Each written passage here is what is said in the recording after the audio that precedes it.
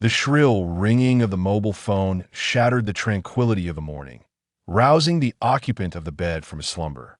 With a swift motion, Yin Yuan seized the device and swiped his thumb across the screen.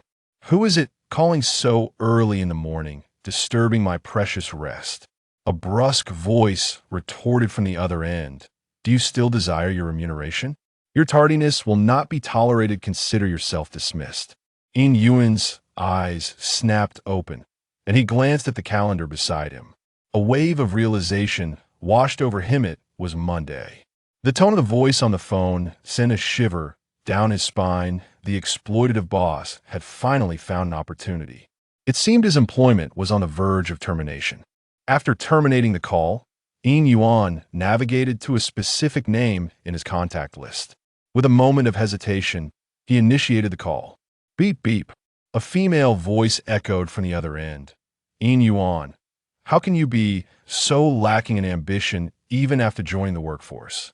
Zhou Guangfa reported your lateness to the CEO, and now the CEO has issued a notice of your dismissal. Your outstanding wages will be deposited directly into your account. The CEO is convening a meeting shortly. I must conclude this call now." The dial tone resonated in his ear, but Yin Yuan remained unfazed. He exhaled deeply, gazing at a photograph of a man and a woman on his phone screen. Deactivating the device, he retrieved a packet of cigarettes from the adjacent bedside table, ignited one, and leaned against the headboard, drawing deeply on the smoke. Indeed, mediocre individuals remain mediocre even when traversing realms. Novels are nothing but deceits, Yin Yuan declared, clenching his fist and striking the wall with considerable force. After a moment of contemplation, he descended from his bed and rummaged through a cabinet, extracting a piece of jade. This jade was exceedingly worn and fragmented, resembling merely a remnant of a larger artifact. "What purpose do you have in bringing me to this world? If you must transport me here, at least grant me some extraordinary ability. Anything akin to a system would suffice, but even a photographic memory would do," Yin Yuan remarked to the jade in his hand, subsequently pocketing it. "It's time to seek employment." Thankfully, the housing prices in this otherworldly version of China remain exorbitantly high. Renting out properties acquired through demolition compensation still yields a monthly income. Otherwise, I would be left to subsist on nothing but the winds of the Northwest. As he traversed the streets, Yin Yuan observed the fervent discussions among the crowd, hinting at some recent event of significance. Upon inquiry, he learned of the peculiar occurrences that had recently captured public attention. Reports spoke of bizarre phenomena worldwide: radiant appearances of the Mayan temple, ethereal visions of Mount Olympus, and mythical confrontations between the white ape of Ame and bodhisattvas. The witnesses spoke with such conviction that it seemed they had truly witnessed these marvels.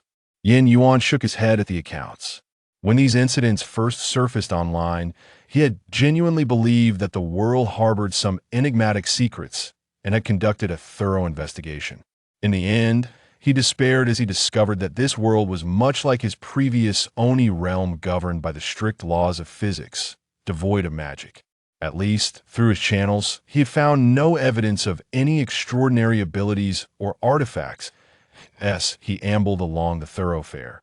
Taking in the panorama around him, Yin Yuan was seized by a subtle disquietude.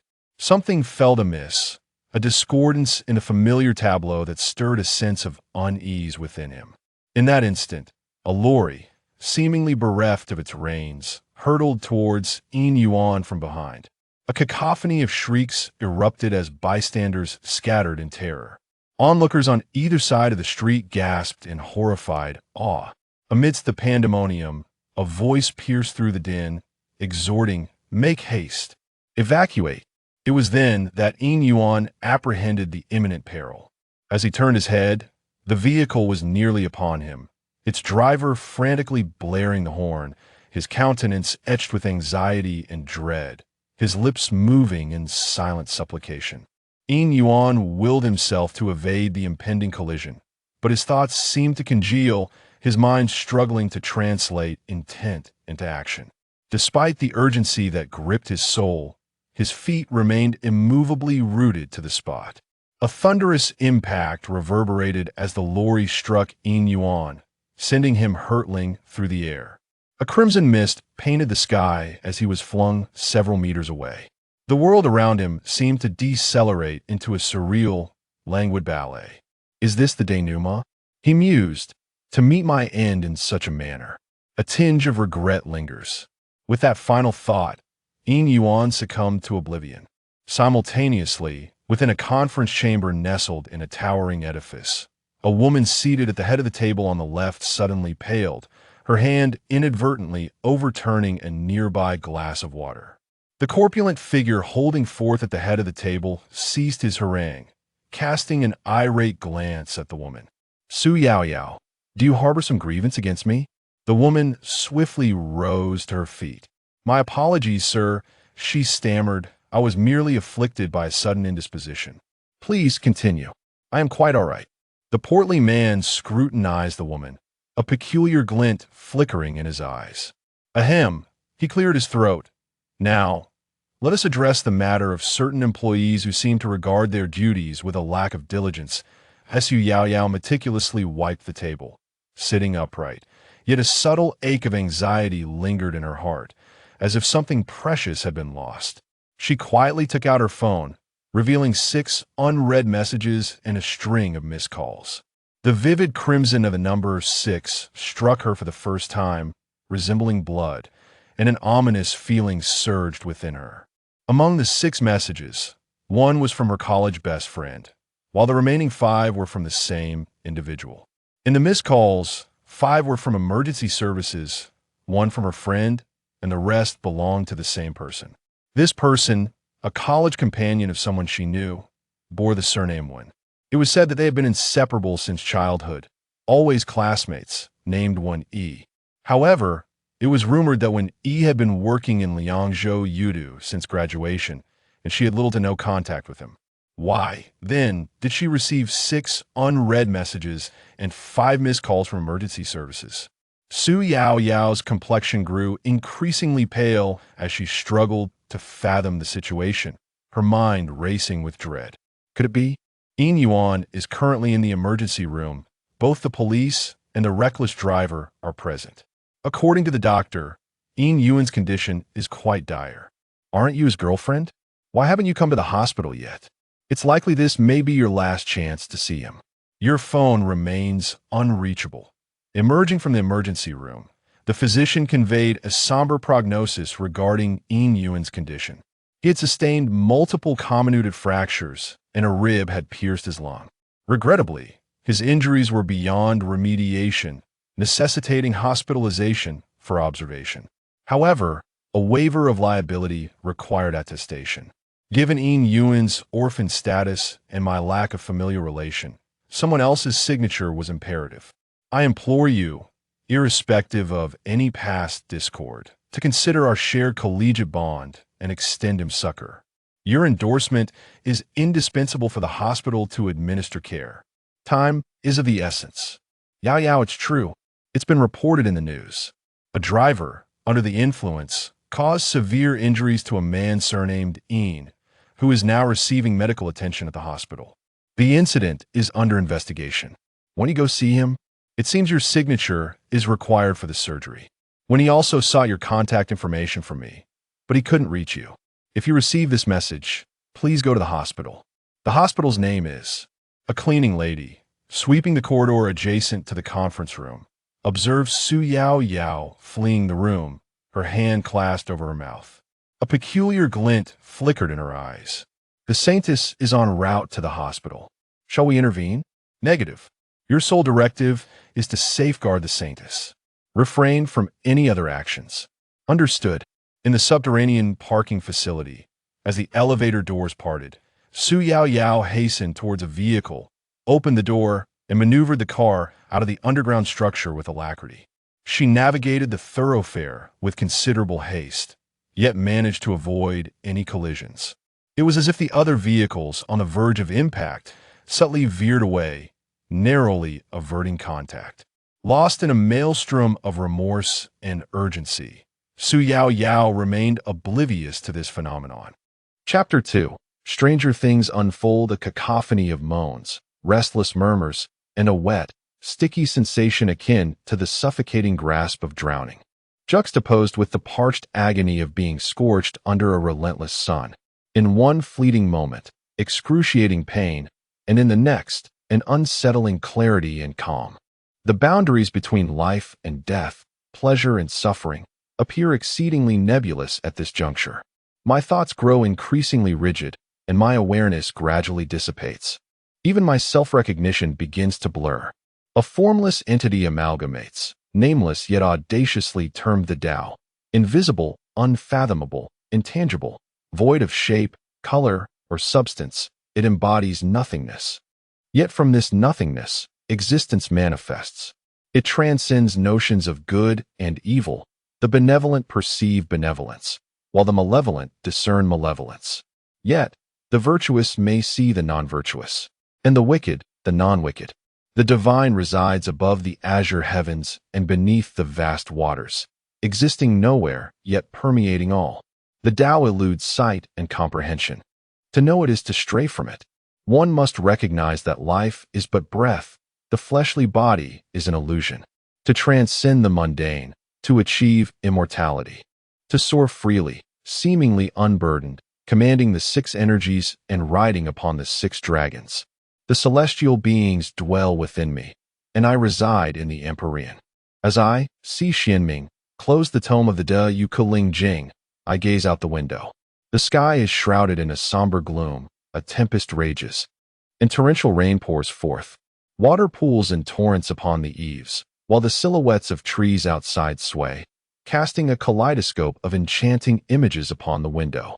Yet, in this moment, the seemingly clamorous courtyard exudes an even deeper silence. This secluded abode, nestled within the mountains, is devoid of life, solitary, tranquil, enigmatic, and cold. In the depths of Si Xuanming's eyes, shadows appeared to dance like countless phantoms, dark and profound. Words, resembling writhing tentacles, twisted and turned within the shadows of his gaze. Behind him loomed a vast darkness, wherein innumerable tentacles struggled, and myriad apparitions emerged.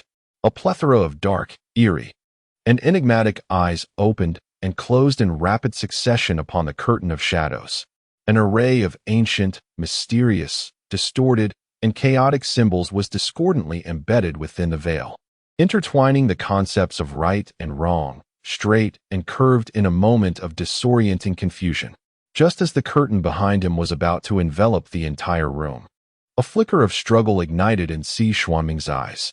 He abruptly seized the scroll before him, upon which emerged dark, ethereal patterns. The writhing words manifested upon the scroll, as the shadow behind him surged like rivers merging into the sea, flowing into the parchment. Gradually, the darkness within Si Xuanming's eyes receded, replaced by a glimmer of vitality. Gazing at the scroll, he was drenched in sweat, a fleeting sense of relief coursing through him, his smile lingering.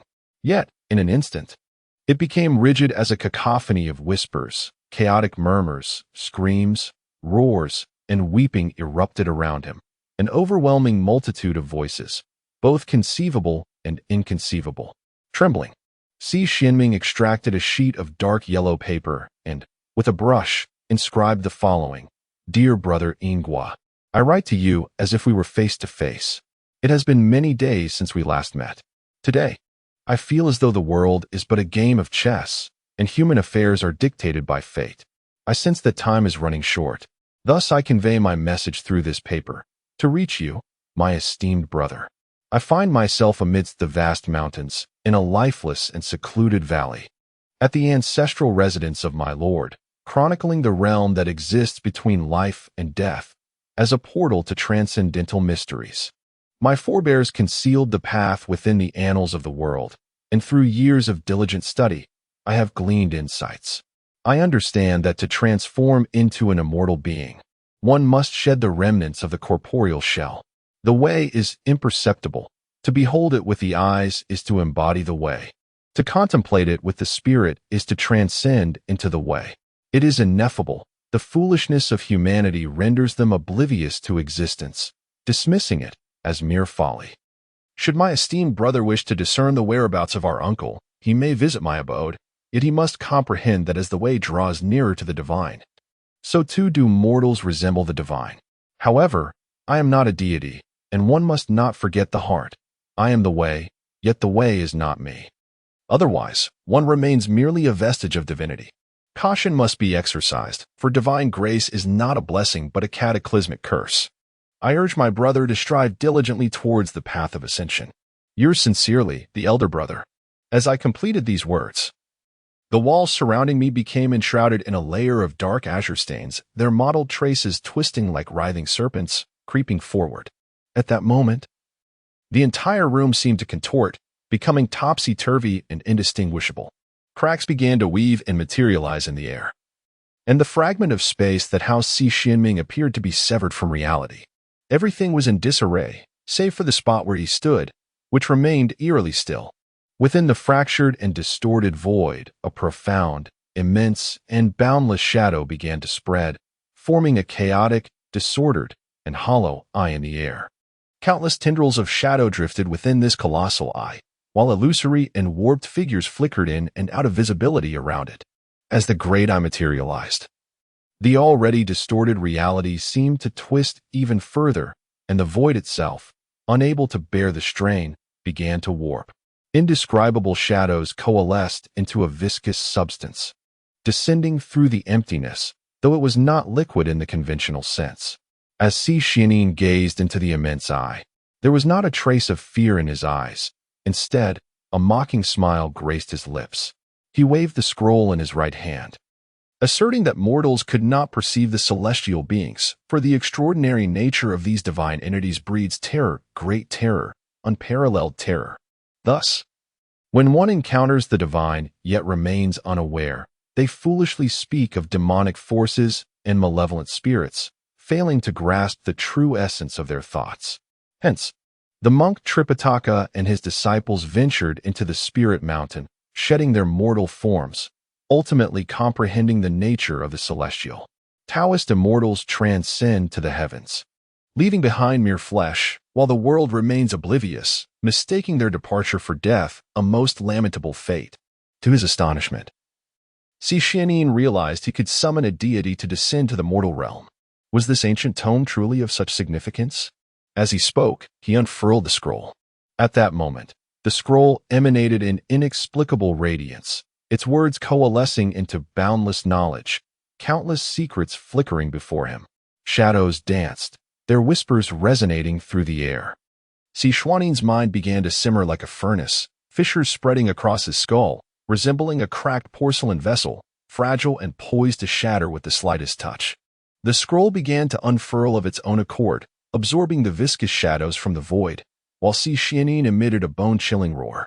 His skin began to peel away, and he gradually transformed into an embodiment of shadow, blood scattering in all directions, bones softening. Ultimately, he metamorphosed into an indescribable ethereal silhouette, enveloping the scroll. The colossal eye merely observed all that transpired, remaining utterly motionless. Once Si Xianming had fully transformed into shadow, boundless darkness surged within the depths of the giant eye. Countless shadowy tendrils extended outward, causing the once vibrant emerald forest to decay and wither into a pallid hue. Everything that had once thrived was rendered void in an instant. Beneath the forest, an ancient palace, mottled with shadows, gradually emerged. The grand doors of the palace creaked open, and Si Xianming's shadow enveloped the scroll as it entered the sanctum. Subsequently, both the giant eye and the palace vanished into thin air, leaving no trace behind. An aged piece of stationery lay upon the ground, and in the next moment, it too dissipated into nothingness. Thus did I hear, once upon a time, the Buddha sat beneath the Bodhi tree in the city of Sravasthi, accompanied by numerous bodhisattvas. The sound of scripture echoed in Yin Yuan's ears, filled with profound truth and wisdom, as if a true Buddha were reciting these verses. Yet, Yin Yuan felt a sense of dissonance. Had I not been struck by a vehicle? Surely, I should be in a hospital. But this chanting, do they believe I am dead? Surely not. I feel I could still be saved. As Yin Yuan attempted to move, he discovered he was powerless to control his own body. Chapter 3, An Enigmatic Letter and a Divine Scroll. A newcomer seeks support. Lost in thought, Yin Yuan glanced at the monk. Xianzong? Jin Shan?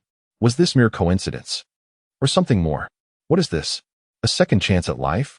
I find myself uncertain of what transpired after the accident that claimed my existence. Did I truly perish? Yet, since fate has bestowed upon me another opportunity, I ponder what course to take in this enigmatic and mysterious realm. If I continue to lead a life of mediocrity and encounter the calamities etched in my memory, will I not simply meet my demise once more? Will there be another chance thereafter? Regardless of the reasons behind my transmigration, I cannot place my hopes on a future reincarnation. Given the existence of extraordinary powers in this world, I must seize this opportunity with unwavering resolve. As I contemplate, a thought emerges within my mind, not merely the thought of Yin Yuan, but rather that of Yin Gua. I must uncover the truth behind the calamity of your. Locate my father and avenge my mother. This has transcended mere thought. It has become an obsession, a matter of destiny. Should I fail to accomplish this, this thought will linger incessantly in my mind, distorted and frenzied emotions ensnaring Yin Yuan, preventing him from fully controlling this body. Suppressing the tumultuous thoughts within, I, embodying Yin Gua's character, express my gratitude to the two individuals before me. Turning to Wang Ren, I clarify, this is not your concern. I insisted on entering the village. However, I must thank you for escorting me out. Upon hearing this, Wang Ren's eyes flicker with fear, and panic overtakes his features as he stammers. No, it was not I who brought you out of the village. It was it. Please, don't come any closer. As Wang Ren spoke, his expression became grotesque. He leaned against the wall, seemingly attempting to merge his being into it. His words were disjointed and incoherent, punctuated by inexplicable murmurs. Finally, his eyes rolled back, and he emitted a piercing scream. The monk beside him changed countenance, stepping forward to appear at Wang Ren's side. With a swift motion of his right hand, the broad sleeves of his robe rustled in the air as incantations materialized from his lips. He formed a gesture akin to plucking flowers and leaves, striking Wang Ren's forehead. A series of writhing, shifting symbols flickered momentarily upon the pristine fabric of his sleeves. Wang Ren collapsed to the side, and the monk's other hand deftly caught his falling form, gently placing him upon a nearby bench. The monk, or rather Xianzong, turned to Yin Yuan and spoke. Brother Yin, Wang Ren's spirit has been invaded and frightened by malevolent forces. He requires tranquility to recuperate. Should you have any inquiries, you may consult this humble monk. Yin Yuan regarded Xianzong with a sense of unfamiliarity. The current Xianzong, the golden cicada master, appeared markedly different from the Xianzong etched in his memory. Shaking his head, Yin Yuan inquired, how did I come out of the village? And what exactly was that village? Can I wield such mysterious powers as you do? Xianzong's profound, enigmatic gaze met Yin Yuan's, and after a lengthy pause, he began to respond. I cannot say how you emerged from the village. It was only when Wang Ren sought me that I came to your aid. You must have witnessed the true nature of the malevolent forces, which tainted your spirit and led to your disembodiment. As for the village, I ventured there while you were in slumber, and I can assure you, there is no village at all. The law cannot be transmitted casually. To learn my methods, one must enter my sect. However, you are not suited to become a monk of my order. With that, Xianzong shook his head. Yin Yuan, dejected, lowered his gaze. Is there truly no other means to acquire the knowledge of this mysterious power? I do not wish to be helpless in the face of calamity as I was in the past. Yet, I cannot join those prestigious families. Xianzong, do you know if there are any other forces, apart from your sect, that accept disciples? Or rather, would they accept someone like me? Do you have any knowledge of this? Upon hearing Yin Yuan's mention of the past, a complex emotion flickered in Xianzong's eyes. He looked at Yin Yuan and said, have you ever heard of the Bodhi Dream sect? Yin Yuan shook his head, and Xianzong's expression grew serious. The Bodhi Dream sect can be considered the most enigmatic sect in the world today. It is said to encompass myriad paths, including Confucianism, Buddhism, Taoism, deities, immortals, and even demons. Yet, no one has been able to locate its whereabouts. Nevertheless, every year, 9 enrollment scrolls appear in the world. Anyone fated to receive one can use it to be guided to the Bodhi Dream sect and obtain its teachings. Yin Yuan gazed at Xianzong. Could it be that you possess one? Xianzong shook his head. Yin Yuan, once again disheartened, lowered his head. Then why mention it? As Yin Yuan pondered, he developed a vague impression of the Bodhi Dream sect's might from Xianzang's words. Now, it was time for him to make a choice. Observing Xianzang's demeanor, it seemed that the scripture was anything but ordinary. The reaction of the Bodhi Dream sect remained uncertain, and he wondered if he should bear the consequences that might arise from pursuing this scripture. In the span of 3 lifetimes, a myriad of life experiences flashed through Yin Yuan's mind, and his expression grew resolute as he fixed his gaze upon Xianzong. I choose to accept the scripture, he declared. Upon witnessing this, Xianzong revealed a cryptic smile. From his voluminous sleeves, he withdrew a translucent, golden scroll that stood out remarkably in this dim, pallid world. If this realm was steeped in despair and distortion, then this scroll radiated hope and vitality. Eagerly, Yin Yuan took the scroll and began to peruse its contents. The script, adorned with phoenix and dragon characters, though unfamiliar, instantly conveyed profound meanings. The classic of Dongshuan's catastrophic fortune, all laws have their limits. In the end, one encounters the spiritual treasures. Calamities breed disasters. The final days summon malevolence. From the depths of Dongshuan's abyss, even the grasp of life slips away. Unbeknownst to Yin Yuan, with each character he read, it vanished from the scroll. By the time he finished, the scroll had become an ordinary blank golden jade manuscript. Neither Yin Yuan nor Xianzong noticed a piece of letter paper that had mysteriously appeared on a nearby cabinet, as if it had been there all along. Chapter 4. The Sick Monkey and the Plague Pig and the Legless Horse, Part 1. This volume of the classic of Dongshuan's catastrophic fortune bore an obscure origin, yet it was shrouded in enigma. Unlike the cultivation methods found in the novels of Yin Yuan's memory, which detailed various practices and the microcosmic and macrocosmic circulations, this one demanded only a mysterious force, referred to as calamity power within the scripture. Calamities exist in heaven and earth, in the world, in nations, and in humanity. All things are ensnared within calamity. This enigmatic volume, the scripture of profound mysteries and cataclysmic fortunes, elucidates the supreme method of mastering cataclysmic forces through one's own being. The scripture is profoundly abstruse and esoteric, and Yin Yuan has only grasped a fragment of its wisdom.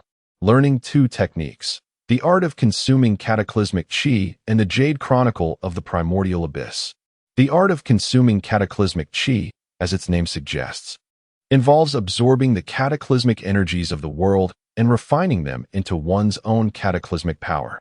This method bears some resemblance to the ancient mythological practices of consuming the essences of the sun and moon, or the auras of gold and jade, though the objects of consumption differ.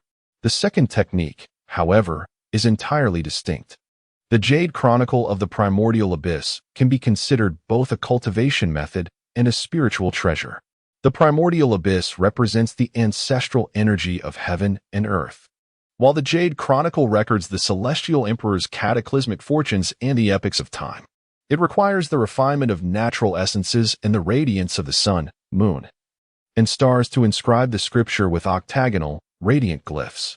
Once completed, it grants mastery over the cataclysmic fortunes of heaven and earth, holding myriad calamities in one's hand.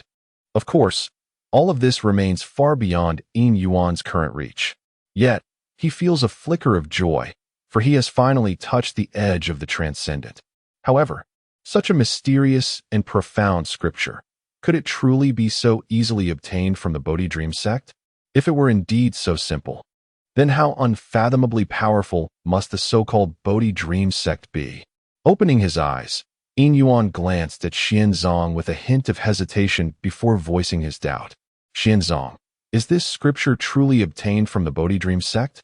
It seems. Before he could finish, Xianzong interjected. The origin of this scripture is indeed mysterious, but I did acquire it from the Bodhi Dream sect. What I can say is that the members of the Bodhi Dream sect gained nothing from it, which is why it ended up in my hands. Today, I merely wished for you to try it, and unexpectedly, you have a connection with it. Thus, it seems your destiny has arrived. Regardless, I must thank you. As he spoke, Yin Yuan noticed Wang Ren lying unconscious nearby. If only the book still had words, perhaps Wang Ren could have tried it too. Though he never speaks of it, I can sense his constant desire to learn and seek revenge. Just like in the past, he persistently pursued that old monk. Yet the monk refused to accept him, choosing you instead. Yin Yuan sighed. And then there's Xianming. I wonder where he has gone recently. In his last letter, he mentioned uncovering a faint clue from the past and intended to investigate further. It's been so long without any new updates. It's truly worrisome. Xianzong glanced at Wang Ren and said, I once asked our master about Wang Ren. He said Wang Ren has no affinity with Buddhism and is destined for a different path, hence he could not be accepted. As for Xianming, his obsession runs too deep. He ventured alone to explore those strange phenomena. I advised him to wait until I was ready to accompany him, but he insisted on going ahead. It's far too dangerous. Ah, indeed, Yin Yuan acknowledged. Yuan spoke, Xianzong, you have descended the mountain now, and your master has permitted your departure. Surely, you have achieved your cultivation. Xianzong nodded. According to my master's teachings, my path lies within the causality of the past. This descent is intended for me to comprehend that very causality. Yuan softly intoned the word causality. It seemed as if something was gradually unveiling in the wake of the monk's words. The mysterious scriptures in his mind subtly hinted at something, though it was faint. Yuan shook his head, and that sensation vanished. Rubbing his temples, he dismissed it as mere illusion. In Yuan's gaze, mystical symbols flickered, and a radiant crimson light emanated from his eyes. Upon surveying his surroundings, he was momentarily struck with astonishment. This truly was a world steeped in despair. Engulfed by dense calamity, waves of misfortune surged like colossal smoke signals, reaching for the heavens. Furthermore, everything in this realm exuded an aura of disaster. The houses, the furniture, the very earth, the sky, and even the air and dust, all were suffused with a malignant presence. This was a world on the brink of annihilation, or rather, one that was already in the throes of destruction. Everything within this realm radiated calamity, and it was no wonder that various malevolent entities emerged, as the saying goes. When a nation is doomed, monsters arise. Now, as this world teeters on the edge of demise, the presence of such monstrosities is hardly surprising, especially in this extraordinary realm. It is quite conceivable that it has developed its own consciousness, and any actions it takes in its impending obliteration would be no cause for astonishment. Having closed his eyes, Yin Yuan perceived no further need to observe. In such a realm, one could imbibe an abundance of calamitous energy regardless of location. The confluence of events seemed excessively serendipitous. His transmigration, the fortuitous discovery of a scripture, his uncanny ability to comprehend and derive a cultivation method from it, and the world's apparent design as if tailored for the scripture. All these coincidences were too much. Yin Yuan dared not speculate on the underlying reasons, for he was but an insignificant entity. Only by seizing this opportunity for cultivation might he one day uncover the truth. While Yin Yuan was engrossed in absorbing the calamitous energy, Xianzang's voice, laced with perplexity, reached his ears. Upon completing the refinement of the inhaled energy, Yin Yuan opened his eyes and saw Xianzang standing beside a table, a letter in his hand. Where did you get that letter? Yin Yuan inquired, equally puzzled. Xianzang glanced at Yin Yuan and handed him the letter. From Xianming. However, it's quite peculiar. It materialized directly on this table. I distinctly recall that it was previously empty. I'm unsure when it appeared. I only noticed it while tidying up. The handwriting matches Xianming's. So it seems he has encountered something. Read it yourself. It appears he has unearthed some information about the past. Understood, Yin Yuan replied, taking the letter and beginning to read. To my esteemed brother, Yingguo. Chapter 5, The Ailing Monkey, the Pestilent Pig, and the Footless Horse, Part 2. After finishing the letter, Yin Yuan raised his gaze to Xianzang. Do you have any insights on this matter? Xianzang clasped his hands together, acknowledging that there were no alternatives left. Was there? Yin Yuan set the letter aside and nodded, suggesting they prepare for departure. I shall awaken Wang Ren first, he declared. With that, Yin Yuan shook Wang Ren gently, and he stirred from his stupor. Before he could utter a word, Yin Yuan handed him a piece of paper. Wang Ren, this is a letter from Xian Ming. We believe it prudent to follow the leads provided within. Take a look. If you wish to proceed, gather your belongings. Wang Ren examined the letter, the flicker of vengeance igniting in his eyes. Of course we shall go. Suddenly, he cast a glance at Yin Yuan. By the way, are you all right? Yin Yuan met his gaze with a smile, lightly patting Wang Ren's shoulder. Do not blame yourself. It was my choice to enter that situation. I am unscathed and have even found fortune in misfortune, gaining the opportunity to engage with mysterious powers. However, the book from Xianzong can only be utilized once. You, my friend, shall not have that chance. I owe you an apology. A hint of regret crossed Wang Ren's face, yet it was overshadowed by joy. As for what Xianzong has provided, it surely cannot be those relics from the old monk. After all, that monk would not accept me back then, and I care little for those matters now. Press on. I am counting on both of you. With their belongings packed, the trio closed the door behind them. Outside, a gray haze enveloped the landscape. The sun dim and the crowd sparse. Each face bore the marks of numbness and pallor, devoid of hope, indifferent to everything. A scene steeped in oppression and despair.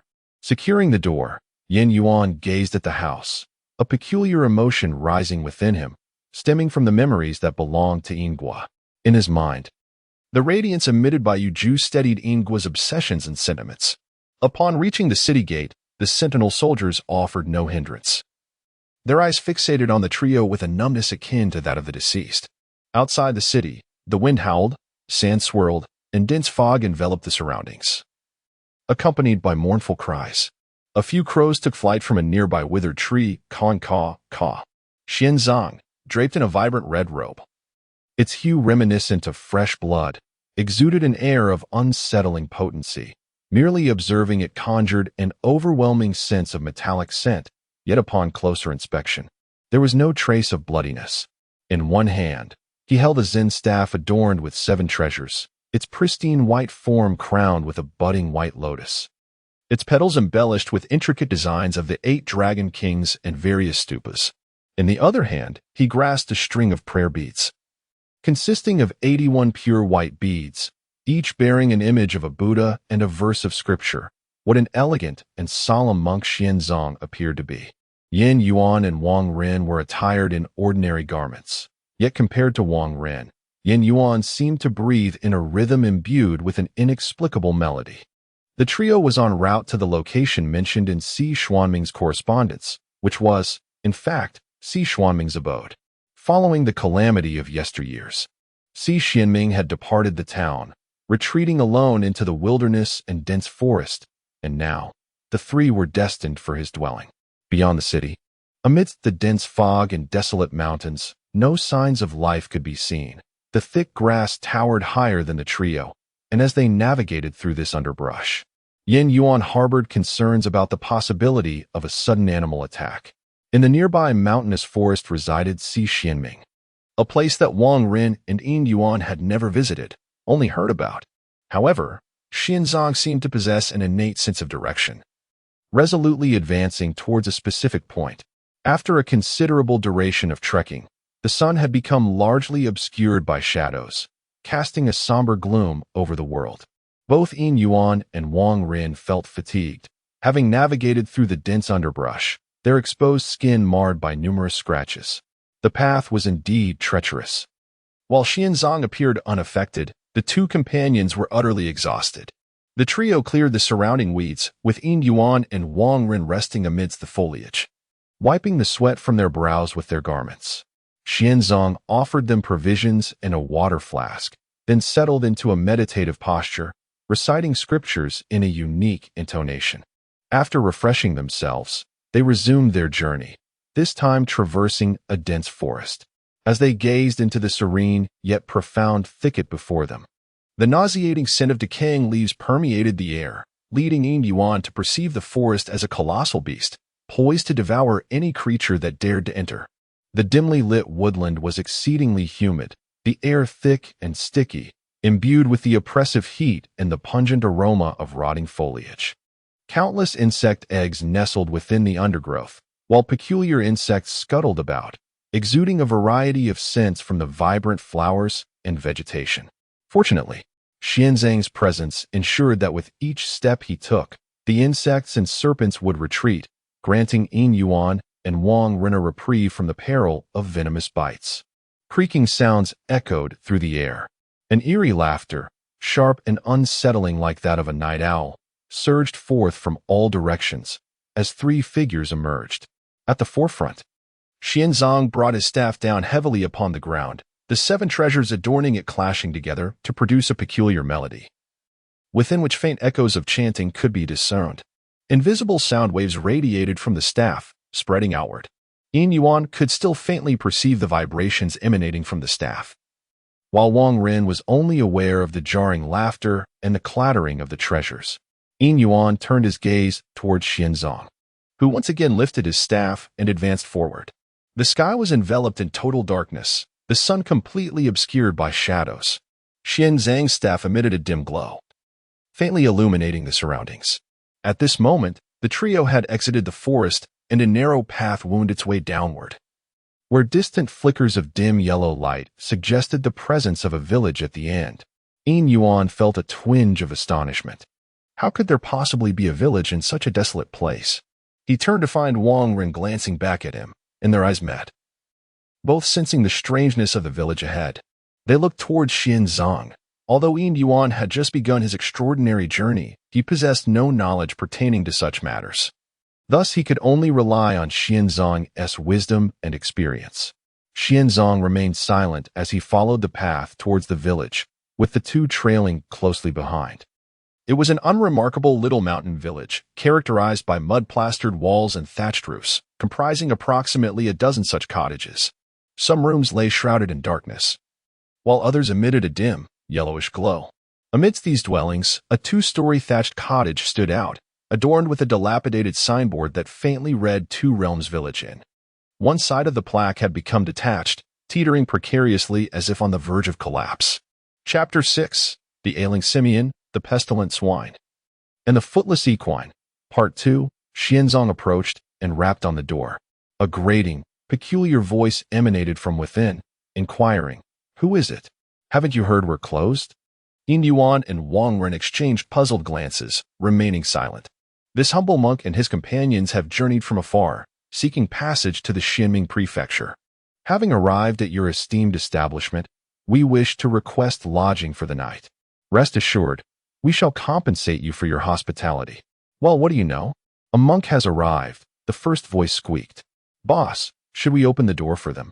In response, another voice, equally bizarre but lacking the raspiness, chimed in. This one was characterized by a pronounced snorting sound and an abundance of retroflex consonants. What's this? A monk, you say? Open the door at once. Let the master bestow his blessings upon me, that my business may prosper and my coffers overflow. Well, you're the one telling me to open the door. The first voice squealed. You all heard it, right? He's the one who said to open it. Here I go. With that, the door creaked open, and Yin Yuan, gazing inside, was rendered speechless. A grotesque figure, with a simian visage, a thunderous mouth, and crimson, fanged eyes, stood hunched in the doorway, clad in tattered garments. The exposed portions of its form were covered in a dense mat of fur. Its arms, as long as feet, terminated in sharp claws rather than hands. This hideous monstrosity startled Wang Ren and Yin Yuan, who, caught unawares, recoiled several paces. The creature fixed its crimson gaze upon them, a ghastly grin spreading across its face. What's the matter? Is there something amiss? It rasped. Yin Yuan and Wang Ren hastily shook their heads, feigning composure as they retreated behind Xianzang. Humph, see that? You sickly ghoul? You've frightened the customers, a voice sneered. Greetings, I am the proprietor of this inn.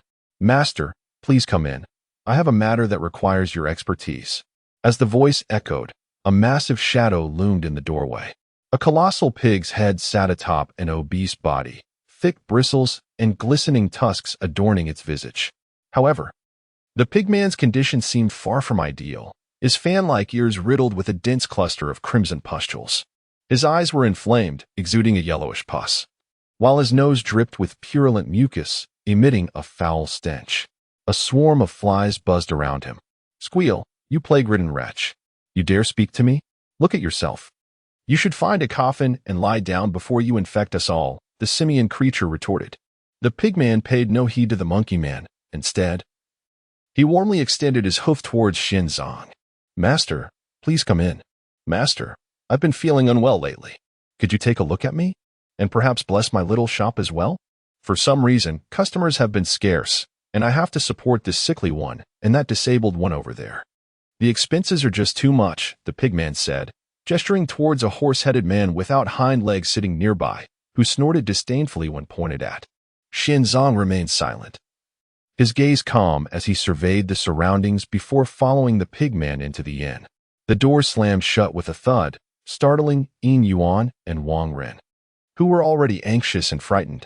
Inside, the inn fell into an eerie silence. The pigman's incessant chatter ceased, and the dim, flickering oil lamp cast wavering shadows. The wind outside rattled the loose window frames, creating a creaking sound. The dark, murky eyes of the pigman, the red eyes of the monkey man, and the enormous eyes of the horseman all fixed intently on Xinzong and his companions. The inn was enveloped in a strange, unsettling quiet. Xinzong, seemingly oblivious to the odd atmosphere, said, Innkeeper, why have you stopped? Find a seat, and let this humble monk examine you.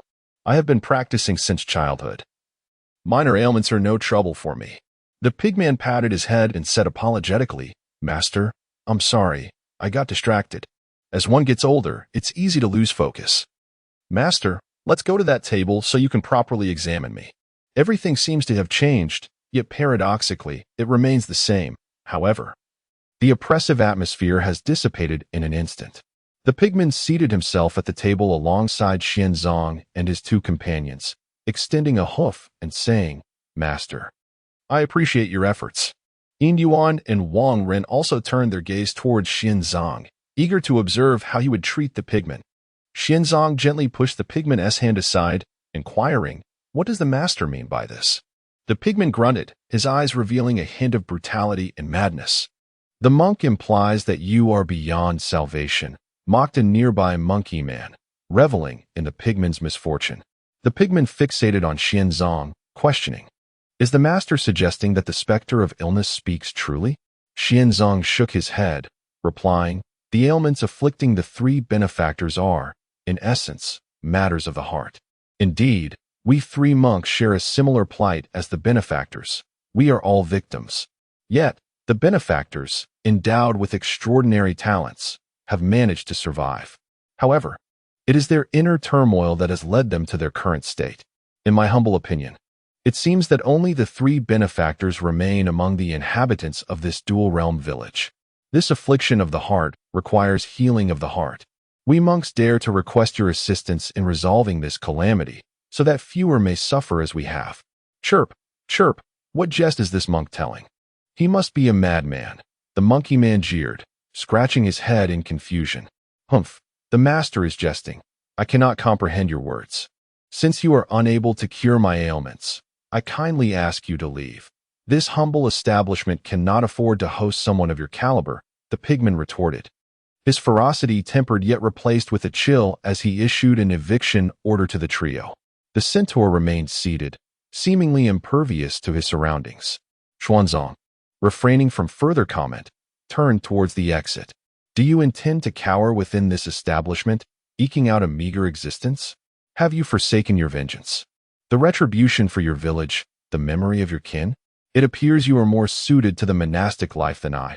Alas, the villagers of Liangjia, who perished to safeguard three calamities, their entire community annihilated. A truly pitiable and lamentable fate. With these words, Xuanzong pushed open the door, emitting a profound sigh. Let us depart. Silence. Cease your prattle. A thunderous roar erupted. You know nothing. You are ignorant of their immense power, the magnitude of the calamity. How dare you utter such falsehoods? I wish you a swift demise. Creak. A gust of wind surged from behind as a figure leaped forth, materializing behind Xuanzong and his companions. A gnarled fist, covered in coarse hair, hurtled towards Xuanzong's head. Beware. Watch out. Yin Yuan and Wang Ren cried out in alarm. Humph. You sickly wretch, desist. The pigman's voice echoed in unison. Thus have I heard. A solemn chant resonated within the room as golden characters, constantly shifting and morphing, materialized around Xuanzang. He turned, his hands ceaselessly manipulating prayer beads, the 7 treasures adorning his staff swaying, emitting waves of golden light. His countenance was both dignified and compassionate as the chant emanated from his lips, permeating the entire chamber. The emaciated fist was halted midair by the golden radiance. Creak. Such a racket. The monkey emitted a strange cry, prompting Yin Yuan to hastily cover his ears, overwhelmed by a throbbing headache that felt as though it might explode. After the bizarre call, the monkey person clenched his fist, took a deep breath, and suddenly transformed into a colossal ape. The surrounding tables and chairs were sent flying, his garments shredding into tatters. A dense, swirling black mist enveloped the giant ape, whose eyes burned with a frenzied rage as he struck towards Xuanzang. With a thunderous roar, the giant ape unleashed a primal scream. "You have gone too far, disease demon." The voice of the pigman was grave, seemingly suppressing a tempest of fury. Suddenly, a massive white pillar descended from the heavens, crashing heavily onto the giant ape, driving it into the ground amidst a cloud of dust and splintered wood. The onlookers felt the very ground tremble beneath them, as if the entire building were on the verge of collapse. Xuanzang, however, remained silent, simply pushing open the door to exit. Though Yin Yuan and his companion felt a twinge of confusion, they said nothing further and followed him out of the inn, making their way toward the outskirts of the village. After a lengthy silence, a voice broke through, neither that of the monkey nor the pig. "Humph, what of your discontent? What can be done? You know as well as I that with those monks and their 2 burdens, even with our involvement, it is utterly impossible, utterly impossible. Do you understand? Then, as the monk suggested, shall we remain here, cowering in fear, merely existing until calamity strikes again to consume us? Staying here ensures our survival. At least for now. The disaster will not return so swiftly. We can continue to live. Is that not enough? We cannot fight it. We cannot prevail against it. We will perish, do you not realize? We will perish. Yet, what distinction remains between living and dying in our current state? I have endured enough.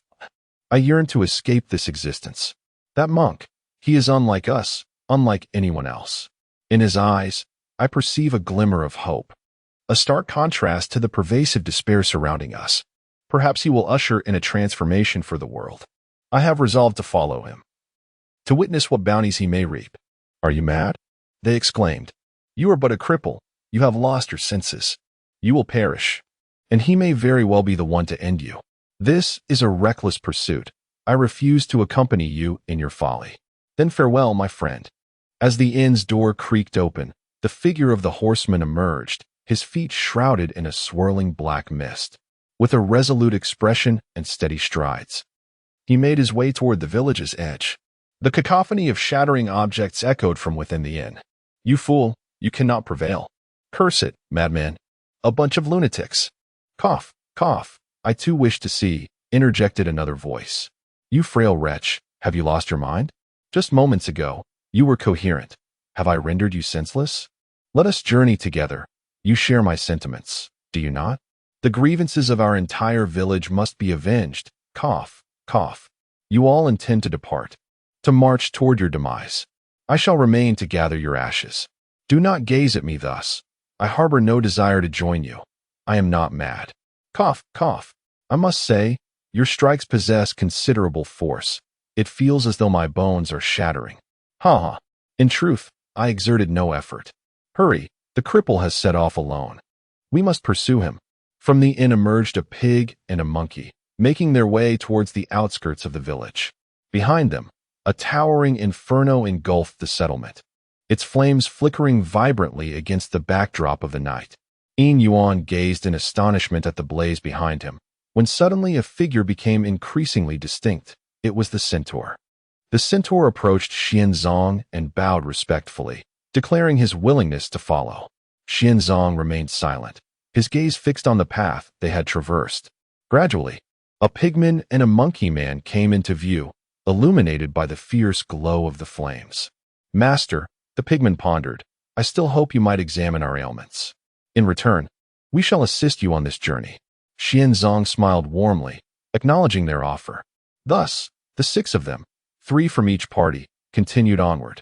The gentle sound of flowing water accompanied them as they trekked through the night, eventually arriving at the bank of a river. Across the water, a manor was faintly visible on the hillside. That manor belonged to Xian Ming. Crossing this river would lead them there. Xianzong pointed towards the estate and spoke. Yin Yuan turned his gaze towards the river, only to be met with murky waters that reeked of decay, a greasy film covering the green surface, adorned with white froth. Looking downstream, he found no bridge. Upstream yielded the same result. The pigman leaned closer, scrutinizing the scene, and remarked, "Master, this river is quite broad, devoid of any bridge, and so foul in its state. Crossing may prove to be quite a challenge." At that moment, a claw and 2 hooves emerged, a skeletal, hairy paw plunging into the tendrils, grasping firmly. The pig's and centaur's hooves came down forcefully upon the tendrils, pinning them to the ground. Their hooves embedded within the writhing appendages. Then the 3 of them exerted their strength and pulled back, creating a splash.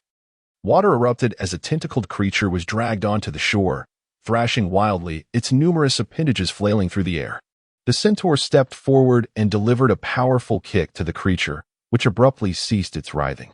Following suit, the monkey man seized the creature with his claws, tearing it apart as effortlessly as rending a piece of cloth. The creature was split in 2, a yellow-green liquid gushing forth, while a mass that resembled entrails fell to the ground, emitting steam. The monkey man casually discarded the creature's remains onto the earth. Chapter 8. The initial dissipation of cause and effect, return, matters beyond myself. Part 2. There are likely many of these water monsters lurking in the river. Although the 3 of us brothers and the mage need not worry about crossing, these 2 young brothers might be in peril. The pigman remarked to Xianzong. "Fear not. Do you know the origin of this water monster?" Xianzong inquired of the trio. The pigman scratched his chubby head and replied. The mage jested. "My brothers and I seldom venture beyond the boundaries of the village. How could we possibly know such things? We beseech the mage for enlightenment. This water monster is known as the water wraith, a manifestation of the vengeful spirits of those who perished by drowning, corrupted, and formed into a creature by strange pollutants. It delights in preying upon the living along the riverbank." As Xianzong expounded, Wang Ren suddenly tugged at Yin Yuan's sleeve. Turning his head, Yin Yuan noticed Wang Ren signaling to him, prompting Yin Yuan to follow him to a secluded spot. "Yin, do you not feel that, in comparison to Xianzong, we seem utterly ineffectual?" Yin Yuan nodded, indeed feeling that especially after the addition of those 3 monstrous beings, he and Wang Ren had become somewhat superfluous. "I am utterly useless," Yin reflected. "After visiting Xian Ming's home, I too wish to venture forth alone, even if it leads to my demise. To remain idle while calamity looms is intolerable. Must we rely solely on Xianzong to resolve it? I refuse to accept this. I yearn to fight with my own strength." "But you possess no extraordinary power," came the retort. "You cannot contend with these aberrations, nor with the beasts and serpents." Yet, Yin was exasperated. "When Xian Ming embarked on his journey, I remained behind. When you entered the village, I was absent as well. Rather than live a life filled with cowardice, I would prefer a swift death. After all, had it not been for you, I would have perished long ago amidst that disaster. Death would be a release from this desolate world, where people are numb and reluctant to resist the anomalies. Even those in power, the aristocrats, do not contemplate rebellion, but rather seek to merge with the grotesque. I witnessed an official transform into a monster, devouring an entire village. Yet he pretended as if nothing had occurred, and others turned a blind eye. My anger is profound, overwhelming." Wang Ren's face was stained with tears as he cried out in anguish. Listening to his friend, Yin Yuan gained a deeper understanding of the world's cruelty. He placed a reassuring hand on Wang Ren's shoulder, saying, "Then go and pursue what you desire." Xianzong approached the shore and seated himself upon the ground, his meditation staff resting beside him. As he recited the Mahaprajna Paramita, the sound resonated powerfully, akin to a great bell. His robe billowed as if stirred by an unseen wind, and the 7 treasures on his staff swayed gently. Behind him, a golden ripple manifested in the void, suggesting that something was about to emerge. First, a golden cicada foot appeared, accompanied by the sacred yet cacophonous sound of cicada song, as compound eyes, antennae, mouthparts, and wings materialized. A magnificent golden cicada, radiant in its entirety, manifested behind Xianzong, its chant harmonizing with the cicada's melody. Countless golden scriptures surfaced, flowing toward the outstretched limbs. The golden cicada extended its forelegs, alighting upon the water's surface. In that instant, the sound of scripture surged like waves, a resonant hum enveloping the air. As innumerable spheres formed from golden text rose from the riverbed, merging into the cicada's body. As the otherworldly vision dissipated, the cicada appeared even more resplendent in its golden hue, reluctantly vanishing behind Xianzong. Rising to his feet, Xianzong grasped his staff and advanced forward. With a single step, he set foot upon the water's surface, where a golden lotus blossomed beneath him, and the others followed suit, stepping upon the golden lotuses as they progressed. Upon arriving at the estate of Xianming, no unusual events transpired. The three pig men did not enter the estate, while Xianzong and Yin Yuan proceeded inside. The estate was starkly simple, devoid of any embellishments. The three did not linger, but continued towards a nearby room. Pushing open the door to reveal a space lined with bookshelves on three sides, with a table situated in the center. On the table lie three jade boxes, each adorned with a seal, labeled from left to right as Wang Run, Xianzong, and Yingguo. The boxes appear to be a product of nature's artistry, revealing no signs of their sealed state. The three individuals exchange glances, and each steps forward to grasp their corresponding boxes. With a simultaneous click, the three boxes unfold from within. Wang Ren discovers a letter and a scroll. Xianzong finds a jade cicada and a bead of Bodhi. And Yingguo uncovers three letters. Yin Yuan picks up the topmost letter, its surface inscribed with the truth behind the calamity of yesteryears. Upon opening the envelope, he learns that the disaster was caused by the excess energy released during the current Xian Jun's cultivation. Now, Xian Jun has ascended to a state akin to that of the divine, transformed into an ineffable and invisible entity. The notion of revenge against such a being is rendered futile, yet Xianming hints at possessing his own vendetta. The second letter reveals the whereabouts of his uncle, disclosing that, through Xianming's investigation, those afflicted by the calamity have been transformed into mindless aberrations. Following Xian Jun's deification, they have become his servants, accompanying him to the fabled realm of the divine. As Yin Yuan contemplates the initial two letters, the causal threads in his mind begin to dissipate gradually. Though not entirely vanquished, the jade pendant within his consciousness radiates a purplish aura, and he senses that with but a thought, he could escape this chaotic and despairing world. However, casting a glance at the enigmatic Xianzong beside him, Yin Yuan resolves to wait a while longer, feeling it unwise to depart so abruptly. The eerie jade cicada instills a sense of trepidation within him. Wang Run, upon reading the letter, was filled with immense joy. He tightly gripped the scroll and addressed Xianzong and Yin Yuan, saying, "Xianming indicated that this technique is my destiny. I believe it is, and thus I shall cultivate here under Xianming's guidance. Once I achieve some level of mastery, I will seek my vengeance. You may depart first." Xianzong remained noncommittal, casting a glance at Yin Yuan. After a moment of contemplation, Yin Yuan replied, "Xianzong, if you have matters to attend to, feel free to leave. I have perused Xianming's writings and have come to understand the terrifying nature of our adversary. I, too, must dedicate time to practicing the method you provided, lest I become a burden to you. I do not wish to be a hindrance." Chapter 9. The Resurgence of Spiritual Energy, the Return of Mythology. Farewell, then. My cultivation will be forged through trials. I shall await you ahead, just as Xianming does, Xianzong declared before stepping out of the courtyard. Yin Yuan and Wang Ren exchanged a knowing glance before each retreated to separate rooms to immerse themselves in their training. As night fell, Yin Yuan's gaze burned with fervor as he contemplated his departure. Suddenly, he witnessed a surge of purple energy emanating from the jade pendant, cleansing the causality within his mind.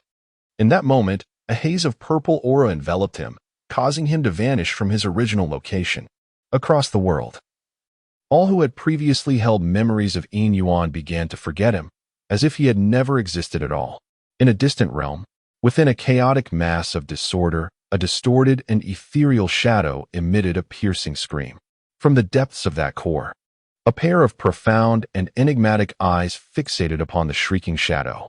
"I can sense it," came the whisper, the scent from beyond the realms, the fragrance of that world. A tentacle extended from the heart of the core, piercing the shadow. "Is there nothing left?" "Huh, you cannot escape." As shadows gradually shifted, they coalesced into a humanoid form. "Go, seek him out, and capture him," it commanded. The figure nodded and descended towards the world below. The four companions of Xianzong were traversing the path when, suddenly, the air was filled with the overwhelming sound of cicadas. To their astonishment, a golden cicada appeared, its wings trembling and buzzing incessantly, while countless golden scriptures cascaded down like raindrops. A brilliant light shimmered in Xianzang's eyes, issuing a pained cry.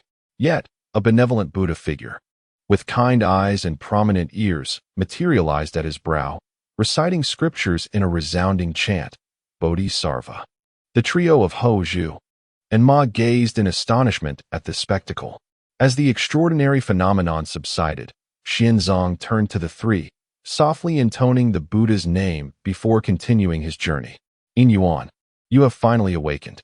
A familiar voice, tinged with emotion, broke through, and Yin Yuan realized that his right hand seemed to be held by something. "I merely wished to inspire your progress, yet I never anticipated." The voice faltered, choked with sobs. Though he remained still, Yin Yuan felt an overwhelming sense of peace. The previous world had been stifling, but this place offered solace. Reflecting on this, Yin Yuan recalled the Dongxian Zhuyun Jing and endeavored to channel its energy. A surge of calamity essence was drawn into his body, and upon circulating it, he discovered that his injuries were gradually mending, leading him to become consumed with the absorption of this calamity essence. As he sensed the absence of any calamity essence to absorb, Yin Yuan realized that he had only assimilated 3 strands of calamity energy, a far cry from the realm where merely breathing would yield such essence. Within him now resided 360 currents of calamity power. The confluence of this power did not reside in the so-called dantian or the hard-S core, but rather, akin to that jade pendant, it lay within his mind, beneath the text of the Dong, Xian Jiao Yun Jing. Yet, Yin Yuan was able to mobilize these energies to circulate within his body. Interestingly, his body was rife with injuries, each area exuding faint traces of calamity energy. As the calamity force circulated within him, it would absorb these energies, thereby facilitating the gradual healing of his injuries. Thus, under the care of Su Yao Yao and the assistance of the calamity power, Yin Yuan began to recuperate. After 3 to 5 days, he finally managed to open his eyes, only to behold the weary visage of the enchanting lady before him. Upon witnessing him awaken, a look of joy illuminated Su Yaoyao's face as she leaned closer, her excitement rendering her momentarily speechless. Yin Yuan parted his lips, his throat parched and raspy. Yet he managed to utter, "Thank you, Yaoyao." At his words, the lovely figure before him burst into tears, her reddened eyes and slightly disheveled hair evoking a profound sense of gratitude within him. Su Yaoyao clutched Yin Yuan's hand, her voice barely above a whisper as she choked out, "You should rest now. You have taken care of me for so long." "It's all right. I will recover soon. Please, go and rest well." After days of relentless care, Su Yaoyao felt utterly exhausted, having scarcely taken a moment to rest while tending to Yin Yuan. Now, witnessing his awakening, her heart finally eased a little. "I shall rest on the sofa outside. Call me if you need anything," she remarked as she made her way to the living room. Yin Yuan, too, felt a profound fatigue and soon succumbed to slumber. At that moment, the doors swung open, revealing a woman clad in a flowing gown adorned with intricate patterns, her bare feet gliding gracefully across the floor. She glanced at Su Yaoyao, leaning against the sofa, before turning her gaze toward the bedroom where Yin Yuan lay. "What a fortunate turn of fate," she mused, "almost thwarting your grand designs." With the revival of heaven and earth imminent, How could the saintess squander so much time here? A cadre of imbeciles failing at such a simple task. Yet this individual, never mind, he is on the brink of death. To avoid incurring the saintess's ire, I shall refrain from intervening. The matter at hand is of utmost importance. It cannot be delayed any longer. As she muttered, the woman waved her delicate hand, and the room was suddenly aglow with ethereal light. Silver patterns emerged, coalescing into a vast magical array that enveloped both Su Yaoyao and the woman. The white lotus descended, embodying the essence of the Eternal Mother, a manifestation of the void. The array transformed into a white lotus, its petals folding inwards, leaving the living room devoid of any presence. Chapter 10. The Return of Yin Fang Yin Yuan. In a haze, felt as though he were encased in a furnace, a wave of searing heat erupted from within him, coursing throughout his body, igniting a sensation that was both painful and itchy, awakening him abruptly from his semi-conscious state. Ah, water! I crave water! Despite his vociferous cries, Yin Yuan was unable to command his own body. Unbeknownst to him, his skin was gradually fissuring, with cracks spreading across his form, seeping with blood, while his body simultaneously desiccated and shrunk. Witnessing this, when he realized, so the old codger wasn't lying. In this era devoid of arcane arts, this elixir is nothing more than a virulent poison. Without the mythical spiritual energy to mend, it can only leach the essence of the body itself. I had suspected the old fellow harbored ulterior motives. Wen Yi then retrieved a casket, revealing 9 syringes filled with a crystalline, translucent fluid. I hope those old fellows still remember the camaraderie of yesteryear, he murmured, inserting the needles into Yin Yuan's heart and slowly injecting the liquid. With the infusion of this serum, the desiccation and cracking of Yin Yuan's skin visibly abated, and the torment etched on his face softened slightly.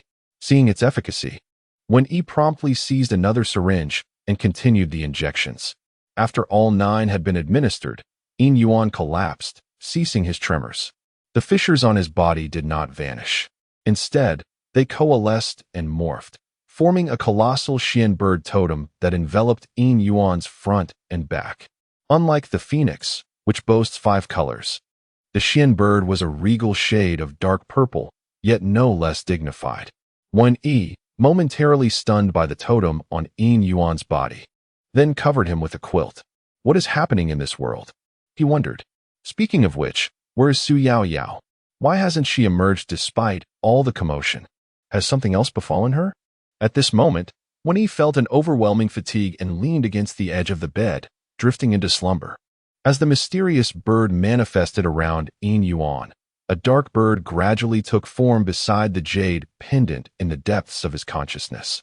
Yin Yuan gazed in astonishment at the emerging dark bird, which gently flapped its wings, causing a multitude of blackened golden characters to coalesce into a scripture. In that instant, Yin Yuan seemed to fully comprehend the essence of this scripture. This was a divine innate ability known as Xianming, the innate power of the dark bird lineage. Unlike the mythical creatures such as the dark bird, true dragon, and phoenix, which do not cultivate any so-called techniques, it is this innate power that forms the foundation of their abilities. Innate powers are those divine abilities that these beings grasp upon reaching a certain level of growth, such as the 5 virtues of the phoenix, the control of fire, and the 5 elements, the musicality and aesthetics of the Zhuke, and the cloud and mist, waters of the true dragon. The innate power is the first divine ability they realize or acquire at the moment of their birth, representing the most fundamental of their powers and the only one they need to cultivate. The other abilities are instinctively mastered the moment they are understood. The term innate power refers to those that require cultivation. For instance, the legendary stone monkey, the great sage, possessed the innate ability of transformation, with an understanding of celestial timing and earthly advantage, enabling him to shift stars and change the heavens. Thus, through transformation, he mastered the 72 transformations. And through the shifting of stars, he acquired the cloud's somersault, while his understanding of the celestial and terrestrial realms ultimately culminated in the development of his fiery golden eyes. In his pursuit of the 2 paths of cultivation, the great sage, as if aided by celestial forces, made remarkable progress. Yet, This was merely a manifestation of the innate powers within his heart. The so-called spiritual platform is indeed the heart itself. Seeking the way within one's own heart is tantamount to comprehending the transformation of the divine. Of course, the great sage also fell victim to other schemes, resulting in his natural abilities, transcending the three realms and detached from the five elements, being constrained by the Buddha's world of palm. But I digress. At this moment, Yin Yuan has come to grasp the profound power of Xianming, a remarkable ability first exhibited by Yu Jian, the grandson of the Yellow Emperor, and the divine beast Xuan Wu of the northern constellations. The leaders of the Shang dynasty also possessed this power, and Zhuangzhou once encountered beings who wielded it, culminating in the figure of the great Emperor Zhenwu. It is worth noting that not every individual who acquires this power possesses it as their innate ability. Some learn it, some comprehend it, while others receive it as a divine gift, leading to numerous historical records of Xianming. The essence of Xianming lies primarily in the control of wind and water. The wind is the malevolent and calamitous unyielding breeze that governs life and death, while the water is the profoundly cold and dark Xianyu water. Yin Yuan found himself momentarily stunned, pondering how he suddenly acquired such a divine ability. The cultivation of this innate power hinges on the understanding of the principles it embodies. Naturally, one may also forcibly enhance it through rare spiritual winds and waters, such as the three-light divine water or the threefold mystical wind. After awakening this divine ability, apart from the forces of calamity within him, another power within his bloodline began to heal Yin Yuan, gradually allowing him to regain control over his body. Upon awakening, Yin Yuan propped himself up against the headboard, the mystical avian upon his skin gradually fading away. Unbeknownst to Yin Yuan, engrossed in his cultivation, and when still slumbering, the world outside had undergone a profound transformation. Opened her eyes to find herself enveloped in swirling mists. Glancing downward, she beheld a sea of clouds beneath her feet. Her attire was no longer ordinary, but rather an elaborate, bright yellow adorned with intricate patterns. Of course, did not recognize it. Her hair was styled into an elaborate, nine-looped, embellished with golden hairpins, and her feet were shod in woven, decorated with golden motifs, measuring a foot in length and 3 inches in height. Surveying her surroundings, she stood upon a cloud platform, before which stood rows of women clad in simple white palace gowns embroidered with white lotus patterns, gazing at her with fervent devotion. At the forefront, 3 women led the others in kneeling, their voices rising in zealous praise. Homage to the compassionate and merciful. Homage to the compassionate and merciful. Homage to the compassionate and merciful. Universal enlightenment, wondrous path, all is emptiness and pure land. The world is complex, only nothingness is home. We, your faithful, welcome the reincarnation of the Holy Mother, the advent of the. In an instant, a surge of white lotuses emerged, radiating with brilliant hues. Celestial cranes and divine birds adorned the scene, alongside golden flowers and jade-like trees. An iridescent white light enveloped the faithful, coalescing in the air into a magnificent white lotus throne that floated gracefully before Su Yaoyao. Chapter 11. The Reappearance of Myth, the Absence of Immortals and Buddhas, and the Web of Humanity. Shifting focus to the outside world, beneath the neon glow and revelry, the streets remained bustling even in the depths of night. Yet beyond the city limits, the land expanded, mountains grew taller, and forests reached for the skies, with flowers and grasses flourishing. Enormous vines stirred, creating ripples in the void, as ethereal realms of mist and celestial cranes dancing in the air gradually manifested. In the cosmos, countless stars converged upon the earth, transforming the spherical globe into an ever-expanding disk. Beneath the sun, a crimson hibiscus tree, ablaze with countless flames, rose from the ground into the void, its branches cradling the sun, where the shadowy form of a 3-legged golden crow flickered within. On the surface of the bright moon, a flawless expanse shone like jade, with osmanthus trees reaching skyward. A crystalline palace of icy elegance floated in the void, its plaque adorned with 2 characters formed by the convergence of Taoist principles, shimmering radiantly. In the west, amidst the ruins of the Tower of Babel, a magnificent tower reached into the heavens. Above Mount Olympus, the colossal shadow of a titan obscured the sun, while 33 sacred mountains loomed over the Vatican, encircled by 12 pairs of enormous, pure white wings. Upon an ancient golden cabinet, inscribed with radiant Hebrew script, the splendor of the ages shimmered. In the realm of ancient India, the spectral visage of a Buddha, akin to a second sun, appeared. As a grand peacock bore witness to the four-faced Buddha, gazing toward the solar Buddha in the distance. Golden Sanskrit characters danced like rain in the space between them. On the sacred land of China, the white jade palaces atop Kunlun Mountain stood proud, while the southern heavenly gate lingered half-concealed in mist above the nine heavens. In the East Sea, 3 islands shimmered like dreams, and below, the gates of the underworld were partially ajar, revealing a glimpse of a vast wheel. On the sacred mountain, the Tathagatas sat in serene compassion, amidst a realm where deities and demons thrived, led by a divine being with a human head and serpent body, towering above heaven and earth. Amidst all this, humanity appeared blissfully unaware, remaining indifferent, while leaders from various nations and select powerful families convened in secret meetings.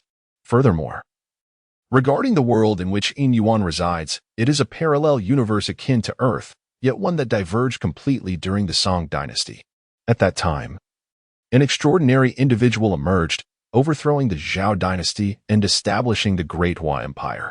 Simultaneously, they expelled the Tartars, exterminated the Manchu clans in the Chabai Mountains, stifled Genghis Khan in the grasslands, subjugated Goguryeo, scoured Japan with warships, pacified the islands of Southeast Asia, relocated myriads of people to the western regions to construct cities, and extended their military might as far as the Rhine River. They built concrete roads throughout the land, enfeoffed princes in North and South America and the Middle East, established territorial expansion mandates, and created a 3-cabinet system. The emperor ruled, but upon his early demise, the crown prince assumed power, and the empire waned slightly. The princes of North and South America, in conjunction with other nations, declared independence, and the princes of the Middle East and Southeast Asia followed suit. Though they dared not contend with the Celestial dynasty, they were disobedient and secret. Consequently, foreign nations united to form an alliance to resist the Central Plains. Centuries later, the Great Hua Empire ceased its expansion and instead focused on consolidating its territory and developing its people's livelihood, technology, and education. During this period, foreign nations and allied princes repeatedly probed and invaded.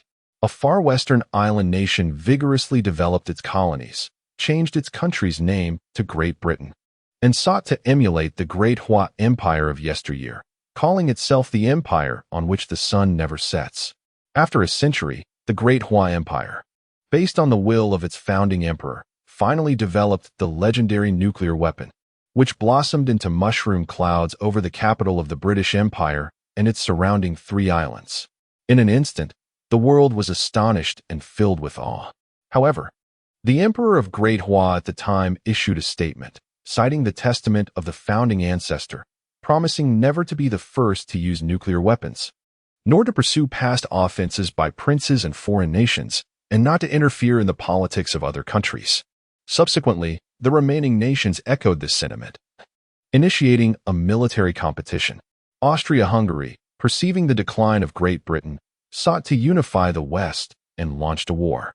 However, due to unforeseen circumstances, Austria-Hungary was defeated and partitioned by various countries. Just as its original territory was about to be divided, Greater China declared its commitment to respecting the territorial integrity of all nations, thereby halting the proposed division. It then joined the alliance, assuming one of the 4 permanent seats. Within a mere decade or so, in the wake of the dissolution of Austria-Hungary, a corporal named Hitler from the remaining Greater German Empire rapidly ascended through the ranks, capturing the world's attention. From corporal to Führer, and later that year, Greater Germany reclaimed the former territories of Austria-Hungary, leaving the international community in stunned silence.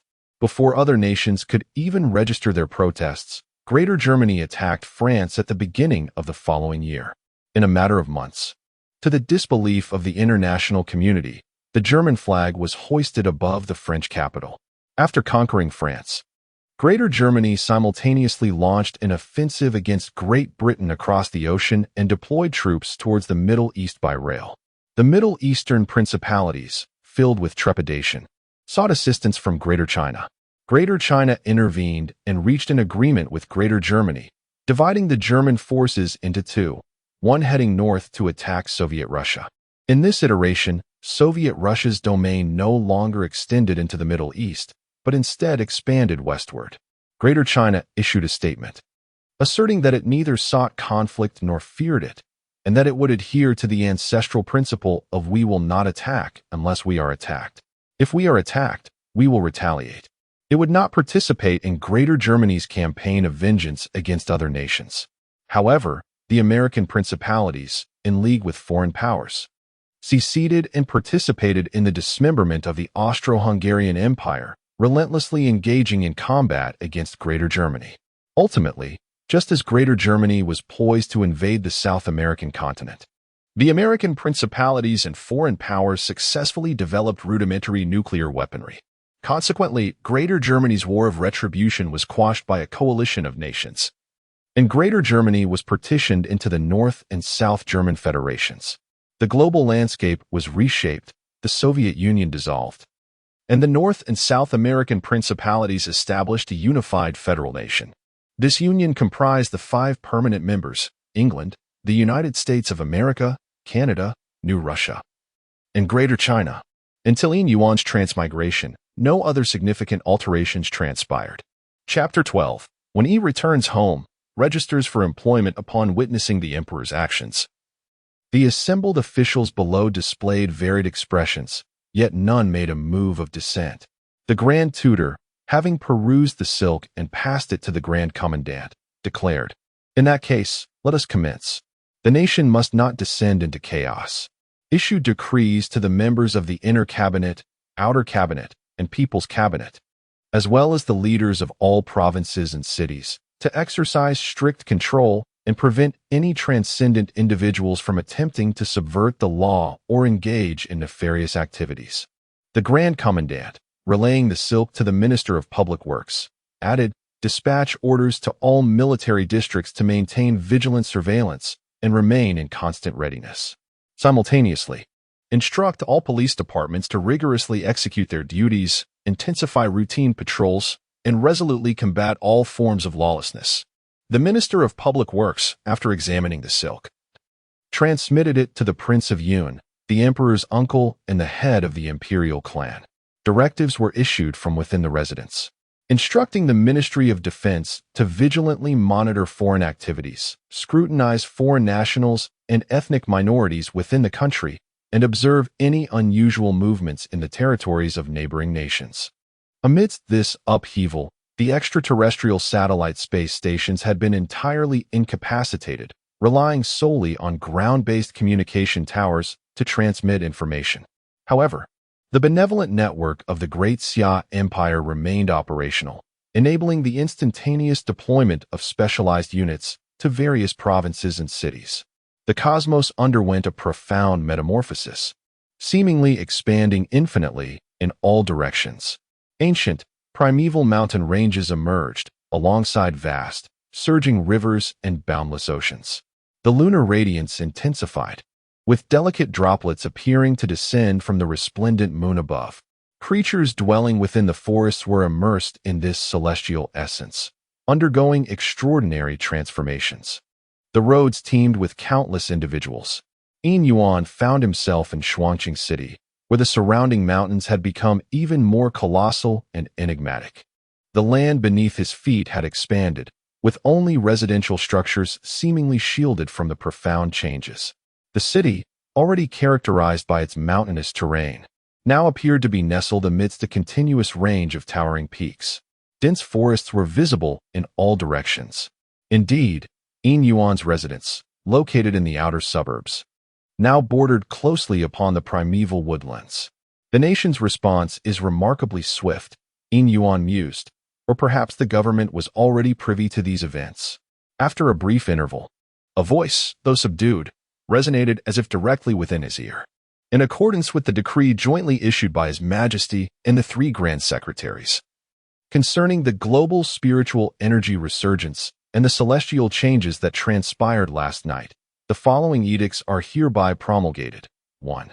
All individuals are required to obtain a specialized microchip for their mobile phones and other communication devices at their respective provincial and municipal branches of the Grand China Communications Department, ensuring uninterrupted communication. 2. Citizens are instructed to update their identification cards at the Public Security Bureau. Old identification cards will be rendered obsolete, with identity jade talismans serving as the primary proof of identity henceforth. 3. The state will rigorously suppress any unlawful or criminal activities perpetrated through extraordinary abilities, with severe penalties for offenders. 4. The state has established a national security special division dedicated to individuals with extraordinary capabilities. Talented individuals willing to serve the nation are encouraged to apply. 5. Individuals with extraordinary abilities are required to register at their local public security bureau. Failure to comply will result in legal repercussions. These decrees exemplify the swiftness of the state apparatus and demonstrate foresight regarding the resurgence of spiritual energy in the world. Yin Yuan, receiving no information about Su Yaoao's disappearance, resolved to take action. He strode forward and encountered a uniformed young man reiterating the aforementioned edicts. Yin Yuan approached him, stating, "I wish to enlist in the National Security Special Division." The man retrieved a form from a drawer and handed it to Yin Yuan, instructing him to complete it and await further instructions for registration at the Public Security Bureau. Yin Yuan received the form, an information collection sheet requesting basic personal details and information about extraordinary abilities. He promptly filled it out, noting his extraordinary ability as aerokinesis in the designated field. Having received the assignment, Yin Yuan stepped aside and noticed that there were already 5 or 6 individuals present. Upon Yin Yuan's arrival, they greeted him with considerable warmth. After Yin Yuan took a seat, he surveyed the group, finding a total of 7 people including himself, 5 men and 2 women. Among the men, 2 elderly figures appeared to be farmers, followed by a middle-aged man, balding and corpulent. Then there were Yin Yuan and another young man, clad in a white shirt and exuding a hint of arrogance. The 2 women, twins, were a source of surprise to Yin Yuan, both being beauties around the age of 16 or 17. One gave off a demure aura, while the other was more vivacious. The lively one even raised her hand to greet Yin Yuan upon noticing his gaze. Chapter 13. Signs of Unrest. Journey to the Ruins. Part 1. By the time the gathering concluded, 2 more children, a boy and a girl, had joined the group after Yin Yuan. The boy was a chubby fellow, and the girl was a rather timid and introverted child with freckles. Subsequently, the man who had been promoting the event outside entered, addressing the 9 individuals. "All right, next we will be heading to the National Security Special Bureau. Let's go. The vehicle is waiting outside." Following him out, they boarded a limousine, traversed through the city, and eventually halted in front of a courtyard with green brick and red tiles. The man and Yin Yuan, along with the other 8, disembarked. The man pushed open the vermilion gate, passed through the front hall, and found that the living room had been transformed into an office. At that moment, they could see others in front registering information and receiving identity jade tokens. After a period of approximately 10 minutes, upon reaching Yin Yuan, I completed the necessary forms and showcased my aerokinetic ability. This involved extending my right hand and manifesting a faint vortex of wind circulating within my palm. The individual inputting the data into the form acknowledged this with a nod and proceeded with their typing. Subsequently, an identity jade talisman was created. Upon receiving it, Yin Yuan was flooded with a plethora of information, including identification number, origin, and details of his supernatural power. The talisman also served as a versatile tool akin to a bank card. Following this, the group proceeded to the next window to finalize contracts, outlining the benefits and obligations of joining the special department. With the paperwork completed, a man escorted the 9 individuals into an inner hall for individual assessments. When it was Yin Yuan's turn, he entered the designated room and discovered a space that resembled a compact athletic facility equipped to evaluate various aspects of human capability. Yin Yuan underwent a series of tests measuring speed, stamina, strength, recuperative ability, and resilience to impact. Finally, it was time for a formal evaluation of his power. After a moment of contemplation, Yin Yuan gestured towards the device, causing faint white streaks to appear. Then, feigning exertion with a flushed face, he embraced an invisible force, conjuring a 30-inch azure tornado at the center.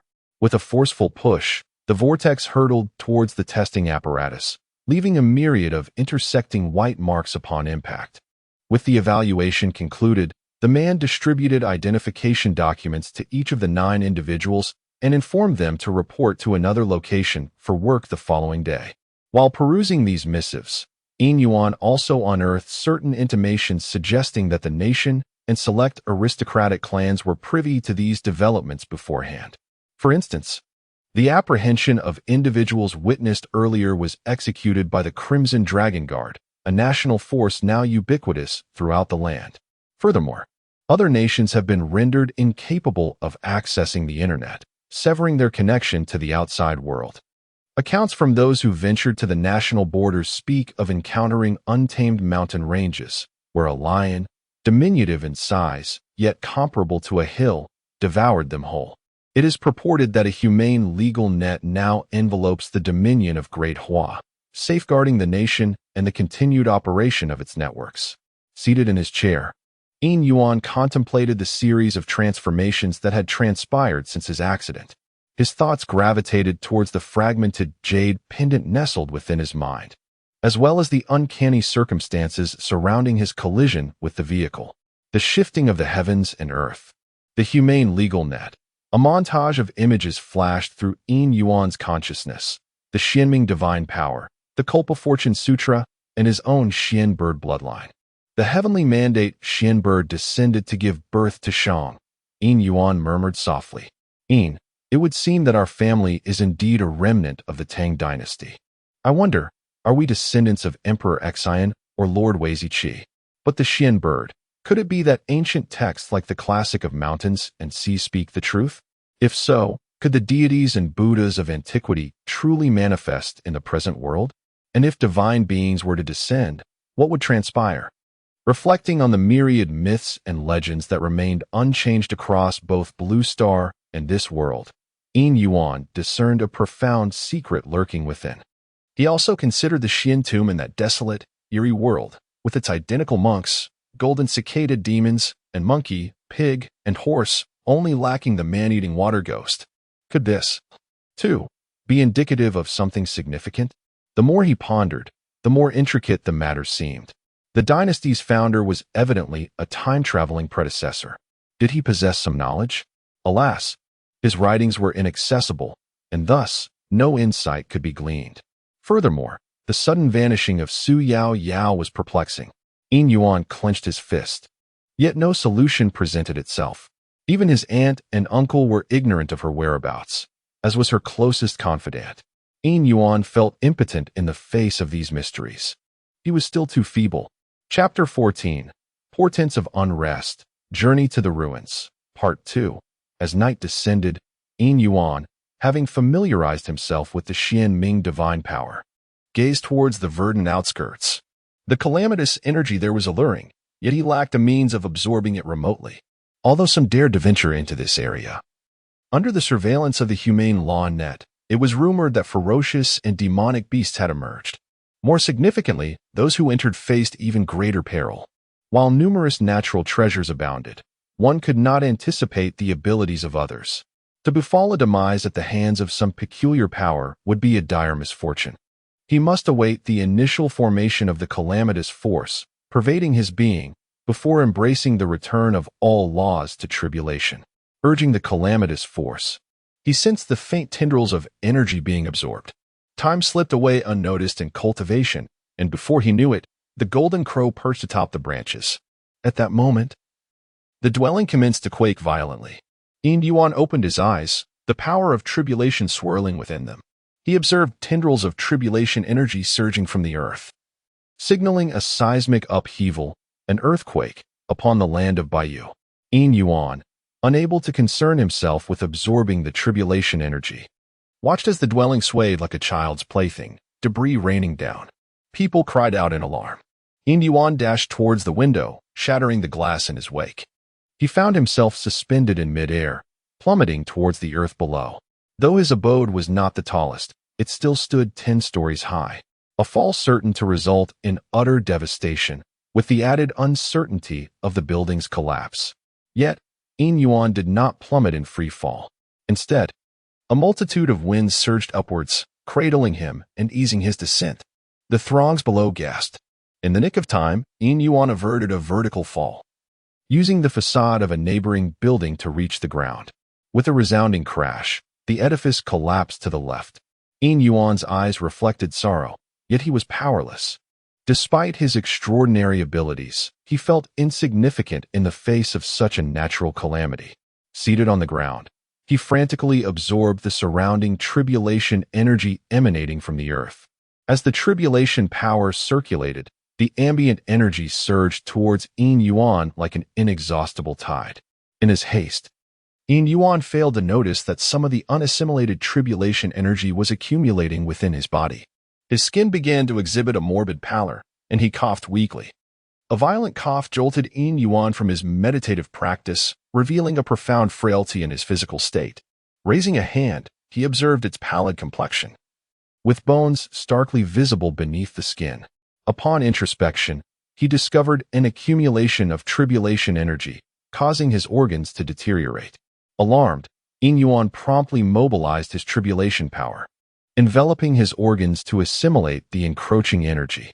The tribulation energy within his skin, blood, and bones would have to be addressed later. Tribulation energy, among the most potent forces in the cosmos, can manifest as celestial tribulations, the 5 signs of decay for deities, and the dissipation of vital energies. On Earth, it can trigger seismic upheavals and transform landscapes. In humans, it can erode fortune and diminish virtue, potentially leading to annihilation if left unchecked. The initial tremors had subsided, leaving most structures intact save for a few collapsed buildings. Police and the Crimson Guard were engaged in rescue operations. Despite his precarious appearance, Yin Yuan was relatively stable. Moreover, this tribulation energy absorption marked the initiation of his Tribulation Fortune Sutra practice, giving rise to a minor technique derived from the self-subjugation of tribulation energy method, the minor tribulation attraction art. This art allows the practitioner to draw in tribulation energy within a 3-foot radius, serving both as a means of offense and a resource for self-cultivation. Simultaneously, due to the pervasive presence of calamitous energy within his body, Yin Yuan need not concern himself with the immediate threat of clandestine attacks. Any force or energy employed in such attempts, provided it is inferior to the calamitous energy, would be absorbed by it. However, this protection comes at the cost of Yin Yuan's fortune and serendipity, which are now virtually non-existent. Although he is not quite stalked by death itself, due to his own calamitous energy and the cultivation of the Calamitous Fate Sutra, he is nevertheless prone to a series of unfortunate events, such as treading in excrement or discovering one's instant noodles devoid of seasoning. As if to illustrate this point, a startled swallow, taking flight from above, released a dropping that narrowly missed Yin Yuan, who, in his haste to avoid it, inadvertently stepped into a pile of canine waste. Good heavens, Yin Yuan muttered, bewildered. Just then, his telephone chimed. He answered it, glancing around before settling on a patch of grass, where he proceeded to clean his shoe while speaking. Hello. This is Yin Yuan. May I inquire as to who is calling? Yin Yuan, greetings. I am Xiao Xinjun, the director of the Special National Security Division stationed in Bayou. Due to unforeseen circumstances, the originally designated place of work has been rescinded. Please make your way to 23 Yulin Road for assembly as soon as possible. Li Yinyue waved to Yin Yuan, who approached her. So what's with you today? Li Yinyue asked, her countenance etched with bewilderment. Yin Yuan, feeling somewhat awkward, chuckled and said, So what did you want to talk about? Li Yinxia tugged at her sister's sleeve, prompting Li Yinwei to shift the subject. By the way, do you have any idea why we've all been summoned here today? Yin Yuan paused, then ventured, an earthquake, perhaps? Precisely. Li Yinwei snapped her fingers, stating that according to her intelligence, the seismic event today was not a natural disaster. The humanitarian network is capable of monitoring and predicting such calamities. Yet we received no prior notification, indicating that this is no ordinary earthquake. Furthermore, it has been reported that celestial emanations were observed in the Kunlun Mountains just before the earthquake. This seismic activity is not confined to the Bayou region. The entire western part of Dehua, surrounding the Kunlun Mountains, has experienced tremors. Speculation suggests that someone may have disturbed something, considering that it is the legendary Kunlun Mountains. Although no one has witnessed deities or Buddhas, one cannot definitively deny their existence. It is said that both Buddhist and Taoist factions are preparing to conduct grand sacrificial ceremonies, hoping to gain the blessings of the celestial beings. Government officials are also proposing to venerate the 3 sovereigns and 5 emperors, sages, and the dynasty's founding emperor. It is almost certain that gathering everyone here is for the purpose of entering the Kunlun Mountains. Yin Yuan gazed at Li Yinwei with a hint of perplexity, as such information is not typically accessible to the general public. He questioned why she would reveal all of this to him. Chapter 15, Towering Mountains. Exotic Beasts Part 1. Prompted by his thoughts, Yin Yuan voiced his doubts to Li Yinwei. Her eyes, like pools of autumn water, met his gaze as she clasped her hands behind her back. Well, she giggled. One reason is that my sister and I, being 2 frail women, would undoubtedly face difficulties entering the Kunlun Mountains alone and require a companion. Another reason is that my sister and I believe you are a trustworthy individual. Listening intently, Yin Yuan turned his gaze towards Li Yinxiao, whose serene and refined demeanor was punctuated by a nod of agreement. However, Li Yinwei interjected, her tone shifting to playful mockery. Judging by your appearance today, I harbor reservations. Li Yinxia concealed a smile behind her hand, though the amusement in her eyes betrayed her. Yin Yuan's countenance darkened. Let's steer clear of that subject, shall we? We can still be amicable companions. He deftly changed the topic. Nevertheless, are you not concerned about broaching such matters in so public a forum, with so many potential eavesdroppers? What if someone possesses exceptional hearing or is adept at interpreting lip movements? Li Yinwei clasped Li Yinxia's hand reassuringly. That's where my esteemed elder sister comes into play. The law is not transmitted to 6 ears, as long as my sister is present. No one will overhear what we wish to keep private. Indeed? That's quite remarkable, Yin Yuan mused. Pondering the nature of this ability, whether it was a cultivated art of practice or an innate, awakened divine power. As the attendees gradually arrived, culminating in the entrance of the final individual, a handsome man in military attire ascended the stage. Greetings, he announced. I am Xiao Xinjun. The purpose of convening this gathering is to solicit volunteers for a special assignment. In accordance with the principle of free will, minors and those disinclined to participate are at liberty to depart. A wave of murmurs rippled through the assembly as vigorous debate ensued. The younger attendees exited, followed by a scattering of others, leaving a contingent of fewer than 100 individuals. Excellent, Xiao Xianjun declared. The man seemed to have the situation entirely under control. As he spoke, with a wave of his hand, an immense net descended from the sky, enveloping the courtyard. The crowd below was taken aback and prepared to act. Do not be alarmed, he said. This is to prevent information leaks. Since the emergence of extraordinary abilities, our country has seen a surge of heretical cultists. To prevent the leakage of information, we must first screen everyone. As he spoke, countless runes on the net shimmered, and beams of crimson gold light were cast upon the remaining 100 or so individuals. One of them suddenly wore a devout expression, roared, "The cycle turns unceasingly. All living beings shall perish." Then, behind him, a prayer wheel full of decay, death, and calamity emerged. Humph, with a disdainful snort. The crimson gold light utterly obliterated the person and the prayer wheel together.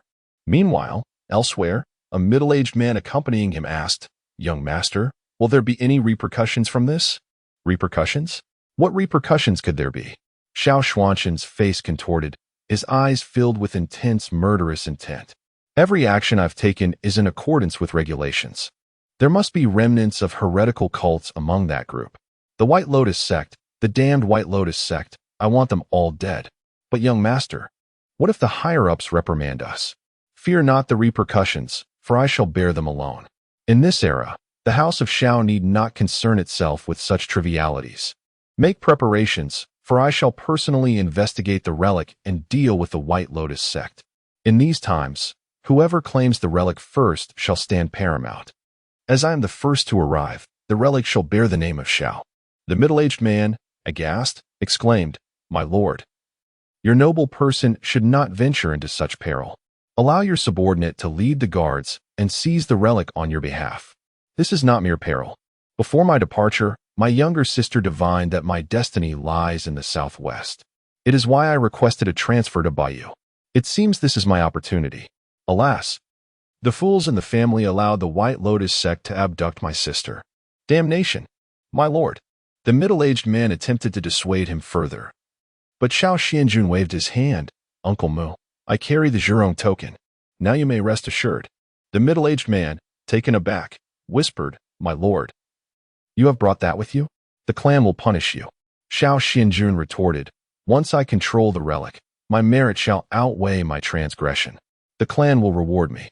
Uncle Mu, hasten to prepare." The middle-aged man ceased his objections. "Yes, my lord." Chapter 16, Precipitous Peaks, Peculiar Beasts Part 2, seated in the chauffeured vehicle. Yin Yuan remarked to Li Yinxia and Li Yinwei, "This Xiao Xianjun is not as he seems. As a servant of the nation, he should not orchestrate such discord. His actions are not in the nation's interest." Li Yinwei and her companion both nodded in agreement, acknowledging the presence of a certain issue, but gently pointed out that he had overlooked the individual's surname. "His surname is Shao," she stated. "Is there something significant about that?" Yin Yuan inquired, somewhat perplexed. Li Yinwei, her phoenix eyes fixed upon Yin Yuan, ascertained that he was genuinely unaware of its importance before proceeding to elaborate. "Are you familiar with the 8 great noble houses of today?" she asked. Yin Yuan shook his head in response. Upon witnessing this, Li Yinwei continued, "This matter dates back to the era when the esteemed Gaozu established the Great Hua dynasty. During Gaozu's suppression of the traitorous Zhao imperial family and the annihilation of the Jin, Mongol, and Western Xia dynasties, there were 3 prominent families that lent their support: the Shao family of Lanling, the Wang family of Langjia, and the Chai family. Following the establishment of the Great Hua dynasty, these 3 families rose to even greater prominence, their members permeating various critical departments, remaining steadfast throughout successive dynasties. Then, there is the current imperial family, the Lu family. As for the remaining 4, they are the Yu family of Tangyin, the Bai family of Guangzhou, the Zhao family of Handan, and the Sun family of Meili, each descended from generals who served alongside Gaozu in his conquest of the realm. While there were certainly more generals than these, the others were either in theft as lords or gradually declined in influence. At present, only these 8 great noble houses remain, although they may appear less prominent in the age of technology. A simple examination of the connections among the upper echelons of power or an investigation into leadership changes in certain regions will reveal that they continue to hold sway at the highest levels. Of course, in addition to these, there are also some more discreet and enigmatic aristocratic families. Perhaps, with the great changes occurring in the world today, there may be opportunities to encounter them as well. Upon hearing Li Yinyue's revelation, Yin Yuan was astounded. It was a known fact that since the High Ancestor overturned the Zhao Song dynasty, these aristocratic clans had stood at the apex, absorbing sustenance from the populace for millennia. Thus, the latent power of these clans must be terrifying indeed, their influence perhaps already encompassing the globe. The more Yin Yuan learned, the more insignificant he felt. He wondered if these clans had foreseen the monumental changes in the world. Yin Yuan and Li Yinyue continued their conversation as the vehicle pressed on, not even pausing for meals. Upon inquiry, they learned that the vehicle would proceed until the edge of Bayou, whereupon they would venture into the wilderness, now a dense forest, to investigate the ruins according to the map. As night descended, the vehicle finally halted. The journey had required detours around the suburban areas now inhabited by wild beasts, thus slowing their progress. Nevertheless, they had reached the border of Bayou within a day. There, they observed squads of soldiers stationed along the border, their encampment enveloped by a race. A contingent of Crimson Dragon Guards was also present to prevent the emergence of ferocious beasts from the desolate mountains. After registering, the group rested. At early dawn the next day, after breakfast, individuals were already entering the dense forest with backpacks. Some had even departed earlier, venturing out alone or in teams. In contrast, Yin Yuan simply ran, yet each stride was aided by a vortex of wind, enabling him to move at a considerable pace. However, his person and attire suffered the consequences. Becoming adorned with fallen branches, leaves, dust, and miscellaneous vegetation. Despite his diligent efforts to transmute the tribulation energy en route, a significant portion remained.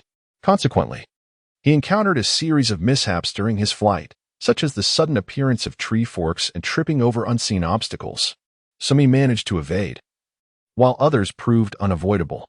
When the trio finally halted, Li Yinyue and Li Yinxia gazed upon Yin Yuan's disheveled state. Li Yinyue immediately burst into laughter, pointing at Yin Yuan and exclaiming, "You resemble a wild man."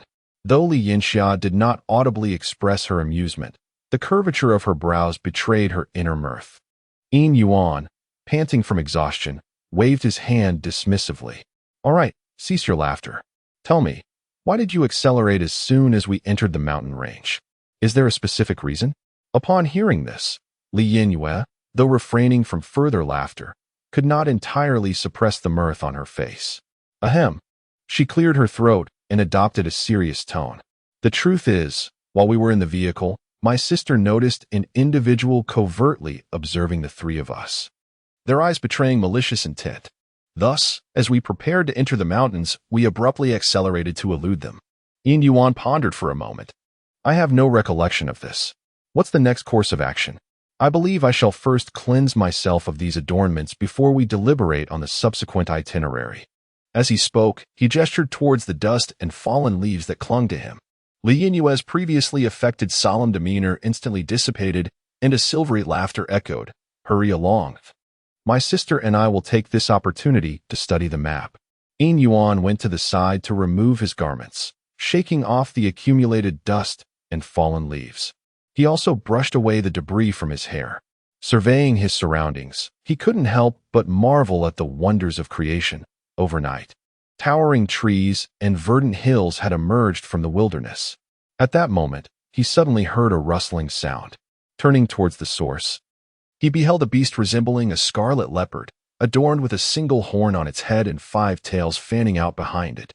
The creature was immense, standing approximately 2 meters tall and stretching 5 meters in length. Its sheer size exuded an overwhelming pressure, especially the ferocious glint in its eyes, which seemed ready to devour him. "Good heavens," Yin Yuan inwardly lamented. "Could my luck be any worse?"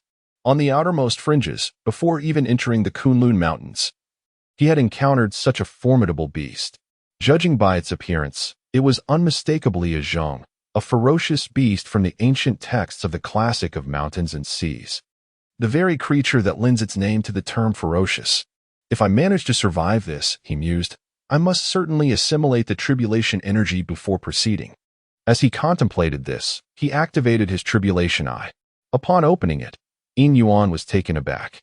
The zhong before him appeared as nothing more than a moving mass of calamitous force, not merely tribulation energy, but pure calamitous force. Such a beast, in the annals of ancient history, represented misfortune and calamity.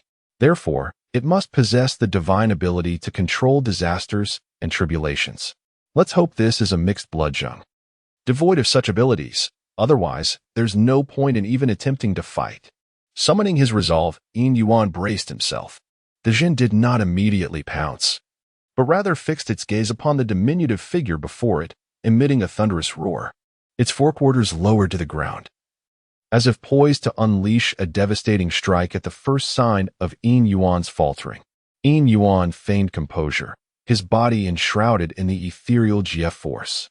Yet, inwardly, he grappled with the decision of whether to implore Li Yinyue and her companion for assistance, or perhaps to divert the danger towards them. However, upon reflection, Yin Yuan found himself incapable of such a callous act. His heart was not so hardened as to permit him to betray camaraderie with a sudden act of treachery. Yet, "I am unwilling to meet my demise," he mused. "Given this disparity in power, how can I possibly escape?" Yin Yuan's mind raced with unprecedented alacrity. as a torrent of information coalesced into a series of potential strategies. The Zhun, its patience seemingly exhausted, roared once more, emitting a cacophony of metallic clangs akin to stones striking against one another. Crimson striations materialized upon its 5 tails, and the cacophonous clamor intensified, becoming an excruciating, mind-numbing assault upon the senses. A sense of imminent peril washed over Yin Yuan. He maintained unwavering focus upon the Zhun, his arms extended in a gesture of defiance. The moisture in the air coalesced beneath him, forming a slender, ebony thread, as fine as a strand of hair. It emanated an aura of chilling cold, as if the very air surrounding it were succumbing to frost. Utterly dark, utterly frigid, utterly Yin, the Xinyu water. Were he in a locale abundant with rivers, lakes, or seas, the manifestation of this supernatural power would undoubtedly be far more substantial. Simultaneously, a gust of wind swept through the forest, rustling the foliage with a sibilant whisper. The formidable Zhun, its gaze fixed upon the diminutive figure before it, sensed the menace emanating from Yin Yuan's hand. Abandoning any semblance of patience, a surge of savage ferocity flooded its mind, and it lunged with unrestrained aggression. Yin Yuan felt an overwhelming presence bearing down upon him. He hurled the Xinyu water he held and swiftly retreated. Whoosh! The Zhun's razor-sharp claws sliced through the air where Yin Yuan had just been standing. A chilling sensation ran down Yin Yuan's spine. Turning back, he saw that the Zhun's eyes burned with even greater ferocity, though faint traces of blood stained its fur. Yin Yuan perceived that the Xinyu water had indeed penetrated the Zhun's body, but a potent force within was actively combating it. It would not be long before the Xinyu water was completely neutralized, for the meager amount was insignificant compared to the Zhun's immense size. This is dire, Yin Yuan thought. At this rate, the entire mountain range will be engulfed in flames. Yet, he noticed that the fire was not spreading indiscriminately but was contained within the immediate vicinity of the Jin. With a mighty bound, the Jin crashed through trees and pounced toward Yin Yuan. By now, Yin Yuan's reactions had become sluggish, and he failed to evade the attack. He was about to be struck, the immense shadow of the beast completely engulfing him. The gate of death resides in the trigram of fire, an ominous alignment. A voice intoned. Instantly, the gate of death aligned with the trigram of fire within the Bagua, and illusions of mountains, winds, marshes, thunder, and raging flames materialized in the web. Wounds appeared on the Zhun's body, and its enraged roars echoed through the air as it struggled within the confines of the net. Li Yinyue had swiftly moved Yin Yuan to safety, gently rendering him unconscious. Stepping into the air, she invoked the 9 palaces' flying stars, drawing upon the power of the constellations for assistance. With a delicate wave of her hand, it seemed as though a cascade of starlight descended from the celestial sphere, settling into the array cast upon the net. Instantly, the 9 palaces shimmered, and ethereal apparitions of the 8 trigrams surfaced. The 8 gates interlocked and rotated with the trigrams, causing an increasing number of wounds to appear on the Zhun's body. Zhun, with a furious roar, the Zhun detonated in a violent explosion, shattering the 9 palaces' 8 trigrams formation in the silver net. A flush of crimson washed over Li Yinyue's face, and a trickle of blood escaped the corner of her lips. A strand of her raven hair gradually faded to white, then gray, before withering away. Li Yinxiao materialized beside her, embracing Li Yinyue and gently descending to the ground. Honestly, she chided, why must you wield power that isn't yours? We had already imprisoned the Zhun. Now, you've suffered a backlash. Li Yinyue chuckled softly. By the way, what about the Zhun's essence?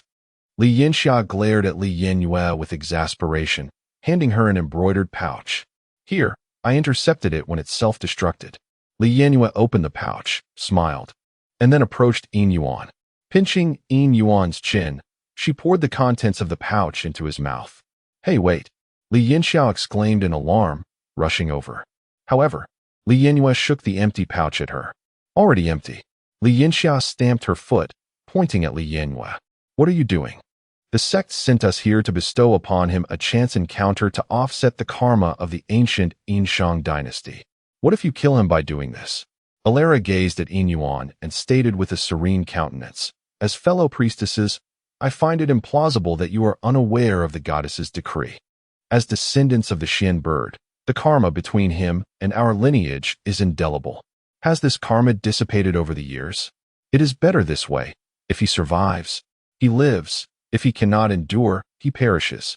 Ilara's gaze was frigid, unlike that of ordinary people, akin to an aloof deity from the celestial realm.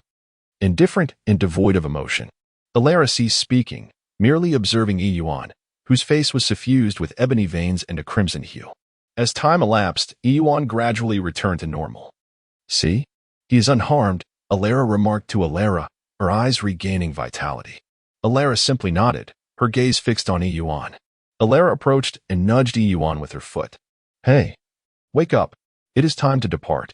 Yi Yuan groggily opened his eyes, feeling a pervasive soreness throughout his body, yet a warm current coursing through him. He glanced around, gazing at the two women. Haha, thank you for saving my life. He rubbed his head and expressed his gratitude to the two women. How he vanquished it is confidential and cannot be disclosed casually. Now that you are awake, let us resume our journey. We must find a lake, at the very least. As water is a concern, Ilara declared, her eyes betraying an inexplicable emotion. That Jin was truly heavy. How could such a large Jin not faint? Ilara uttered a complete sentence, which Yin Yuan found peculiar. Chapter 18. The Dance of Xianming and the Starfire, a subtle guidance of inspiration, Part 2. Without much deliberation, Yin Yuan gathered his belongings and continued onward with the two women. Despite the recent peril, there was a silver lining. The tribulation energy within him had been completely absorbed. Yin Yuan was finally free from the looming threat of misfortune. Gazing around, he noticed that as they ventured deeper, the mountain forest grew denser, casting the surroundings into an ever-deepening gloom. Only slivers of sunlight pierced through the gaps in the foliage, dappling the earth below. Yin Yuan grew increasingly cautious, while Li Yanwei and her sister showed no signs of apprehension, as if they were simply enjoying a leisurely excursion. The Buzhou wind gently swirled around the trio. After a considerable time, Li Yanwei produced a map. Although the world has changed and everything has expanded, based on our journey thus far, we should soon encounter a small river. Let's rest there for the night. With these words, she proceeded forward, Yin Yuan following closely behind. The sound of rushing water grew louder as they approached. Before them, a small river flowed swiftly. Dusk was settling in, and the rustling of insects in the mountain forest began to fill the air. After setting up camp, with the Li sisters sharing one tent and Yin Yuan another, Li Yanxiao produced several jade stones. She placed them in various directions outside the tents and, with a delicate gesture, activated them. The jade stones emitted intersecting beams of light, forming an array that enveloped the tents and the surrounding area. The array then concealed itself, becoming invisible to the eye. Yin Yuan gazed at the scene before him, wondering if this was the legendary art of array formation. Emerging from the tent unnoticed, Li Yanwei, overhearing Yin Yuan's murmur, affirmed, "Indeed, this is a formation." Moreover, what elder sister employs is merely a variation of the most fundamental minor nine palaces formation, utilizing jade as the array's foundation. It draws upon the spiritual energy of the heavens and earth, enabling the array to circulate autonomously throughout the cosmos. However, elder sister's formation is not intended for combat. Thus, it serves only to bewilder and conceal. Yin Yuan nodded, seemingly understanding. Upon entering the dense forest, Yin Yuan's countenance shifted, for another figure was emerging from within. As the figure became clearer, it revealed itself to be a small monkey, its tail ablaze with a wisp of silvery white flame. The monkey, seemingly startled by Yin Yuan's presence, fixed its gaze upon him, emitting a low, guttural growl. Good heavens, have I not already refined the tribulation energy? What is this monkey? Yin Yuan stood his ground, observing the simian. With a piercing screech, the monkey lunged forward, a silvery white flame preceding it like a meteor, hurtling towards Yin Yuan. Yin Yuan, feeling an inexplicable surge of inexhaustible energy within him, reacted swiftly. With a sweeping gesture of his right hand towards the river behind him, a thread of profound black water, as fine as a finger, materialized, drawing a large expanse of river water along with it to meet the silvery white flame. The monkey shrieked once more, causing strands of starlight to coalesce in the air, converging upon the silvery white flame. In an instant, the flame transformed into a fiery net, colliding with the profound black water thread. Yin Yuan, with a disdainful snort, made another grasping motion, conjuring several silk-like strands of profound black water that spread along the thicker thread, forming a net of the same dark hue. The silvery white and profound black forces clashed, each eroding the other, as fire and water neutralized each other, giving rise to dissipation. The simian assailant lunged forward, delivering a blow with a fist enveloped in argent flames, aimed squarely at Yin Yuan's chest. Legend has it that the ancients, inspired by observing monkeys, created the monkey fist and the great sage fist, attesting to the primate's innate aptitude for combat. This particular strike, unadorned and direct, was imbued with palpable malice. Yin Yuan, unversed in the art of pugilism, wisely chose not to engage in a contest of strengths. Instead, he sidestepped the attack, simultaneously extending his hands in a horizontal push, conjuring forth a surge of water. Within this aqueous wave, specks of profound ebony glimmered, suspended in ethereal dance. The monkey's fist collided with the water surge, producing a hiss as vapor billowed forth. The wave was breached, and the remaining water cascaded upon the creature, leaving minuscule, dark imprints upon its fur. Yin Yuan clenched his hand, summoning a pale, ashen whirlwind that enveloped the monkey, a manifestation of the divine power. Buzhou wind. Ah! The monkey emitted a prolonged howl as starlight converged around it, its body ablaze with argent flames, shattering the wind vortex. It once more lunged toward Yin Yuan. "'Tis easy." Yin Yuan, caught off guard, narrowly evaded the fiery fist, which grazed his chest, incinerating his garments and leaving his skin charred. A sensation of numbness pervaded Yin Yuan's chest. Yin Yuan roused his divine power, causing the river behind him to churn as if brought to a boil, with countless plumes of mist ascending and permeating the air. A sphere of profound darkness arose, an absolute blackness that seemed to devour even light itself, emanating an aura of chilling cold. As this tenebrous orb materialized, the river's surface began to solidify. Yin Yuan, feeling as though a mountain weighed upon him, gritted his teeth and propelled the dark mass toward the monkey.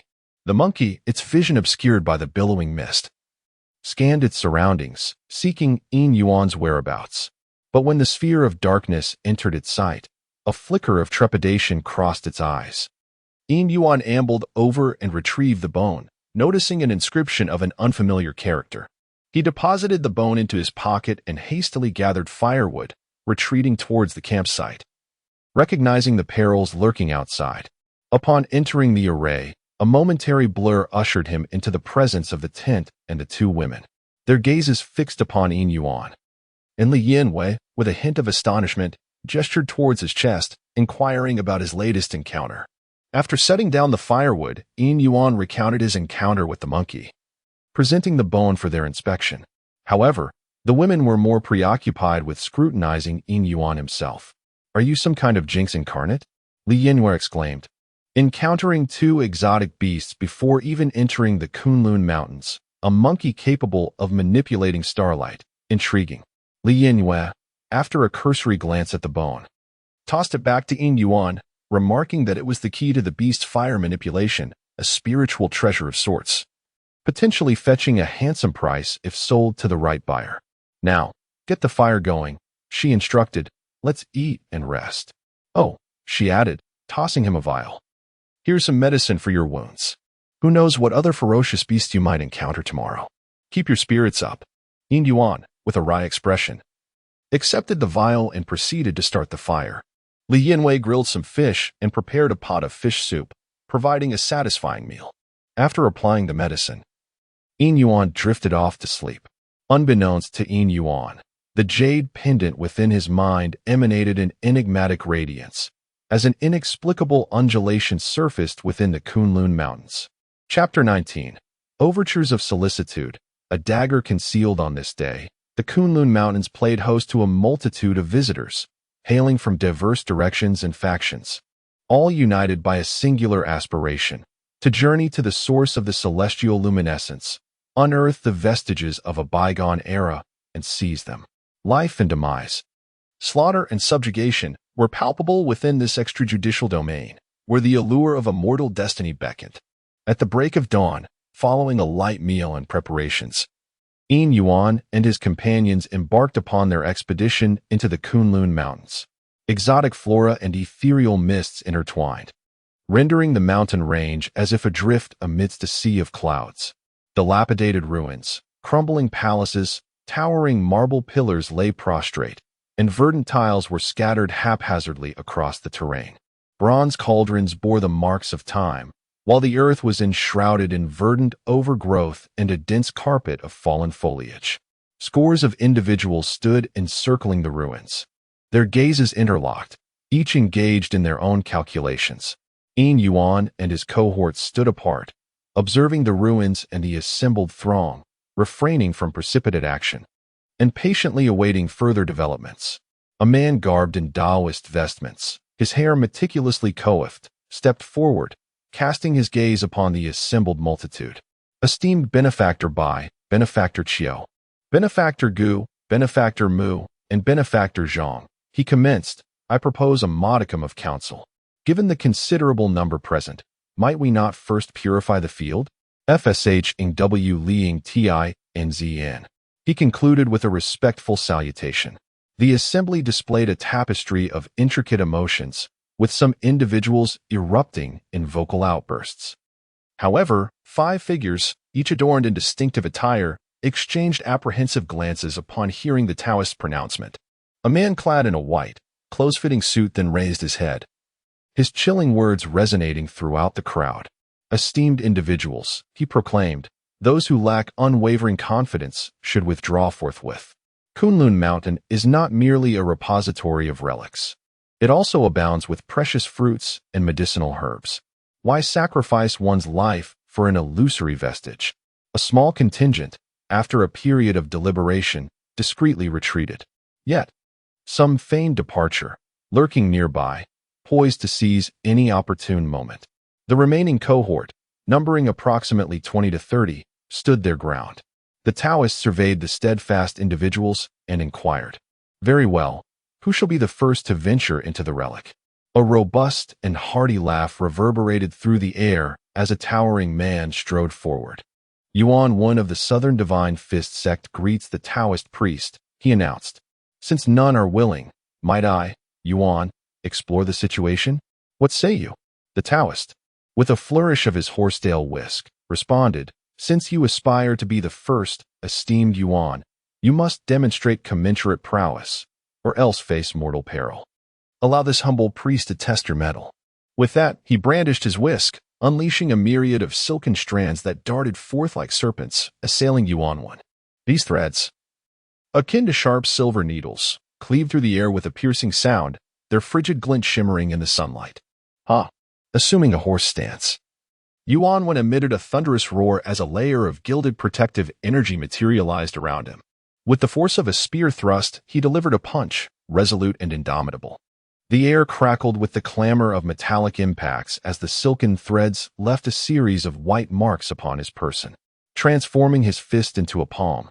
Yuan one seized the threads, and with a violent tremor that resonated through his very bones, he unleashed a symphony of sound akin to a tiger rending its prey. Casting his gaze upon the assembled throng, Yuan one declared, since none among you dare venture forth, then I shall be the first to explore this place. What is all this dawdling? If you wish to enter, then enter. What is there to fear? Interjected a disheveled, hunchbacked man, clad in tattered garments. You are also timid. I shall proceed ahead. With a flurry of steps, he darted toward the dilapidated palace within the ruins like a gust of wind. Yuan one's countenance shifted with alarm. Taking 2 immense strides, he surged forward with the might of an elephant wading through water, his trouser legs billowing like twin pillars. He swiftly overtook the hunchback, extending a claw-like hand, gnarled and menacing.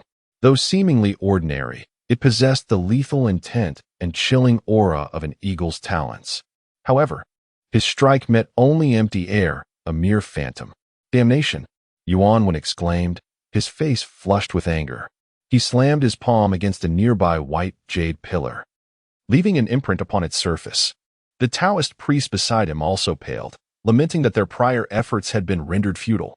The remaining individuals, their expressions likewise altered, abandoned their hesitation and unleashed their respective abilities, surging toward the palace.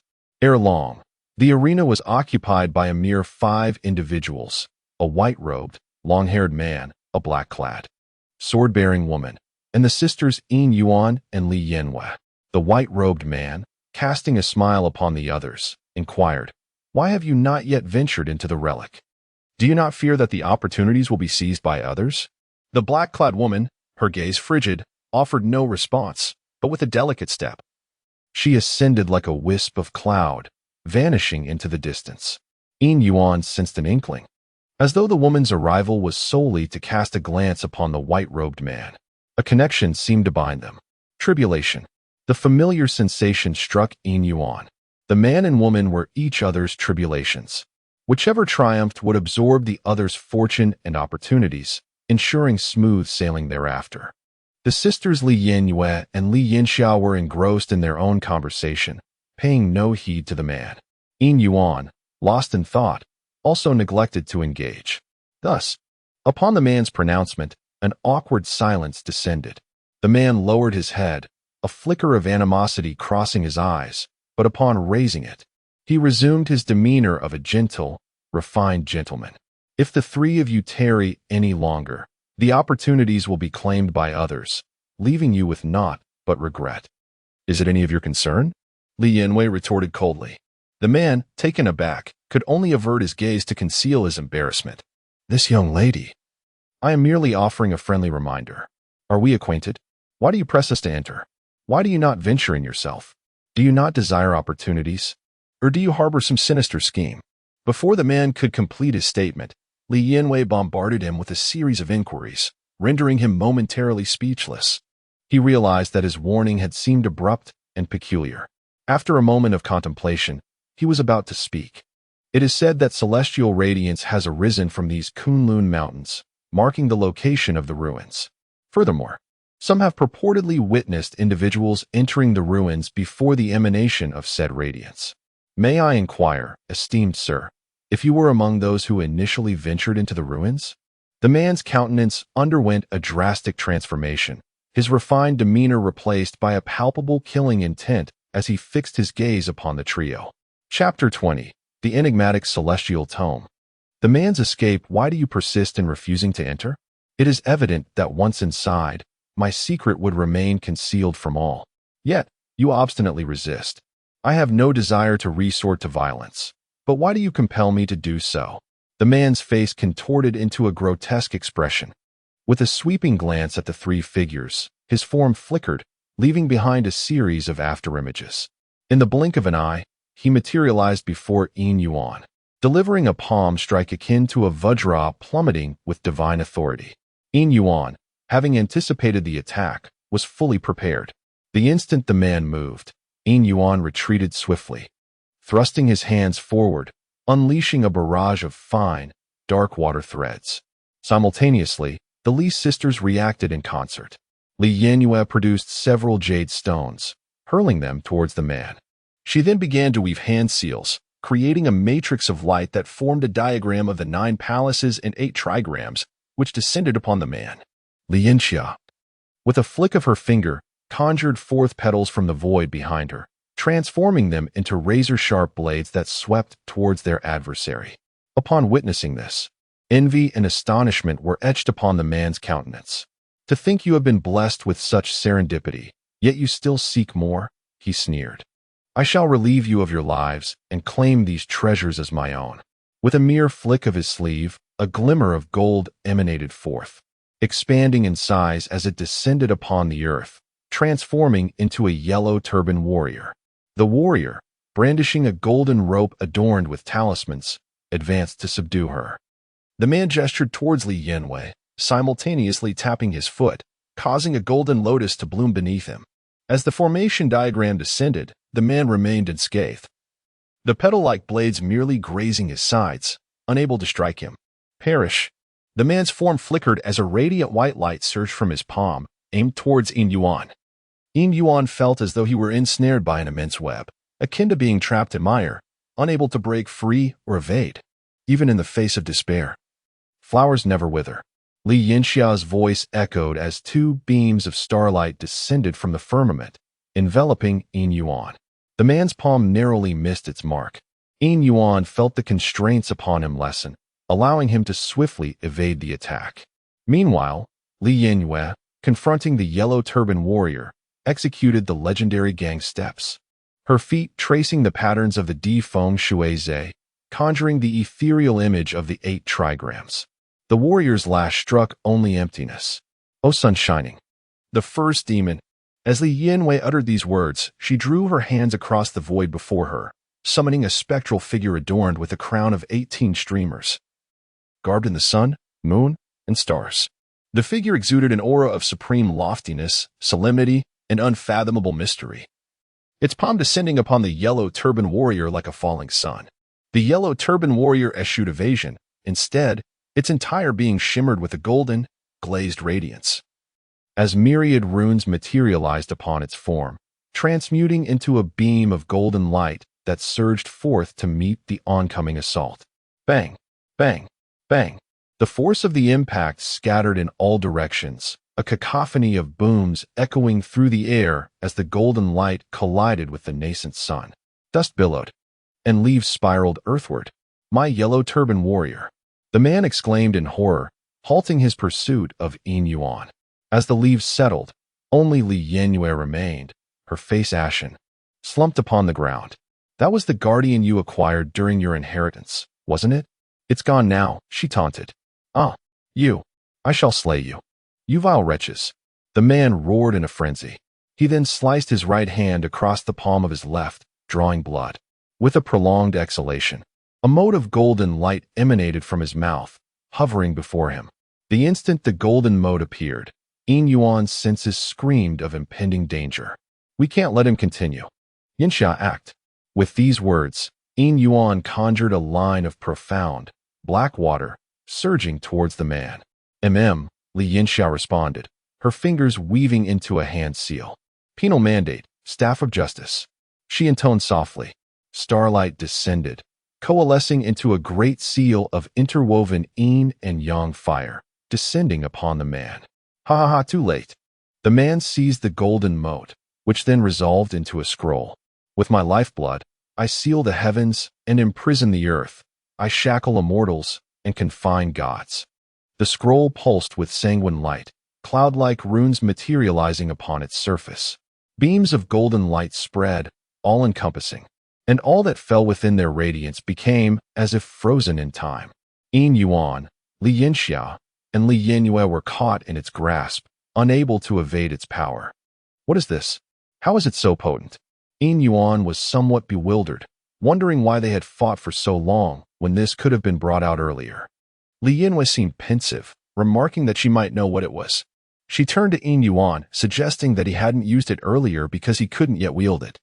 If her conjecture was correct, that item would be coveted by all, which explained his desire to eliminate everyone present. The revelation of such an item would leave him nowhere to hide. So formidable, what is its origin? It is. Silence, you wretches. It's all your fault.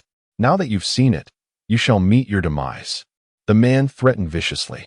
Li Yinue cast a disdainful glance at the man, scoffing at his overblown arrogance. She advised him to flee, as his so-called heaven-sealing earth confinement was futile. Even before the changes in the world, let alone now, draining his essence would not achieve it. She then turned to Yin Yuan, stating that the book was likely one of the 12 volumes of the celestial book of the primeval Lord of Heaven, a record of his supreme great Tao. It was written for the disciples of the Jade Void Palace, and given the earlier circumstances, that particular volume was probably. Silence, you harlot. How do you know so much? I will not spare you. The man roared, interrupting Li Yinwei. He cast a malevolent glare at the trio, and then, from the scroll in his hand, streams of platinum and white energy descended, enveloping him and transforming into a golden and white lotus. With a spin, his figure vanished without a trace. As soon as he disappeared, the imprisoning power dissipated. Li Yinxia helped Li Yinue to her feet, and Yin Yuan approached, asking if she was all right and offering her rest and medicine. With a touch of vexation, Li Yinyue cast a sidelong glance, retorting, "Elixir? Do you possess any? I am merely depleted. A brief respite will suffice." Alas, I was remiss in my preparations, or else subduing him would have been a trifling matter. Yin Yuan concurred, then inquired, "Pray tell, which celestial tome were you alluding to earlier?" Li Yinyue turned her gaze towards Yin Yuan. "This is a paramount secret. I only mentioned it to spur that individual to depart. If you desire to know, you shall owe me a debt of gratitude. Do you still wish to hear?" After a moment's contemplation, Yin Yuan, unable to suppress his curiosity, relented. "Speak, I implore you." A complex array of emotions flickered within Li Yinyue's eyes as she slowly divulged. That particular one should be the celestial tome of sealing, corresponding to the grand path of sealing. Divine abilities such as the binding immortal cord and the binding demon cord originate from this very tome. Furthermore, there exists a figure in mythological lore who corresponds to this tome.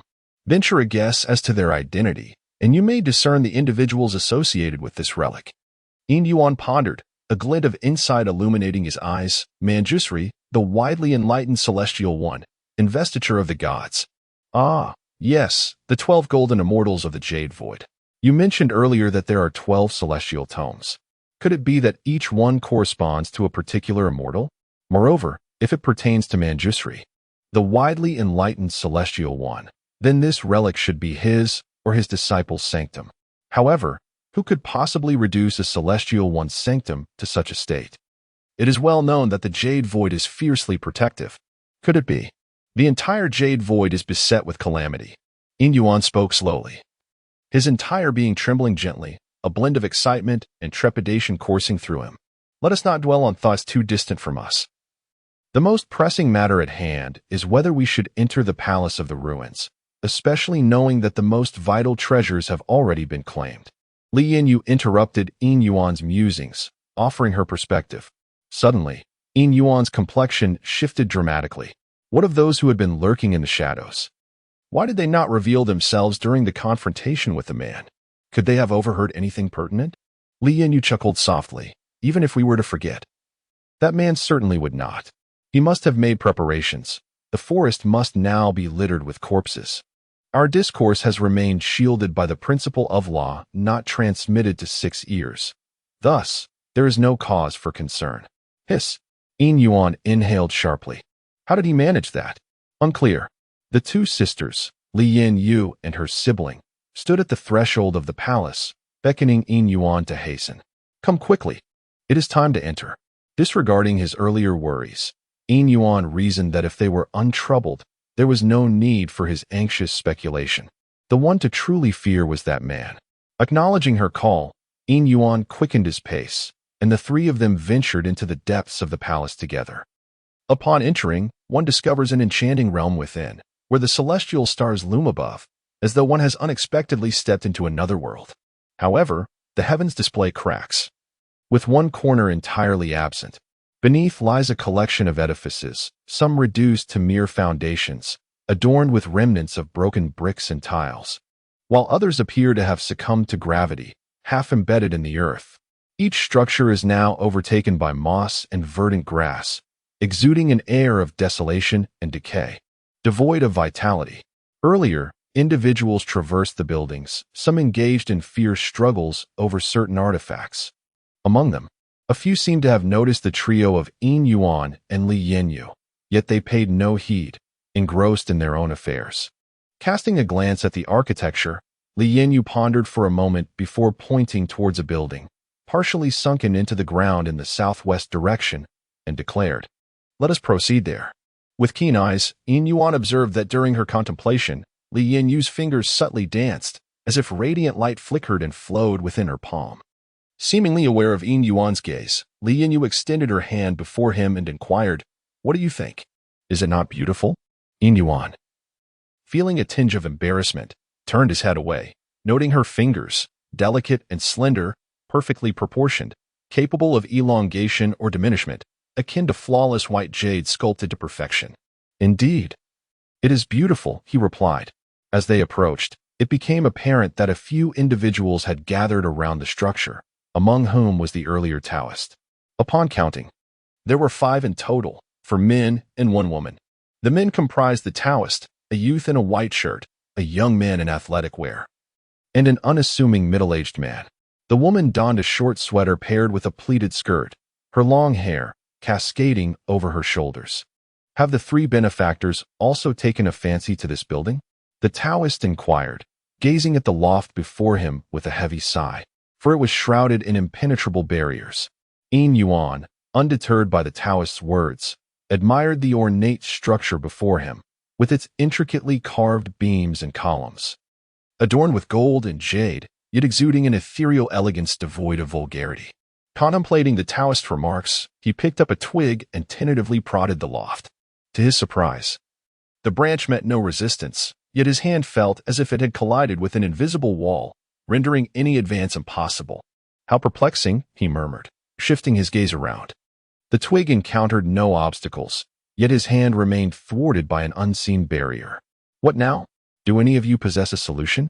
Yin Yuan queried. There are too many people. Attempting anything would be unwise, Li Yinyu replied, seemingly possessing a potential answer. Let us wait for others to take the lead while we explore further. More visitors are bound to arrive, as the existence of these barriers suggests treasures within. One wonders how many such structures remain. Though perhaps they are few, there should not be merely one. We could take a stroll first, Yin Yuan proposed. To which Li Yinyu nodded, neither agreeing nor disagreeing. However, a curious thought struck her. If there are indeed barriers, how did that person obtain the celestial scripture? Such treasures ought to be housed in the most secure locations. If even those places lack barriers, then how can these areas possess them? Conversely, if there are barriers there, how did that ordinary individual gain access? Consider this a cautionary note. We shall address it when the time comes. By the way, have you noticed something? Li Yinyu suddenly remarked. Li Yinyue's tone was grave. What? Yin Yuan suddenly felt that his intelligence, honed over 2 lifetimes, was rather lacking, for he had failed to discern anything. Those individuals, those who, like us, set forth from Bayou, did you not notice? When we were outside, not a single one among them was present. Where are they now? Li Yinyue's voice was tinged with melancholy. It was then that Yin Yuan felt a chill run down his spine. Indeed, with so many people, could it be that not a single one had arrived? Surely the 3 of them could not be the fastest. So what are those others? Be cautious. Perhaps everything is not as straightforward as it appears. In this light, the earlier actions of that man seem rather dubious. Could he have deliberately exposed himself? Yet, should such a treasure be revealed, there would be no sanctuary left in the world. In Li Yinyue's eyes, shadows of the Bagua and Zhougong flickered. Li Yanhua lightly coughed, inadvertently nudging Li Yinhua. The phantoms in Li Yinyue's gaze dissipated. Let us depart, she said, moving toward a nearby direction. Yes, let us go. We shall discuss it further when the time comes. Li Yinhua replied in agreement. In the mountains several miles beyond the ruins, a figure emerged. However, at this moment, the man bore no signs of injury or weakness. Surrounding him was a flow of pure energy, as scrolls transformed into golden light, consumed by his being. Instantly, he appeared majestic, with a lean visage. Adorned in feathered garments and a crane cloak, his attire embellished with a tapestry of stars and moons, while clouds and dragons danced across the fabric. Intricate patterns of cloud seals and phoenix inscriptions densely embroidered along the edges. With a subtle flick of his sleeve and a gentle push of his crown, a radiant beam of light pierced the void, dispersing the clouds and mist, revealing a shimmering celestial ladder that stretched infinitely upwards. Chapter 22. The Emergence of Yushu Palace. The Great Hua shrouds the heavens. Part 1. As he ascended the celestial ladder, the remnants of his presence behind him dissipated like fragile bubbles. At the summit of the ladder stood 12 resplendent palaces crafted from exquisite white jade, each one perfectly harmonized with the ethereal surroundings. These 12 palaces encircled a cloud platform, upon which 13 meditation cushions were arranged, with one prominent cushion at the forefront and 12 others below it. At this moment, 3 individuals adorned in similar garb were already seated upon the 12 cushions, while one person occupied the foremost cushion, who spoke with a voice both ethereal and transcendent. Wenchu, have the matters been duly attended to? This time, the efforts were inadequate. I intentionally left a flaw, yet only 3 individuals recognized it, while the others remain oblivious. Fortunately, the plan may proceed smoothly. Within the flames, 4 images flickered, one of which depicted the circumstances of Yin Yuan and others within the ruins. Who goes there? Li Yanwei suddenly scanned her surroundings, calling out. Yet, silence enveloped the area. The trio stood at the northwest corner of the ruins, surrounded by the remnants of collapsed structures, a desolate wasteland that had long been ransacked. Now, individuals had split into several groups, pondering and discussing methods to decipher the mysteries of the few houses that bore protective enchantments. Yuan quietly activated the calamity eye for observation, yet found no peculiarities surrounding him. However, within the ruins, a scarlet aura, reminiscent of fresh blood, surged forth, thick as a wolf's smoke. This ominous column of calamity energy reached toward the azure firmament, exuding a palpable murderous intent that sent shivers down one's spine and raised the hair on the back of the neck, enveloping all in a profound dread. Upon closer inspection, the position of this smoke column seemed to indicate the heart of the ruins. As the ethereal image manifested, the hexagram split apart, revealing a scene of boundless mist, a palace of white jade, and an immeasurable bright lamp. Behind the lamp, a commanding voice resounded, echoing in Li Yanyu's ears. The hexagram appeared to be under attack, abruptly shattering into wisps of cloud that dissipated into the air. A fissure opened on Li Yanyu's fingertip, crimson blood oozing forth. Yet she paid it no heed, her gaze distant as if deep in contemplation. Yuan was about to offer a reminder when Li Yanxia raised a finger to her lips, signaling him to remain silent. Yuan complied, observing Li Yanyu in her reverie. Previously, I had deduced that someone was surveilling the ruins. Unfortunately, a lamp obscured my view of their identity. Indeed, there seems to be a conspiracy afoot within these ruins. What could they possibly seek? Li Yanyu gently rubbed her temples. Although the specifics remained unclear, there must be something present that could provide us with some clues. Yuan gestured toward the central ruins, stating, "Ah?" Li Yanyu's gaze scrutinized Yuan. "Let us investigate, but proceed with caution. The intentions of the puppeteer remain shrouded in mystery, and we must exercise heightened vigilance." As they approached the center, a sense of foreboding lingered. On the other side, above the swirling mists, the oil lamp before the seated figure flickered unexpectedly. The individual opened his eyes, which gleamed with an unfathomable depth, revealing that someone was employing divination techniques, perturbing the lamp in the process. It appeared that among these individuals, there were indeed those of considerable prowess. However, all of this was merely a fade. How would they respond?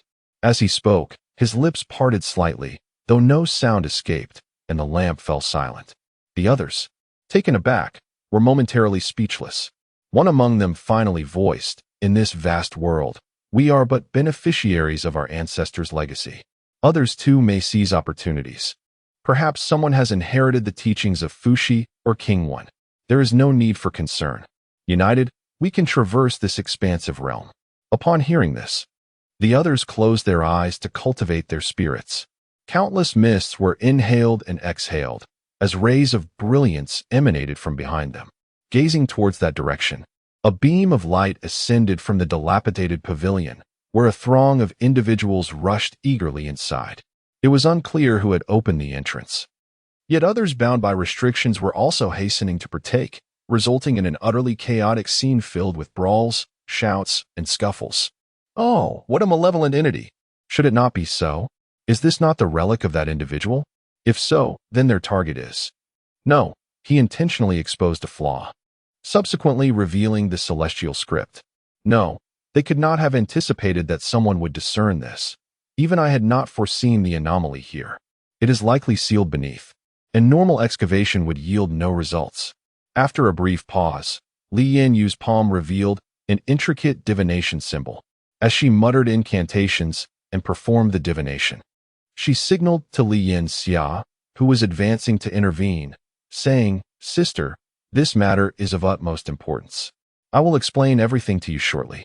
If it truly pertains to that, then this fleeting lifespan is worth the sacrifice. Please help me conceal this entirely. I have a significant task to accomplish." Chapter 23.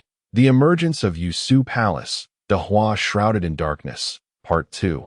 Yin Yuan nodded in understanding and approached, activating the calamity vision.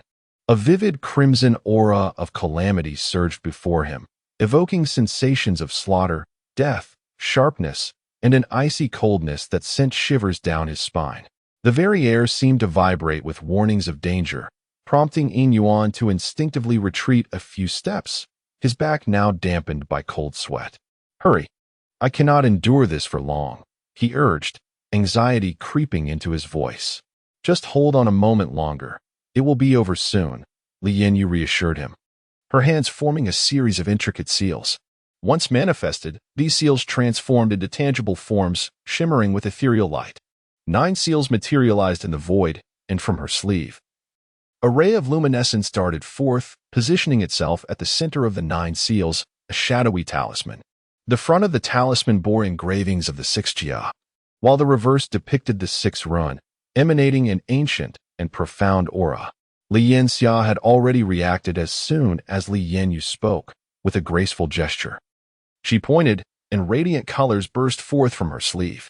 A grand painting unfolded, depicting the heavenly emperor, the human sovereign, the king of hell, the golden crow, the jade rabbit, the azure dragon, the white tiger, the vermilion bird, the black tortoise, the Milky Way, the green emperor, the yellow emperor, the red emperor, the black emperor, and the white emperor.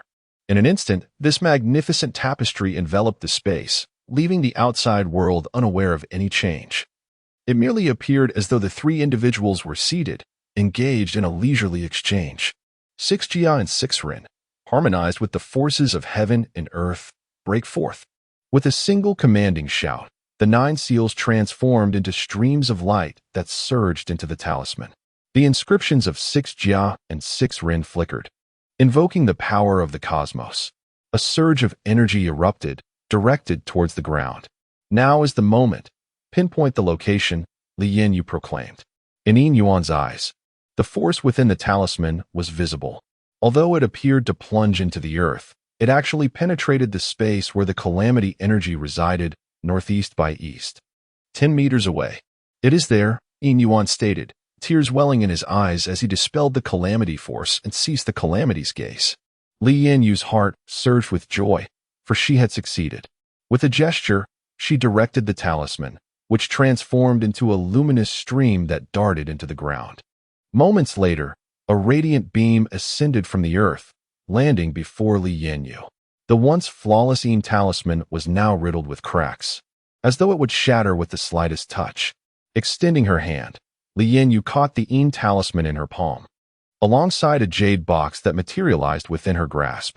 The box emanated a crimson hue, shimmering with a fiery glow, adorned with chain-like patterns, each link resembling a delicate sword upon closer inspection. Upon beholding the jade box, Li Yanyu did not relent. Instead, she retrieved an ancient talisman and affixed it to the box. The talisman radiated pure energy, enveloping the jade box, which she then tucked into her sleeve. The others remained oblivious to Yin Yuan and his companions, eagerly awaiting the moment the barrier would lift to rush in and seek treasures.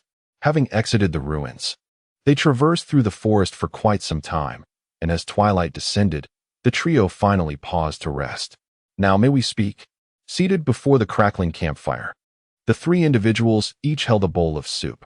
Yin Yuan inquired, "Then I shall share with you." Li Yanyu, noticing the puzzled expressions of her companions, chuckled softly. "In truth, this is rather simple once you understand.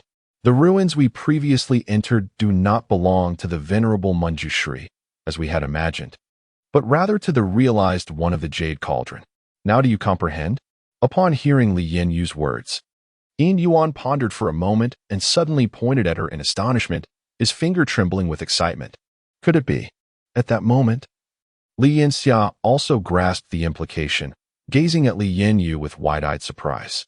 Li Yanyu met their inquisitive glances and nodded affirmatively. This could lead to significant repercussions. Based on prior observations, it is evident that not only is that man involved, but there must also be a formidable force backing him. Their scheme likely involves 4 blades, which would account for the absence of a collective presence. They have subtly drawn everyone into the other 3 ruins.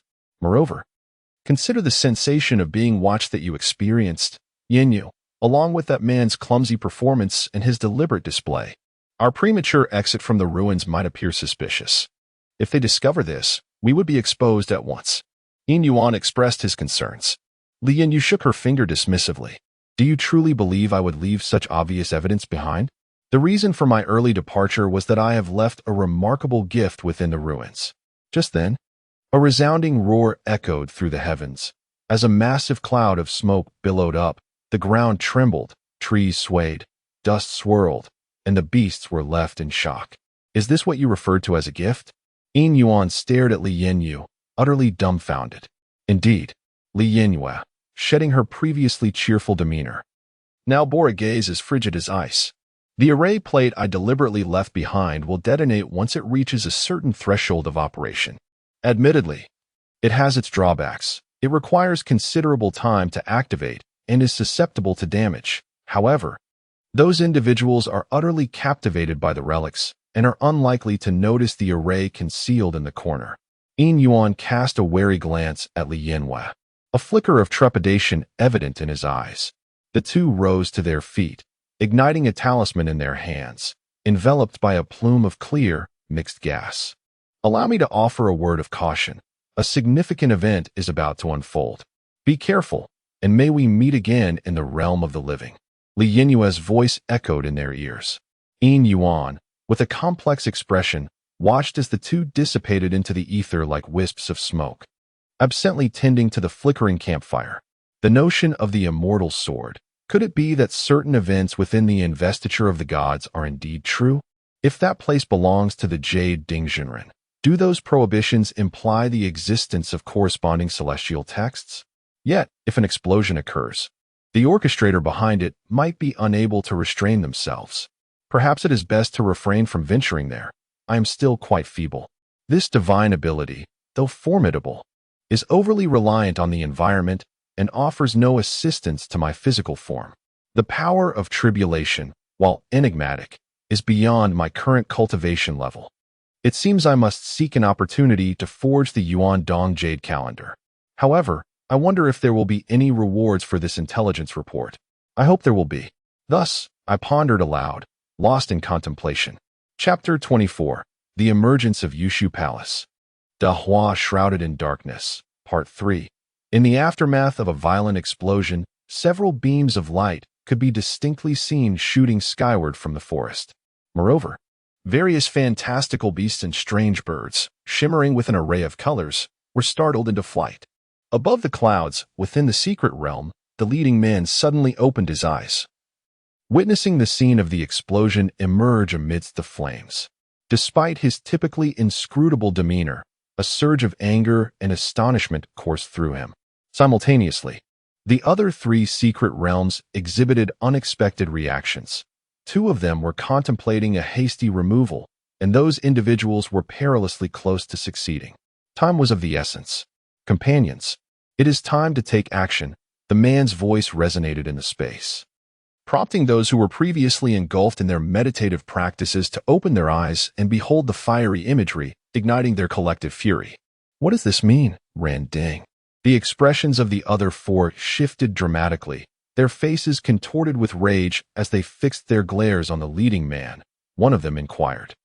It means nothing of consequence. This is merely a precaution. What do you think? Ran Ding directed his gaze toward the three who had remained silent. I believe that Ran Ding's approach is not without merit. For the unity of our Yushu Palace, let us all pledge our oaths.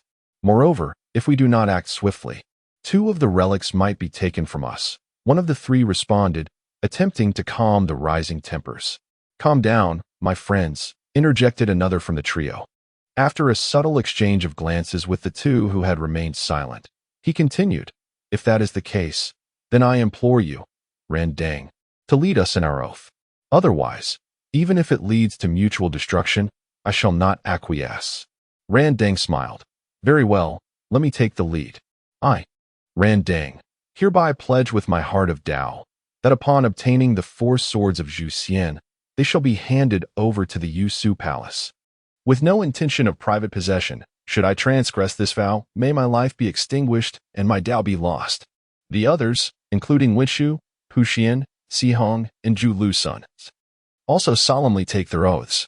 After the vows were made, the five exchanged glances, their expressions impassive, their gazes revealing nothing of their thoughts. Sihong stepped forward first, transforming into a radiant beam, soaring through the clouds into the distance. Sihong, Taoist friend, seems to harbor some grievances, Zhu Lusun remarked with an air of nonchalance. Ran Dang smiled gently. I trust that Sihong Taoist will comprehend my sincere intentions. I shall take my leave as well. With that, he vanished in a flash of golden light. Winshu and Puxian followed suit, dissolving into beams of light and departing, leaving Zhu Lusun alone. Zhu Lusun gazed ahead, smiled softly, and turned to enter the hall. Before a certain ruin, apart from Yin Yuan and the two women, all others dispatched were gathered around it. At this moment, a contingent of guards clad in black and white cloud-patterned armor encircled the site, preventing many from entering. Heated discussions erupted among the onlookers. The Zhang family truly lacks shame. They refuse to leave even a trace of this magnificent ruin for us. It is said they intend to relocate the entire site. Indeed, it is rumored that upon seeing a person named Sihong and discovering the heavenly script, someone from the Zhang family immediately relayed the news to their clan. Consequently, the Zhang family's Su-Nbi guards were dispatched, along with several elders, and all others were expelled. It is utterly unreasonable. These families have long been parasites upon the populace, and now their audacity has reached new heights. Alas, these families evidently anticipated the shifts in the world, having made ample preparations. Otherwise, how could the likes of the Xianbai Guard have multiplied so swiftly in just a few days? The universe is indeed unjust. Enough of this. You may not be aware, but on the day of the world's transformation in my vicinity, someone seemingly acquired a formidable inheritance or awakened remarkable abilities, managing to eliminate an entire prominent family under the constraints of the human law. Under normal circumstances, such revenge would be utterly unattainable. In this era where extraordinary powers are intrinsic, anything is possible. One wonders if sects might emerge, for without guidance, how would one even cultivate their own strength? By the way, I must express my gratitude for that unforeseen explosion. Had it not occurred, the Zhang family would likely have cleared the area first, rather than merely allowing us to observe. It was quite a spectacle. I initially thought it was a missile strike. Given the enormity of the mushroom cloud and the tremendous shockwave it produced, you are overthinking it. At most, it was merely a high-powered explosive. If it had truly been a missile, with everyone gathered on Kunlun Mountain, who could have escaped unharmed? Do you not realize how vast Kunlun has grown? That such a colossal mushroom cloud could form? Amidst various discussions, it is clear that this time, we can only watch as the Zhang family consumes the relic in its entirety. Yet, many cling to a sense of hope, wishing to glean whatever scraps may fall from the Zhang family's grasp. After all, one can never predict what might transpire. A beam of light descended from afar, and a figure of an otherworldly being rode upon clouds, possessing an extraordinary visage and an odd demeanor. Around him, auspicious colors danced, and behind him, rainbows scattered like fragments of dreams. Truly, he resembled a celestial being. Who might this be? The leader of the Xianbai Guard, gazing upon the newcomer, inquired with a commanding tone, his right hand resting upon the hilt of his sword, his expression alert. The crowd below erupted into a clamor upon hearing the Taoist's words. What? The burning lamp Taoist? Surely, I did not mishear. Has a deity truly appeared? The Yushu Palace, could it be that the previous compassionate voyage was also from Yushu Palace? Yet, that compassionate voyage did not seem so formidable. What? There was a prior compassionate voyage, and I was unaware? Has mythology awakened? Might the likes of the great sage equal to heaven or the Buddha himself emerge? The burning lamp Taoist. How do I recall that the burning lamp was an ancient Buddha? Where did this burning lamp Taoist come from? Have you never read Investiture of the Gods? The founding emperor of our dynasty penned Investiture of the Gods and Journey to the West, both of which are classics. They are not mere fabrications maligning deities. They hold truth, astonishing indeed. Well, this tale is rather lengthy. Enough of this noise. The leader of the Xianbai Guard cast a glance at the raucous crowd, and, with a thunderous shout, summoned forth an aura of Xianbai light from his palm, striking down with force.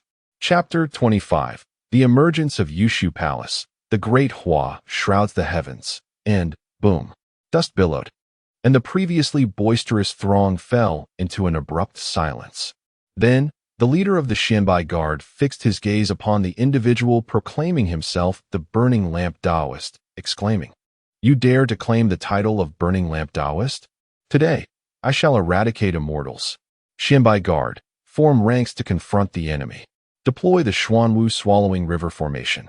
Yes, the Xianbai Guards began to take their positions in unison. Prior to this, the leader of the Xianbai Guards, after performing a flourish with his Fangtian Huaji, thrust it towards the Lantern Master. It is worth noting that the Lantern Master was currently standing upon the clouds. However, the leader of the Xianbai Guards surged upwards as if he were a dragon ascending to the heavens. "Since you are unwilling to yield, I shall take matters into my own hands," declared the Master. With that, he first feigned support with his palm before gently covering it. With a resounding crash, the halberd collided with his palm as if striking against metal, abruptly halting the leader's ascent and preventing any further advance. Yet, this was not the end. A miniature, exquisite golden pagoda materialized in the palm of the Lantern Master, replacing his hand to counter the halberd. Once a guest of the Purple Cloud Palace, the eternal flame of the lantern shone brightly.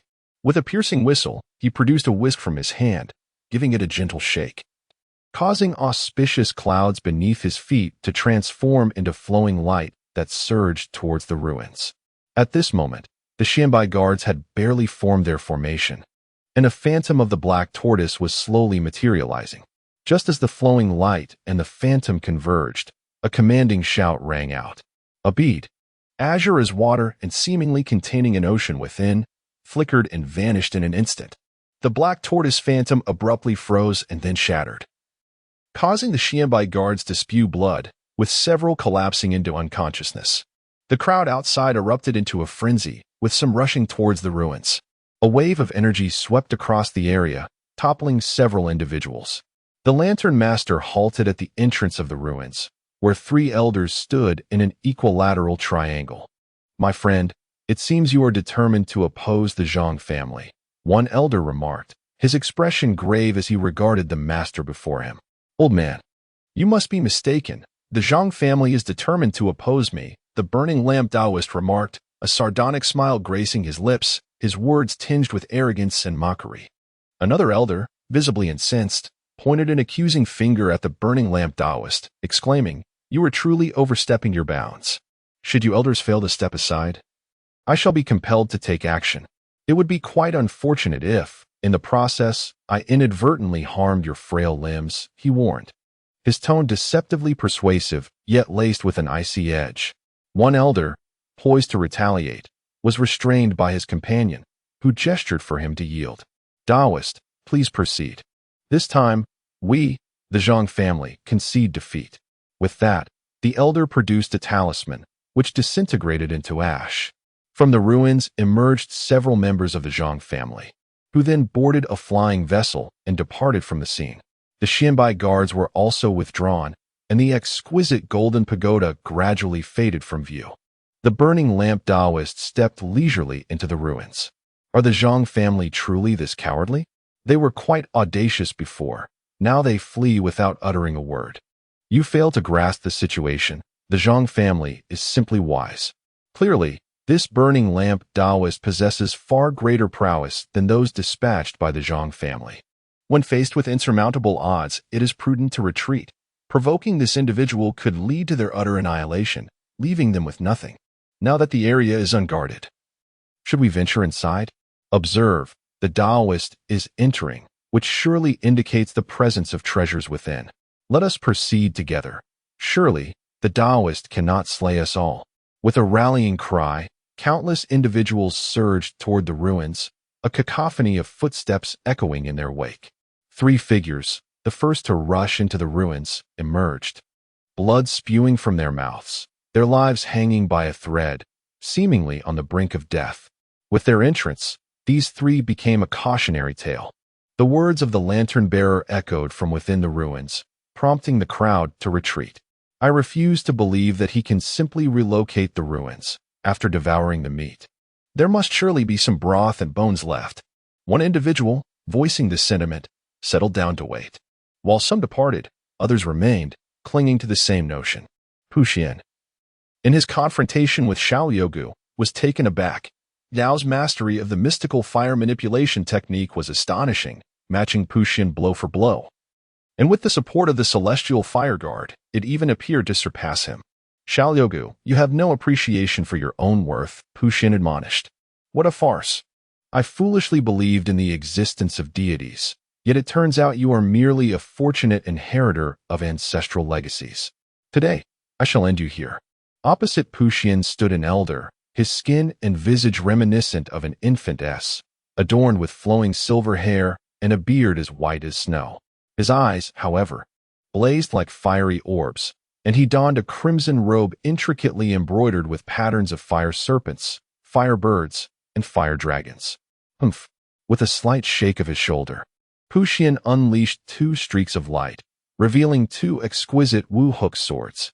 A mere parlor trick, Xiao Yogu retorted, summoning flames that coalesced into serpentine forms. Hurtling towards the streams of light, the ruins lay in disarray, and I suspected they had been spirited away, yet the chaos made it impossible to discern any clues. A look of confusion and resentment crossed Wenshu's face. Evidently, someone intends to intercept our prize. Thus, action is imperative. We must secure the Lixian sword of the Xiao family. Let us first deliberate. The eyes of Taoist Randang gleamed, his lamp illuminating all directions. Today, with the power of the realm, we honor our ancestors. Re-establishing the divine land of China. Humanity shall be independent, with the net of law veiling the heavens. I shall be the human emperor, achieving a millennium of merit, rekindling the virtue of fire. My illustrious deeds shall pacify all corners, subjugate the barbarians, and quell the oceans. I shall stabilize the rivers, ensure the elderly are cared for, and the young are educated, so that all may prosper. This day, we pay homage to heaven and earth. Humanity rises, and I shall be its sovereign. Under the heavens, all shall be the king's land, and all within its borders shall be the king's subjects. The net of human law shall encompass all. A resounding voice echoed through the skies, shaking the world. Noble families revealed their malice and despair at the emergence of a human emperor. The same sentiment arose in the hearts of countless ambitious individuals. Damnation. Yin Yuan gazed at the net of human law manifested in the sky. This time, everyone could clearly see the 5-clawed crimson dragon emerging upon the crimson gold net. Countless rays of golden light transformed the sky into a golden expanse, adorned with iridescent clouds and celestial blossoms. A eulogy materialized in the air. A majestic specter of an emperor, adorned with a crown and draped in a crimson dragon robe, materializes. Surrounding this central figure are numerous other phantoms, each embodying the regal essence of emperors. Some don azure dragon robes, while others are clad in black, golden, and white dragon garments. Among them is an elderly figure bearing a basket and wielding a jade whip. Another in battle armor brandishing a sword infused with the essence of celestial bodies and nature. There exists a creature with a serpent's body, holding the river diagram in one hand and the Luo book in the other, as well as one grasping a branch ignited by a flickering star flame. A figure equipped with a divine needle stands beneath 9 cauldrons, while another weaves grass into a nest adorned with foliage. These phantoms encircle the central figure, proclaiming, "Can humanity thrive? Indeed, it shall flourish. Can humanity repel the barbaric tribes? The tribes shall be vanquished. Is there sustenance, clothing, shelter, and light?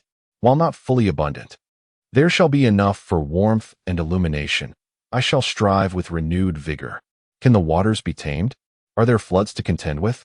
Despite the floods, the people can withstand them. Have the beasts been quelled? The beasts have retreated into the mountains and shall not return." Such affirmations resonate through the air, and one can perceive the mirth and the smiles of the surrounding phantoms. Though they have transcended existence, their joy remains palpable. A single spark ignites upon the web, swiftly transforming into a conflagration that engulfs the land. A brass ancient sword stands resolute at the center, while 9 bronze cauldrons exert their dominion over all directions. A he sure by, a precious jade disc, rests in the hand of the central figure, as the remaining phantoms seamlessly weave into the fabric of humanity's law, which expands outward, enveloping all in its embrace. In the west, a four-headed, four-armed, four-faced Buddha extends his hand to halt the proliferation of the human law net, which has been spreading relentlessly from the east. In the contemporary world, the shape of existence has transcended the spherical. It resembles the ancient texts depicting a square earth beneath a celestial dome. At last, in the distant east, the ethereal figure of a feathered serpent deity obstructs the encroachment of the human law net, while the northern and southern realms, after a brief search, continue to extend at a languid pace. Far to the west, within a sacred ecclesiastical court, an elderly man clad entirely in white opens his eyes, as a sentinel in gleaming white armor approaches to offer his support. Why has the Lord forsaken his child? He questions. Michael, lead the judgmental host to purge the world of evil, and the Lord shall once again embrace his progeny. Go forth, armed with the weapon bestowed upon you by the Lord. Indeed, my lord, replies the knight, bowing respectfully before departing. Chapter 26. The man sits in the wilderness. A sword descends from the heavens as dawn broke. Yin Yuan awoke, patting his face awake. After his morning ablutions, he sat on the ground, lost in thought. The previous night, the Grand Emperor of Dahua had suddenly emerged, achieving the status of a human sovereign, an event that was nothing short of terrifying. The surrounding phantoms, each bearing significant presence, seemed to be mere illusions, yet they ultimately completed the human law net. Thus, one wonders, do any immortals or deities still reside in this world? As he traversed through the mountains, a shadow suddenly enveloped him. Looking up in alarm, Yin Yuan's expression shifted to one of surprise. He quickly buried himself beneath the dried leaves, simultaneously cloaking himself in the aura of calamity. In this manner, anyone who sought to investigate would merely perceive him as a fearsome beast lurking amidst the foliage. Alas, which formidable force possesses such might that it can carry away an entire relic? The mastermind behind this must be seething with rage. As Yin Yuan pondered, he remained vigilant. Observing the commotion above, he beheld the relic, guarded by a throng of individuals, while below, a fiery cloud loomed ominously, within which crimson banners fluttered faintly. At that moment, the relic came to a halt, revealing a mountain resembling white jade, shrouded in mist and exuding an ethereal aura. The mountain's surface rippled like water as 5 Taoist figures emerged, prompting the guardians of the relic to heighten their vigilance, drawing their weapons in response. An elderly man stepped forth from the relic, seemingly engaged in discourse with the 5 Taoists, yet their communication proved futile. Suddenly, flames erupted around the elder, and with a powerful strike, he unleashed 5 fiery serpents that surged toward the Taoists. From the relic, another figure emerged, a young man, prompting a fierce confrontation. The guardians swiftly formed a grand formation as a majestic vermilion bird soared into the sky, leaving vibrant trails in the air. The clash of energies sent shockwaves through the surroundings, shattering the treetops below. It was evident that the elder's side was at a disadvantage, appearing battered and weary. While the Taoists pressed on with increasing ferocity, each strike aimed at vital points.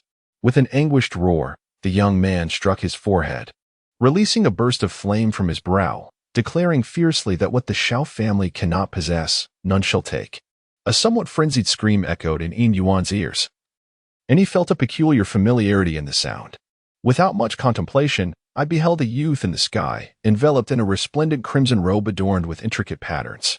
In that moment, the 5 Taoist masters seemed to intensify their assault, abandoning the vermilion bird and the elder to converge upon the youth.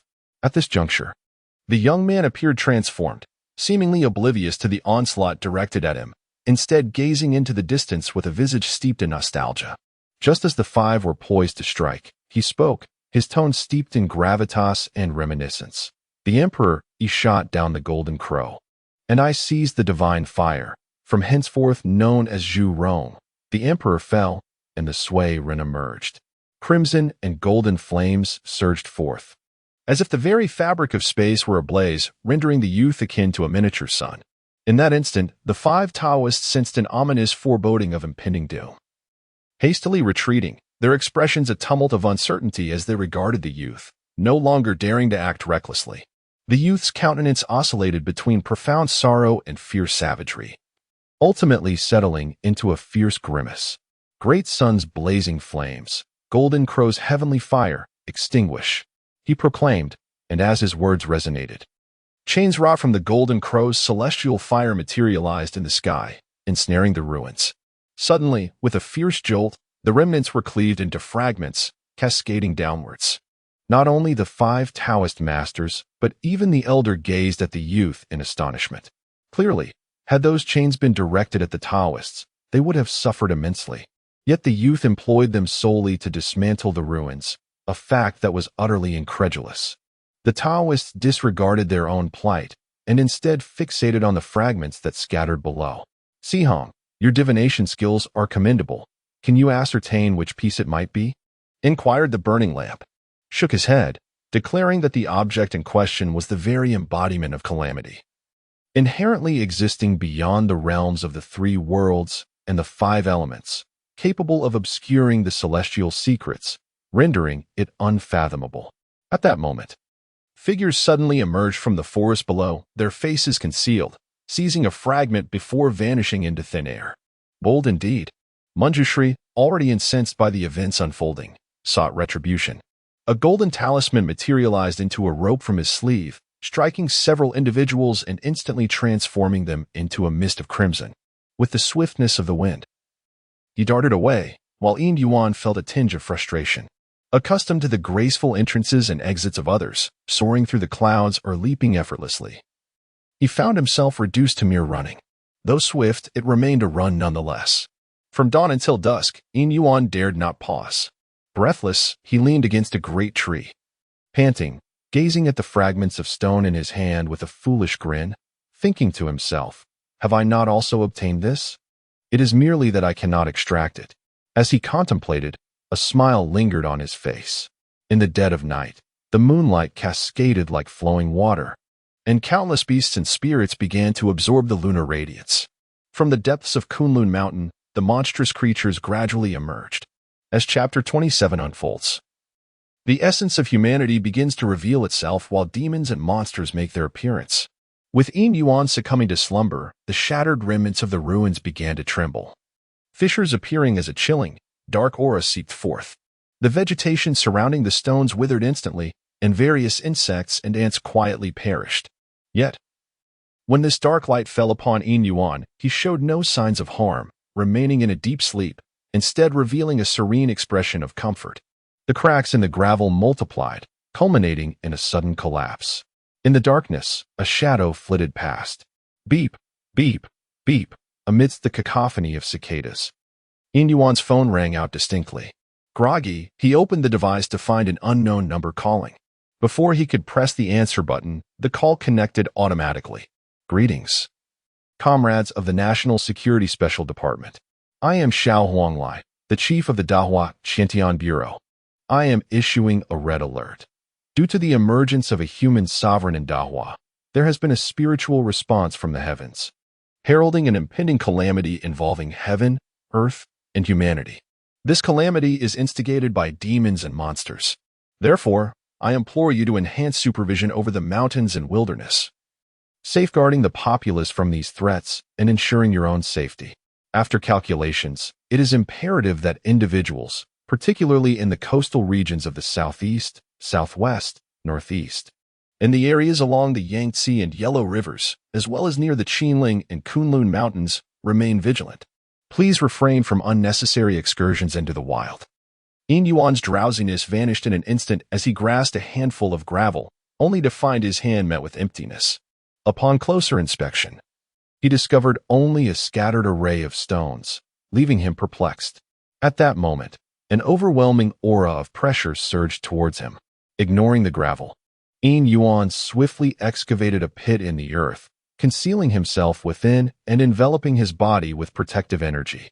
A gust of fierce wind swept through, lifting and tossing his tent aside. From a distance, a woman approached, clad in a gray-black feathered robe and a flowing black skirt adorned with flecks of crimson. Where is everyone? The vibrant life force here has yet to dissipate, Surely, that person must be nearby. Go and find him for me. The woman stood upon the land of Yin Yuan, addressing the surroundings. Fierce beasts emerged, scouting in all directions. Must I, the king, personally invite you forth? Just as Yin Yuan felt a sense of relief, that voice echoed in his ears, accompanied by a chilling sensation that penetrated to his very core. Hello, dear sister. I too am a demon. Yin Yuan crawled out of the pit, offering a gentle smile to the woman. Oh, is that so? The woman fixed her gaze upon Yin Yuan, her expression a blend of amusement and mystery, her eyes darker than the night itself, seemingly capable of piercing through one's soul. Yin Yuan felt an electric shiver run down his spine, paralyzed with trepidation. However, dear sister, great king, why must we oppose humanity? They too have their hidden cards, and it is likely that both sides would suffer devastating losses, which would be of no advantage to us. Observing that the woman did not seem intent on ending his life, Yin Yuan mustered his courage to inquire. The woman, upon hearing his words, gazed up at the sky. This is the tribulation of the human emperor, as well as that of the demon clan. Is there not an ancient saying among humans? A general success is built upon the bones of thousands. So, what of an emperor's success? It necessitates even more bones, be they human or demon, yours or mine. Her tone carried a hint of melancholy, resignation, and resolve. But is there truly no alternative? Yin Yuan's heart was filled with reluctance. Perhaps there is not. Come, let it be known to the world that the myriad demons of the mountains and seas have returned to this realm. With a flick of her sleeve, an overwhelming pressure radiated from her, embodying solitude, defiance, nobility, and unwavering determination. Yin Yuan trembled, trailing behind the woman, a heavy weight of calamity enveloping him. Although it seemed he had been discovered, he chose to feign nonchalance. While attempting to control the calamity, he discerned the presence of the slaughtering immortal sword within his spiritual sea. However, it was ensnared by chains that exuded both vitality and a sense of extinction, rendering him unable to summon it. Yet, the sword's aura began to emanate. Through this aura, Yin Yuan realized that calamity manifested in various forms. For instance, the calamity of the slaughtering immortal sword symbolized a finality of death. After absorbing and refining it, Yin Yuan could mimic this effect with his own calamity. You seem rather pleased. Might you enlighten this king as to the source of your joy? The woman's voice lingered in his ears. Yin Yuan lifted his gaze, only to find her facing him, her expression solemn. And no, it's nothing, he stammered, cold sweat beading on his forehead. He glanced at the figure lying on the ground and then back at the woman. My lord, is it not? Do you dare not kill? The woman leaned closer, her voice a mere whisper. Yet, Yin Yuan felt a chill creeping along his neck, as if at any moment the coldness would sever it. I. As someone who had never harmed even a chicken, the prospect of having to do so now, especially to a person with whom he bore no enmity, sent him into a panic. He cast a fleeting glance at the man beneath his feet, a flicker of murderous intent flashing in his eyes before clarity returned. He shook his head. I cannot bring myself to do it. Well, to be honest, I am but a human. You may proceed. With that, Yin Yuan closed his eyes, bracing himself for the embrace of death. Haha. How could you claim to be human? As a descendant of the Xian bird, a remnant of the Qingtang, and a scion of the Qingqiu, do you not realize how ludicrous this assertion is? The woman laughed, her left hand striking Yin Yuan's chest. He felt a sudden pang of agony and looked down to see her nails embedded into his heart. Yet, in that moment, he became acutely aware, sensing a peculiar energy flowing from her hand into his body. What are you doing? Yin Yuan's voice emerged as a hoarse whisper. Slumping to the ground like a puddle of mud, he collapsed. As he lay there, the woman, with a hint of mockery in her tone, remarked, Next. Will you still insist you are human? As time passed, Yin Yuan's aura grew increasingly potent. His form began to transform, his hands and feet morphing into sharp claws. A layer of feathers sprouting from the fine hairs covering his body, while his head retained its human shape. Awaken, she commanded, snapping her fingers. A streak of luminous energy descended upon his brow, where a water pattern mark had been, which now ignited into a blazing watermark. Upon opening his eyes, Yin Yuan sensed something was amiss with his body. 2 additional appendages had sprouted from his back, and he felt a newfound strength coursing through him. Along with an intensified connection to the elemental energies of wind and water, his Xin Ming divine power enhanced. Now, take a look at yourself. Do you still consider yourself human? The woman stepped closer to Yin Yuan, and a mist coalesced, transforming into a mirror of ice. In an instant, Yin Yuan beheld his own reflection, his visage ashen and his form unsteady. "You," he exclaimed, pointing at the woman, his expression contorted with rage. "Impudent," she retorted, her brow furrowing, causing Yin Yuan's hand to drop with a resounding crack. "I merely awakened the Xian bird bloodline within you. Why the astonishment? Looking at yourself? Do you truly consider yourself human? Do you think others would regard you as one?" Her words pierced Yin Yuan's heart like a blade, leaving him momentarily stunned. Then a bitter self-mockery surfaced. In his current state, who would believe he was human? Look, even you don't believe it. So now, as a demon, what are your thoughts? Do you wish to be captured and devoured or transformed into a steed? Should you bind your kin and lead them to slaughter? The woman continued. "Humph. Ponder that for yourself," she concluded. As their gazes locked, Yin Yuan felt his mind swell with an influx of information. This was the illusion technique originally created by the Fuxi clan, later refined by figures such as Shennong and Chao, and eventually preserved by the Shang dynasty. Now bestowed upon you as one of the few worthy of cultivation. Your choice, ultimately, lies within your own hands. As she spoke, her figure swept across the sky, transforming into a 9-headed bird that gently flapped its wings, vanishing into the distance like a shadow. Yin Yuan opened his mouth, yet found himself at a loss for words. To dissuade her from taking a life was an impossibility, just as she had articulated. Why should humans be permitted to slay demons at will while demons are condemned to perish? Moreover, what authority did he possess to counsel, given his own current predicament? The information swirling in his mind coalesced into an arcane technique, capable of suppressing the otherworldly manifestations surrounding him, allowing him to regain a human visage, undetectable by any means of scrutiny. This was a special art employing human fortune alongside the principles of celestial dynamics, or perhaps the traces thereof. As Yin Yuan contemplated this technique, a sudden creak resounded as the door was pushed open. The jade pendant in his mind trembled violently. A myriad of violet mist enveloping him, its origin unclear, whether within his mind or elsewhere, seemingly signaling the opening of a grand portal.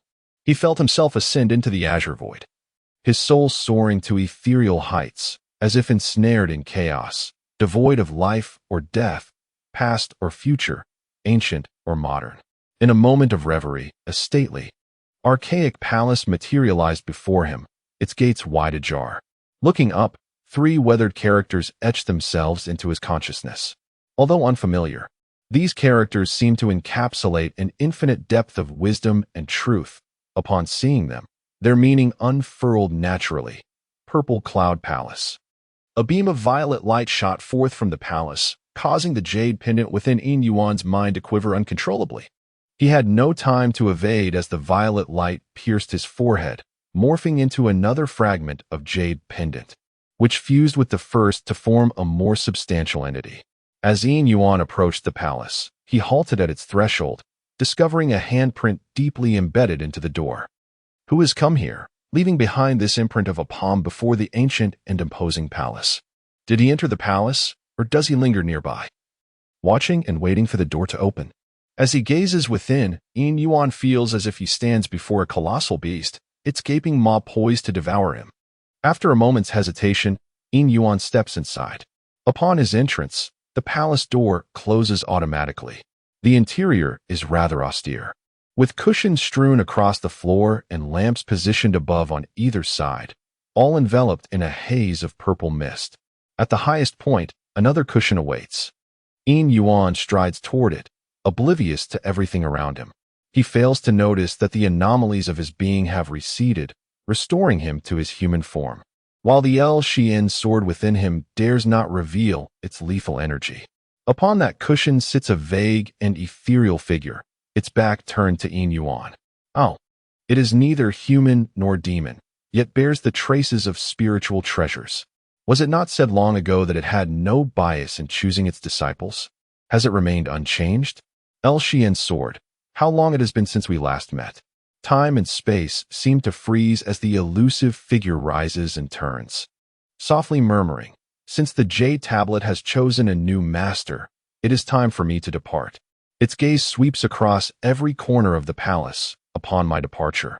He shall become the new lord of this realm. The phantom glides through the palace, suddenly exclaiming in surprise, so this is how it is? He was indeed the choice of all of you. Gradually, the apparition dissipates, dissolving into nothingness. All right, having arrived, one might as well find contentment. Yuan now embraces a reckless abandon. Since this situation has manifested, and resistance proves futile, one should indulge and savor it, becoming a gluttonous specter. First, it is imperative to ascertain the extent of my capabilities, the degree of control I wield over this palace, and the sacrifices or endeavors required of me. Yuan contemplated, initiating a series of trials. As Yuan occupied the foremost prayer mat, he perceived an augmented mastery over the palace, coupled with a substantial amplification of his consciousness and spirit. Exercising caution, Yuan manipulated his divine consciousness to scrutinize every facet of the palace, with particular attention to each prayer mat. Upon examining the mat beneath him, Yuan unearthed a chilling revelation. The mat voraciously absorbed his divine consciousness, emitting an arcane radiance, with mystical patterns emerging on its surface. Ah! Yuan cried out in agony, as the mat threatened to engulf his very soul. Finally, the mat ceased its consumption, and a spectral figure materialized, presenting another Yuan before him. This, Yuan stammered, speechless before his doppelganger. He sensed a dominion over this counterpart, capable of directing its actions. However, this other self possessed a greater purity, along with independent thought. Crucially, the Loxian sword resided within this counterpart. Greetings, fellow Taoist Yuan. You may call me Lingbao. Before me, my attire transformed into a solemn robe, while my long hair and lofty crown rendered me akin to an immortal figure emerging from antiquity. You call me primordial beginning? Yuan inquired with a hint of confusion. Gazing at the Taoist version of himself, the Taoist nodded affirmatively. Indeed, in terms you may comprehend, you are the primordial beginning, the source of all causation, the inception of all existence. Hence, you are designated as such. Then why are you called spirit treasure? Yuan pressed on. The Taoist regarded him with an expression akin to that of a bewildered child. My essence. Do you not see my celestial sword of slaughter in this scripture of the profound catastrophe? The teachings of the profound school, guided by the master spirit treasure, are rooted in the essence of the ultimate void and the supreme jade. What else could I be but spirit treasure? With a sigh, the Taoist continued. I recall a lesson from my early schooling that a white horse is indeed a horse, yet a horse is not necessarily a white horse. Do you grasp this now? Yuan appeared contemplative. I think I understand. But do you know the manner of your emergence? Upon hearing this, the Taoist's demeanor grew solemn. This is precisely what I wish to convey to you. This palace may indeed be the fabled one, imbued with profound mysteries. Yet, the master of this palace is likely not the legendary figure of old, but rather one of the three individuals mentioned. As for who it is, that remains unclear. With a glance at the mat beneath Yuan, the Taoist added, all within this palace carries its own enigmas, particularly this mat. My existence is closely tied to it. Furthermore, although I possess all your memories and emotions, in certain respects, I align more with the celestial beings, while you embody the essence of humanity. That is incorrect. I am unfamiliar with the term you just mentioned. Yuan has finally encountered another soul who shares a similar plight, albeit this individual is himself. At last, he can engage in a delightful conversation. There are certain pieces of information that one may dismiss as trivial after perusal, yet I do not. Every fragment of knowledge is indelibly etched in my mind. The Taoist brushed off his sleeves, remarking, Now, does your heart feel more at ease? If so, let us dispense with idle chatter. Your current situation is rather precarious. Is the Zixiao palace immovable? Yuan pondered, a hint of confusion in his voice. others will pursue as well. And with your capabilities, do you truly possess the strength to command the Zixiao Palace? He chuckled foolishly. Very well, let us bear witness to the magnificence of the Zixiao Palace. You shall harness its power along with that of the mat to reignite the Zixiao, the Taoist instructed. I cannot do that, Yin Yuan replied, feeling quite helpless. Oh, the Taoist continued, instructing him to close his eyes and touch the jade disc. As he did, the disc emanated a radiant purple light, and a surge of control over the Zixiao Palace manifested. Yin Yuan's expression became cold and hollow, devoid of joy or sorrow, his form obscured beneath the purple aura. Appearing both sacred and enigmatic, akin to a celestial deity from the heavens or a venerable Buddha, impervious and elusive. Yin Yuan seemed to exist amidst a resplendent galaxy, where innumerable stars twinkled. 3 invisible chains of causality emerged from his palms, connecting to 3 orbs of light.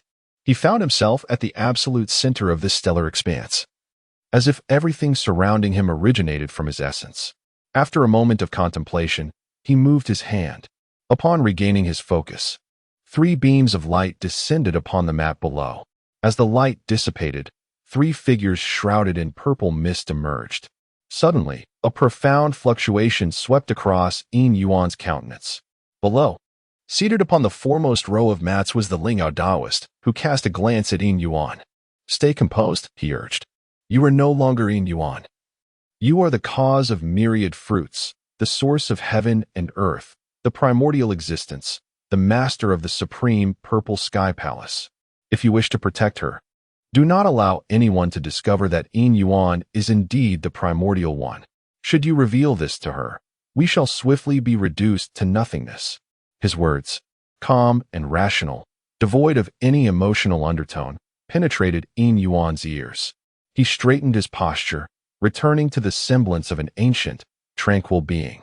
The 3 figures shrouded in purple mist, Xianzong, Li Yanyu, and Su Yao Yao, had regained consciousness. Each responded differently to the unfolding scene. Xianzong, with hands pressed together, radiated a luminous aura, yet found himself unable to penetrate the surrounding purple mist. A golden cicada rested upon his shoulder, silent and motionless, as if sculpted from clay. Realizing something was amiss, Xianzong gazed ahead. Upon seeing the Lingbao and Yin Yuan at the forefront, his eyes narrowed, and he remained still, silently reciting scriptures. Su Yao Yao extended her right hand, a white lotus blooming and fading in her palm. Pensive, she surveyed her surroundings before turning her gaze to the platform. Closing her hands, she spoke. I wonder which esteemed individual is indulging in jest. I humbly ask for your mercy. Though her voice was discernibly feminine, it bore subtle differences from her previous tone, rendering her identity undetectable through mere sound. Certainly, the 3 individuals were unable to discern each other's features, as well as the specific appearances and attire of Lingbao and Yin Yuan. They could only vaguely perceive their silhouettes amidst the ethereal purple mist. Yin Yuan, feeling bewildered, discreetly signaled to the Lingbao Taoist below. At this moment, the Lingbao Taoist also appeared somewhat dazed, yet quickly regained composure and exchanged glances with Yin Yuan. As they were intrinsically connected, Yin Yuan instantly comprehended the situation. Consequently, he refrained from speaking and waved his sleeve, causing the purple mist within the palace to dissipate. Though the mist cleared, Li Yanyu, Xianzong, and Su Yao Yao remained unable to clearly see one another's faces. They could only make out certain features of the palace. Seated in the front row, the Lingbao Taoist had transformed his appearance, presenting a visage that was ancient and square, devoid of any expression, with eyes resembling the vast cosmos. Adorned with a high crown and a jade hairpin, his long robe was embellished with golden inscriptions and dragon motifs. The Lingbao Taoist turned to address the 3. Heavenly Sovereign is present. You are all fated individuals, hence you have arrived here. Do not raise your voices. Each should engage in their own cultivation. The trio reacted differently. Upon hearing the title Heavenly Sovereign, Su Yao Yao and Li Yanyu appeared astonished and incredulous, while Xianzong seemed utterly perplexed. Primordial Heavenly Sovereign. Li Yin gazed up at the figure seated upon the high platform. A wave of trepidation washing over her as she began to grasp the reason behind the immortal sword's lack of response. Primordial Heavenly Sovereign. Su Yaoyao shook her head, seemingly still skeptical, and inquired, "Then, who might you be, Taoist?" Lingbao Taoist cast a glance at Su Yaoyao and then spoke indifferently. "I am a humble practitioner, personally enlightened by the Celestial Master. I am originally the essence of Yu Chen, the purple mist of Jiuqing, radiant as jade, shining as gold, transformed into human form. After receiving the Celestial Master's teachings, you may now refer to me as Yu Chen Taoist." Li Yin suddenly sank onto the cushion, realizing that the true master had indeed appeared. Her coveted immortal trapping sword had yet to warm in her grasp. She had only just exchanged her meritorious deeds for the right to safeguard it. Li Yin patted her cheeks, urging herself, "Stay strong. Do not fear. This is but an illusion. Trust in yourself. You can do this." Yin Yuan observed Li Yin every move from above, stifling a laugh, and closed his eyes to contemplate the disguise method imparted by the female demon. With the assurance that Su Yaoyao was unharmed and seemingly had undergone significant enhancement, he felt a sense of relief wash over him. Bailian, is it the Bailian sect? Surrounded by swirling purple aura and enveloped in mist, Yin Yuan's figure appeared increasingly majestic and ethereal, almost divine. Lingbao Taoist turned his gaze toward Xianzong with a hint of confusion. Was the passage of time truly capable of transformation? The current Xianzong seemed stronger than in his memories, exuding a profound Buddhist radiance. Shaking his head, he deemed that world too complex, entangled in the machinations of Buddhism. It was best to refrain from direct involvement. However, he mused on the possibility of planting a spy. Gazing at Xianzong, the brilliance of divine light sparkled in Lingbao Taoist's eyes. "Do you have any inquiries?" he asked. Xianzong gazed at the Taoist priest before him and the unfamiliar surroundings, his palms joined in reverence. Indeed, the monk had many inquiries to pose to the master. Would the sage be able to enlighten him? The Lingbao Taoist nodded, yet the monk's foremost question was whether the master possessed knowledge of his current environment. "Young monk, are you testing my abilities?" Lingbao Taoist inquired, daring to delve into the unknown. A glimmer of calamity manifested in Lingbao's eyes. The rudimentary insights previously held by Yin Yuan now transformed under Lingbao's scrutiny. His gaze seemed to pierce through all veils, landing upon Xianzong, who was enveloped in faint traces of calamity. Each trace unfolded like a canvas, depicting harrowing scenes, the world in ruin, demons frolicking, chaos reigning, and the hearts of men corrupted. As Lingbao spoke, he comprehended the tribulations Xianzong had faced following Yin Yuan's disappearance. A flicker of hope illuminated Xianzang's visage. "Master, is there a solution?" Lingbao Taoist shook his head, casting a glance toward the heavens. If the celestial sovereign were to intervene, this matter would be easily resolved. However, the sovereign wanders the vast void, embodying tranquility and non-action, and would not readily interfere in worldly affairs. While I possess minor insights, I am powerless to salvage an entire era. Nevertheless, from my perspective, the crux of salvation lies within you. Xianzong appeared puzzled, yet Lingbao had already sealed his lips, adopting an expression that suggested some celestial mystery should remain undisclosed, relinquishing any further inquiries. "Very well, since you have no further questions, let us embark upon a task." The gaze of the Lingbao Taoist swept over the three individuals. "I have yet to inform you of your current location. Listen closely. This place is known as the Zixiao Palace." What? Su Yaoyao and Li Yin exclaimed in unison, exchanging glances. Could it be that her world also possesses the investiture of the gods? Only Xianzong appeared puzzled, unaware of the reason behind the excitement of the two women. After sharing a look, Su Yaoyao and Li Yin turned their attention back to the row where the Lingbao Taoist stood. 1, 2, 3, 4, 5, 6, 7. 7 of them. The two women felt a surge of exhilaration as they gazed at the meditation cushions, their eyes gleaming with anticipation. Ahem. Lingbao Taoist gently cleared his throat. and the women felt their emotions settle. The meditation cushions cannot be altered at will. It is unclear what you all might know, yet the cushions possess no hierarchy. Only distinctions of cause and effect. Only with worthy individuals do the cushions manifest. What lies beneath you is the true essence, while the rest is but an illusion. It is impossible for you to enter at your whim. Although the celestial master is tranquil and unconcerned, casual disturbances are unacceptable. Moreover, without the assistance of the celestial master, it is impossible for you to gain entry here solely on your own. Lingbao Taoist stated, "Is there no way? I believe we could engage in some form of collaboration. Additionally, if the celestial master has any trivial matters, we could assist in fulfilling them. We could also exchange and disseminate knowledge among ourselves. For the resources contained within a world are boundless. We could share our treasures, spiritual materials, and techniques. What say you, Taoist Yuchen?"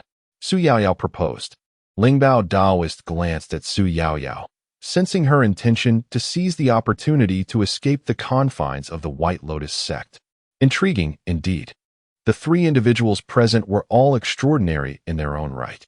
A smile graced Lingbao Taoist's face as he cast a look at Yin Yuan, ultimately making a decision.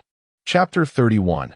Re-entering another world. Now that everyone has departed, let us engage in a discussion, Lingbao said to Yin Yuan.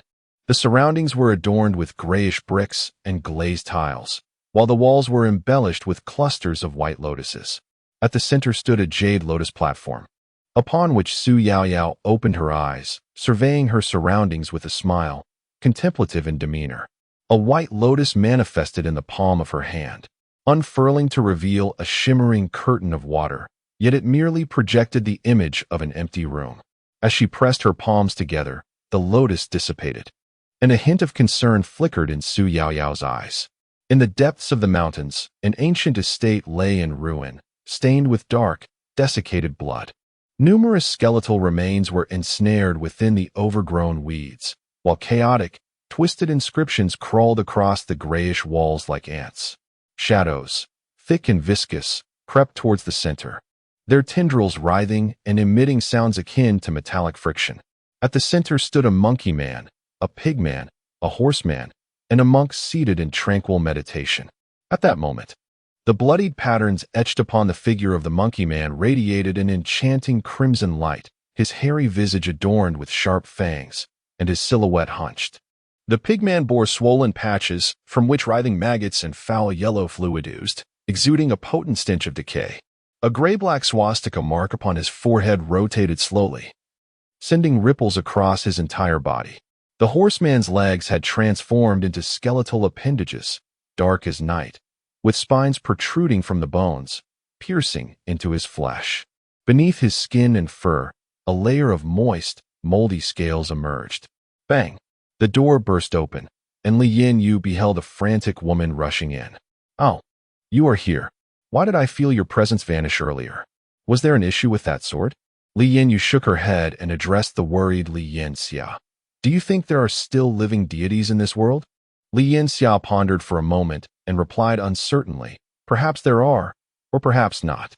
After all, we are unaware of what transpired all those years ago. What if I told you that I encountered the primordial heavenly venerable and the new spiritual treasure heavenly venerable? Would you believe me?" Li Yin gazed intently at Li Xia, enunciating each word with precision. Li Xia, observing Li Yin's demeanor, straightened her expression. "Are you certain that what you witnessed was real and not some form of illusion?" Li Yin pointed to her forehead. "I might be susceptible to illusions, but the immortal trapping sword should not be. Yet it previously showed no reaction at all. I couldn't even sense its presence. Let us set aside our conjectures regarding the machinations of the powerful, for what truly matters now is whether we should speak of it aloud, whether we ought to inform the sect leader of their presence." Li Yin felt the flow of clear energy circulating within her palm, its gathering and dispersing. Did they express whether it was permissible to disclose this? Li Yin shook her head. "Then let us speak of it, for perhaps the sect harbors further secrets." In a sudden resolution, Li Yin declared, "Then I shall seek out the sect leader." Rising to her feet, Li Yin exchanged a fleeting glance with Li Yin before stepping through the door. Yin Yuan opened his eyes, pondering, are you truly resolved to proceed in this manner? It is crucial to understand that only distance can cultivate reverence. If the Zixiao Palace were to be frequented daily, it would lose its distinction from a mere marketplace. Ling Bao smiled knowingly. I am well aware of this. Do you presume that the Zixiao Palace is so simplistic? Before the last word escaped his lips, Ling Bao casually grasped the air, and purple energy coalesced in his palm into a whisk. With a mere flick, the Zixiao Palace underwent a transformation, a statue of Yin Yuan. Shrouded in swirling clouds, towered majestically, surrounded by an infinite cosmos of stars. Yin Yuan stood as the undeniable epicenter of this universe, his visage obscured by the mist, while the mat transformed into the countless stars encircling the statue. In that moment, Ling Bao and Yin Yuan appeared as if they stood beyond the cosmos itself. With a gesture, Ling Bao condensed this expanse into an oval sphere resting in his palm. I do not believe I am familiar with this, Yin Yuan remarked, gazing at his own reflection with a sense of unfamiliarity. Ha. Ling Bao Daoran chuckled lightly, asserting that as one born from the Zixiao Palace, it was only natural to possess some understanding. By the way, he inquired, would you like an alias? You should join in as well, especially since you wish to reunite with Su Yaoyao. Yin Yuan felt a flicker of intrigue, pondering why he should suspect ulterior motives. He gazed quizzically at Ling Bao. Isn't it rather pedestrian to address individuals by their real names? Moreover, they are unlikely to disclose their true identities. Given the multitude of items like the Ding Tu Qi Jian Shu, it would be far more prudent for everyone to adopt a code name, Ling Bao argued earnestly. Surely these code names are not bound by causality? Yin Yuan mused. Not at all. Such notions are mere superstition, and superstition must be vanquished, Ling Bao declared. Raising his fist emphatically, Yin Yuan couldn't help but chuckle in response. Well then, you may proceed as you wish. What do you propose I use instead? Tianbao Daojun. Ling Bao waved his hand dismissively. That won't do. The moment the classics are referenced, it will be easily deduced. Not suitable. Then suggest something, Yin Yuan replied, feeling disinclined to ponder further. How about Donghua Daran? Ling Bao blurted out without hesitation. Yin Yuan regarded Ling Bao with suspicion. Have you already made your choice? Donghua Gong? What are you planning? Ling Bao Daran explained. Consider this. Donghua Gong, the supreme of all immortals. This title suits you perfectly. And no one would suspect that Donghua Daoran is the true embodiment of Yuanshi Tianzuan. But I possess no attributes that align with Donghua Gong. I lack knowledge of Qianyang or Qingmu, and Wu Ti that inevitably reveal my identity? Yin Yuan protested. There is no issue with this. It may not be possible now, but perhaps it will be later. Ling Bao murmured and then declared loudly, it has been decided. We shall choose Donghua Gong. Very well, it is your choice, replied Yin Yuan, though he sensed that Ling Bao's actions held some significance. Nevertheless, he felt no malice from Ling Bao and chose to disregard it. All right then, let us assign this to Xianzong. Li Yin Yu desires this, and Su Yaoyao wishes for that. We shall complete this task and see who else may arrive before we proceed further. Thus, it is accomplished. As Ling Bao spoke, purple energy emanated from his palm. From your previous method of gathering individuals, an idea has emerged. Ling Bao suddenly adopted a serious demeanor. What shall we do? Yin Yuan straightened his posture, his expression turning grave as he regarded Ling Bao. What? Yin Yuan was somewhat bewildered. Chapter 32, Naya and Ling Bao, the common people as pawns.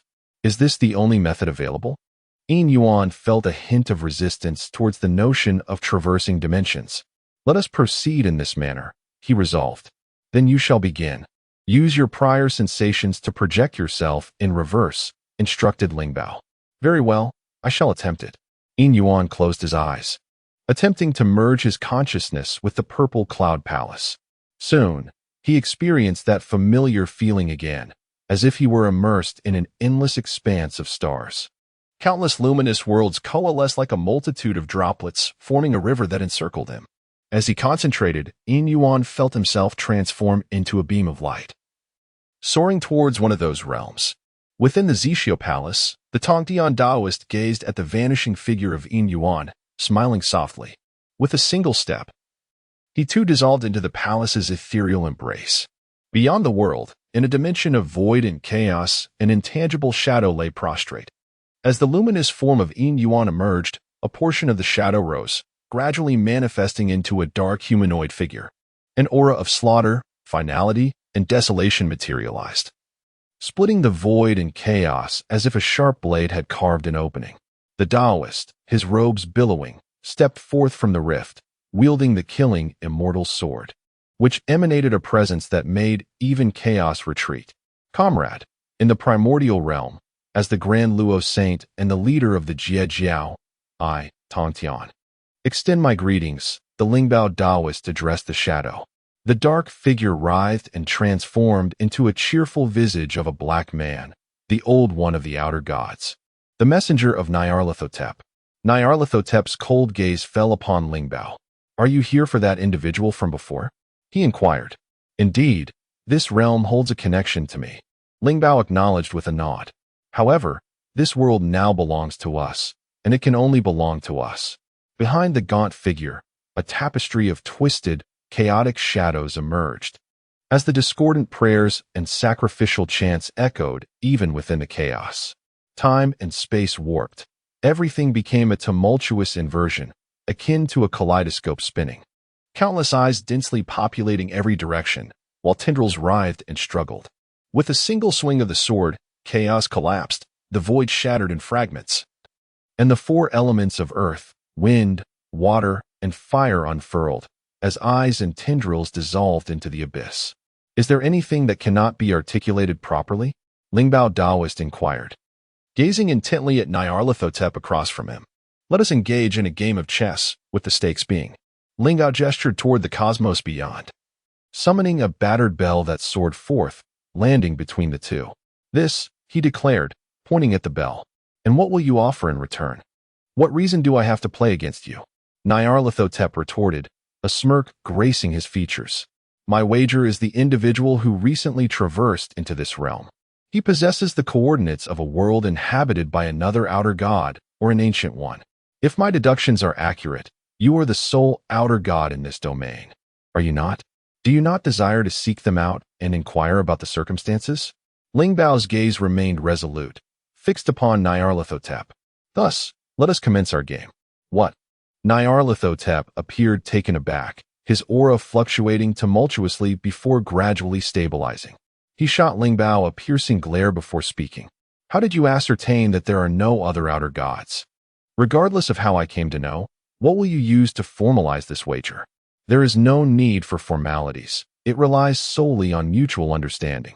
After all, what can truly bind us?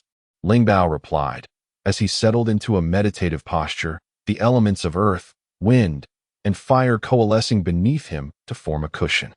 A miniature model of the universe materialized before them. Let us each position our pieces and establish the rules, then observe how events unfold, determining who shall emerge victorious. Humph. So this is your design, Nyarlathotep remarked, regarding Lingbao thoughtfully before nodding in acceptance. Then let us begin. My name is Yin Yuan, a humble religious leader residing in Gotham City. Indeed, you have not erred. I am the head of what some might deem a cult. However, it is not the sort of nefarious sect associated with infamous practices, but rather a sincere devotion to a deity known as Tai. I never aspired to assume this role of a cult leader, for my public persona is that of a globally recognized scholar in the field of religious studies, a distinguished professor at a prestigious institution, and a prodigious talent in the realm of religious research, all before reaching the age of 20. Yet, my circumstances are dictated by my lineage. I am the son of the former Dongwang, the leader of the Tai faith. It is said that our religion hails from a mysterious empire across the ocean, steeped in a rich history. Each Dongwang is a pure-blood descendant. As we have no maternal figures, we emerge solely from the bloodline of our predecessors. We revere the vast and blazing sun, which we believe to be the slumbering deity Tai, awaiting its awakening. We seek the legendary tree, said to be adorned with flames and flowing with magma, for its emergence will herald the grand return of the deity Tai to our world. Strikingly, none of the members of our faith are natives of that ancient kingdom, most, like myself, are immigrants. This kingdom appears to abide by its own rules, distinct from any other nation on this planet. If there exists a place where one might encounter a true deity, I am convinced it is that ancient realm. During my several visits to that ancient kingdom to deliver speeches, I discovered an abundance of mysterious and extraordinary powers that have been passed down through generations, such as sorcery, witchcraft, and medicine, all of which are truly astonishing and akin to divine miracles. Naturally, given my position, I have also absorbed some of this knowledge, which has illuminated my understanding of why my father, the previous Dong Huang, held such reverence and longing for that ancient realm. Throughout the ages, Dong Huangs have believed that the kingdom harbors secrets related to the deity Tai, a conviction I share. Chapter 33. The event commences, however. Today, an unexpected incident transpired. It is said that within that ancient nation, a treacherous betrayal has emerged from an old family, which has fled to this land with a mysterious artifact. Regardless of its nature, it must be seized. I issued commands to my followers, and on the surface, I received an unforeseen invitation. Someone has beckoned me to authenticate a religious treasure tonight. In addition to being a distinguished professor of religious studies at a renowned university, I hold another title as a celebrated antiquities collector and appraiser in Gotham City. Furthermore, I serve as the honorary mayor of Gotham. Although my followers are few in number, they are all elite individuals from various professions, specifically chosen by each generation of Dong Huangs for targeted development. Yin Yuan's residence is a manor, meticulously managed and expanded by successive Dong Huangs. Having prepared himself, Yin Yuan exited and boarded the vehicle heading to Mayor Deus Mun's private villa.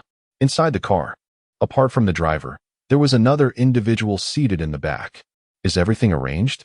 Yin Yuan inquired casually as he settled into the vehicle and closed the door.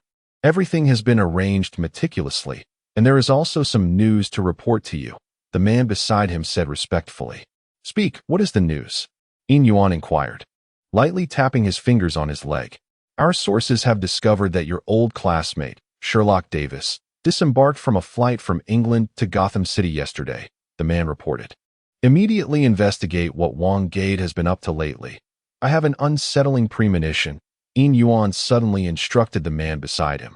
Upon hearing this, the man touched his ear and replied, Have Unit 19 check on Wang Gade's current status and conduct basic surveillance. The vehicle moved forward slowly, during rush hour. The throngs of people and the incessant flow of traffic rendered the seemingly short distance a prolonged journey. The noxious fumes mingled with the acrid scent of gasoline pervaded the city. Yin Yuan frowned, realizing that he needed to voice his concerns to the mayor. The vehicular restrictions must be tightened. Otherwise, if the pollution continues, I shall have to consider relocating. Report, leader. Wang Gade is currently absent from the school premises, and his dormitory is unoccupied, making surveillance impossible. I apologize, the man beside him said, his face etched with guilt. I know where he has gone. It seems that trouble is once again at our doorstep. Cancel the surveillance operation and remain vigilant regarding the situations across all departments. Report any anomalies immediately. Yin Yuan nodded in acknowledgement. As they spoke, the vehicle finally came to a halt at a doorway. The guard approached for inspection, and the driver presented a credential. After a thorough check, the guard permitted their entry into the garage.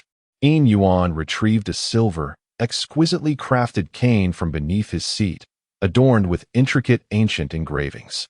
Upon disembarking from the vehicle, another individual seated in the rear, clutching a suitcase, followed closely behind Yin Yuan. Simultaneously, an elderly gentleman with a full head of silver hair and a vigorous demeanor stood beside the car, greeting with a warm smile. Welcome, Professor Yin. The mayor has been awaiting your arrival in the collection room for quite some time. Yin Yuan returned the smile. Old Chad, your spirits remain remarkably high. It seems the medicine I prescribed you is indeed effective. Do remember to take it regularly. Now, let us not keep the esteemed mayor waiting. The elderly gentleman chuckled. Professor Yin, I must say, the remedy you provided from the ancient Summer Kingdom is truly miraculous. I have never felt better. Too kind, Yin Yuan replied modestly. The group meandered through a series of twists and turns, arriving at the entrance of a room forged from alloy. The elderly gentleman approached and pressed a button. Shortly thereafter, a section of the wall slowly opened, revealing an entrance of considerable size. A portly, balding middle-aged man beamed at Yin Yuan, exclaiming, "Yin, you have finally arrived. Please, come in." Yin Yuan accepted the suitcase from the man behind him and stepped forward. The middle-aged man turned to the elderly gentleman, instructing, "Old Chad, please escort our guest to a resting area and ensure the kitchen prepares a meal. I wish to treat Yin to dinner shortly." "Of course, master," Old Chad replied with utmost respect. As Yin Yuan and the middle-aged man entered the room, the door gradually closed behind them, and soft white lights illuminated the sides. "Caesar, what is the purpose of your summons?" Yin Yuan inquired of the man beside him. "A transaction," Caesar replied with an enigmatic expression. "Oh, let me clarify first. I am not equipped to treat baldness, so do not seek my assistance in that regard," Yin Yuan jested. Yuan suddenly exclaimed, "Damn it, I did not seek you out for this." Caesar, slightly exasperated, retorted, "Why aren't you bald? You oversee an organization and possess even more knowledge than I do." After a brief complaint, he continued, "Recently, in Gotham City, over 100 individuals have vanished within 3 days. Although most were vagrants and unemployed, a significant portion includes students, employees, and some government officials. The government is swiftly losing control over the media. Just yesterday, several families of the victims approached the press. While information is currently suppressed, I am confident that if those media outlets are willing to pay, my subordinates will undoubtedly spill the details faster than one another." "How could such a thing occur?"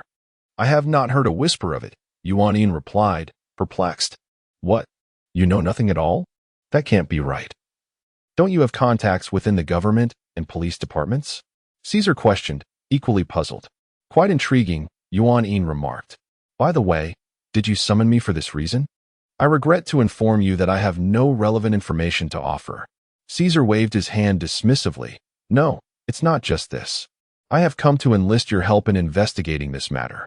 I suspect it is linked to a cult organization." His expression turned grave. "What?" Yuan gazed at Caesar. "Have you made a mistake? We are the cult organization. You are one of my recruits.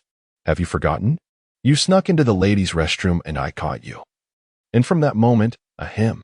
Caesar cleared his throat and traversed the corridor, entering a lavish and resplendent chamber. The shelves on either side were fashioned from jade, showcasing an array of artifacts, while a magnificent stone table stood at the center, gleaming under the illumination. A crimson ceramic pot and a purple clay cup adorned the table.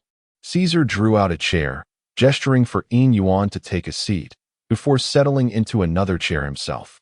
He continued, "Let us not discuss those matters. I do not refer to our benign cult, but rather to the sinister ones of the medieval era, those steeped in flesh and blood sacrifices. How can you harbor such thoughts? Have we not discovered the missing persons? How, then, can such conclusions arise?" Yin Yuan inquired, simultaneously lifting the ceramic pot to pour himself a cup of tea, the liquid as clear as jade, emanating a delicate fragrance that refreshed the spirit. For this reason, Caesar produced a photograph, placing it upon the table and sliding it towards Yin Yuan. Chapter 34. Eden, continuing with the thesis defense, a fixed update. With potential additional updates depending on circumstances, Yin Yuan examined the photograph, his expression one of astonishment. He glanced at Caesar and asked, It couldn't possibly be sourced from some illicit means, could it?" Caesar shook his head. "This was inadvertently captured by our police at the scene. It is authentic."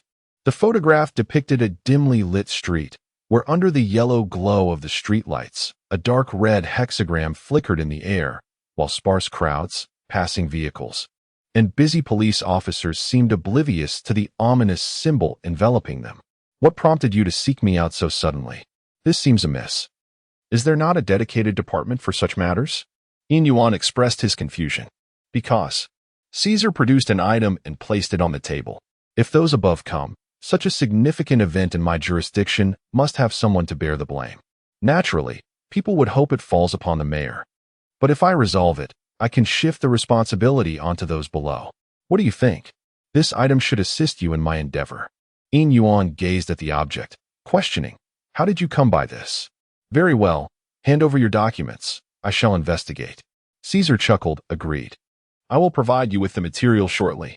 You can take this as well, and as for its origin, we'll discuss it once you have your findings." Yin Yuan accepted the item, scrutinizing Caesar. "It seems I have consistently underestimated you," he remarked.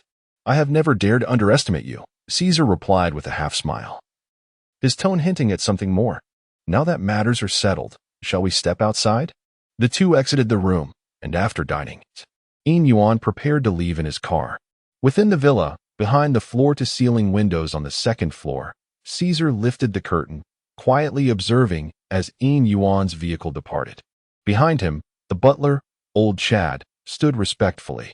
"Master, why?" Each word from Old Chad was deliberate, as if he were exerting great effort. "Are you questioning me?" Caesar released the curtain, plunging the room into darkness. "I dare not." Old Chad's trembling voice emerged from the shadows. "Humph, he is quite cautious. Let him be the one to probe those individuals first." As the lights flickered back to life, Caesar descended the staircase with his hands clasped behind him. The floor was coated with a thick, crimson, viscous substance that glimmered with an ethereal radiance under the illumination. This peculiar matter writhed and coalesced. "Immediately contact all personnel within the government. I must ascertain whether there have been any mass disappearances today or prior," instructed Yin Yuan to the man beside him as he settled into the vehicle. He then extracted an ancient bronze artifact from his pocket, a relic from the enigmatic ancient Xia kingdom. Its disc-like form was adorned with a dizzying array of bizarre patterns, while obscure, chaotic inscriptions were sparsely scattered across both sides of the disc. Interwoven among these characters were intricate lines resembling branches, forming a dense, web-like design. The convoluted and distorted patterns seemed to ensnare the viewer's mind. Yin Yuan possessed a similar disc at home, rumored to contain information pertaining to Tai. Yet, why did Caesar produce one, seemingly certain that Yin Yuan would require it? Contemplating, Yin Yuan placed the disc into his briefcase. "Report to the leader. According to the accounts from our government members, there have indeed been disappearances. However, they had not received prior information regarding this. Yet now, those documents bear their signatures and opinions," the man reported. "Inform all members to refrain from any unusual actions. Maintain normalcy. Without my command, no one is to take any other actions." Yin Yuan instructed the man in the vehicle. "Very well, you may disembark now." Yin Yuan waved his hand towards the car and opened the door. The documents he held were entrusted to him by Caesar just before his departure. As Yin Yuan meticulously examined the materials, he encountered information on each missing person, alongside details of numerous homeless individuals who had vanished, represented solely by numbers. There appeared to be no discernible pattern, and instances of simultaneous disappearances were noted. Social media offered no traces of their existence, as if these individuals had simply evaporated into thin air. Whether the perpetrator was a solitary individual or a collective remained uncertain. Yet the police conjectured that it was likely a coordinated effort. Opening his laptop, Yin Yuan accessed a map of Gotham City and input the approximate trajectories of the victims following their disappearances. The map was inundated with countless red dots, densely scattered across its surface, while crimson lines traced the paths each missing person had taken prior to their vanishing. These intertwining red lines resembled a complex network of veins sprawled across the Gotham map. However, there was one area that appeared strikingly pristine, devoid of any red dots or lines. Surrounding this clean space, however, was a labyrinth of densely packed red lines. Yin Yuan zoomed in on the map. Eden. As Yin Yuan gazed upon the name before him, an odd expression crossed his face. This was a place coveted by every man in Gotham City, and indeed, by men throughout the entire Federation Empire. Here, one could encounter women from diverse nations and ethnicities, Sakura Empire, African tribes, oceanic realms. Similarly, women from all walks of life were represented: the elegant office worker, the nurturing teacher and nurse, the devoted housewife, and the commanding officer. There were all types of women available: sophisticated ladies, mature women, queens, and young mothers. Whatever one desired could be provided. Moreover, a plethora of experiences awaited, as it was the largest den of vice in the world. Its origins were equally intriguing. Although the exact powers behind it remained shrouded in mystery, the architectural structures had been commissioned by the First Lady of the Federation Empire, Yin Yuan. Enjoying a moment of solitude in his bedroom, immersed himself in reading before succumbing to slumber. The following dawn, as the servant prepared breakfast, a telephone call interrupted his meal. He answered the phone, saying, "Hello, this is Yin Yuan. May I ask who is calling?" A disjointed voice responded, "Hello, Yin Yuan. It's me, Sherlock Holmes. Old Wong and I are at your doorstep. Come out and greet us." "I'm sorry, but you've dialed the wrong number," Yin Yuan replied, his eyelids twitching in response to the voice, promptly hanging up. The phone rang again. Ring, ring, ring. Yin Yuan answered once more. "All right, please open the door. We are truly at your entrance. This time, we come bearing good news." Upon your utterance, I discerned that it boded ill. "Please, step inside. I have deactivated my defenses." Yin Yuan retrieved a remote control from his pocket and pressed a button. Shortly thereafter, the sound of shoes striking the floor resonated, and two figures appeared at the threshold of the living room.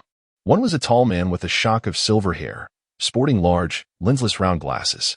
A magnifying glass protruded from the pocket of his attire, and he wielded a cane made of ebony, adorned at the handle with a diamond-encrusted collar. The other man was more slender, his hair disheveled, clad in a mundane gray coat, and slung a tool bag across his body. His eyes appeared slightly puffy, tinged with bloodshot veins. "Yin Yuan, it has been quite a while," the tall man exclaimed joyfully, gesturing as though to embrace him. Yin Yuan stepped back, expressing his discontent. "I have no desire to see you. Every encounter brings misfortune. A year ago, you mentioned investigating an individual of African descent, only for that individual to be Guanhai. Then you altered your course, seeking to probe the northern forest, which led us into a series of bizarre events that resulted in my confinement in a psychiatric institution for a fortnight, leaving me with little recollection of the occurrences. I implore you, refrain from involving me in such matters again. The lessons from the past 2 years have repeatedly demonstrated that you are ill-suited for the role of a detective." "Haha, Yin Yuan, how could you utter such words? I have merely sought to assist you in uncovering matters concerning your Tai. This time, I am certain you will acquiesce. You always say that." Yin Yuan rolled his eyes, yet each time it was merely a collection of bizarre cultists or simply deranged serial killers. "Old Wong, enlighten him. Is this assignment I received in any way connected to Tai?" Davis nudged the nearby Wong Gad. Wong Gad opened his mouth, seemingly at a loss for words, before rummaging through his satchel and extracting a small notebook. He flipped through it and recited, "A reward of 1 million, any stunning beauty. Dominion over 9 villas in luxurious travel destinations, 10 custom-assembled luxury vehicles, 1 private jet." At this, Davis swiftly covered Wong Gad's mouth. He then smiled at Yin Yuan, exclaiming, "Goodness, old Wong, you could have just written those down. Why must you vocalize them? This is our compensation for the task at hand. Yin Yuan, you must believe that these are merely bonuses that I cannot refuse. My sole intention is to assist you in locating Tai. They insisted on bestowing these upon me. To decline would be to show disdain. Wouldn't you agree?" Davis continued, rubbing his hands together. "All right, enough jesting. This matter is indeed connected to Tai." Wong Gad interjected from the side, retrieving a USB drive from his bag and handing it to Yin Yuan. "This time is rather different. It seems genuine, and furthermore, this commission pertains to a specific incident." The three proceeded to the study, where Yin Yuan connected the USB drive to the computer. Meanwhile, Wong Gad remarked, "Yin Yuan should have received news by now. It is said that someone from the ancient Xia kingdom has fled here, carrying with them a treasure, and our current assignment is related to this matter." "Oh." Yin Yuan spoke as he opened the USB drive, revealing 2 folders, one containing images and the other containing documents. "First, take a look at the images," he said. "This is a bronze statue depicting a humanoid figure with a bird's face and a tiger's tail. Engraved upon this statue are 2 characters in Oracle bone script. After my investigation, can you guess how these characters are pronounced?" Wong Gad teased. Yin Yuan clicked on the images and scrutinized them closely. The statue was a robust and unrefined bronze figure, its edges still visible, with traces of soil and signs of weathered erosion. Each angle presented several large images, as if someone had captured photographs of the actual artifact. Setting aside the matter of the oracle bone script, he inquired, "First, you must tell me where these images originated. How could they be so clear? Have you perhaps taken on a commission from the ancient Xia kingdom? But why would anyone travel thousands of miles to England to seek the assistance of an obscure and feeble detective?" Yin Yuan gazed at Davis and Wang Gad, questioning, "Isn't it strange? Did they not administer any drugs to you? How can they ensure that you will dutifully hand over the findings once you acquire them?" He pondered further. Moreover, the Society of the Saints, said to be an ancient organization founded by the disciples of Jesus, has one of its leaders trailing behind a mere mortal.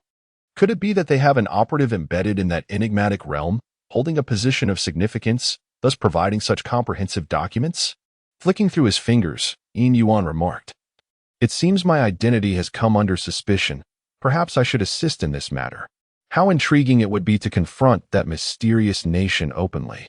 Tell me, do you know where the individual carrying the bronze artifact is at present?" Yin Yuan turned to Davis and inquired, "According to my investigation, that individual resides in Eden." "What?" Yin Yuan responded with a hint of astonishment. "What's the matter?" Davis asked, his expression one of confusion. "It is simply the largest center of such activities here. The paradise for men, renowned across the globe." "Nothing much," Yin Yuan replied. "It's just that I happen to have a matter at hand that is also related to Eden. And moreover, that Eden is connected to the First Lady. This time, you may investigate the esteemed Guan Hai, Comrade Davis." Yin Yuan smiled as he spoke. Chapter 36, The Ambush and the Unmatched Assassin, Part 1. "What?" Davis exclaimed in surprise. "You say this matter pertains to Guan Hai? What exactly has transpired? Please enlighten us." Yin Yuan proceeded to recount the information he had gleaned from Caesar. Meanwhile, Davis, at some point, produced a cherrywood pipe, ignited the tobacco, and began to puff away. With the pipe clenched between his teeth, he suddenly exuded an air of reliability. His brow furrowed slightly as he analyzed. It is evident that Caesar is being deliberate. Clearly, there are issues with Eden, yet he claims the police have no leads. This is a falsehood. He has entrusted this matter to you, and has conferred upon you such significant advantages. It is evident that he intends to use you as a pawn to probe the adversary. As he spoke, he picked up a pen from the table and began to sketch a relationship map. Firstly, the Eden is linked to the disappearance of numerous individuals. We may surmise that Eden is responsible for these vanishings. Therefore, it is essential to ascertain one point. What is the purpose behind their abduction? Subsequently, Caesar discovered this matter but entrusted it to you, while also offering a precious artifact. What, then, does he seek to obtain? Davis marked a question mark beside both Eden and Caesar. Additionally, Eden is associated with the First Lady, and the traitor from the ancient Xia nation has also taken refuge within its confines. He noted two names, the Order of Saints and the enigmatic blue-blooded aristocrats, who desire the item possessed by the traitor, yet wish to remain concealed from the Xia nation. Yin Yuan suddenly interjected, "Moreover, from which faction does the traitor originate? What is the purpose of the bronze artifact in his possession, and has he already completed the transaction within Eden?" All of this inevitably leads to one location. Wang Gade also remarked. The three exchanged glances and spoke in unison. Eden. Then let us proceed to unveil the true nature of this world-class den of vice. Davis declared with a mischievous grin. Exercise caution, for it is the stronghold of others, Yin Yuan cautioned. After organizing the materials, the trio exited the courtyard, with Davis taking the wheel towards Eden. From the outside, Eden appeared as a simple 7-story building, devoid of windows above the 3rd floor, with 2 rows of security personnel stationed at the entrance.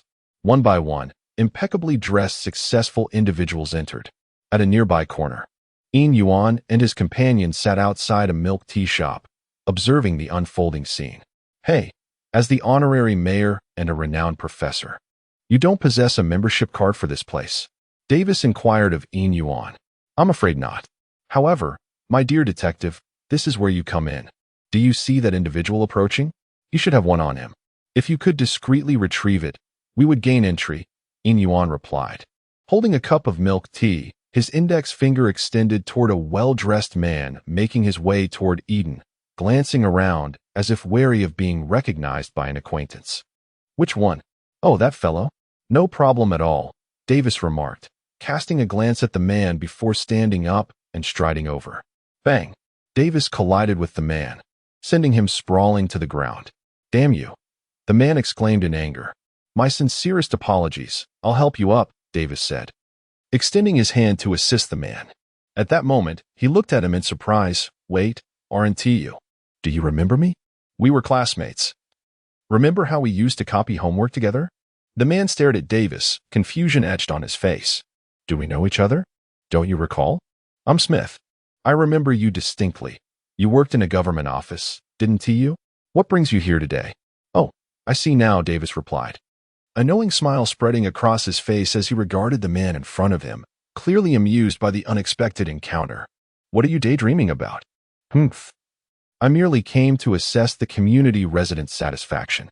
Your thoughts are truly vile. I have no desire to know you. The man's expression shifted, and he angrily rebuked Davis before storming away. First, there were banknotes, a collection neatly arranged by size, 6 cards, 3 bank cards, and 3 membership cards, along with an identification card. Ah, just a big fish, Davis remarked, retrieving a slip of paper from his wallet. Here, take a look, the Eden Paradise Declaration. Is this concocted by Eden? Yin Yuan and Wang Gade took turns glancing at the document. This, kept in your wallet, doesn't worry you at all about being discovered? Or have those around you already become like you? Wang Gade pondered thoughtfully. Why have various organizations and sects suddenly emerged? I find it quite unsettling, Yin Yuan laughed lightly. Let us go inside and see for ourselves, he suggested, rising and handing the slip to Davis. You should keep this. It may prove useful. The three of them made their way toward Eden. At the entrance, a security guard stopped them. I apologize, gentlemen, but may I see your membership cards? Davis produced his card. Hey, my 2 brothers would like to join me and experience this as well. Can I bring them in? He said with a familiar tone to the guard. The guard replied respectfully. Sir, your membership card is of a high tier, allowing you to bring in up to 2 guests, but they must undergo a security check. Very well, I will ask them, Davis remarked, then turned to the 2 individuals. What do you say? Accept, Yin Yuan and Wang Gade replied, their faces illuminated with expressions of longing as they nodded eagerly. The security personnel signaled to their colleagues nearby, and 2 security guards approached to conduct an inspection of the 2. Once the checks were completed, the trio entered the Eden. The Eden on the first floor bore no resemblance to a special venue. Rather, it appeared as a vast leisure club, complete with a restaurant, CAF, ballroom, game room, and gymnasium. A group of white-collar beauties, accomplished individuals, and youthful men and women were leisurely dining, dancing, and sipping coffee. Did we come to the wrong place? Davis inquired of Yin Yuan. No, this is clearly a facade of the Eden. Even though it may be backed by the First Lady, it must not be overtly conspicuous. Otherwise, it would be embarrassing for everyone involved if discovered, Yin Yuan explained. Chapter 37. The Door-Kicking Infiltration and the Unmatched Assassin, Part 2. What shall we do? We are here to find someone and conduct an investigation. What if someone from the Eden inquires about our activities? Davis said, his expression filled with urgency. I am uncertain about the extent of the surveillance cameras here. Let us refrain from acting impulsively for now. When someone arrives, you can inadvertently reveal that note and observe the ensuing circumstances, Yin Yuan suggested, gently surveying the surroundings. He noticed 6 visible surveillance cameras in plain sight. Let us proceed to the CAF. Standing at the entrance is too conspicuous, Yin Yuan stated, leading the way toward the CAF. Inside the CAF, 10 or so patrons were scattered about, and the 3 found a corner to settle in and ordered a pot of coffee. After a while, a woman with golden hair, blue eyes, and glasses approached. She wore a fitted jacket on top and an ultra-short pleated skirt below, showcasing her fair, long legs. Her high-heeled sandals revealed delicate toes painted in a vibrant crimson hue. Welcome to Eden. You 3 must be newcomers here. I am Mephistopheles, the general manager of Eden. You may call me Mephist. How may I assist you? She greeted the trio with a smile. Oh, it's nothing, really. The woman casually glanced at the pile of items on the table. Would you require a room to change your clothes? We can provide one free of charge. Additionally, should you need anything, feel free to contact our management. That would be wonderful. Thank you, Ms. Mephist, Davis replied, his cheeks flushed with shyness. Not at all, she replied, turning to Yin Yuan and Wang Gate. And what about you two? Do you have any requests or needs? Could we also have separate rooms? There are matters we'd prefer to discuss away from prying eyes, Yin Yuan said, standing and smiling. Ah, this gentleman is quite amusing. Very well. Do let us know your requests. Eden is committed to fulfilling all your desires, no matter what they may be, Mephist said, placing 3 room cards on the table before leaving with a suggestive remark. She is the epitome of the perfect goddess in my eyes, Davis mused, watching Mephist's retreating figure. Wake up. It's not even evening yet, and you're already dreaming, came the retort. Yin Yuan picked up the room card. One must ponder. Could an individual capable of wielding such dominion over an Eden be merely a simple character? Such a person, akin to a black widow or a praying mantis, would devour men until naught remains. As he spoke, Yin Yuan was already making his way towards the elevator. Oh, come on, I was merely expressing a thought. You two should slow down. I still have a plethora of items to carry, Davis remarked as he gathered the belongings on the table and jogged after them. Yin Yuan glanced at the room card. 411, 412, 413. There were indeed 13. Just then, the elevator doors opened, and the trio stepped inside, finding it devoid of any other occupants. After pressing the button, the elevator ascended slowly. Standing within, Yin Yuan suddenly remarked, I've noticed something peculiar. Have you all realized that this building lacks a staircase? Surely not.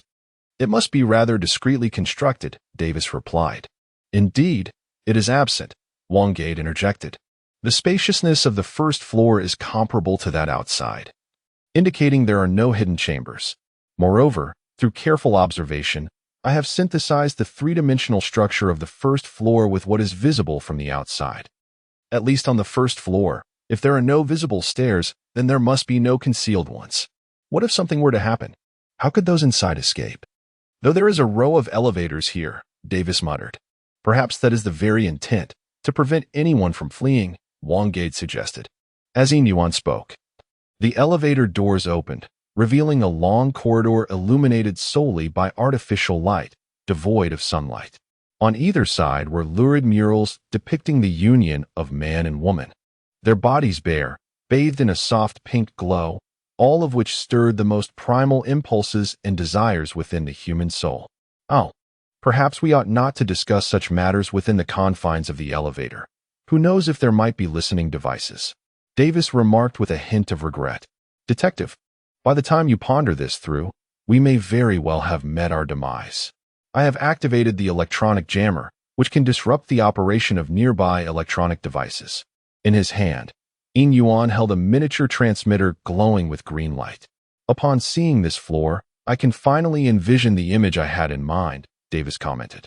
Now, a pressing question arises. Shall we proceed to our respective rooms obediently, or shall we engage in some other endeavor? Wang Gate inquired. How could we simply do that?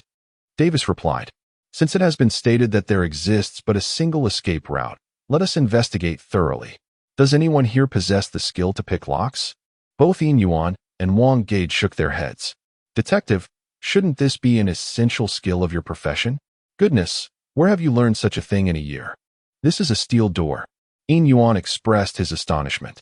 Simultaneously, he cast a glance down the corridor, noting that no one else seemed disturbed. As long as one finds the right angle, there is nothing that cannot be kicked open, Davis said, his expression slightly twitching as he stomped his foot, adopting an air of a solitary master. Room 401 was devoid of any occupants, revealing a classroom adorned with an array of peculiar artifacts, including whips. The walls were embellished with salacious depictions of unusual scenarios. My word, this was an eye-opener, an exploration into the realm of unconventional play, Davis remarked, captivated by the scene before them. If this is the case, what about the information we seek? Moreover, Where does that individual from the ancient Xia nation reside? And how shall we restore the door? After all, Murphy has already discovered that note and is likely to take further action, inquired Yin Yuan. Davis displayed a hint of embarrassment, chuckling. Perhaps I have indulged too much in Assassin's Creed last year. It has somewhat bewitched me. Let us first reset the door and then inspect our abode. Since we can change our attire, it should not be so dire. We shall discuss further later. If anyone arrives, we will take a look. If no one is present, we shall explore other floors. We must ascertain whether the bronze statue remains in that person's possession. Chapter 38. The Flesh and Blood Sacrifice, Cerberus, Part 1. The trio did not separate, but rather ventured together into room 411. This room appeared to be quite ordinary, yet its furnishings exuded a strong aura of implication.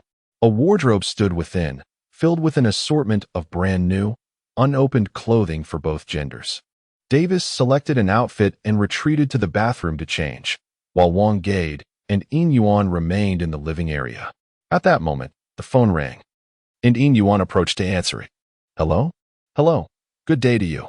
A gentle woman's voice emanated from the telephone, proclaiming, Eden, the glory of the Lord. Please be prepared to witness the Lord's blessings. The fervent tone and enigmatic words were abruptly cut off as the call ended. Yin Yuan nodded, contemplating whether the dimensions of this floor were consistent both internally and externally. It seemed to him that the interior did not appear as expansive as it did from the outside. Wang Gade extracted paper and pen from his satchel and began to sketch. This floor possesses a mezzanine, he observed. Look, he continued. When proportionally scaled down based on external observation, it appears thus. However, since our entry, my observations of the two rooms indicate that when similarly scaled down, the dimensions of this floor appear in this manner. If each room follows this pattern, then this entire floor includes a mezzanine, effectively providing two rooms, one overt, one concealed. No wonder this floor lacks windows. It is simply impossible to install them. As Yin Yuan spoke, he surveyed the surroundings. Despite the bright illumination, an intangible sense of oppression and distortion enveloped the space, as if it were consciously inciting a tumultuous madness within the heart. Holmes.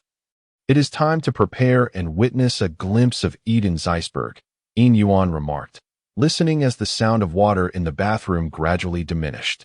Davis, are you in there? He inquired aloud, while his hand grasped a chair. With a resounding crash, he swung the chair against the bathroom door. Inside, only the shower continued to spray hot water, steam rising from the bathtub, yet the space was utterly devoid of any presence. Discarding the mangled chair, Yin Yuan stepped into the bathroom and turned off the shower. Gazing at the walls of the bathroom, there were no discernible marks. Wang Gade followed closely behind, surveying the surroundings. It appeared that the individual had been taken away in an instant, without any signs of resistance. Old Wang, could you inspect where the mechanism might be? Yin Yuan inquired. Wang Gade shook his head, and the two remained in the living room. Wang Gade retrieved a wooden block from his satchel with a gentle touch. The block unfolded into a small wooden mouse. Little darling, go, he instructed, placing his hand on the ground.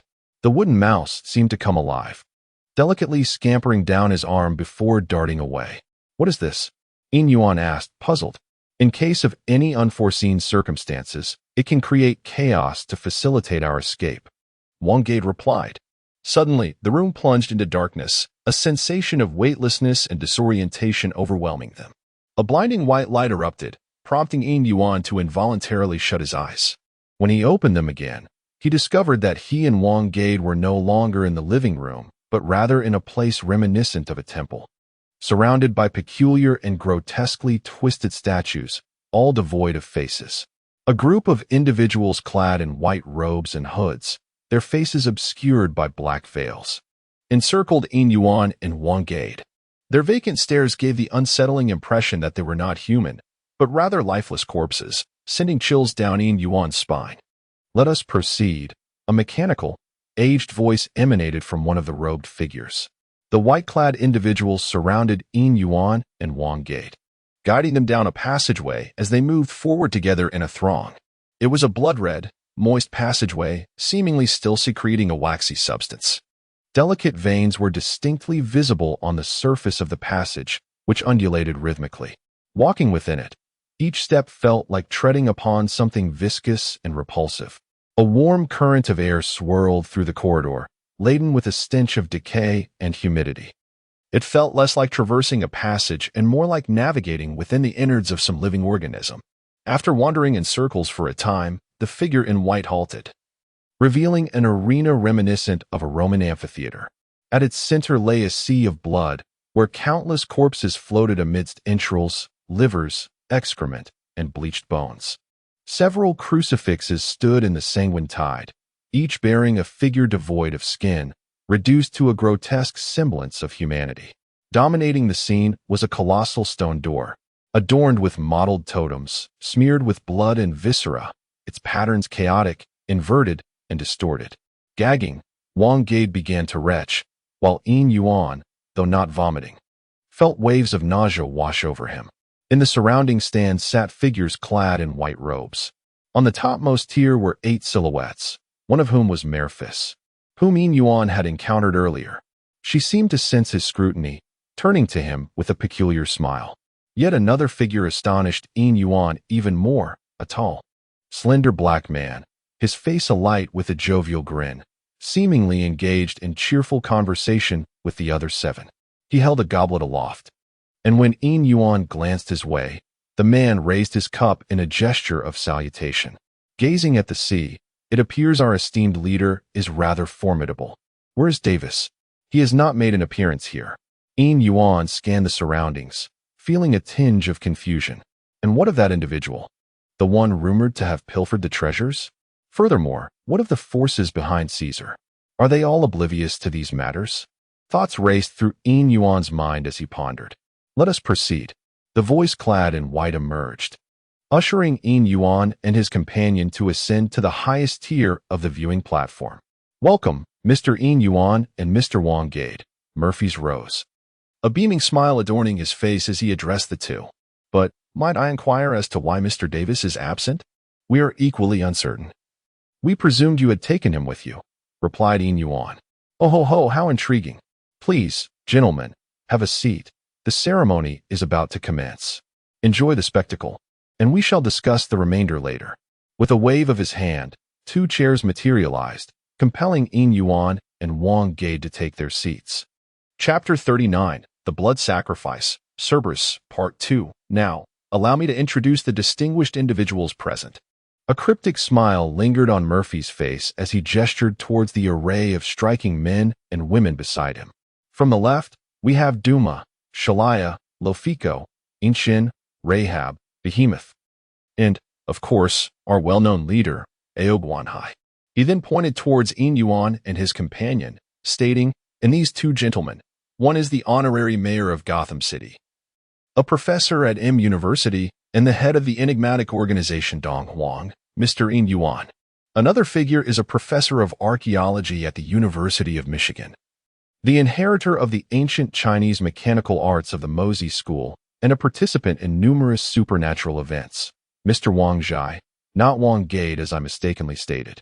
Astonishing occurrences unfolded before our eyes as rows of individuals clad in white robes rose, each producing a small knife. They extended their right hands and made incisions, allowing their blood to flow freely, cascading onto the viewing platform.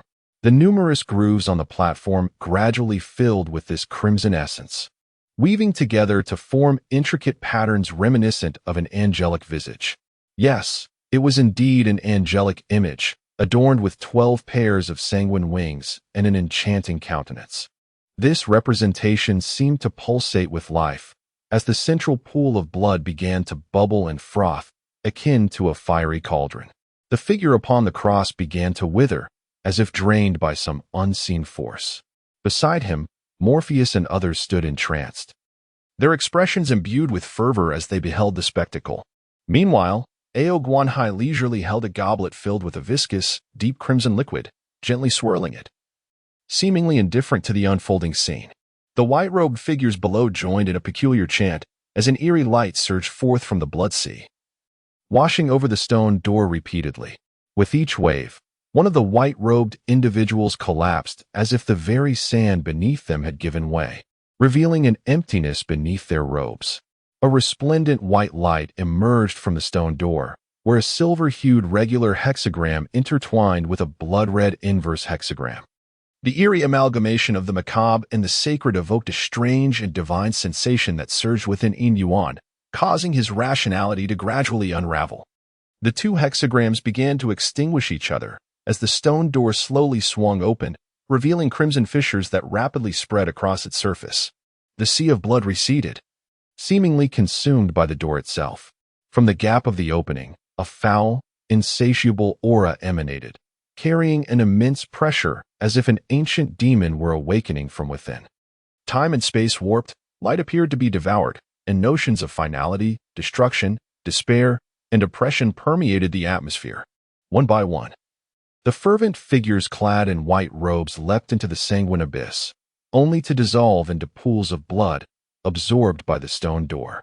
The prayers of the seven Murphys resonated throughout the arena, while from within the stone portal, a claw emerged, adorned with obsidian scales and ethereal flames of deep violet, marked by blood-red patterns.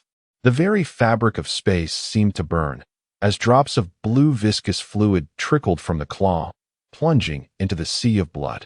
The blood began to boil as if ignited by fire, and the blue substance coalesced into an amorphous spectral form, gaunt and featuring a long siphon atop its head, with clusters of pus dripping blue ichor from its body.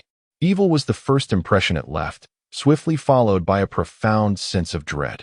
The Hound of Hell, the servant of Cerberus, the guardian of the Underworld, the pursuer, the protector of time and space, the magnificent Cerberus, and one of the seven lords of hell, extend to you their profound respect. Duma descended from the observation platform, his form gradually transforming, a pair of obsidian wings unfurling behind him. In his right hand, he grasped a serpentine scepter, while the eye of Horus manifested upon his brow. A colossal shadow of a pyramid loomed behind him, accompanied by countless nameless, malevolent phantoms bathed in flames that encircled him. The Angel of Death, the Guardian of Egypt, and one of the seven lords of hell under Satan's command, Duma, stood before His Majesty Cerberus and spoke with reverence. A hoarse and piercing voice echoed in the ears of the assembly. "Ah, it is the child of Ishmael. How long it has been, and you 6 others as well. However, the sacrifices of blood are far too meager to breach the gates between the realms of the living and the dead. This amount is utterly insufficient." Duma inquired, "My lord Cerberus, how fares our master Satan? Is he still in slumber?" "Ah, so you wish not only to shatter the seals of life and death, but also to resurrect Satan. Yet it cannot be done. Even if all the beings of this planet were to be sacrificed, it would not suffice. Moreover, you 7 are far too feeble. Your bodies and souls are exceedingly weak. I remain perplexed as to why you still draw breath. I look forward to meeting you in the Underworld. I am pleased with this offering." "Oh, it is Cerberus indeed. Naya, you have arrived in this realm alongside the gods of the Underworld. Is this your secret?" A familiar voice abruptly interrupted Cerberus's discourse. It was Davis, however. When Yin Yuan and Wang Ji turned towards the source of the sound, they discovered that it was not Davis at all, but rather a figure clad in the flowing robes of the ancient Xia kingdom, adorned with a high crown and a long sword hanging at the waist, a Taoist priest. "Tongtian Taoist, you have transgressed," declared Comrade Ao Guan Hai, who had been seated nearby, leisurely sipping from a goblet. He rose and strode past the other 6, who regarded the Taoist with wary expressions. His presence was akin to a shroud of chaos, a colossal shadow loomed, and the boundaries of time and space blurred in that moment, obliterating the distinction between existence and non-existence, unleashing boundless horror and unfathomable dread, indescribable and unapproachable. The incarnation of Cerberus, which had been speaking, suddenly dissolved into a puddle of viscous matter. The stone door shattered, unleashing an infinite plume of black smoke, while azure flames danced wildly. Evil, tyranny, madness, and depravity surged forth. The earth quaked and fissured as torrents of black smoke engulfed the entirety of Gotham City. A colossal, 3-headed beast emerged, shattering the very fabric of Eden. Its purulent essence corroded all in its vicinity, amalgamating all malice and sin, the sentinel of hell.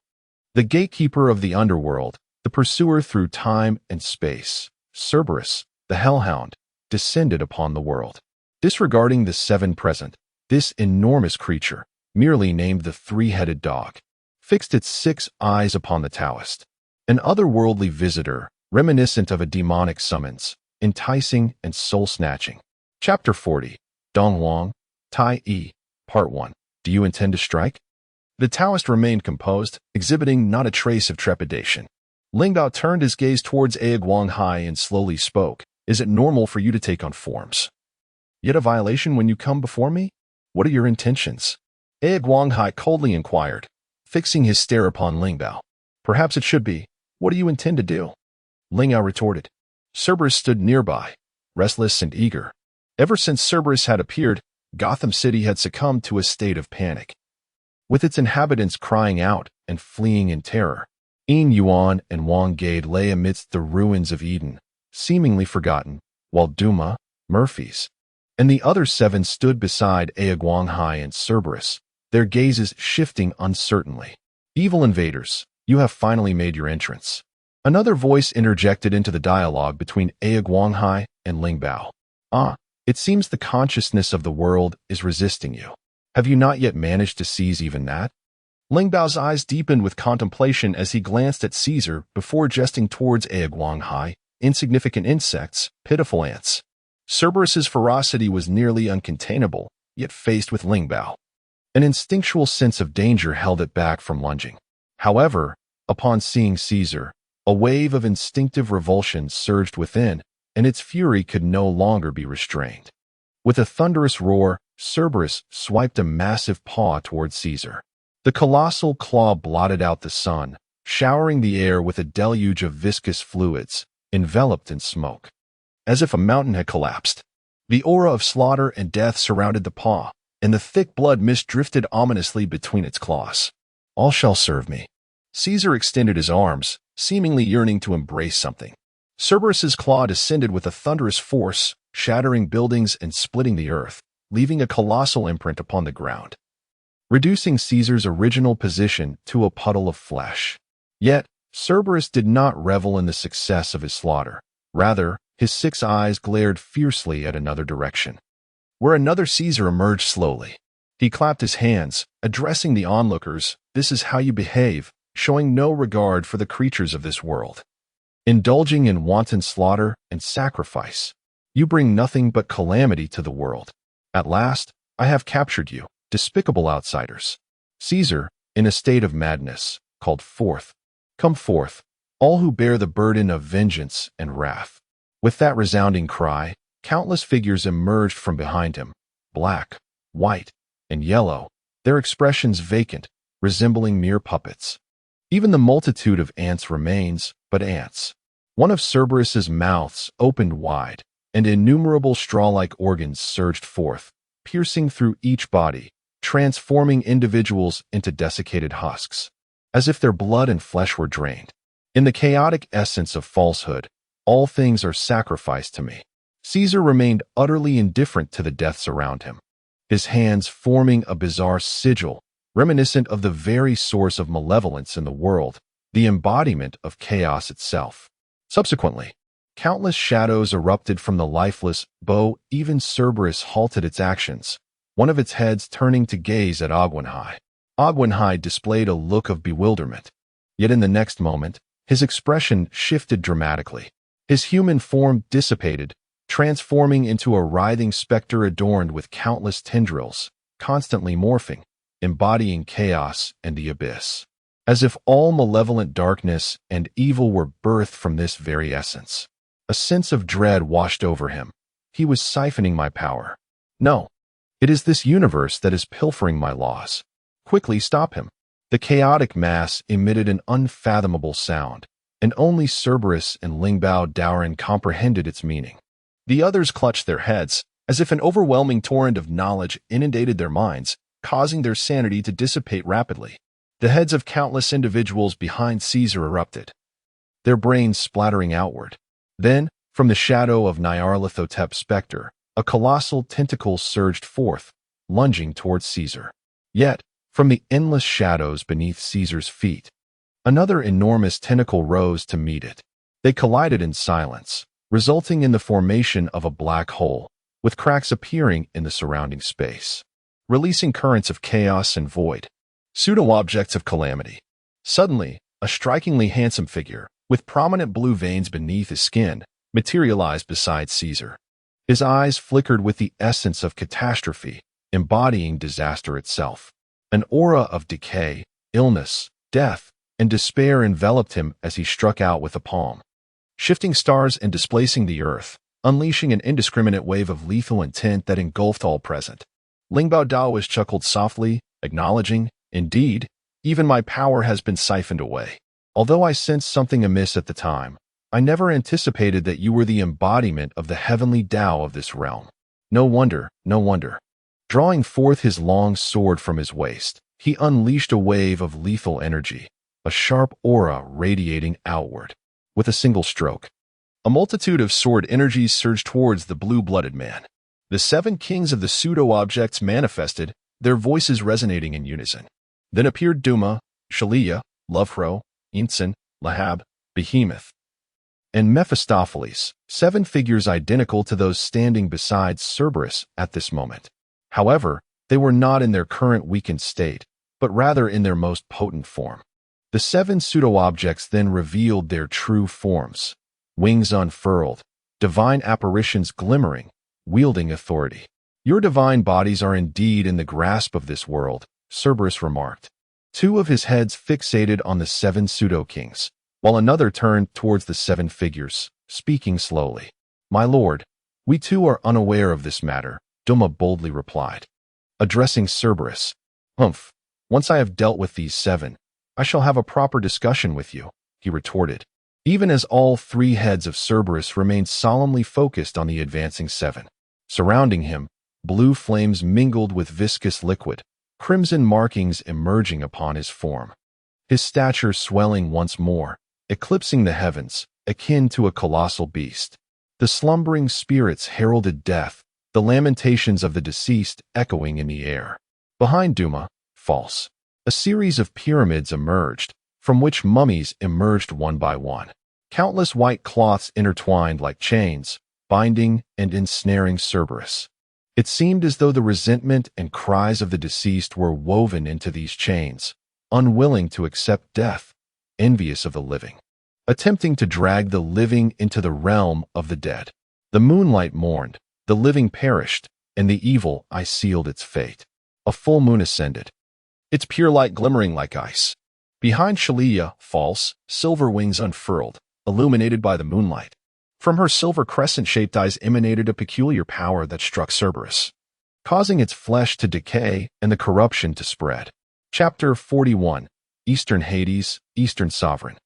Tai Part 2. The 7 rulers of hell surged forth with a thunderous momentum, their every action causing the very heavens and earth to transform with brutal lethality. This was the mastery of laws, the wielding of rules. Cerberus, now battered and bruised, let out a fearsome howl from its 3 monstrous heads. Behind it, countless tendrils of black smoke coiled, the void shattered, and an ancient stone door, modeled and imbued with the essence of antiquity and darkness, gradually materialized from the abyss. The earth began to wither and desolate beneath its feet, as countless skeletal remains clawed their way forth. The realm of the divine, the gates of the underworld, like a decree from the divine, akin to the whispers of demons. Cerberus uttered an ancient and obscure tongue. A dark hexagram lay beneath, in the air, and above, blue flames reduced the wrappings of the mummies to ashes, while murky fog enveloped and tainted the radiant moon. However, the divine realms of the 7 sovereigns remain untainted, as they continue to engage in a struggle governed by the laws of existence. On another front, the conflict between Nyarlathotep and Caesar rages fiercely, with collapsing black holes scattered throughout, and countless fragments of malevolent shadows strewn about, leaving behind traces of corrosion in the air. Meanwhile, on the side of the spirit treasure Daoist, amidst a tempest of magma, stardust, and frost, the opposing figure resembles a humanoid calamity. With every movement, Disaster appears to transform into a weapon in their hands, sweeping towards the spirit treasure with overwhelming force and a chilling aura of slaughter. In contrast, the spirit treasure Taoist wields their sword with precision, unleashing a torrent of sword chi that cascades like rain. As the sword light descends, calamities are repelled, while the power of tribulation swirls in their gaze, illuminating the heavens and the earth. Yet the three are now ensnared in an unending conflict, the very fabric of the world unraveling, and the innocent suffering greatly. Nevertheless, they have thus far exercised restraint, refraining from direct confrontation. Notably, Naya Lingbao and Cerberus merely exist as avatars. Naya's true form remains coiled in the ocean of dimensions beyond this realm, while this world is but a shadow of its essence. Cerberus's true being languishes within the enigmatic underworld, while Lingbao is somewhat distinct. He possesses no inherent power, merely an incarnation of Yin Yuan, bolstered by the aid of the Zixiao Palace. Consequently, he has access to certain knowledge of the Zixiao Palace and can exert a slight influence over it. This time, Lingbao has utilized the Zixiao Palace along with the Lixian sword to forge an avatar, which in turn has manifested as Davis, the current incarnation. Apart from wielding the power derived from the Lixian sword and a modicum of control over calamity, he possesses no other spells. For Yin Yuan himself lacks magical prowess, save for a technique to conceal his presence. It appears that the three are deliberately engaging in a standoff, seemingly awaiting a pivotal moment. While the original 7 Lords of Hell have quietly slipped away, Yin Yuan and Wang Gade lie unconscious amidst the ruins, their fates unknown. An intricate web of runes has emerged upon Yin Yuan's body, and an aura of malevolence emanates from him. "It seems you wish to come to an understanding today," Lingbao remarked as he cast his gaze toward Naya and Cerberus. "He is stealing my power," Naya bellowed, charging forward once more. With a thunderous roar, Cerberus clashed fiercely with the 7 sovereigns, blue ichor splattering in all directions, while the ground became saturated with thick, corrosive, and searing blood. The blade trembled slightly. A glint of cold light erupted, and a massive head was severed, rolling to the side. The headless body paused for a moment at its neck before gushing forth crimson blood, swaying unsteadily and collapsing. On auspicious days, the celestial realms align.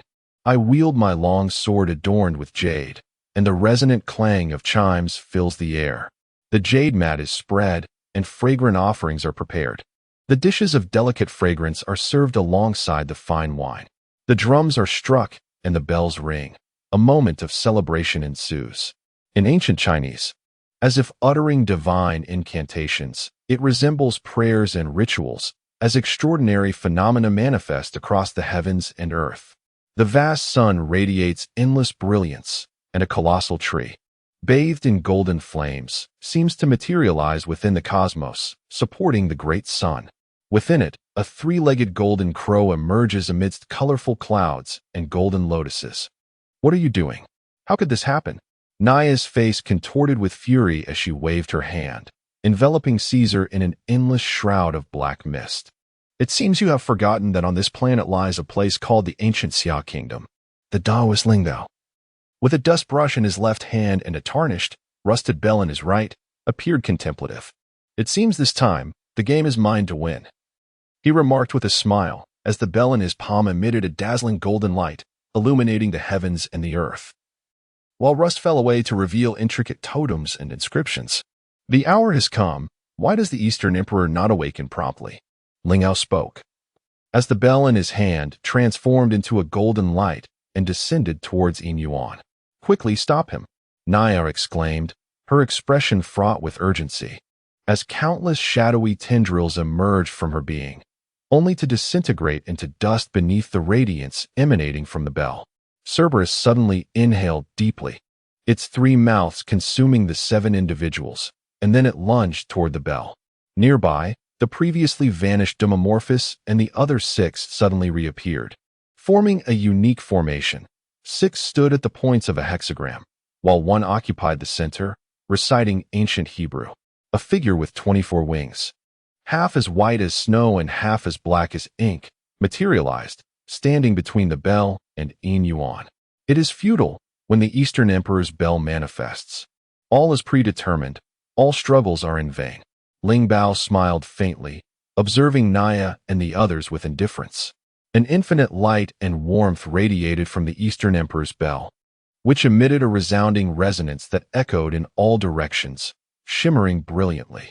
A phantom of a three-legged golden crow emerged, its boundless golden light rendering Naya and her companions' attacks ineffective. Even their formation could only withstand a fleeting moment before dissipating, causing the seven to spout blood and succumb to unconsciousness. As the bell descended upon Yin Yuan, Ling Bao moved swiftly, positioning himself above Yin Yuan, summoning a mat into his palm. Eastern Emperor Tai, Emperor Donghua, come forth. Yin Yuan sat cross-legged on a mat, his body unable to contain the bloodline of the mysterious bird, transforming into a figure with a human head and a bird's body. Countless golden lights converged around him, while the golden crow and Fusang from beyond the universe surged toward him like a flowing stream. In a state of muddled awareness, Yin Yuan seemed to sense something. A radiant sun appeared in his mind, and an ancient chant echoed in his ears. This was the legacy of the Eastern sovereign. Yet, despite this, Yin Yuan found himself unable to grasp it. Another version of himself emerged in his consciousness, bathed in golden flames. One hand holding a clock and the other a Fusang tree, exuding an air of majesty akin to that of an emperor. The legacy of the Eastern sovereign was meant for him. It dawned on him that Dong Huang was none other than the Eastern sovereign, and Tai Yi was indeed the supreme one. But where did that leave him? Who was he? A mere pawn? A tool? In that moment, Yin Yuan was engulfed in doubt and denial regarding his own existence. Chapter 42. A powerful entrance, return to the purple heavens. The emperor-like version of himself gazed back at him. You are anxious, fearful, terrified of me. Yet am I not you? Why do you fear yourself? We all originate from you.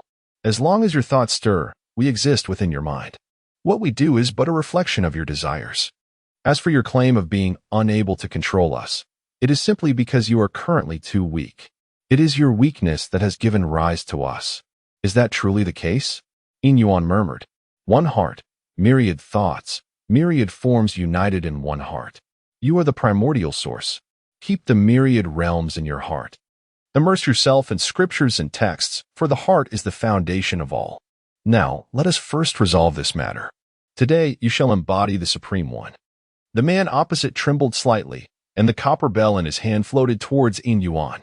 Momentarily stunned, Yin Yuan, upon opening his eyes, beheld golden flames swirling around him. With the image of a three-legged golden crow and the vivid patterns of the Fusang tree adorning his crimson robe.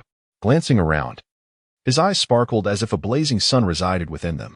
Receive my strike, he declared. With that, he swept his sleeve and unleashed a palm strike, gathering immeasurable radiance within his hand, transforming it into a crimson fireball that hurtled towards Cerberus. At this juncture, you still conceal your true might, remarked the Lingbao Taoist, as sword light cascaded from his hand, enveloping Naya. The river of blood in the netherworld, the call of the deceased. Cerberus, gazing at the sun-like fireball descending upon him, raised all three heads, his form radiating a harbinger of death and calamity. Behind him, an ancient, colossal stone door re-emerged, cracking open to reveal a crevice through which torrents of murky, viscous, foul-smelling red-black liquid surged forth. In an instant, a small lake had formed beneath Cerberus' feet, within which countless wandering souls could be seen wailing in despair and shrieking in jealousy. It is said that in the ancient netherworld, there exists an endless sea of blood and a dark river. When a living being dies and enters the netherworld without the guidance of a ferryman, they are dragged into the sea by the souls within, becoming part of it. This black-red river is known in legend as the Acheron, the river of pain. The blood lake surged like a colossal wave, crashing toward the fireball. Upon collision, blood mist billowed forth, accompanied by a cacophony of anguished cries and screams. The fireball gradually diminished, while the waters of the blood sea receded as well. The eye of the netherworld, Tyndalos. Cracks began to form upon the body of Cerberus, as pairs of blood-red eyes materialized behind it. Strange, emaciated creatures, resembling elongated mouths akin to straws and coated in blue pus, emerged. It was evident that you had absorbed the essence of the rules of Tindarius. I had suspected something was amiss. Yin Yuan observed the scene before him. Those peculiar beings, known as the Hounds of Tindarius, dissipated into blue smoke, only for hounds, enshrouded in azure mist, to charge towards him from the angles of existence on either side.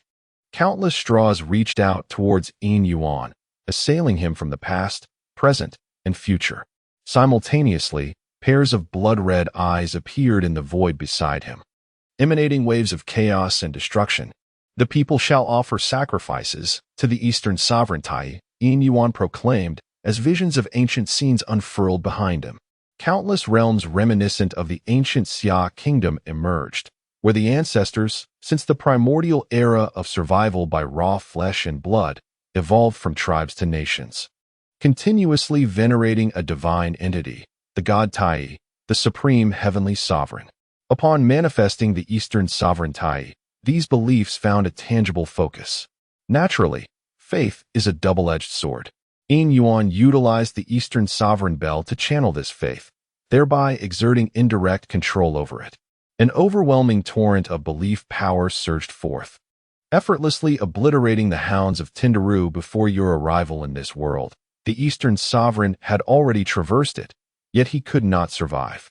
Nonetheless, he had long laid down contingencies, aspiring to resurrect himself through the faith of the cosmos. Alas, he was extinguished beyond the possibility of revival.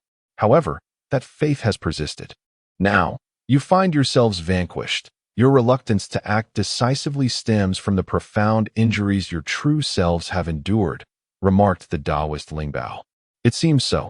Therefore, let us part with the hope of meeting again. I trust that the time until our next encounter shall not be far off, he continued. Observing the silent Naya and the three-headed hound, Yin Yuan approached, clutching a vine cage in his hand. The source world is awakening. It is uncertain how many others like you remain. Strive to restore yourselves, lest you be supplanted by others when the time comes. After Lingbao finished speaking, he transformed into a streak of light and soared into the heavens, while Yin Yuan also moved, becoming a stream of crimson gold racing into the sky. Thus, they allowed their departure.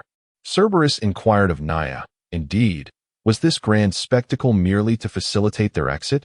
A human visage materialized upon Naya's tendrils and shadowy countenance, revealing a peculiar smile. The source world is indeed being reshaped. Who dares to provoke and test us? Fear was interlaced in Cerberus's voice. Uncertain, are the gods of the underworld still in slumber? The plan has commenced. We must harness their power. Perhaps, Naya replied with a chuckle.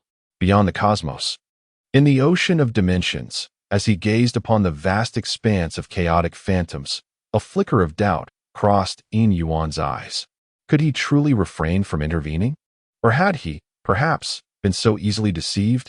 Lingbao, observing Yin Yuan's expression, remarked, "Do not underestimate your opponent. While he may have been tricked before, in the end, he is undoubtedly aware, and it is far more likely that he has been playing a role all along. Then why do you insist I capture and remove these 7 individuals? They are evidently connected to him," Yin Yuan inquired, eyeing the 7 figures confined within the cage. The 7 rulers of hell are, in fact, deities who have transgressed against Jehovah, reluctantly aligning themselves with the malevolent entity known as Satan or Lucifer. It appears that many in the West are still alive. We cannot allow them to revel in their triumph. These 7 deities, having lost their divine forms, powers, realms, and flames, could indeed bring surprises to the current Western realm. After all, we, who dwell beyond the Western territories, have never been allies. A chilling intent glimmered in Lingbao's eyes. These 7 could serve as our finest pawns. The immense shadow lurking beyond the universe opened its eyes, resembling 2 colossal black holes. Is this the essence of the Tao? Silent whispers and the murmurings of chaos began to incite turmoil within this dimensional sea. In the dense forest, Yin Yuan's figure emerged momentarily before vanishing without a trace. Chapter 43. Scheming the West, the establishment of Zixiao upon returning to the Zixiao Palace. Yin Yuan seated himself at the highest position, where the imperial image of himself, bathed in golden red flames, manifested upon the first row of cushions below. Fellow Taoist. Lingbao Taoist smiled as he addressed Dong Huang. Fellow Taoist. Dong Huang reciprocated the greeting. From this day forth, I shall be known as Dong Huang Tai, Dong Huang Gong, and Dong Hua Di Jun. As the flames dissipated around him, Dong Huang proclaimed with clarity. Well, it seems we have encountered no unforeseen complications, Yin Yuan remarked. Now, let us deliberate on how to deal with these 7 individuals. Lingbao, do you not have a plan? Please share it with us. This matter is under my discretion. There is no need for your concern, Lingbao Taoist replied, as he elegantly swept his robe, drawing the 7 individuals into his sleeve. Ethereal purple energy swirled within the palace, while 3 figures, akin to timeless statues, sat serenely upon their cushions. In an instant, they were enveloped by the vast cosmos, with one resplendent figure seated at the center. Surrounded by boundless void, the cushions appeared as mere motes of dust in the expanse. Among them, 2 silhouettes emerged, one clad in Taoist robes, adorned with feathered attire and a lofty crown, and the other in resplendent golden attire, exuding grandeur and majesty. Behind the Taoist, a realm of ethereal wonders materialized, thousands of caverns. The interplay of earth, wind, water, and fire, while behind the other figure appeared the blazing sun, the sacred land of Fusang, and the enduring vitality of the verdant woods amid a vast archipelago. Extending his hand toward the ceiling, he murmured to himself, is this reality, or merely a dream? How might I extricate myself from the White Lotus sect? I wonder how Yin Yuan fares. With the changes of heaven and earth and the resurgence of spiritual energy, am I Su Yao Yao, or the primordial mother of no birth? In the realm of the ethereal, the esteemed and transcendent Yuqing Zixiao, the supreme lord of the Tao, if you possess the spirit, lend your aid to the disciple. At that very moment, a voice, both nebulous and profound, resonated in her ears, akin to a divine decree, reminiscent of the laws of heaven and earth. An enigmatic and formidable power enveloped her, and in the next instant, Su Yao Yao found herself seated upon a lotus mat, surrounded by an infinite void. An endless silhouette sat in solemn tranquility within this vast emptiness, where countless white lotuses blossomed, exuding an aura of mystery, profundity, sanctity, solemnity, and bliss. In the blink of an eye, this extraordinary vision abruptly dissipated, transforming into a serene void. Li Yanyu gazed at the woman who worried for her. The current leader of the Zuan sect, her master. The disciple was aware, yet such a being, possessing the ability to silently whisk her away from the Zuan sect, could potentially harbor ill intentions. However, if such a presence desired harm, resistance would be futile. One more venture would unveil the true intentions of the celestial sovereign, and perhaps she could inquire about the whereabouts of the goddess. The woman sighed, expressing concern for her safety. We can venture to the Zuan cave heaven, where the goddess has laid protective formations and left behind intricate diagrams, which may provide some means of defense. Suddenly, an inscrutable force enveloped Li Yanyu. With a glimmer of determination in her eyes, she addressed the 2 before her. Celestial sovereign, before her words could fully escape her lips, she vanished from sight. The woman's countenance turned pale with shock, one hand extended, her white collar fluttering, as the ethereal images of the 9 palaces and 8 trigrams emerged upon the ground, only to settle into the void. Li Yanyu vanished before her eyes, leaving no trace, as if no one had ever occupied that space. Ahead lay the gathering place of the Yellow Robe Brotherhood, a congregation of lunatics, a band of devils. Master, it would be wise not to venture forth. The elder implored Xianzong, casting a glance at the pig, monkey, and horse behind him. Although you have banished the creature known as the Regas from our village, the Yellow Robe Brotherhood is far more terrifying. They possess the ability to manipulate monsters to capture humans for sacrificial rites to appease their malevolent deity. Given such circumstances, it is even more imperative that I investigate, Xianzong replied with a smile. Alas, why do you refuse to heed my counsel? The elder sighed, closing the door behind him. Let us proceed, Xianzong declared, and the 4 made their way onward. In the next moment, a voice resonated in Xian Zhang's ear. An unparalleled force enveloped him, and he vanished from sight. In the realm of the void, the 9 palaces and 8 trigrams emerged, countless divinatory symbols intertwining. As a flower bud blossomed amidst the chaos, the energies of yin and yang swirling unpredictably. On the other side, golden lotuses bloomed, adorned with 7 treasures and crystal-like brilliance.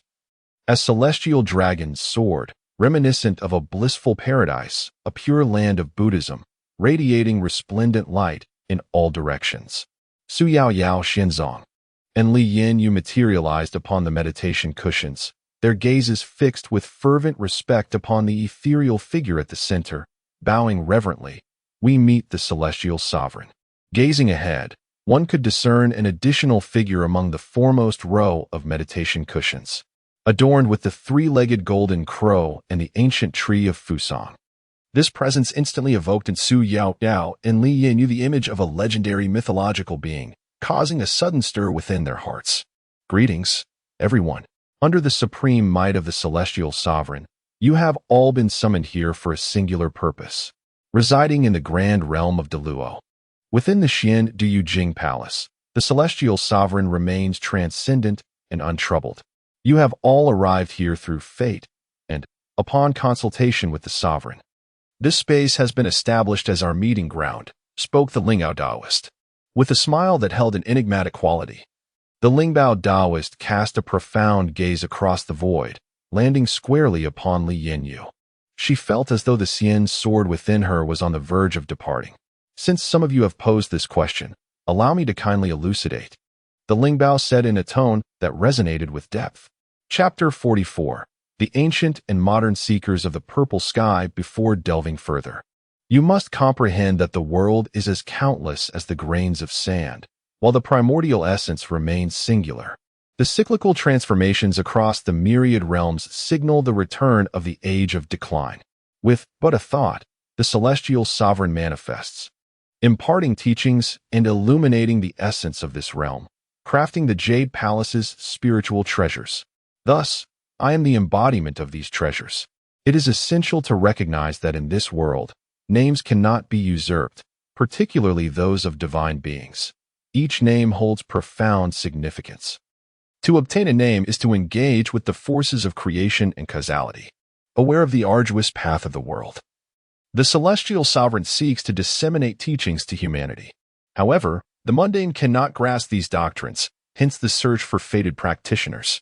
Under the sovereign's guidance, the myriad celestial beings and the infinite paths await your discernment, to be shared with the world, the Lingbao Taoist articulated with meticulous clarity. Do you mean we also need a title? Su Yao Yao inquired after hearing this. Indeed, it is a gift bestowed by the celestial sovereign upon the myriad deities. This bestowal allows a mortal form to embody the divine name, yet it carries profound consequences.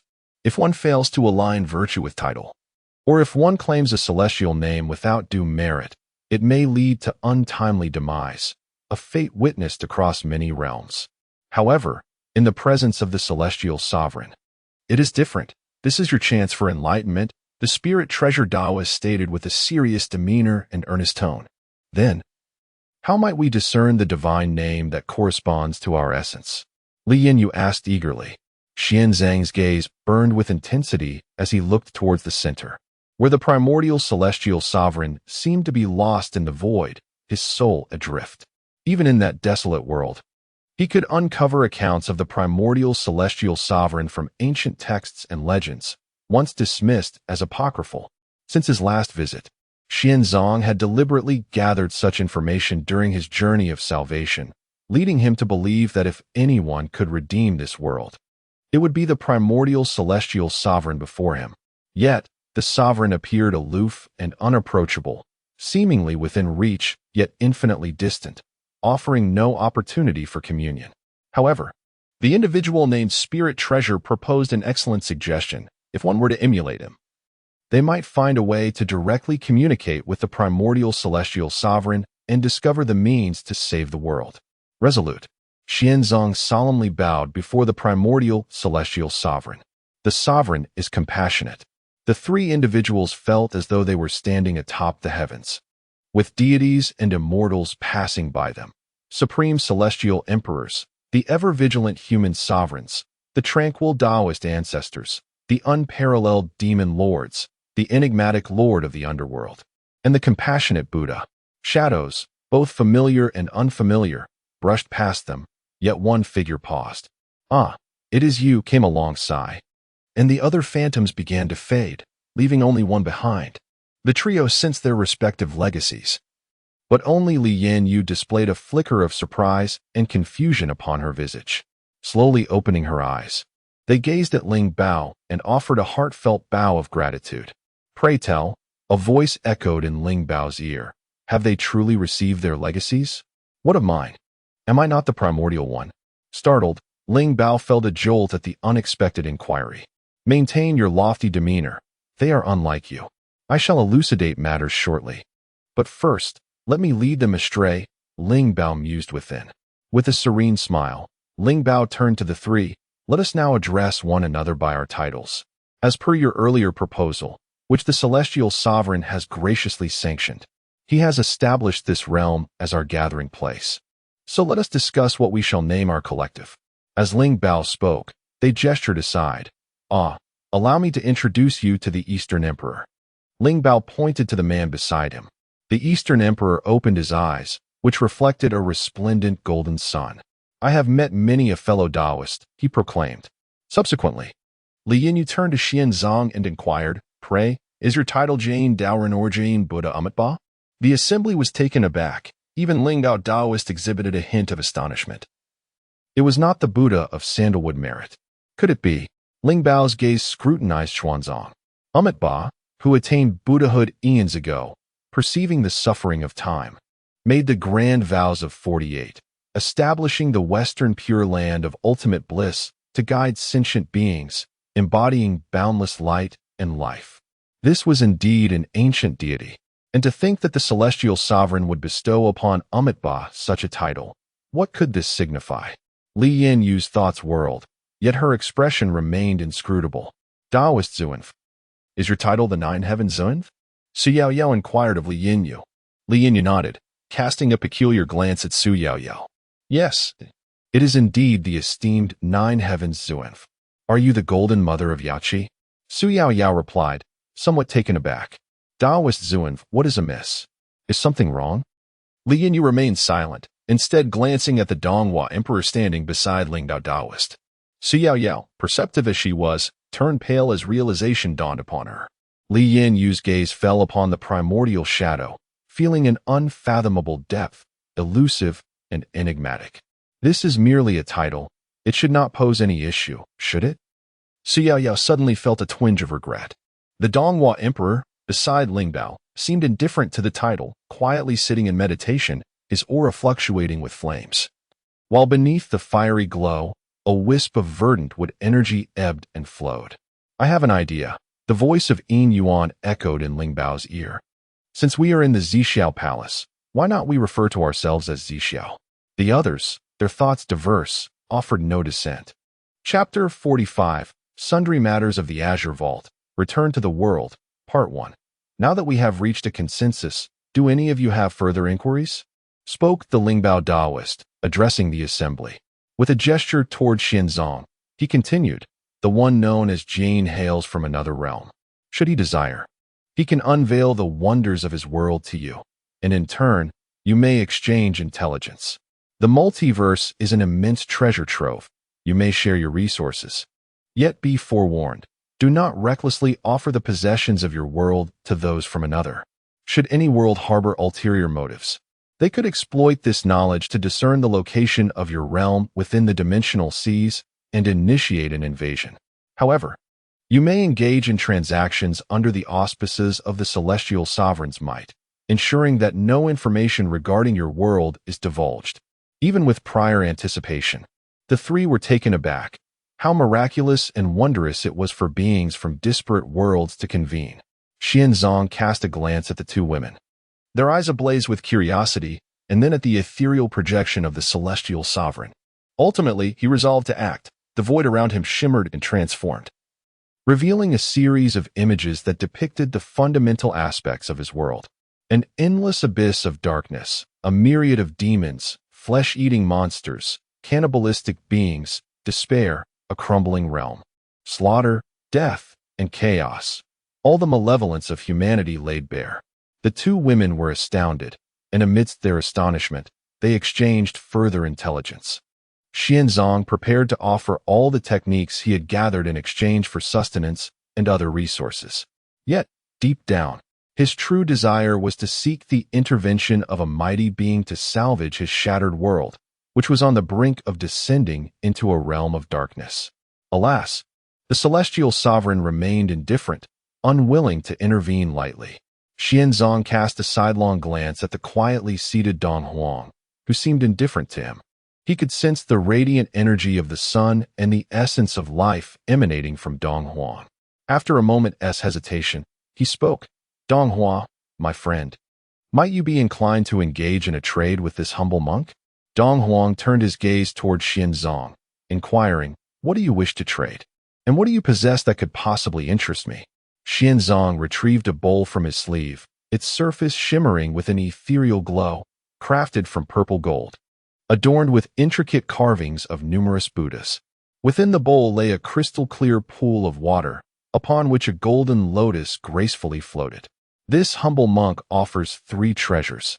He continued. First is this 10,000 Buddhas purple gold bowl, an heirloom passed down through my monastic lineage. It contains a hidden realm, a self-contained space that has the power to subdue demons and dispel inner turmoil, fostering tranquility and focus. It is said that within this bowl lies a supreme mystical technique. Second is this pool of water, derived from a legion of malevolent spirits I have vanquished.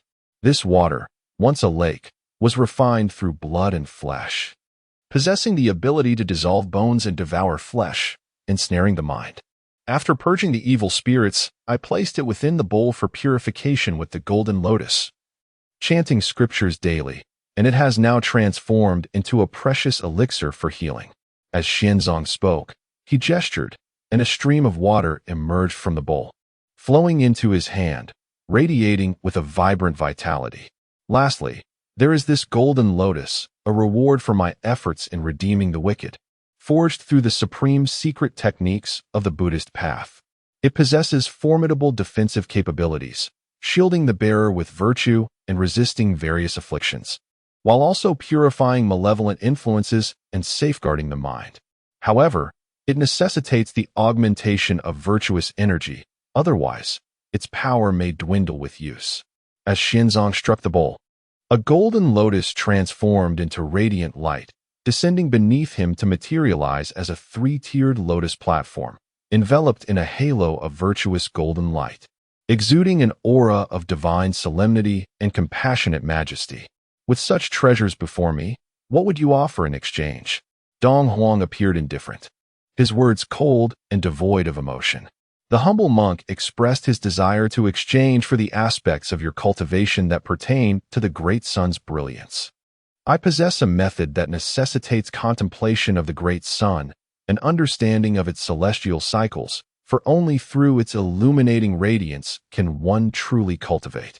Alas, the world I inhabit is shrouded in darkness, beset by malevolent forces, leaving the great sun obscured and unseen for centuries. Yet today, upon witnessing you, your presence radiates like the resplendent sun, grand and magnificent, akin to the golden crow soaring through the heavens. I dare to speculate that your cultivation is intertwined with the great sun, and I wish to barter these 3 items for your knowledge. Xianzong spoke earnestly. Dong Huang's expression remained frigid. Do you comprehend that within our ranks, sharing cultivation methods is strictly forbidden? Even with those closest to us, such matters must remain undisclosed. Should this information be leaked, it could provide others with the means to exploit our weaknesses. Furthermore, our acquaintance is limited. We are merely drawn together by the celestial will. How can I place my trust in you? Xianzong replied earnestly. I understand that this request may seem unreasonable, yet it is of utmost significance to me. Should you have any demands, please feel free to state them, and I shall endeavor to fulfill them. Dong Huang's gaze shifted, a playful glint in his eyes as he regarded Xianzong. Very well, since you have made such a request, I shall impose a condition. I will not provide you with my cultivation method. Instead, I will offer you a visualization diagram of the Great Sun. I can assure you that this will be the most authentic and comprehensive representation of the Great Sun. However, as the conversation shifted, I found myself in need of your original teachings regarding the Great Sun, devoid of your personal insights and reflections. If you agree, under the witness of the Celestial Sovereign, we can proceed with an immediate exchange. What say you? Will you acquiesce? Dong Huang fixed his gaze upon Xianzong, awaiting his decision. The others present observed this scene in silence, seemingly aware that the absence of cunning and intrigue was an illusion. None were saints, and even saints harbor selfish motives. Was not the Celestial Sovereign also guiding them for particular reasons? Although he embodies non-action, a fleeting thought might indeed engender unparalleled opportunities. They secretly hoped that the ethereal image of the Celestial Sovereign would take some action, as it would yield immense benefits. Of course, there is a silver lining. Despite the undercurrents of personal agendas, at least there was no fear of being deceived or betrayed. The Celestial Sovereign may embody non-action, yet if one were to break a sworn promise, the repercussions would be dire, leading to utter obliteration. Chapter 46, Miscellanea of Zixiao. Return to the World, Part 2. Xianzong appeared to be in turmoil, his aura fluctuating. Dong Huang ceased to fixate on him, and instead turned his attention to Li Yanyu and Su Yaoyao, lingering slightly longer on Su Yaoyao than on Li Yanyu. The two women maintained their composure, returning Dong Huang's gaze with unyielding resolve. With a gentle smile, the Eastern Sovereign addressed his companions. Esteemed friends, may I inquire if you possess any desire for trade, particularly you, the Golden Mother of the Yao Pool? Or shall I refer to you as the Western Queen Mother? Have you perhaps acquired the legendary 9-spirit scripture of the Golden Mother? If so, might we consider an exchange? I would be willing to part with portions of the Lesser Yang scripture of the Wood Sovereign, a profound technique rooted in the primordial principles of Yin and Yang. Su Yaoyao regarded the man with caution, shaking her head. I shall not engage in any trade with you, at least not at this moment. Li Yanyu also waved her hand dismissively. I possess nothing of value to trade. I am merely an ordinary person who stumbled upon this fortuitous encounter by chance. As she spoke, she discreetly cast a sidelong glance at the spiritual treasure, which had remained focused on its cultivation, seemingly indifferent to the surrounding discourse. Upon realizing that it had not undermined her position, she quietly exhaled in relief.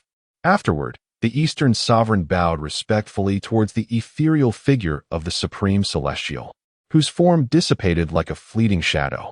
Su Yaoyao and Li Yanyu rose to offer their own reverence to the illusory visage of the primordial supreme, which similarly vanished into the ether. The Eastern Sovereign's presence materialized within the palace, turning to the original self and stating, regarding your emotional debts, it would be wise for you to continue embodying the Eastern Emperor within this hall. Ahem. Yin Yuan adjusted his nose and remarked, now, spiritual treasure, please elucidate the reason behind this. Ling Bao cast a sidelong glance at Yin Yuan, a smile that hinted at something deeper playing upon his lips. He began, firstly, you must understand that you're unlike them. Your claim of lacking a legacy is misguided. Both I and Dong Huang are manifestations of the legacy you have received. We are, in essence, aspects of you, born from your inability to bear the weight of that legacy. In truth, we possess no extraordinary strength. In the previous realm, I only managed to intimidate Naya through a confluence of factors, including the accumulated power of the Zixiao Palace and the Levection Sword. Yet, in a direct confrontation, even combined, we would be no match for any adversary in any world. Pausing momentarily, he continued, moreover, within the Zixiao Palace, the disparity in power between Dong Huang and myself is profound, resembling that of gods and demons.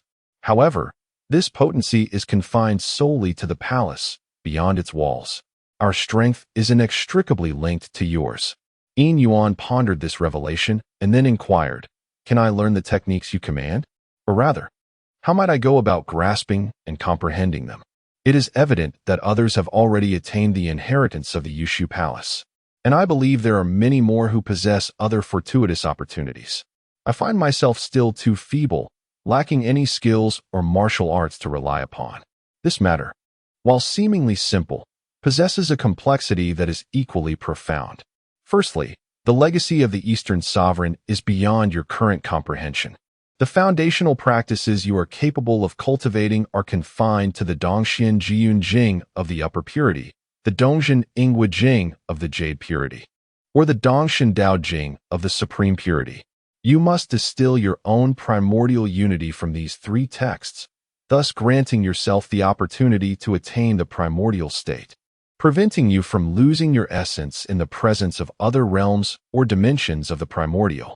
This wisdom was imparted to me by the Zixiao Palace, although I remain somewhat unclear about the precise nature of the message conveyed.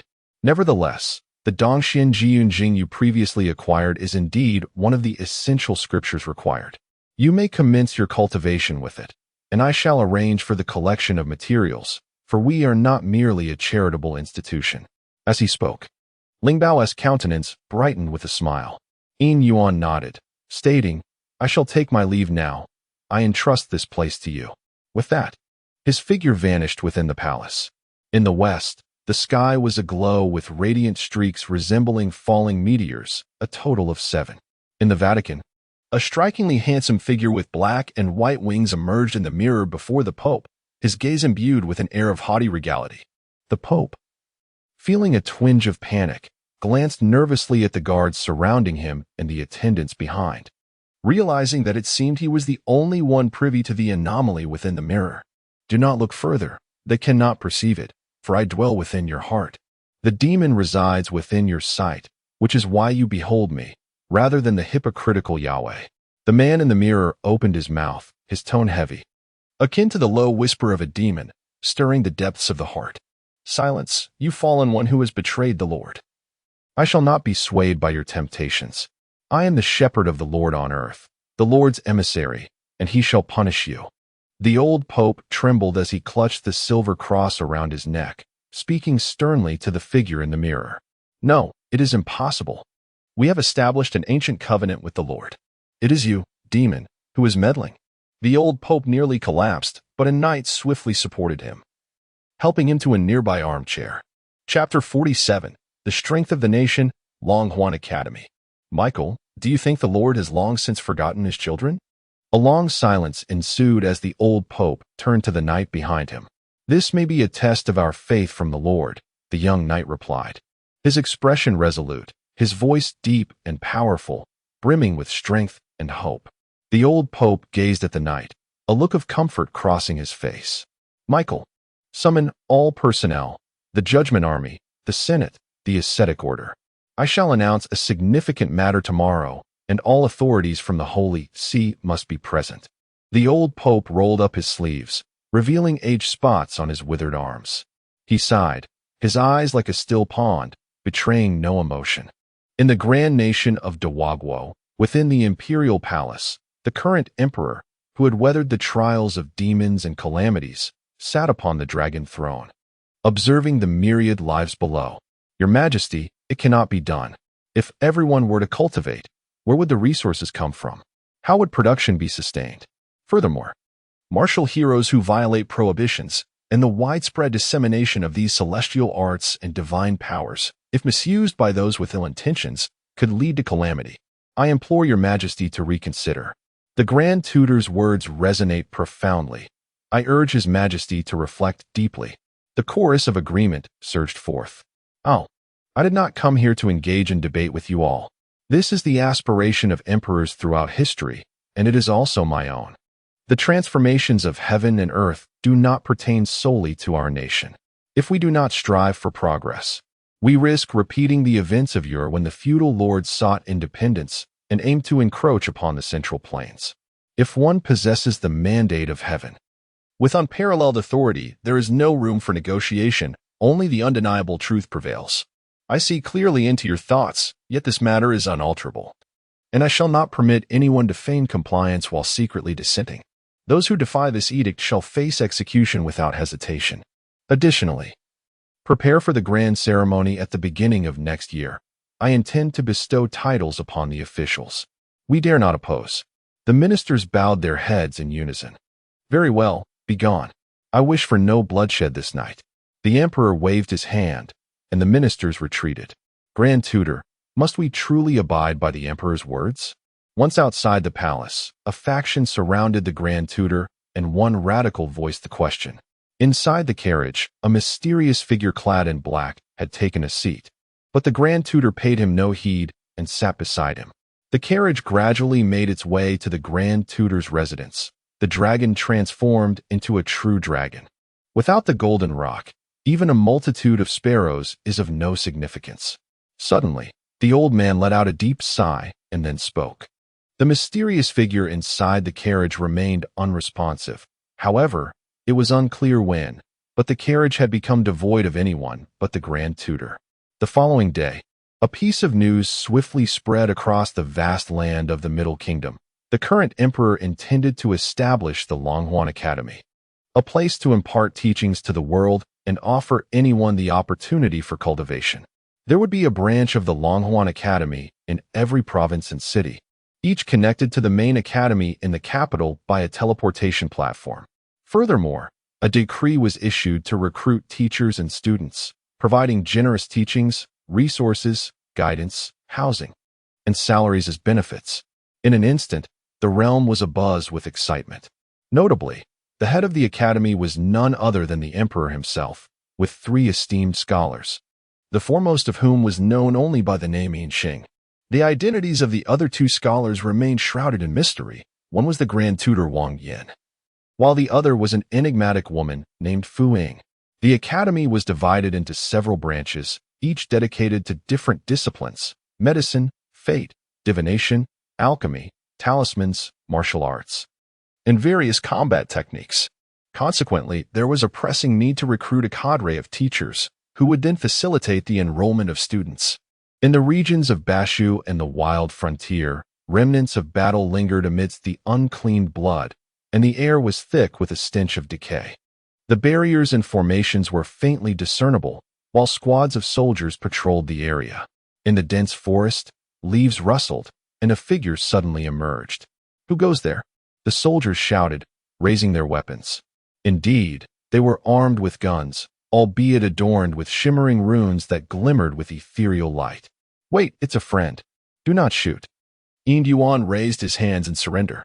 The leading officer gestured for a moment, and though no shots were fired, the soldiers maintained their aim at Yin Yuan. "Who are you, and why are you still in the dense forest? Are you not aware that it has been overrun by monsters? How did you manage to emerge from within?" The officer questioned sharply. "I am a member of the National Security Special Department from Bashu, dispatched to the Kunlun Mountains." "Here's my identification," he replied, producing a document. "After gathering intelligence, I encountered a monstrous upheaval and concealed myself in the wilderness until now, seizing the opportunity to slip away unnoticed by the demons." Yin Yuan displayed his identification, prompting the officer to command, "Toss the document over here, and then raise your hands. Step into this detection array." Yin Yuan complied, casting a glance at the array that shimmered with radiant light and exuded an imposing aura. He silently hoped that the illusion technique would prove effective and that the spiritual treasure had not malfunctioned before stepping forward. Upon entering, Yin Yuan felt invisible energies scanning his entire being, while a palpable sense of deadly threat loomed nearby, as if any hint of anomaly would trigger an immediate attack, reducing him to mere dust. He dared not exhale, waiting in tense silence. The officer retrieved Yin Yuan's identification and handed it to a nearby soldier after issuing a few instructions. The soldier swiftly departed with the document. Once the array completed its examination, the officer addressed Yin Yuan. "Excellent. There are no signs of demonic energy tainting you. You may stand aside and wait. Provided your identification is authentic, we shall permit your entry. I trust you will understand and cooperate." "Very well. I comprehend," Yin Yuan replied, obediently moving aside to await further instructions. "Thank you," he added as he stepped into the secured area. "A vehicle will soon be dispatched to transport items to the city center. You may accompany us, or if you prefer to walk alone, that is entirely acceptable," the officer stated. That sounds splendid. Having journeyed this far, I shall take a ride. When are we leaving? Yin Yuan responded. In a moment. Xiao Fong. Please escort him to the vehicle, the officer instructed one of the soldiers. Yes, sir, the soldier replied with a salute and led Yin Yuan away. Chapter 48. Yuan Dong Yuli. Upon entering the department's courtyard, I noticed the absence of several familiar faces in the presence of new ones. Among them, the sisters Li Yin Yu were conspicuously missing. Once everyone had gathered, Xiao Xianjun appeared above, holding a stack of documents. Without acknowledging anyone or uttering a word, he commenced reading the documents aloud. This was a straightforward announcement. The nation was preparing to reorganize the Special Department of National Security. Concurrently, it sought to recruit exceptional individuals to serve as educators at the Longhuan Taoist Academy's branch. Those selected as instructors would be allocated dedicated residences for cultivation, provided with spiritual energy and materials, and would belong to the nation's high-ranking establishment. Their performance in teaching and research endeavors would be evaluated, with outstanding individuals receiving generous rewards. Some might even ascend to the main academy, where the status of educators would be linked to their official rank. For instance, the 3 current deans of the main academy hold equivalent positions, all at the level of high-ranking officials, known as the 3 dukes. While the other 2 may not wield as much power as the Grand Tutor, they still possess the option to attend cabinet meetings, thereby influencing the course of national affairs. Yin Yuan could distinctly sense the restlessness of those around him, mirroring his own impulses. The prospect of becoming a teacher enticed him, for it would liberate him from the burdensome errands that plagued him every few days, accompanied by meager rewards. Yet, he refrained from making his presence known, choosing instead to bide his time. As anticipated, someone could no longer contain their curiosity and hastily inquired, "How do we register?" Xiao Xianjun, interrupted mid-sentence, felt a flicker of ire surge within him. With a disdainful snort, a wave of intense heat enveloped the air. In an instant, the inquisitive individual was propelled from the crowd, colliding violently with the wall, rendering him unconscious, a charred mark upon his chest.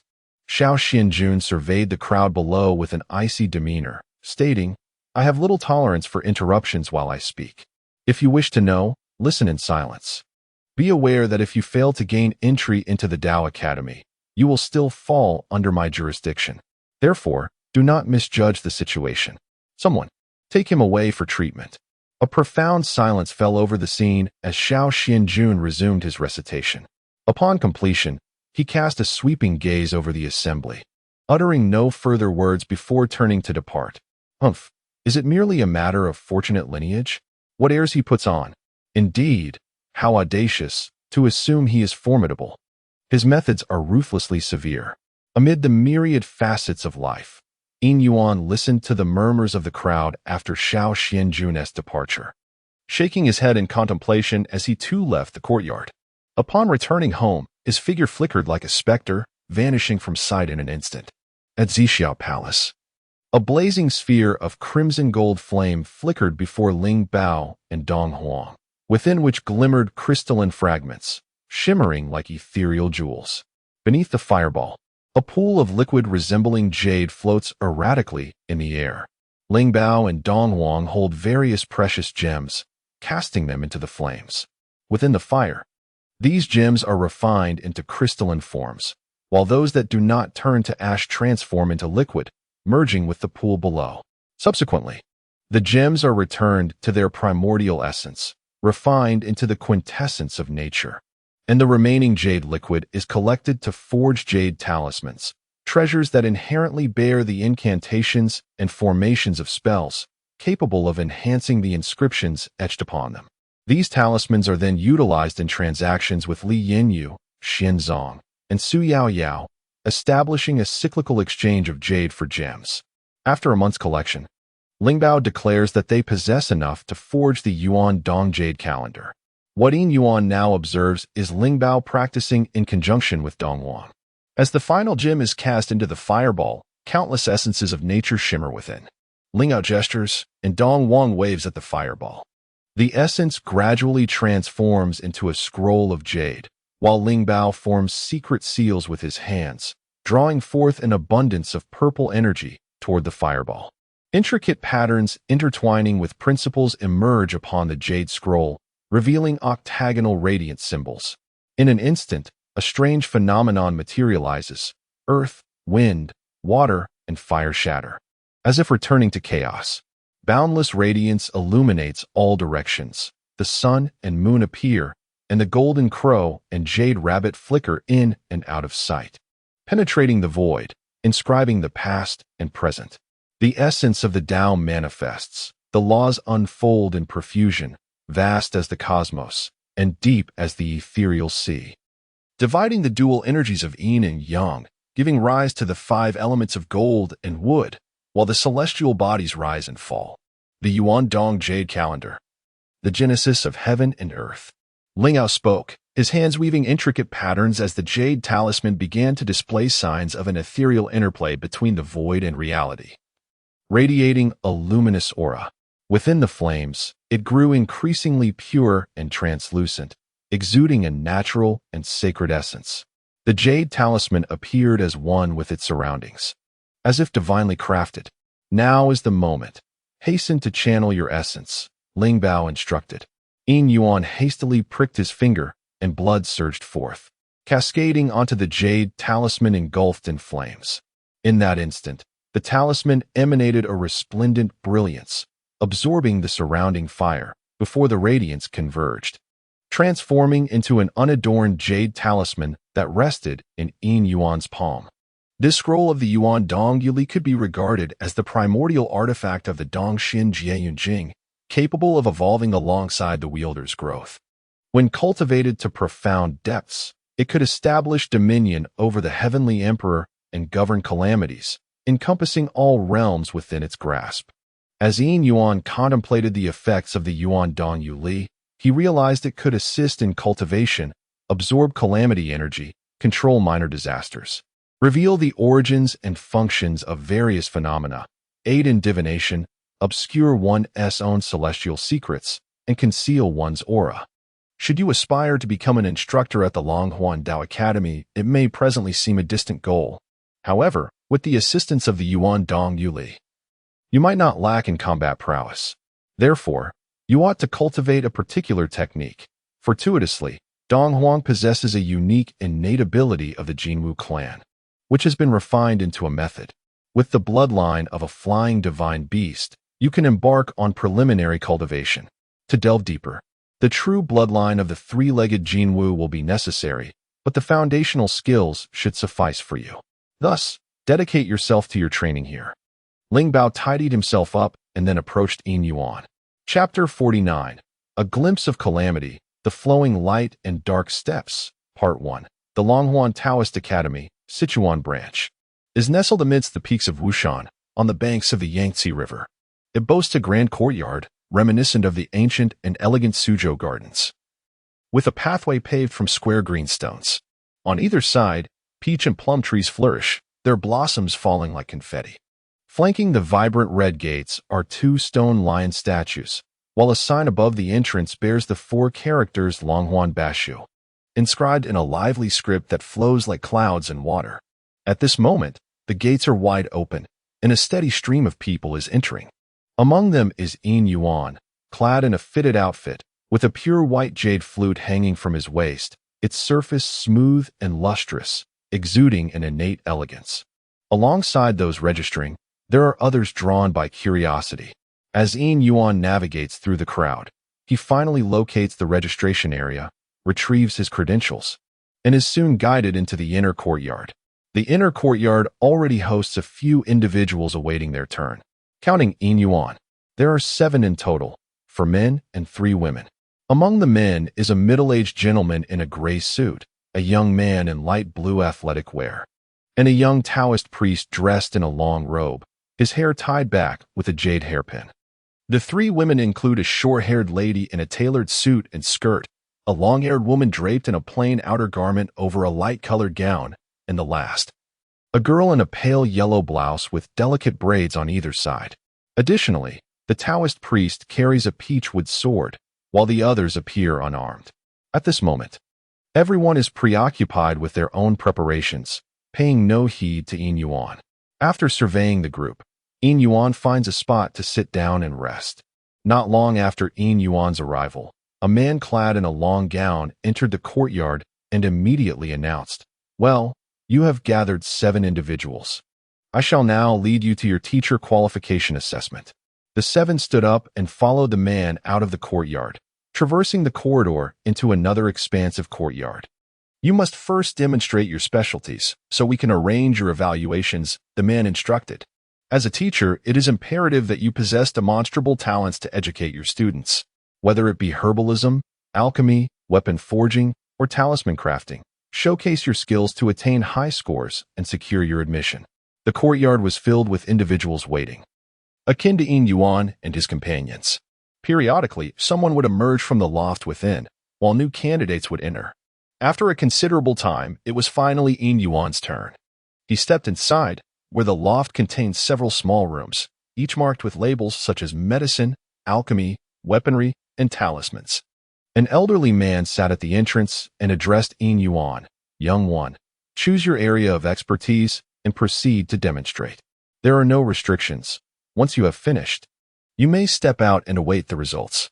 Yin Yuan nodded in acknowledgement and expressed his gratitude before entering the room designated for talismans. The old man watched him enter and murmured to himself, "Whose child is this? I cannot quite discern his depth of cultivation. Alas, I am getting old." Inside, the room was a secluded chamber divided by a partition. From behind the partition came a voice, processed and somewhat mechanical in tone. On the left, there lay jade and gold, while on the right, yellow paper and silk were displayed. In the center cabinet, one could find materials such as cinnabar and dog blood, alongside tools like carving knives and brushes. In the swiftest of times, one was to complete a talisman that showcased their expertise, providing an explanatory introduction on the paper.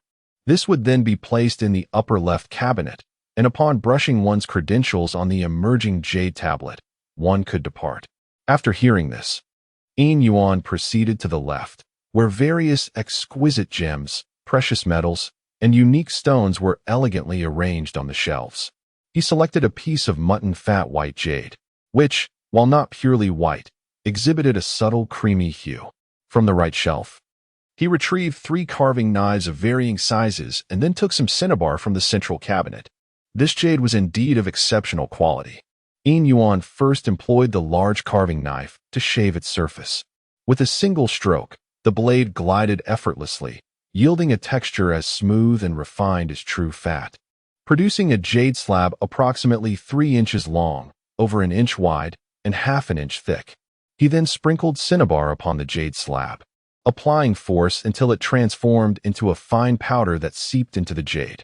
A gentle breeze swept across, and the slab took on a deep crimson hue. The creamy white now intertwined with a dazzling shade of blood red. Yin Yuan grasped the carving knife and began to carefully etch into the jade slab. Seemingly chaotic lines emerged, yet as the patterns multiplied, they gradually coalesced into a 9-petal lotus. The pale yellow buds contrasted beautifully with the crimson lotus platform, resembling a flickering flame. On the petals of the lotus, intricate veins appeared, reminiscent of mysterious characters. Upon completing the sketch, Yin Yuan infused it with his spiritual energy, causing the lotus to become increasingly vibrant and lifelike. He then inscribed upon the paper, "Heart Lotus Talisman," which serves to focus the mind and maintain tranquility, preventing one from succumbing to demonic temptations or external malevolence, while suppressing inner malevolent thoughts. He submitted this talisman along with his offerings. Subsequently, Yin Yuan ventured into other chambers for demonstration. Although he did not possess exceptional skills himself, guided by the wisdom of Dong Huang and Ling Bao, he managed to accomplish the tasks, albeit selectively entering only a few rooms. Upon his departure, the elder seated at the entrance took a few astonished puffs from his smoking pipe, exclaiming in disbelief at the young man's remarkable abilities. After all 7 of Yin Yuan had entered and exited, the man led them to another location, stating, "By the way, let me inform you that what lies ahead is the test of your combat skills. Of course, should you fail, as long as you are willing to engage in administrative roles and have passed the prior assessments, you will still be accepted. However, Your rewards will not be as generous as those who achieve high scores without combat. Additionally, during the forthcoming assessment, your teammates' scores will not affect your own. However, the team with the highest score will receive special recognition, as the Academy values unity and cooperation. The group settled into a vehicle that began to move slowly. Yin Yuan and the other 6 sat in silence, immersed in a profound stillness. Casting a glance at the Taoist, Yin Yuan remarked, "You claim to possess the ability to divine fate. If you can accurately predict mine, I shall grant you a favor." A glimmer of mockery flickered in Yin Yuan's eyes as he smiled and addressed the Taoist priest. In Chapter 50, A Glimpse of Calamity. The Flowing Light and the Dark Step, Part 2, the priest Shinshur exhibited a self-satisfied expression. He reached into his robe and retrieved a piece of bone that exuded an ancient and primal aura. The intricate patterns etched upon it formed a series of innate Bagua symbols. After slightly adjusting his posture, Shinshur concealed the bone before him and smiled confidently. As he clasped the bone in his palm, a radiant glow materialized, and ancient hexagrams emerged and dissipated in the air. Suddenly, a flush of disbelief spread across Shinshur's face as he gazed at Yin Yuan, noticing several fissures appearing on the bone in his grasp. How could this be? The calamity obscures the heavenly secrets. This is impossible, Shinshur exclaimed in astonishment. Yin Yuan cast a glance at Shinshur, recognizing that this individual indeed possessed some genuine skills. "Do you intend to accompany me on this journey?" Yin Yuan inquired. "Of course, esteemed one. Please allow me to follow you," Shinshur replied, his tone ingratiating as he drew closer, the bone vanishing from his hand. Yin Yuan gently pushed Shinshur's hand away, saying, "Let your actions speak for you. Do you know our next destination?" Shinshur glanced at the others and then subtly raised his eyebrows at Yin Yuan, whispering a single word, "Fengdu." Yin Yuan was taken aback, realizing that Shinshur was privy to the underlying truths. However, upon hearing the name, he felt an overwhelming sense of oppression and repeated, "Fengdu?" Shinshur nodded, gesturing towards the ground below. Suddenly, the external light vanished, plunging the interior of the vehicle into an icy stillness, an unsettling chill permeating the air. The door swung open, revealing the leader at the threshold, who surveyed the 7 passengers before announcing, "We have arrived. Your objective is to achieve exemplary results within the next 3 days. Best of luck to you. Step out." Through the door, the ominous sky loomed, devoid of sunlight, enveloped in a dense, dark yellow haze, while withered, decayed vegetation surrounded the area. Everything exuded a profound tranquility, a stillness akin to death itself. The 7 individuals inside the vehicle hesitated to disembark, exchanging glances before a moment of silence enveloped them. Eventually, a young man appeared to have made a decision, disregarding the others as he stepped out, his figure soon disappearing from sight. A middle-aged man in a gray suit, wearing a pleasing expression, glanced towards the man outside the vehicle. He retrieved a pack of cigarettes from his pocket and offered one to him, inquiring, "Could you explain what this is all about?" The man accepted the cigarette, inspecting it briefly before tucking it behind his ear. He regarded the other man with an unwavering gaze, stating, "Do not engage in meaningless inquiries. What I have needed to convey, I have already done so. The rest cannot be shared, regardless of your questioning. We must proceed swiftly, as we have to leave this place." The older man maintained his composure, responding with a smile. "Indeed, understood. I, too, was once a principled and steadfast youth." With a sigh, he took out a cigarette and lit it after stepping out of the vehicle. Glancing at the few individuals inside, "Is anyone willing to join me? I believe it would be prudent for us to look out for one another, especially in Fengdu, the renowned city of ghosts and mysteries." The reactions within the vehicle varied. Yin Yuan felt a twinge of surprise. Was he truly the only one in the dark? How was it that everyone seemed to know about the trials in Fengdu? This information appeared to be rather widespread. Or was it possible that this middle-aged man, slightly balding and sporting a beer belly, was not as simple as he appeared?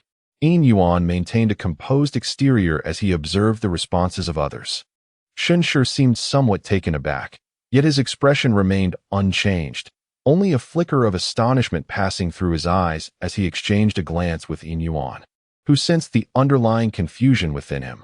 The young woman in a tailored suit, upon hearing Fengdu, did not exhibit surprise or wariness. Instead, the corners of her mouth lifted slightly, suggesting a hint of delight. The woman in the light yellow attire and the one in a long dress remained unfazed, showing no discernible change in their demeanor. Furthermore, the woman in yellow was also scrutinizing the individuals present. When her gaze met Yin Yuan's, she subtly nodded in acknowledgement. Yin Yuan was taken aback. He sensed a faint, familiar aura emanating from her, reminiscent of the enigmatic demon king from the Kunlun Mountains. The one who had awakened his demonic bloodline and imparted the technique to conceal his presence. However, just moments ago, whether intentionally or inadvertently, Yin Yuan sensed a familiar aura emanating from the girl in the pale yellow shirt. Although he did not perceive any malice from her, a flicker of ominous energy surfaced in his eyes. He beheld a vast and desolate aura rising behind the girl. Entwined with it was the ethereal silhouette of a nine-headed bird, gazing back at him. "Ah, it is you, the descendant of the mysterious bird." The familiar voice echoed in Yin Yuan's ears. "What is this? What are your true intentions?" Yin Yuan seethed internally. "What troubles you? Do you believe I have usurped this girl's body? Have you forgotten that you, too, are no longer human? Are you truly prepared to perish alongside me? If so, then speak up. Moreover, have you forgotten who taught you the art of transformation? Do you think something you cannot even see could uncover the true form of this king?" The demon king's voice was remarkably calm, seemingly unfazed by Yin Yuan's reaction. Yin Yuan was infuriated, yet found himself powerless. "By the way, though I am uncertain why you are able to detect my presence, since it is so, I shall reward you with a task. You must ensure her safety during this journey to Fengdu. I have faith in you." The demon king's voice gradually faded, leaving Yin Yuan staring blankly at the girl. "Yin Yuan, come here for a moment." A voice, as soft as a nightingale's song, broke the silence, drawing the attention of all within the carriage to him, for the girl across from him beckoned him with her hand. "Have you forgotten that day on Kunlun Mountain?" The girl's face was filled with sorrow, her eyes brimming with unshed tears. "What on earth is this? This girl resembles a demon king." Yin Yuan felt a twinge of confusion, yet he had already sensed the disdainful and contemptuous gazes from the other women in the vehicle. "Heroine, spare me. I shall come over at once," Yin Yuan muttered, moving closer. Chapter 51. A Glimpse of the Heist, the Flowing Light and Dark Steps, Part 2. "Who exactly are you?" Yin Yuan inquired softly, directing his question toward the girl. "Take a guess. By the way, remember my name. I am Hua Fengxi. And do ensure you don't mispronounce it," the girl replied, a cunning smile gracing her face. The woman in the tailored suit did not wait for the middle-aged man. She exited the vehicle and departed on her own. The woman in the long dress turned to Yin Yuan and Hua Fengxi, saying, "Shall the two of you accompany me? It would be prudent for us to travel together for mutual support." "That sounds fine. You can ask her. I am amenable to anything." Yin Yuan waved his hand, responding. The woman turned her gaze toward Hua Fengxi, who furrowed her brow slightly and replied, "First, you must tell us your origins and name. We cannot accept an invitation from a stranger." The woman smiled gently, brushing her hair behind her ear as she said, "My name is Yin Mo. As for my origins, I hail from the Yin family in Shandong. So, may I join you too?" Hua Fengxi scrutinized Yin Mo and replied, "Very well. Then let us be off, sir." "My apologies," Yin Mo said, turning to the middle-aged man with an apologetic smile. The man tossed his cigarette but to the ground, glanced at Yin Yuan, and shook his head. "If that is the case, I shall take my leave." Having spoken, the group turned towards another direction. Hua Fengxi and Yin Mo led the way, while Yin Yuan and Shunshi followed closely behind. The four of them set foot upon this desolate land. A chilling wind swept through, carrying with it the scent of decay, and the only sound was that of their footsteps upon the withered grass. This place was Fengdu. But why was the city of Fengdu nowhere to be seen? Yin Yuan inquired of Shunshi. Shunshi shook her head, uncertain. "Before the upheaval of heaven and earth, I visited Fengdu, and it was merely an ordinary city masquerading under the name of Fengdu for promotional purposes. It seems, however, that this place, bearing the name of Fengdu, is indeed not as simple as it appears. By the way, there is something else. It seems you all knew that our destination was Fengdu. What is the story behind that? Yin Yuan voiced his inner curiosity. Well, do you often browse the internet, my esteemed friend? Shenshi suddenly asked. Of course. Why do you ask? The official website of the Taoist Academy in the Bashu region has announced that the trial location is Fengdu, and they kindly advised against participation for those unprepared. Yin Yuan felt a wave of embarrassment wash over him. He had no idea that the Taoist Academy even had an official website. Rubbing his nose, he glanced around, only to suddenly change his expression. He forcefully pushed Shenshi aside, his eyes swirling with ominous energy. Golden flames flickered at his feet, and behind him, a phantom of a golden crow seemed to materialize. In an instant, he dashed sideways to evade danger. With a resounding whoosh, a skeletal hand adorned with remnants of decaying flesh and dirt descended from the location where they had previously stood. With a commanding shout, Shenshi swiftly recited incantations, her sleeves fluttering as an aged talisman shot forth from her hand. Bolts of lightning surged forth, striking her palm and shattering it to dust. Meanwhile, in Yin Yuan's palm, wisps of black water lines emerged, and with a decisive motion, he unleashed a strike, revealing a shadow that extended claws from the void. The water lines pierced through the claws, eliciting a howl from the shadow before it vanished into thin air. What are you all doing back there? Why aren't you moving? Hua Fengshi and Yin Imo reappeared before Yin Yuan and his companion, with Hua Fengshi glancing back. Yin Yuan shook his head, sensing the strangeness of the surroundings. We must tread carefully. He then turned to Shenshi. Please calculate the best path for us to take. Shenshi nodded, her palm revealing skeletal patterns, followed by the emergence of divination symbols. She addressed Yin Yuan. Something feels amiss. It appears we are ensnared, akin to being trapped in a ghostly wall. Ghosts. Do they truly exist in this world?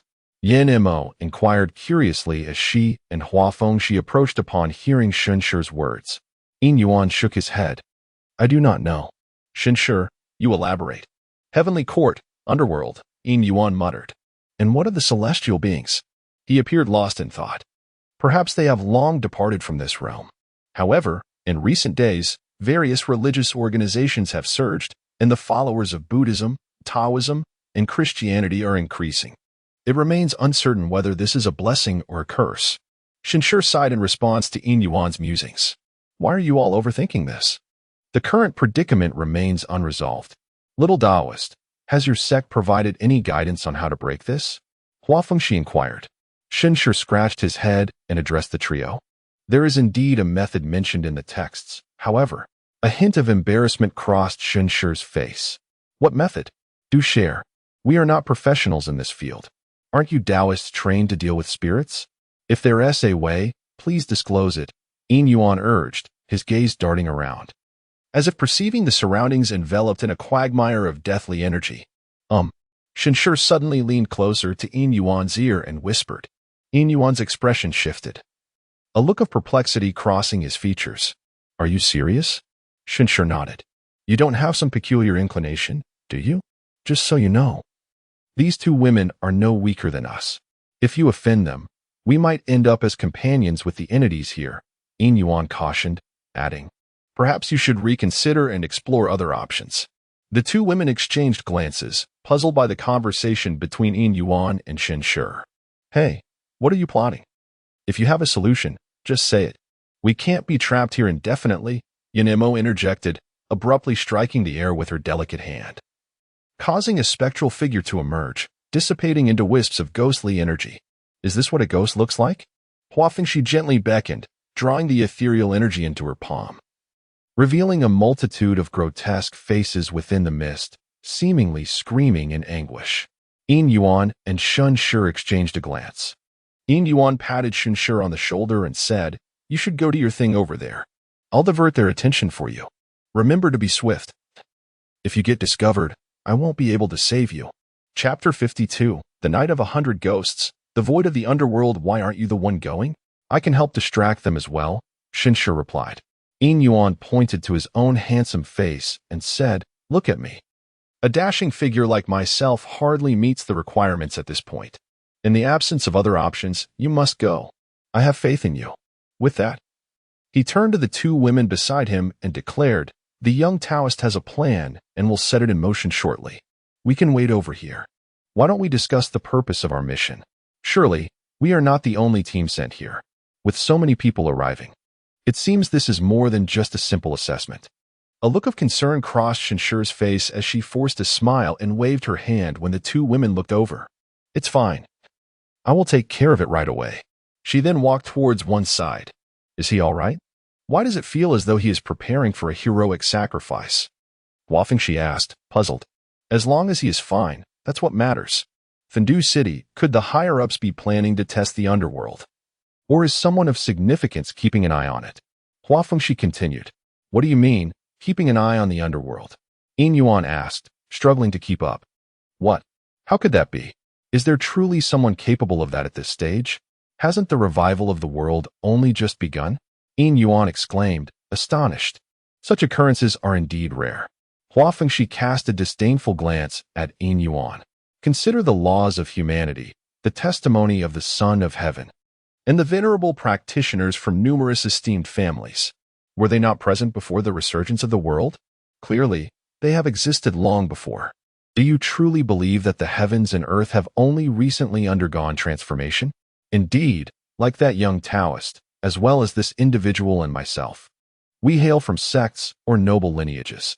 Only you, initially. I presumed you to be a descendant of a prominent family or sect. Turned out to be a practitioner who commenced cultivation only after the upheaval of the world. Yet, I find myself perplexed. Why do that Taoist and the one beside him hold you in such regard? Yin Mo's gaze scrutinized Yin Yuan, a flicker of confusion dancing in his eyes. With a somewhat awkward smile, Yin Yuan suddenly propelled himself forward, transforming into a streak of crimson golden light. In response, Huafeng, she manifested a pitch-black short sword in her palm, thrusting it downward. A skeletal arm erupted from the ground, precisely impaled by the sword. Dark patterns emerged upon the bone, only to shatter into fragments moments later. Yin Yuan stood aside, surveying his surroundings, his brow furrowed in concentration.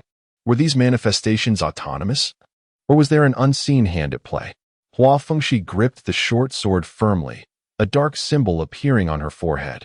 A tempest of ominous, ashen flames, emanating a sense of foreboding and calamity, swirled around her like stars in the night sky. Regardless of its origin, annihilation was the only resolution. Her tone shifted from soft to frigid as she declared, with a mere wave of my hand, countless flames soared forth like shooting stars, striking unseen shadows in their path, revealing their forms before dissipating into wisps of shadowy essence. So many. Yuan was somewhat astonished as he observed the shadows vanquished by Huafengxi. It is done. A voice of delight rang out from Shunshi nearby. The surrounding space shattered like a mirror, fragmenting with each inch, and before the four of them, a grand and ancient city emerged in the distance. A colossal gate stood at its entrance, adorned with 3 archaic characters. A long, azure stone path stretched from the gate, flanked by vibrant flowers, one side blooming without leaves, the other leafy yet barren. A blood-yellow river flowed past the city gate, its origins and destination unknown. An arched stone bridge spanned the river, beside which lay a stone platform, accompanied by a small pavilion. Additionally, others stood nearby, gazing at the city. Foolish mortals. Why do you tread upon the realm of the departed? Fengdu does not belong to the living, but is the domain of the dead. A haunting voice echoed, reminiscent of a malevolent spirit's call, imbued with profound loathing and resentment. A colossal shadow materialized above the gate on the stone path, coalescing into a humanoid figure formed from countless ghostly apparitions, surrounded by a crimson aura. Its faceless visage bore a pair of blood-red eyes, reflecting madness and savagery. Is this city indeed Fengdu? Then this gate must be the gate of ghosts, and this path should be the road to the Yellow Springs, with the flowers of the other shore lining the way. The river is the river of forgetfulness, the bridge of helplessness, and the pavilion the Mingpa Pavilion, with the gazing home platform nearby. Could it be that, in the past, the living also ventured into Fengdu, thereby chronicling this realm of the deceased? Yuan murmured to himself, do you think there are remnants of those who once lived in this netherworld? Huafengxi surveyed the realm of the underworld, and then posed a question to Yin Yuan, and Yin Shunshur glanced around, an involuntary shiver coursing through him. "Are you suggesting that someone intentionally allowed us entry?" he asked. "He, perhaps," Hua Fengxi replied with an enigmatic smile, gesturing toward a particular spot. "It seems someone can no longer contain themselves, providing us an opportunity to gauge our adversary's true strength." Chapter 53, The Flower Demon of the Other Shore. The Water Ghost of the River of Forgetfulness, Part 1. "Such a trifling spirit, do not attempt to be fierce," declared a man wielding a small banner. With another flourish of the banner, ethereal streams of azure and white energy swirled around him, infusing the banner as characters materialized, casting a shroud over the vengeful spirits. "Ah," the man scoffed disdainfully, turning to his companion. "This mere ghost is insignificant beneath my Sima family's Shanglin banner. In this Fengdu, we shall undoubtedly seize the opportunities within. No one can stand against the Sima family in Shu." "How foolish. It appears the Sima family has fallen from grace," Hua Fengxi remarked coldly. Shinshur wore a look of malicious glee as he observed the man, chuckling. Someone is about to face dire consequences. All the spirits surged toward the banner-wielding man, their roars, wails, and cries filling the air. The assembly hastily summoned their abilities to ward off the encroaching malevolent energies, striving to prevent any erosion of their lifespans. "What is happening? Why are so many spirits suddenly appearing?" The man and his companion gazed in terror at the multitude of ghosts advancing toward them. "Quick, use your banner," one urged. "Hurry, summon it forth." The man stood amidst a collection of bleached bones, devoid of any remaining flesh, as if consumed entirely. Alas! A specter descended upon the man's back, revealing a ghastly wound on the back of his head. A gruesome mixture of white brain matter and crimson blood oozed from the laceration, causing the man to stagger and collapse. Innumerable phantoms swarmed around him, and before long, only a pristine skeleton remained. Many, witnessing this macabre scene, began to retch, while others warily eyed the countless apparitions.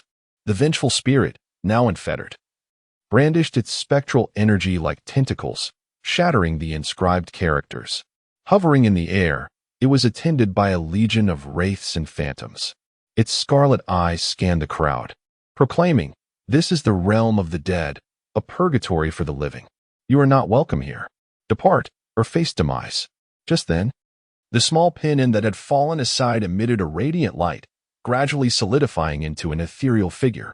This was a man garbed in a flowing, wide-sleeved hanfu, adorned with talismanic inscriptions along the hems. The man's likeness was strikingly similar to the flag-bearing man from before, yet he exuded a greater sense of composure. "Ah, so my avatar has been slain," the man remarked with a smile, gesturing gently. The pennon returned to his hand like a homing bird. "Fengdu, you say? Once I have concluded my affairs, I shall certainly come to seek enlightenment." With these words, the radiant light vanished into the firmament. "Incredible," someone mused. "The Sima family has indeed acquired such a technique of avatars. What shall be done with these vengeful spirits? With so many phantoms, how can one possibly enter?" A greedy gaze fell upon the city of Fengdu as one spoke. "Umitba, rather than becoming ensnared in the mortal realm, it is better to accompany this humble monk to the Western paradise, far removed from all suffering and hindrances." With a resonant chant, a benevolent monk, adorned in a brocade robe and holding a seven-treasure staff, approached with graceful steps, each footfall causing white lotuses to bloom beneath him, untouched by dust. "I have come from Mount Jiuhua, aware of Fengdu's resurgence. Though lacking the powers of my forebears, I am willing to carry forth their wishes, using my own being to subdue the infernal realms. Until hell is emptied, I vow not to attain Buddhahood. Only when all sentient beings are liberated shall I realize enlightenment. Namo Ksiddhagarbha Bodhisattva, the great compassionate one." In an instant, the monk stood before the crowd, gazing upon the vengeful spirits and countless phantoms with a countenance of sorrow and compassion. Slowly, he spoke, exuding a sacred and benevolent aura.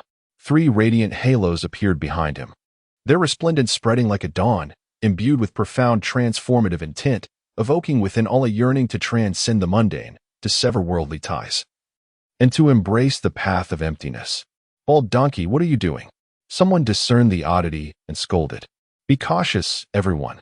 This is a technique of salvation from the Buddhist realm, capable of leading one to inadvertently take refuge in the Dharma and become a protector of the faith," another warned.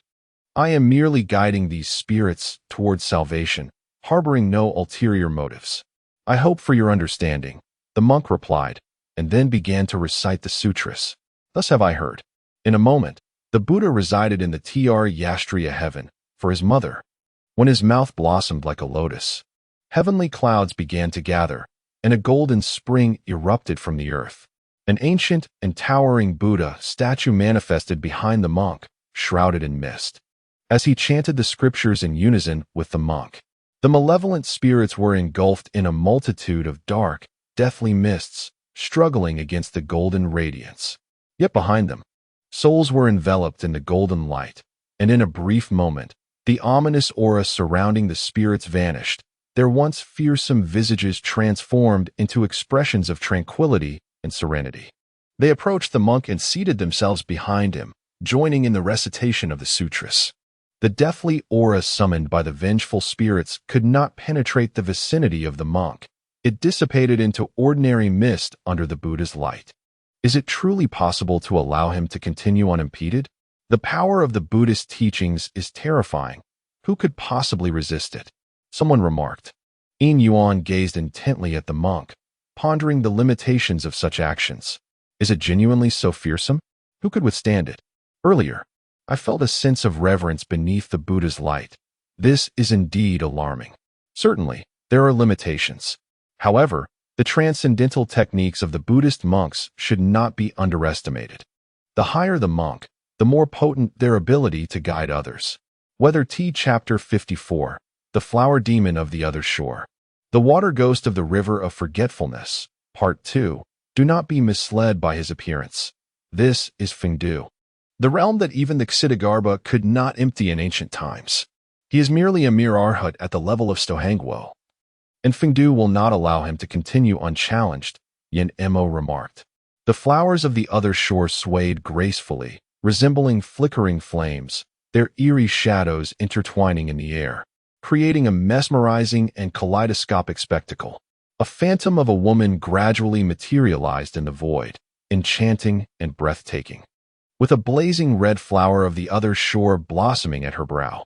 Xitigarbha, perish, the woman proclaimed, akin to a spirit of the flowers, embodying the cherished essence of this world. Upon her appearance, it was as if the very realm rejoiced. With a single sweep of her hand, petals of the other shore began to cascade from the sky, accompanied by a melancholic and lamenting chorus that drowned out the rhythmic chants of Buddhist hymns. Only the sorrow and helplessness of flowers blooming for a millennium and falling for another millennium remained. The petals of the other shore exuded an alluring crimson hue, clashing with the sacred Sanskrit texts and erupting in a dazzling display of gold and red light. In no time, a thick layer of petals had accumulated on the ground near the monk. The countless souls that had once been salvaged by the monk, now reawakened by the touch of the other shore's petals, exhibited a resurgence of scarlet bloodlust in their eyes, their ghostly aura overwhelming, shrouding the skies. Upon the river Lethe, viscous streams of sanguineous yellow churned, revealing glimpses of myriad teeming vermin. Countless strands of hair emerged from the riverbed like undulating seaweed, resembling a skyward dance of tentacles.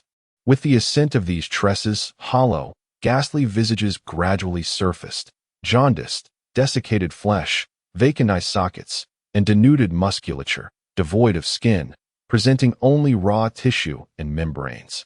Akin to demons spawned from the netherworld, serpentine forms slithered forth from the Lethe's depths, emerging from amidst the clusters of spider lilies, crimson, azure, ebony, and ivory, of varying sizes, advancing towards the monk and his entourage. The monk's aureate radiance was compressed, confined to his immediate vicinity, unable to dissipate. Countless specters, spider lilies, vermin, serpents, and aquatic wraiths besieged the golden light, launching relentless assaults.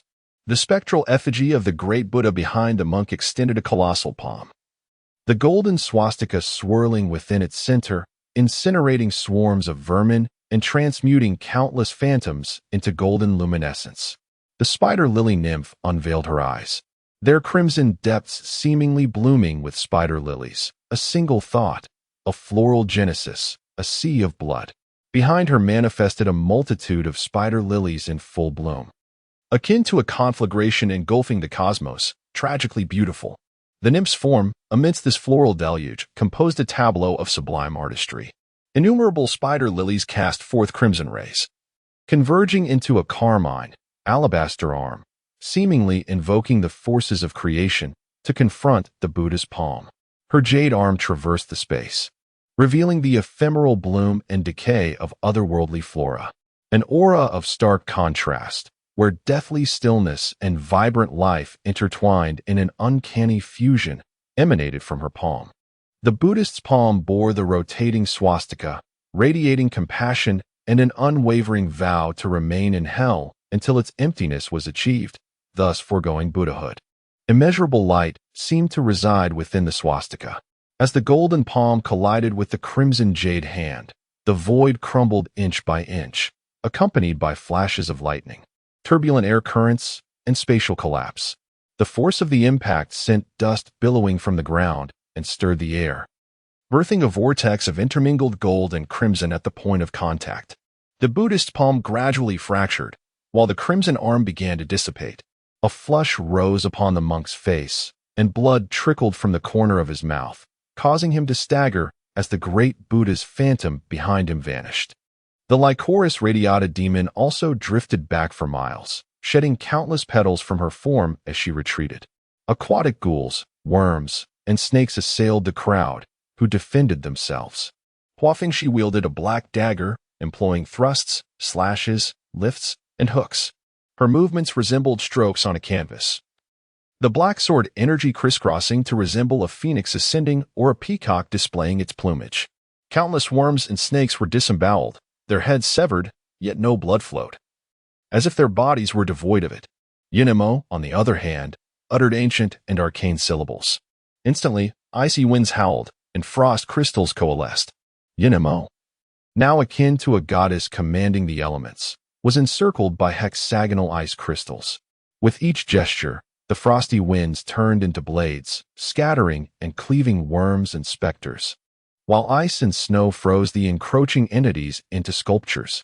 Shun Shiai's unleashed a flurry of talismans from the palm of his hand, transforming them into flames, lightning, and cloud swords that bombarded the serpents and water ghosts. Simultaneously, a yellow-hued ring enveloped him, within which ancient characters flickered in and out of visibility. Yin Ruins' eyes widened as golden flames swirled around his feet.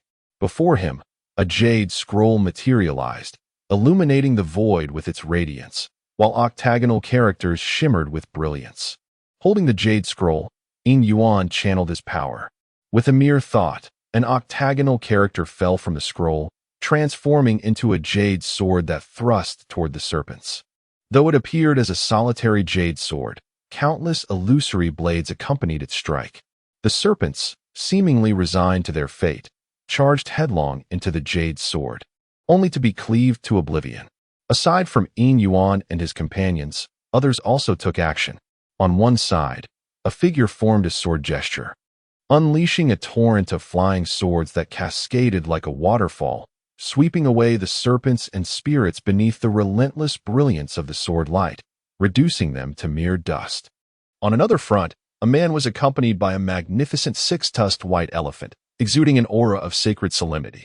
With its golden form glaring fiercely, it moved with the grace and power of a charging giant, shaking the earth and stirring the void, as countless serpents were crushed to powder beneath its might. Others waved their sleeves, conjuring an ancient jade seal imbued with potent energies of suppression and exorcism. It radiated a pure, luminous aura that dispelled demons and spirits, turning all malevolent entities to ash under its brilliant glow. Chapter 55. On the Bridge of Sighs, one can only sigh, across the river of three paths. Mortals are ferried the souls tainted by the other shore flower, like the flowers themselves, vanished into the sea of blossoms lining the Yellow Springs Road. Are they truly indestructible? Someone exclaimed in astonishment. Humph, there is nothing that cannot be vanquished. Allow me to demonstrate. A figure scoffed, stepping onto the path of the underworld. Drawing a deep breath, their cheeks swelled, and then they exhaled forcefully, unleashing a torrent of flames that surged forth like a dragon, intent on incinerating all in its path. The air itself seemed to sizzle, warping in the heat. Yet, when this fierce flame descended into the sea of amaranth flowers on either side, it proved utterly ineffective, extinguishing instantaneously without even brushing a petal. Don't waste your efforts. The amaranth flowers are cherished by the realm of the dead. Though they appear to line the path of the underworld, they exist in their own secluded domain, a world unto themselves. Moreover, within the sea of amaranth, there do not dwell merely a solitary flower spirit, but also ancient beings who have slumbered for ages. To disturb them would yield no favorable outcome, Yin cautioned. Who is this young lady, and how do you claim to know such things? Enlighten me, what else do you know? The man who had exhaled fire turned to Yin, a glint of lewdness flickering in his eyes. He leapt down from the path of the underworld and approached the group, a sinister grin spreading across his face. Indeed, young lady, if you possess knowledge, you ought to share it with us all. Why withhold it? Are you harboring malicious intentions, seeking to lead us to our demise? Precisely. Instead of this, why don't we capture them and extract the information they possess? They could even pave the way for us ahead. What a splendid notion. Ladies and gentlemen, I fear this course of action may not be prudent. We have all come here as a result of the Academy's evaluation, and should we engage in such deeds, it is likely that we shall fail the Academy's scrutiny. But why not simply keep it from the Academy's knowledge? If all present are culprits, then none would dare to expose the truth to the Academy. A multitude of avaricious gazes turned toward the four, and even the monk's eyes betrayed a glimmer of greed and desire. Something feels amiss. There lies a discordance that Yin Yuan has sensed. Indeed, there is something askew. While it is true that human nature is inherently flawed, these individuals are merely revealing the darker inclinations of their hearts, for if it were not so, not all would succumb to such malevolence. No, not everyone has fallen prey to this. A few remain untainted, yet they dare not step forward. For the tide of fate is against them, and we stand on opposing sides. Yin spoke coldly, her tone laced with a chilling severity. Yet, why have we not succumbed to the magnification of our inner malignance? Is it due to the purifying radiance bestowed by Boss Yin? Shen Shi remarked, raising her hand. A radiant and pristine light enveloping her being. The flower of the other shore, the demon of the human heart, it blooms across the divide and withers within the soul. The flower knows neither virtue nor vice, yet humanity possesses both. Hua Fengxi sighed, stepping forward, and with a swift stroke of her sword, severed the man's wrist, which fell to the ground. How cruel you are. Everyone, seize her. Kill the demoness. A roar erupted, and the crowd surged forth. The venerable Lao Jun proclaimed, the Great Way is formless, nurturing heaven and earth. It is devoid of emotion, guiding the sun and moon. It is nameless, sustaining all living things. I cannot discern its name, and thus I shall call it the Way. One who can often suppress their desires will find their heart at peace. By purifying the heart, the spirit becomes clear. Naturally, the 6 desires cease to arise, and the 3 poisons dissipate. The sound of scriptures resonates throughout the land. A sudden radiance envelopes all, imparting the essence of purity, non-action, and tranquility to the masses. With desires extinguished and distractions quelled, clarity returns to the eyes of the people. The monk shook his head, a hint of embarrassment and trepidation crossing his face. Unexpectedly, even a humble monk inadvertently fell prey to the poison of the other shore flower, awakening greed within him. Perhaps it is best to withdraw. The monk realized he was ill-equipped to traverse this abyss, and it would be wiser to return to Jiuhua and continue his cultivation. As he spoke, he tread upon lotus flowers, departing from whence he came. The envoy from Qingqing Mountain was no ordinary individual. Hua Fengxi gazed at a man who seemed to awaken in unison with others, then turned to the agitated figure before him. Why do you not hasten to leave? Even if you are afflicted by the poison of the other shore flower, it merely amplifies the malevolence within you, indicating that you have not been virtuous to begin with.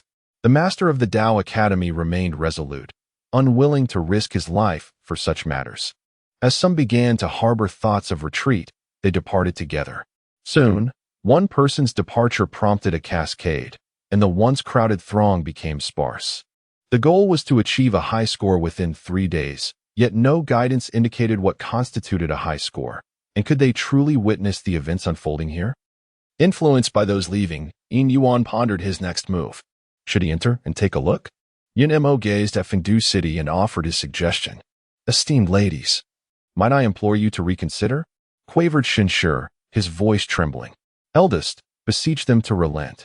A lament escaped Shenshi's lips. The quartet embarked upon the path to the netherworld, an interminable thoroughfare flanked by boundless fields of crimson spider lilies.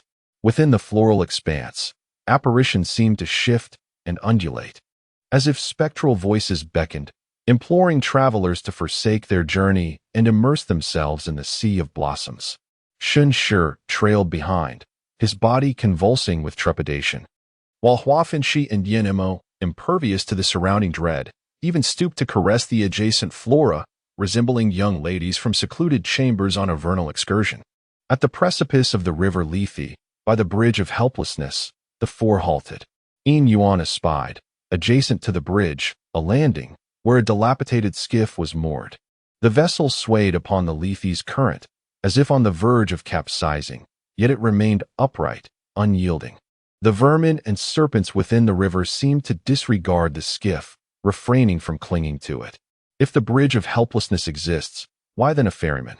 Yin Yuan mused. Perplexed. Is there then a prospect of egress from the river Lethe? Yin Yuan inquired, intrigued. Assuredly, though since the genesis of the netherworld. A mere 3 souls have emerged from the river Lethe, one of whom did not rely on the ferryman's assistance. Yin Mo's delicate hand glided across the bridge of helplessness, a trace of nostalgia flickering in her eyes. Who might these 3 be? Surely, they must be personages of considerable import, Shenshi interjected, drawing nearer. His voice laced with curiosity. Personages of import, say you? Perhaps. Yin Mo suddenly felt a sense of disillusionment. The first individual was none other than the ferryman of the River of 3 Paths, the only soul who had managed to claw his way out of the river of oblivion. He had achieved this feat, and when Yama inquired if he desired to reincarnate, he declined. Instead, he proposed a notion. He wished to ferry souls across the river of oblivion. Whenever a spirit endured the trials within the river, he would be responsible for guiding them across.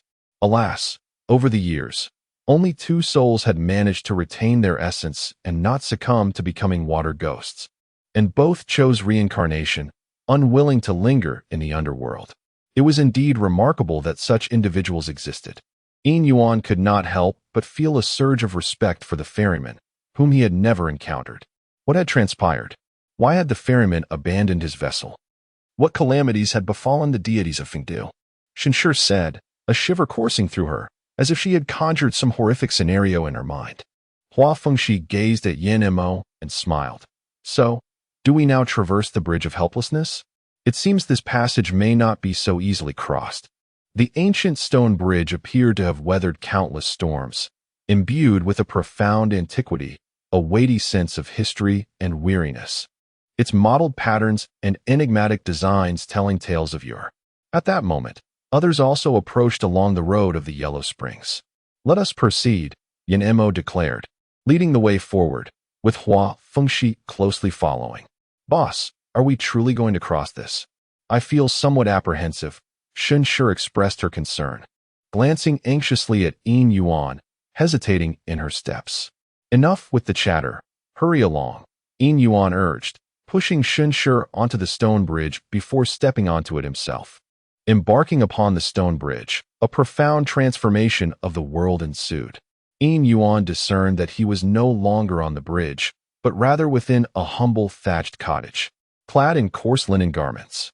Surveying his surroundings, he noted the dilapidated state of the dwelling, the nearly empty rice container, and the accumulation of dust within the water vat. His own hands were rough and weathered, his legs stout, and his feet bare. Upon opening the door, he beheld a gaunt and feeble child lying in the courtyard, seemingly on the verge of expiration. Gazing upon the child, he felt an inexplicable connection, a poignant and visceral ache. An uncontrollable urge propelled him forward, and he gathered the child into his arms, only to discover that his own strength had waned to the point where he could scarcely lift the child. A profound hunger and thirst gnawed at his core, his throat parched and cracked. He opened his mouth to speak, but only a hoarse whimper escaped. Seizing a shard of broken tile, he trembled as he lacerated his wrist, offering it to the child's lips. Only meager droplets of blood oozed forth, landing upon the child's parched lips. The child, as if sensing the offering, feebly and greedily imbibed the life-sustaining fluid. Yin Yuan could acutely perceive his own body's increasing frailty, the decelerating rhythm of his heart, until it ultimately ceased to beat. In that instant, Yin Yuan observed the child's head loll to the side, devoid of breath. Even Yin Yuan himself seemed to wane, as if on the precipice of oblivion. Overwhelmed by helplessness, profound despair, and utter resignation, Yin Yuan emitted a sigh.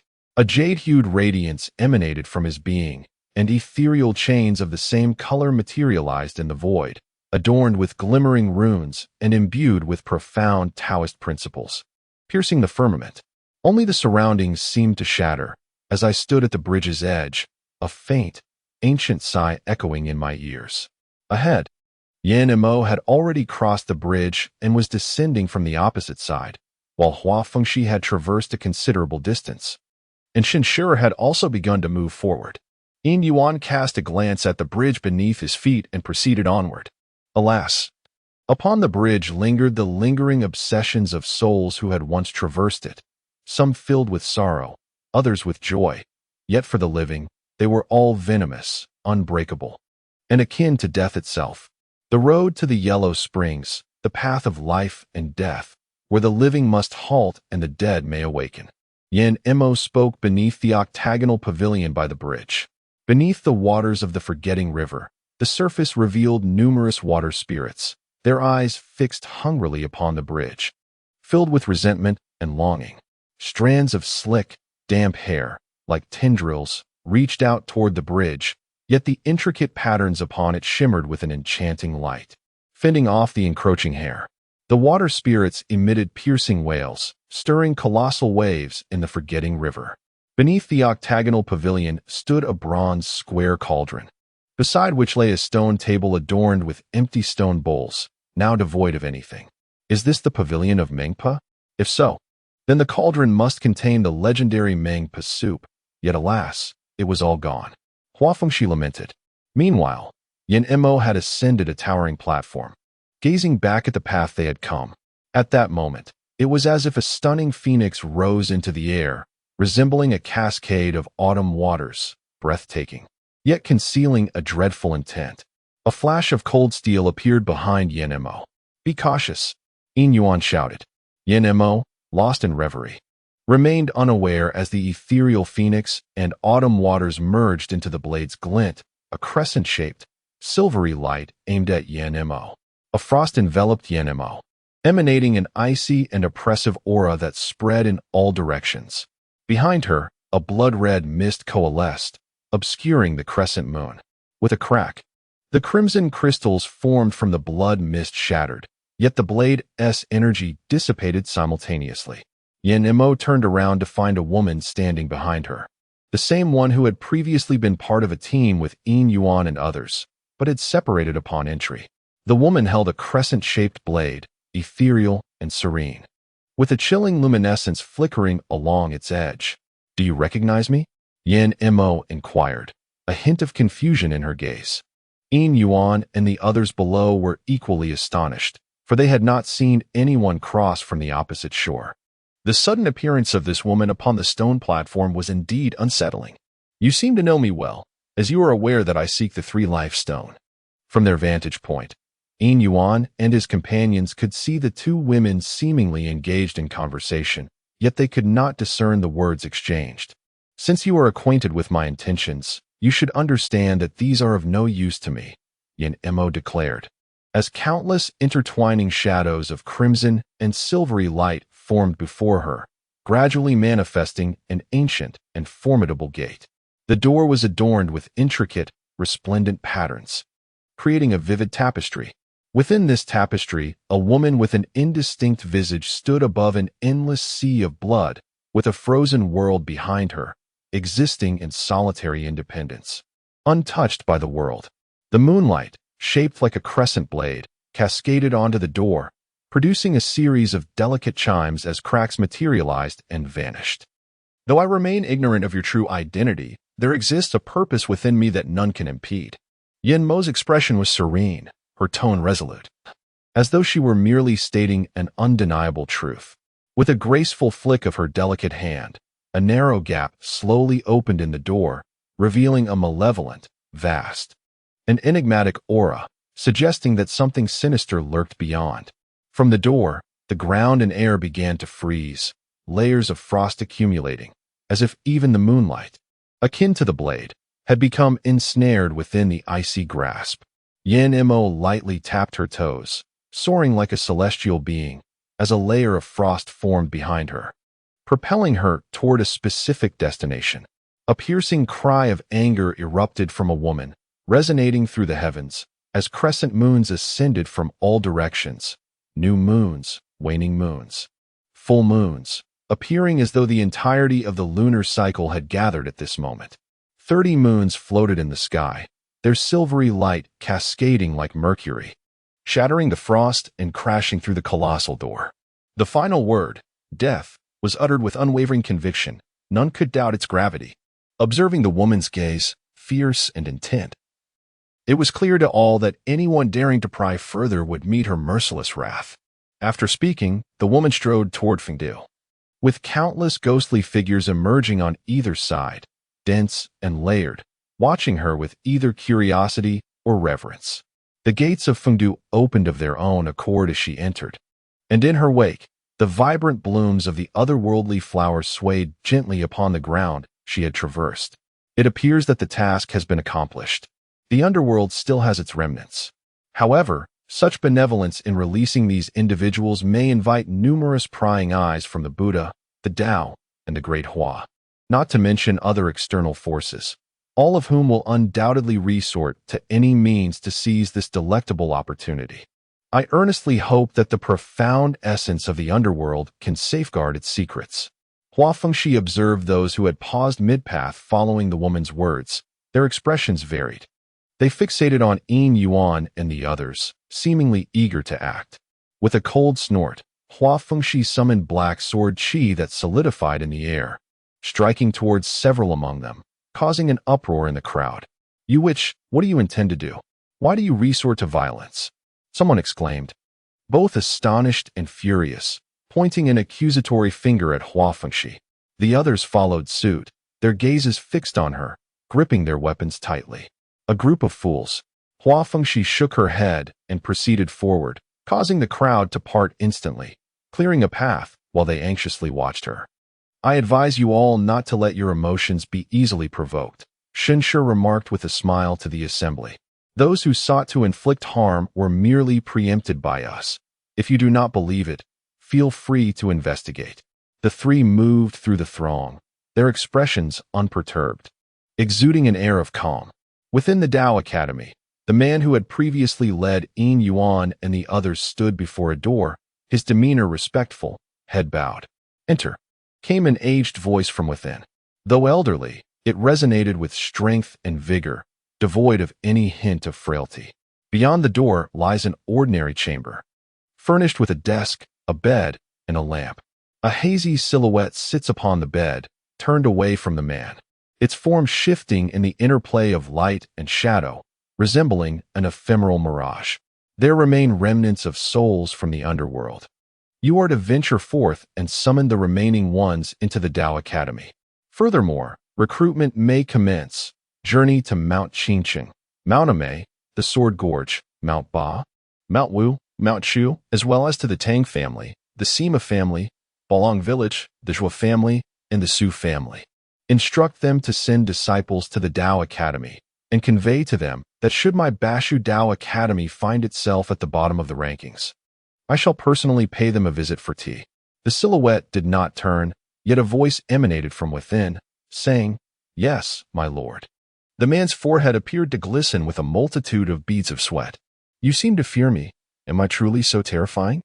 A hint of perplexity lingered in the air. No, not at all. Suddenly, the man collapsed, kneeling upon the ground. How dreary, for you are still my named disciple. By the way, how fares your investigation into those who have falsely claimed the name of Yushu Palace on Kunlun Mountain? The silhouette inquired. Ah, intriguing. Have you discerned their intentions? Why do they deliberately expose themselves and invite others into the ruins? Are those ruins not Yushu Palace? The voice seemed to question, yet also to elucidate. As for that, I possess no definitive information. It is known only that they appear particularly fixated on an item within the ruins, though its specific nature remains unclear. I implore your mercy, my lord. The man's forehead struck the ground with a resounding thud. Cease your actions. What do you mean by this? I harbor no ill intentions towards you, for I am now the esteemed head of the Bashu Dao Academy. Henceforth, exercise greater caution, for your behavior places me in a most difficult position. His voice bore no trace of joy or sorrow. Yes, my lord. The man hastily ceased his bowing. Go now. Attend to the matters I have entrusted to you. Once you have accomplished them, I shall grant you a chance for advancement. Yes, thank you, my lord. I shall endeavor to fulfill your wishes. Upon hearing the word chance, a flicker of joy illuminated the man's eyes. Yes, my lord. I shall take my leave. The man exited, closing the door behind him, and exhaled deeply. As Yin Yuan and his companions stepped beyond the confines of Fengdu, a carriage awaited them. The man who had accompanied them standing by. The Bashu Dao Academy, nestled near the riverbank, boasted peaks adorned with exquisitely crafted courtyards. In one such courtyard, Yin Yuan sat, basking in the golden sunlight that filtered through the leaves, casting dappled patterns upon the table and ground.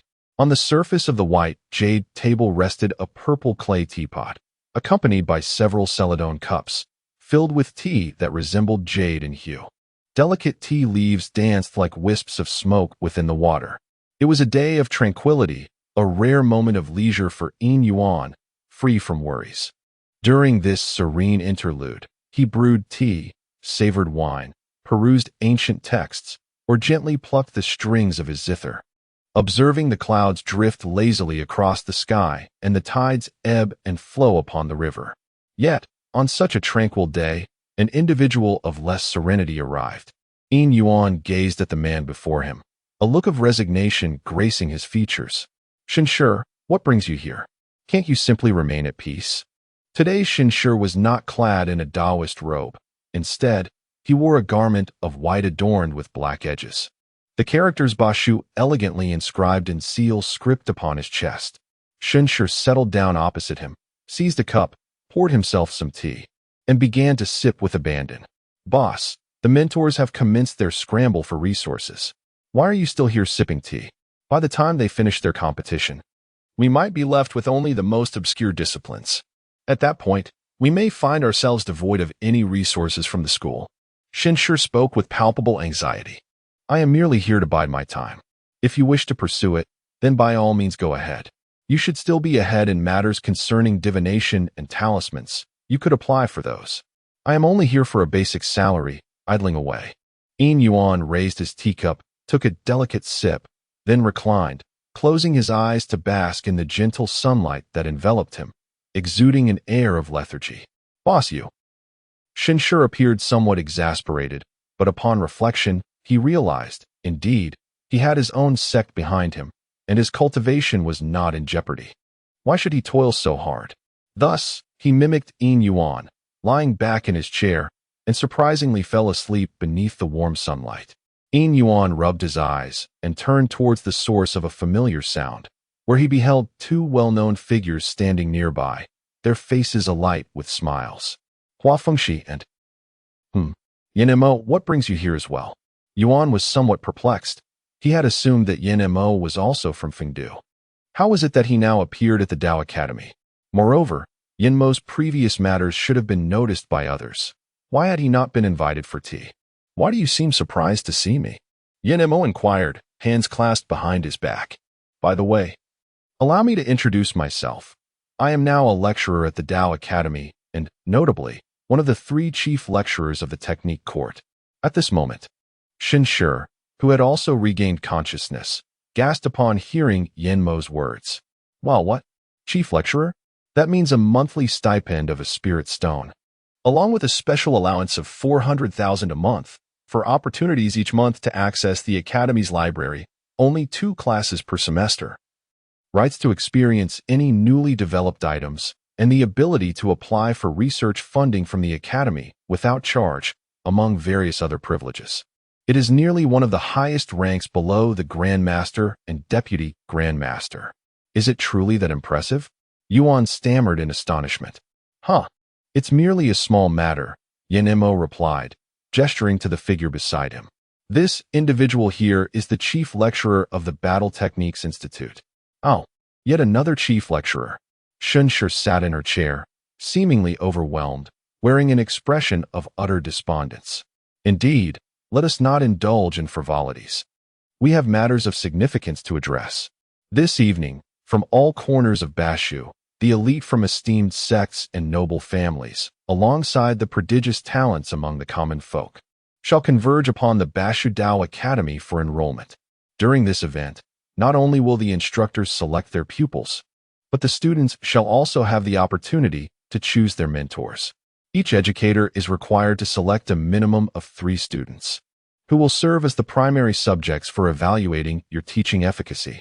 Although collective instruction will be the norm, these 3 chosen students must also receive your private guidance. Ultimately, after a span of 6 weeks, we shall conduct an initial screening of the students based on their performance, concurrently assessing the instructors as well. Therefore, it is imperative for you to remain vigilant. Falling to the lower ranks could result in elimination for both students and teachers alike. While students may continue their cultivation within the academy following dismissal, instructors face expulsion from the institution. Is it truly this severe?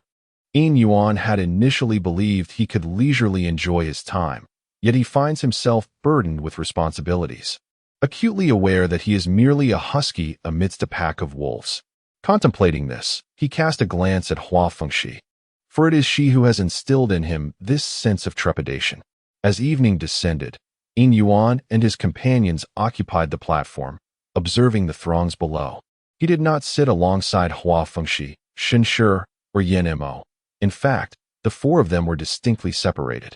Yin Mo resided in the Department of Techniques, Hua Fengxi in the Department of Combat Skills, Shi in the Department of Divination, while Yin Yuan found himself in the Department of Cultivation. As the name suggests, the Department of Cultivation is dedicated to guiding individuals in their spiritual practice, seemingly straightforward yet profoundly significant in this era of revitalized Taoist arts.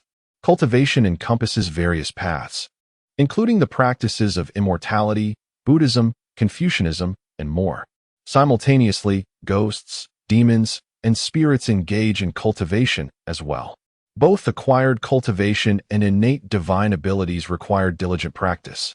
Whether it entails refining the physical body to forge an indestructible golden form or honing one's consciousness to manifest an ethereal spirit, such endeavors warrant thorough investigation, perhaps necessitating a hierarchical classification to discern strength and weakness, much akin to the educational tiers of elementary, middle, and higher education, or the ranks of employees from level 1 to 9, and the distinctions among officials such as grand generals and lesser generals.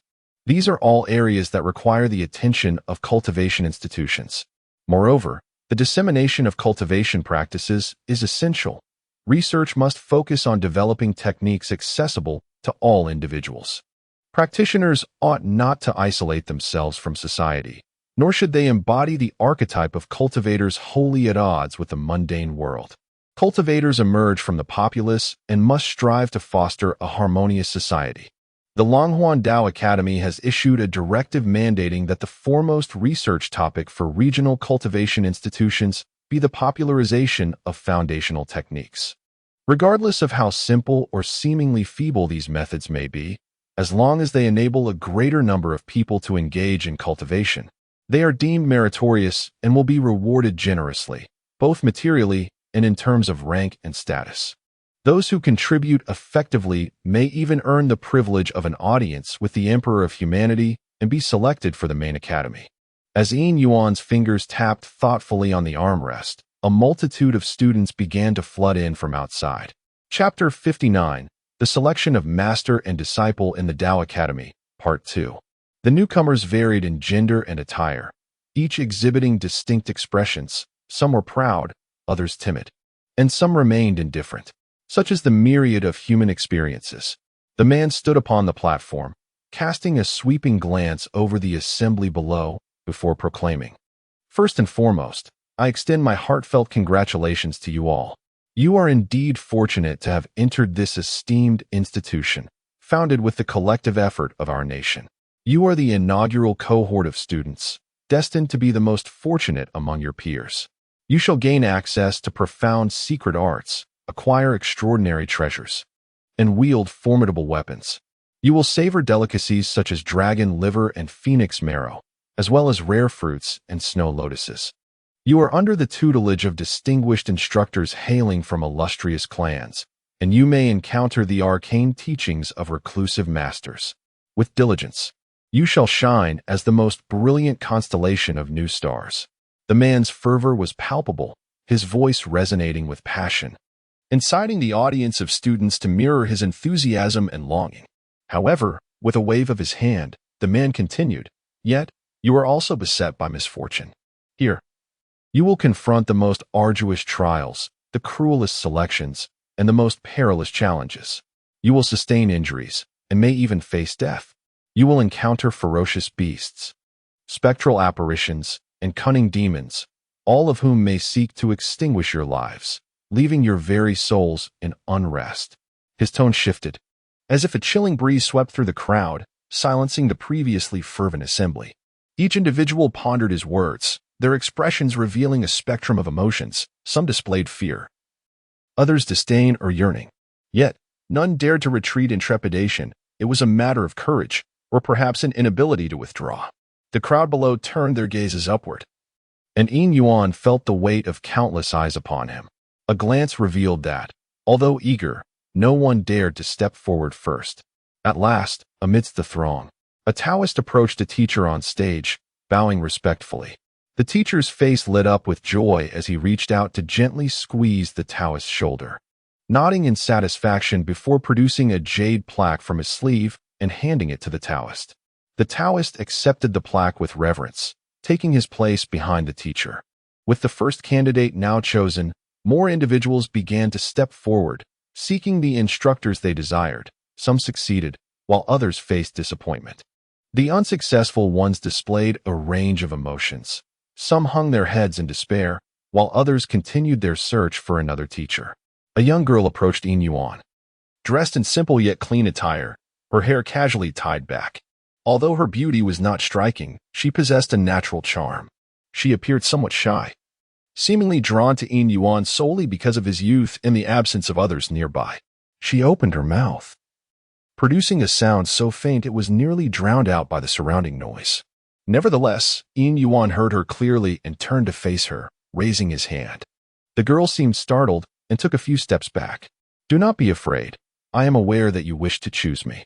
However, I have a request. If you agree, you shall become my disciple. Rest assured, it is not an unusual demand. We are a reputable academy." Yin Yuan spoke softly. The girl's clear, autumn-like eyes gazed at him, and he met her gaze firmly before she nodded in response. "First, can you cook?"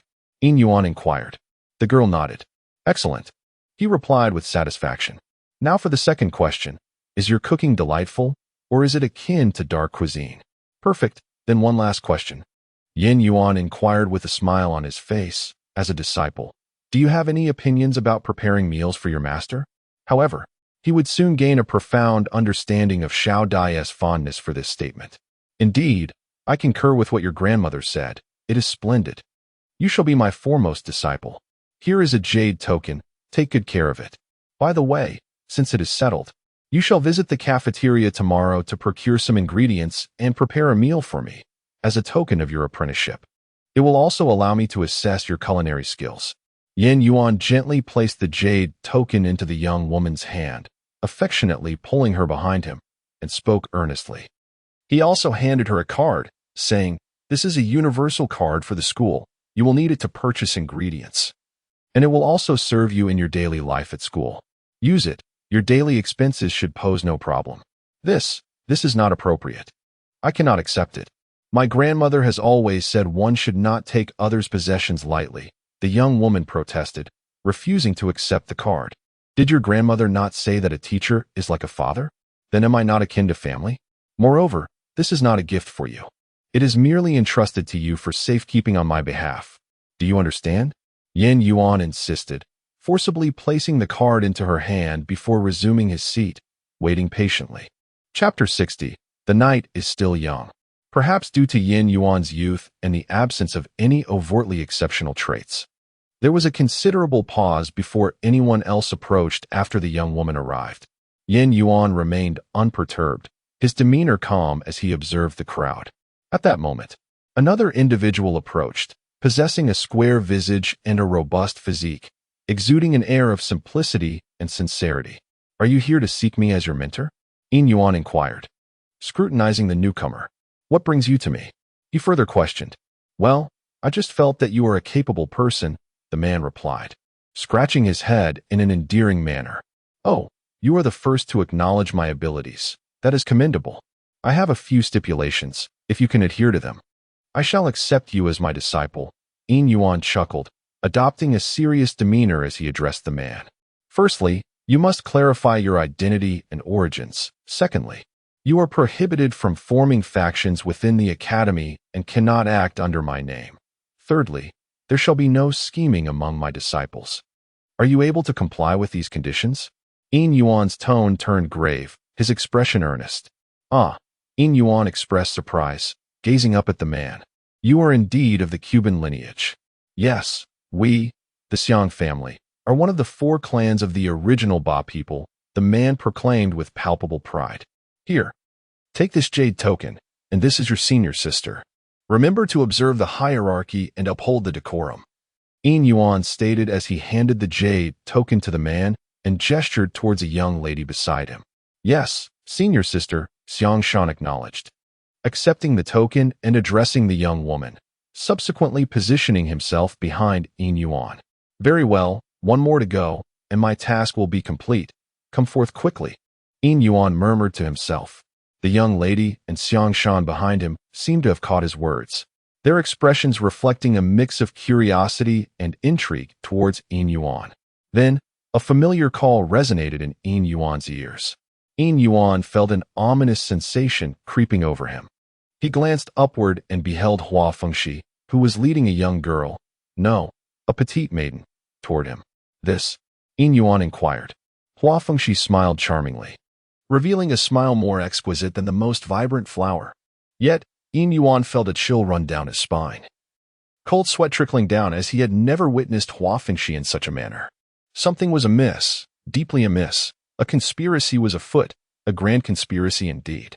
I have found you a disciple, just perfect to complete a trio. How delightful, wouldn't you agree? Her tone was melodious, akin to the sweet notes of warblers. This, perhaps, should, maybe, possibly. Yin Yuan stammered, hesitating. Speak plainly. Will you agree or not? You know what I mean. Hua Fengxi's expression shifted, her phoenix eyes glaring fiercely at Yin Yuan as she demanded an answer. By the way, Yin Yuan, let me inform you, this is my beloved niece. Her name is Ling Yan. Hua Fengxi placed particular emphasis on the words my niece, then firmly grasped Ling Yan's hand, pointing at Yin Yuan. This person will be your teacher at the academy. Remember, should you encounter any issues there, seek his assistance. Can I ask him about anything? Ling Yan's voice was soft and melodious, delightful to the ear. Yes, anything at all, Hua Fengxi implied, turning her gaze toward Yin Yuan. Wouldn't you agree, Yin Yuan? The threat in her eyes was unmistakable. Why yes, anything is fine. Yin Yuan nodded in acquiescence. Upon approaching the courtyard where Yin Yuan resided, a row of quaint pavilions nestled on one side caught his attention. Yin Yuan instructed the 3 individuals behind him. This is the pavilion assigned by the academy. However, I have only accepted 3 of you, so feel free to choose your quarters. The remaining ones can serve as storage rooms.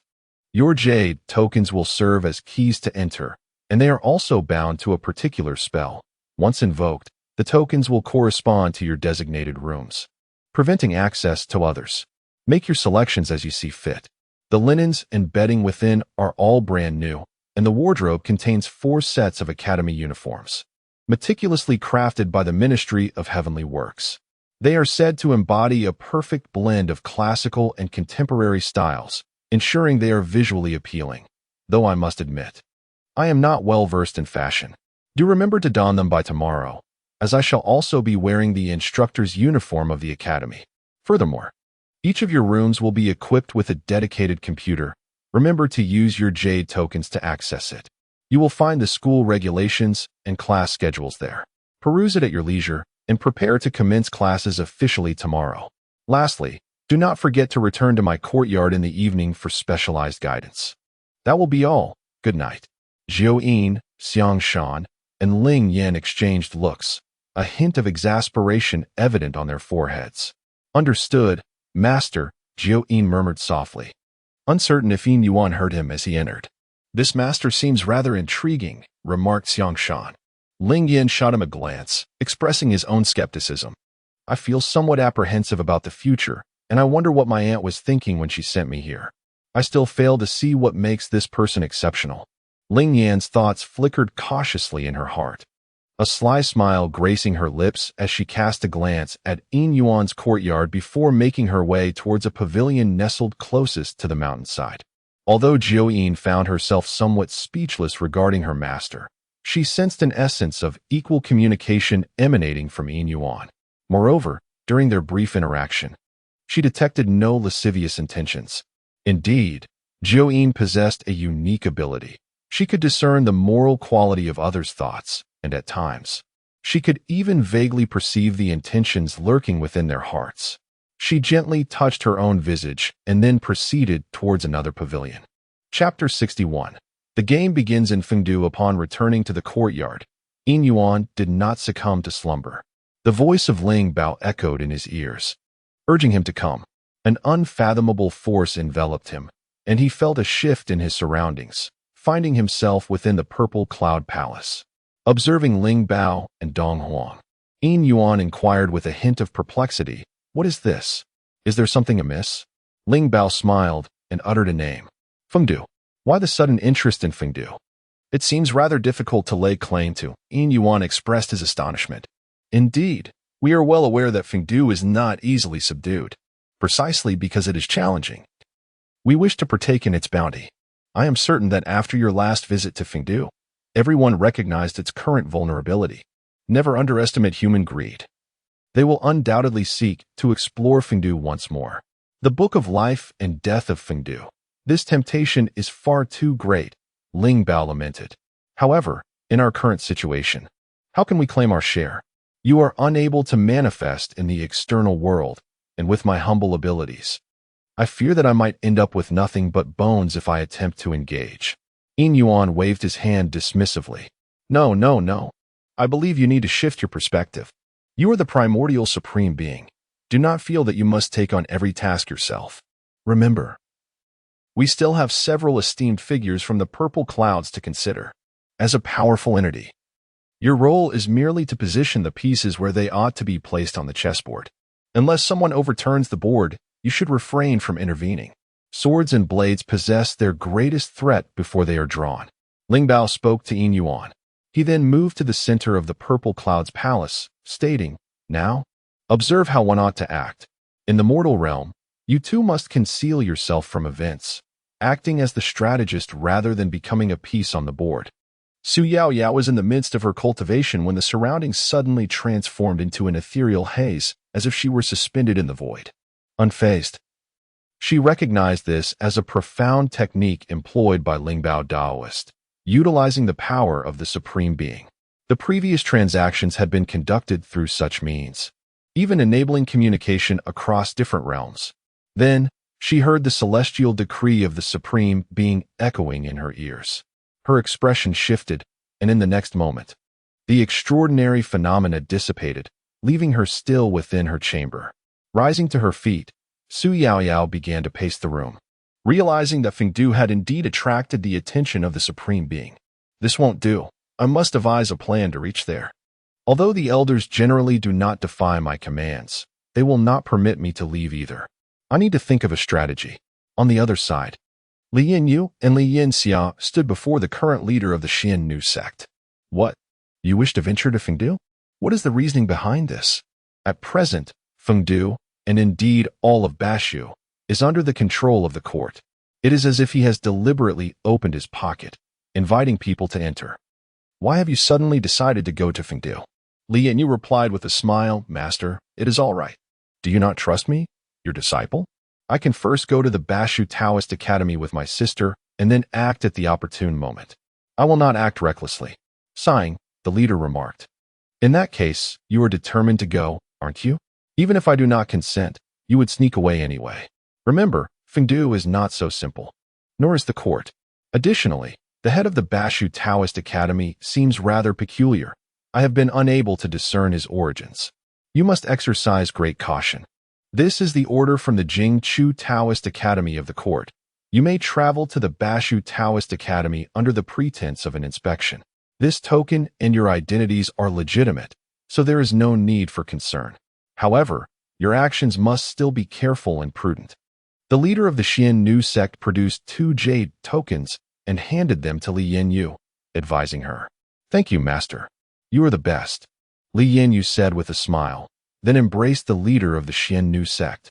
You child, the leader affectionately patted Li Yinyu's back.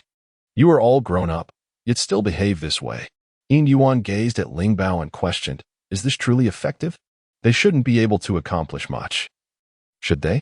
Yao Yao remains in a state of virtual house arrest, unable to leave, does she not?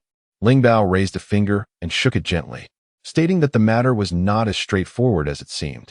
After I conveyed the news to them, circumstances had already shifted.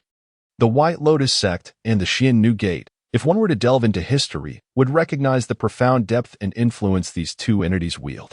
Even now, within our academy, the followers of the White Lotus and the believers of Yin, along with those associated with them, comprise a significant portion, perhaps even a third or more of the total populace.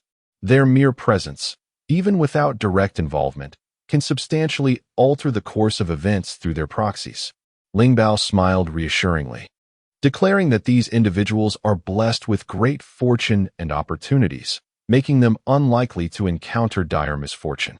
Furthermore, although neither I nor Dong Wang can manifest ourselves directly, we can still intervene through the Zixiao Palace on occasion. Thus, there is no need for excessive concern. Should they approach, we shall extend our protective goodwill. Yin Yuan nodded in agreement, yet questioned, what exactly shall we do? Even if the two of them enter Fengdu, does it not leave us with nothing? What is it that you truly desire? Ling Bao cast a commendatory glance at Yin Yuan, exclaiming, excellent. You have finally discerned the essence I seek, the cosmic fortune of the realms following the re-establishment of the Underworld. This is akin to the merits you have encountered in the novels of yore. I firmly believe that Fengdu is currently but a mere shell. Despite the presence of the elder generation of the Underworld, it remains devoid of substance. As long as we usher in those who meet the criteria into the Underworld, it shall be reminiscent of the 10 Directions Supreme, transforming into the 10 Yama Kings. Similarly, within the 10 Yama Kings, we can designate a few as our avatars. More precisely, your new personas. Yin Yuan felt somewhat awkward, pondering, goodness, I have far too many avatars. What if I mix them up? Moreover, where shall I find those who fulfill the conditions to send into the Underworld? Ling Bao Taoist regarded Yin Yuan and remarked, having multiple avatars enhances safety. Just observe those formidable figures. Who among them does not possess an array of avatars? The Supreme's 81 transformations, and consider your own avatar of the Eastern Sovereign, which is a concoction of several personas. Even the otherworldly deity Nyarlathotep you encountered possesses avatars that span from male to female and from human to non-human. Your concern is trivial. Rest assured, it is quite manageable. Ling Bao cast a silating gaze, imparting wisdom to expand one's horizons. Consider the vast multitude of celestial realms and the countless parallel dimensions. Are they not worthy aspirations? Do not confine yourself to a singular world. You could become a transcendent being, traversing the multiverse. Who knows? You might even encounter fellow denizens from realms of divine authority. If you fail to project confidence, your essence may be devoured without a second thought. You are now the primordial source that permeates all heavens, the origin of all existence, the beginning of all things. Yin Yuan shot Ling Bao an exasperated glance, retorting, "If I were truly so, I would undoubtedly possess both confidence and vision. However, I am but an impostor, a counterfeit. At present, I cannot even claim supremacy in this world. What right have I to the title of the primal cause?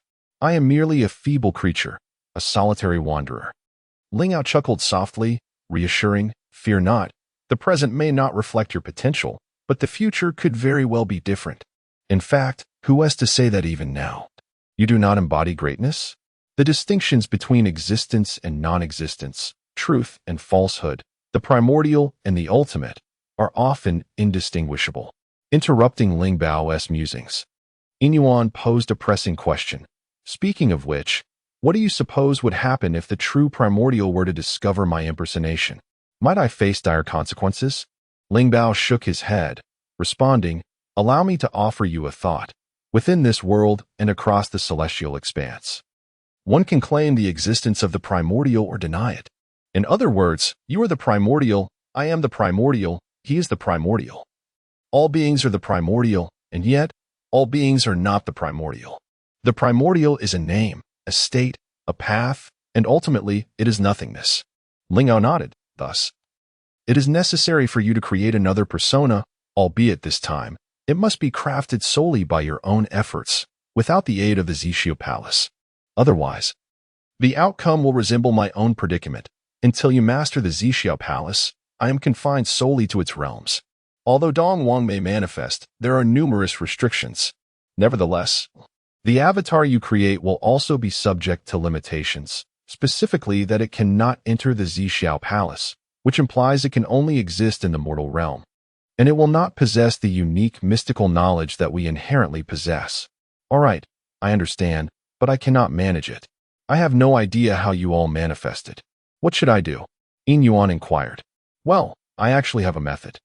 This technique you have likely heard of by its most widely recognized name. One Qi transforms into 3 purities. Of course, this does not imply that only 3 can be created. The Taishang possesses 81 transformations.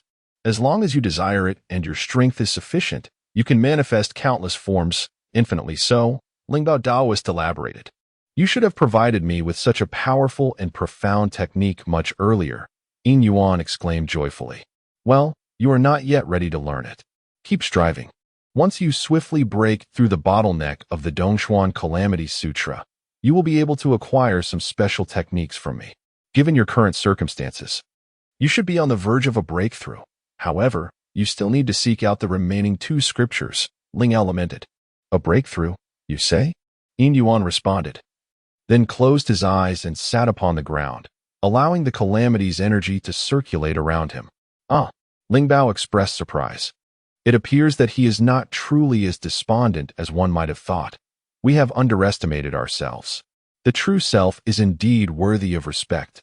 Dong Huang approached, gazing at Yin Yuan seated on the ground, sighing with contemplation. "In light of this, I shall lend him a hand," he declared. As Ling Bao nodded and waved his hand, a chilling aura, emblematic of death and destruction, enveloped Yin Yuan. He continuously absorbed this ominous energy, transforming it into a formidable power that coalesced within his Niwen Palace. Inside, purple mist swirled, harmonizing the jade tablet, the Taoist scriptures of the cavernous calamity, and the power of tribulation. The ominous energy expanded and solidified, transitioning from vapor to flow, and then to a pool of liquid. The scriptures descended into this liquid formed from the calamity. Outside, a slight distortion appeared in the void surrounding Yin Yuan. The ominous energy surged, and faintly, countless voices of praise and prayer resounded in the air. Yin Yuan himself began to exude a sacred and ethereal presence, as the sounds of conch shells, strings, and bells harmonized, reminiscent of a divine offering. Golden lotuses, petals, golden springs, auspicious clouds, and radiant light manifested in abundance. A layer of soft, Luminous brilliance enveloped Yin Yuan's skin, and at his forehead, a character resembling the very essence of creation gradually emerged. Once fully formed, an infinite power of tribulation radiated from him, and behind him, a spectral figure of a Taoist appeared, indistinct yet reminiscent of Yin Yuan, an older visage. Rugged yet strikingly similar to that of Yin Yuan's Taoist incarnation, albeit more weathered. Adorned with a high crown and bound hair. He held a Taiji diagram formed from ominous energy. As countless hues of this energy surged around him, the Taoist seated amidst it, eyes closed in deep contemplation. Awakening, Yin Yuan's eyes fluttered open, causing the ephemeral anomalies to instantaneously dissipate, metamorphosing into a myriad of ethereal currents that were drawn into his core. The inscriptions upon his brow gradually faded into oblivion as he stood, casting a gaze of satisfaction upon himself. Congratulations, intoned Lingbao and the Eastern Emperor in unison. My gratitude. Yin Yuan responded to Lingbao. It is of no consequence. Aiding you is tantamount to aiding myself. We are, in essence, a singular entity. There is no need for self-congratulation. Behold, the esoteric teachings of the One Qi transforming into three purities. Comprehend them with haste, and proceed to the mortal realm to manifest your incarnations. Lingbao chuckled nonchalantly, flicking a beam of light towards Yin Yuan's brow. A plethora of scriptures materialized within the recesses of Yin Yuan's mind. After a moment of contemplative silence, he opened his eyes, muttering, "So simple is it? Or rather, is it that simple for me?" "Simple," Lingbao interjected, having overheard Yin Yuan's introspection. "Were it not for one's cultivation of the scripture of profound cave tribulation or its counterparts, the cultivation of this art would be utterly unattainable. Yet, for those who have trod that path, it is indeed straightforward, albeit not entirely devoid of complexity. The innate Qi, the innate purple Qi, the innate tribulation Qi, and other primordial essences, some dating back to the very dawn of creation, are not so easily acquired. One Qi, one body, neither insurmountably arduous nor trivially facile." Chapter 63, The Great Tang. The Great Tang? In this world, there exist three realms, heaven, earth, and humanity, for continents, east, south, west, and north, and a myriad of beings, including immortals, demons, gods, humans, and spirits. The Eastern Victory Divine Continent serves as a sanctuary for wandering cultivators, a secluded paradise for immortals, tranquil and free from worldly concerns. Countless loose immortals and earth immortals have established their sanctuaries and opened their caverns here. This land is home to the ancestral peaks of Kunlun Mountain and the three islands of the Dragon Veins in the sea, Fangzhong, Yingzhou, and Plunglai. It hosts the Jade Void School and the Bio sect, as well as the Xuandu Taoist teachings, with these three schools reigning supreme among myriad doctrines.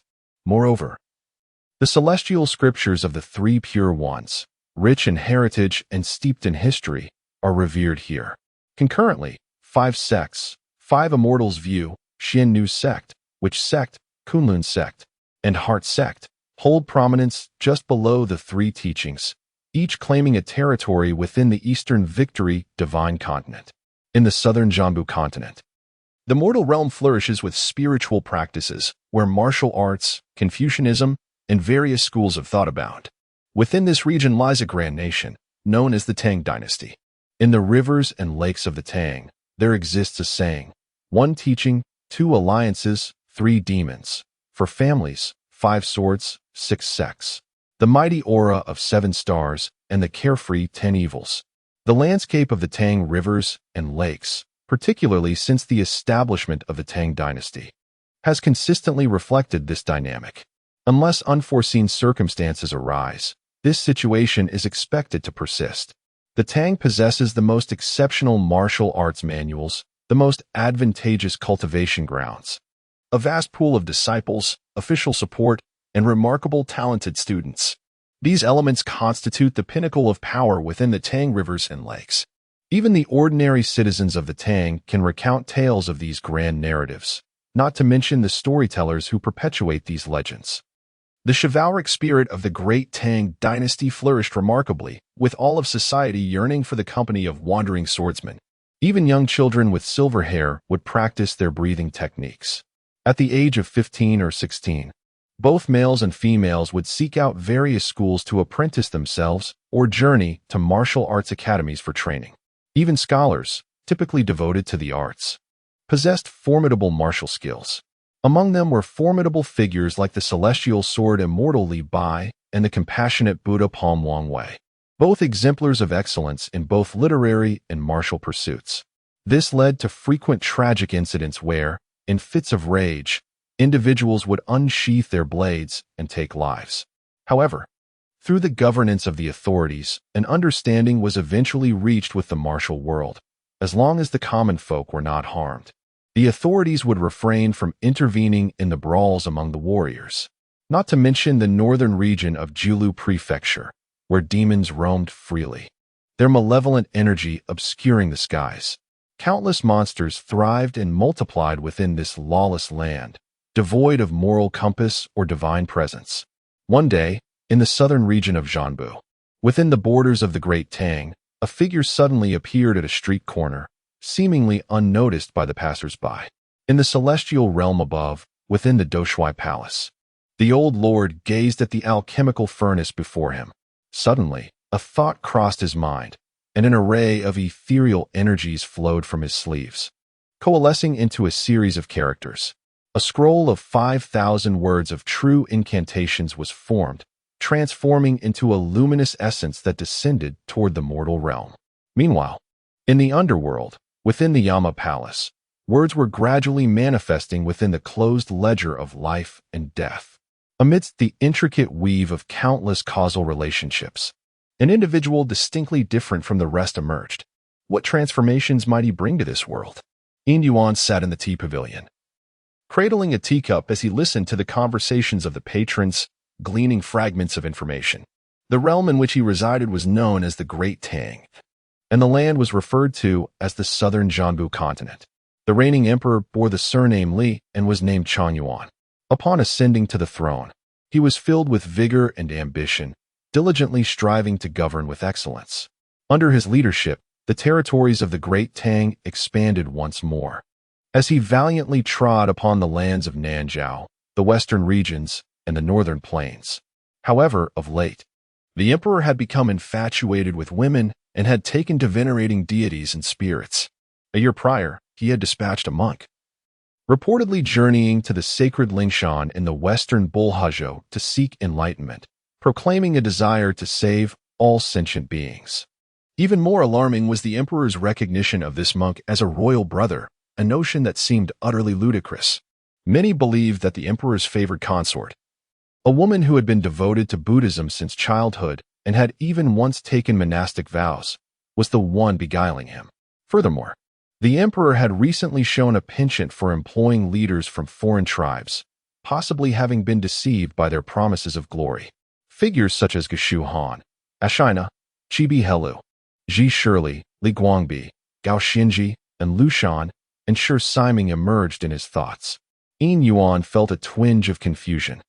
Although some of these names were vaguely familiar from the era of Emperor Taizong or Xuanzong, it puzzled him that they all seemed to belong to this singular period. Moreover, he had never encountered the emperor's name before. Was this truly the Great Tang he knew, or was it a different dynasty that merely bore its likeness? And this monk, referred to as royal brother, embarking on a pilgrimage to the Western paradise for sacred texts, why did such a figure evoke a sense of familiarity within him? Yin Yuan experienced a slight toothache, which clearly suggested a mythological rendition of the legendary Tang Xuanzong.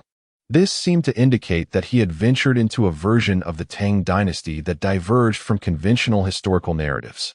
However, as subsequent developments unfolded, Yin Yuan felt the need to reconstruct his worldview. Firstly, subtle dissent emerged in the Nanzhao region, with whispers from the martial world revealing that the Five Poisons sect had dispatched disciples to concoct undead beings, while Golu Feng clandestinely met with envoys from Tubo. Meanwhile, An Lushan wielded substantial power, clashing with Prime Minister Yang Guozhong, who accused him of harboring rebellious intentions and sought to summon An Lushan to the capital, a request that in Lushan vehemently rejected. In the vicinity of Fenghua Valley, a congregation of individuals clad in crimson emerged, dedicated to sheltering the destitute women of the realm. Notably, the members of this sect were all young and beautiful, as they provided aid to the afflicted and treated diseases, earning the moniker of the Red Garment Sect.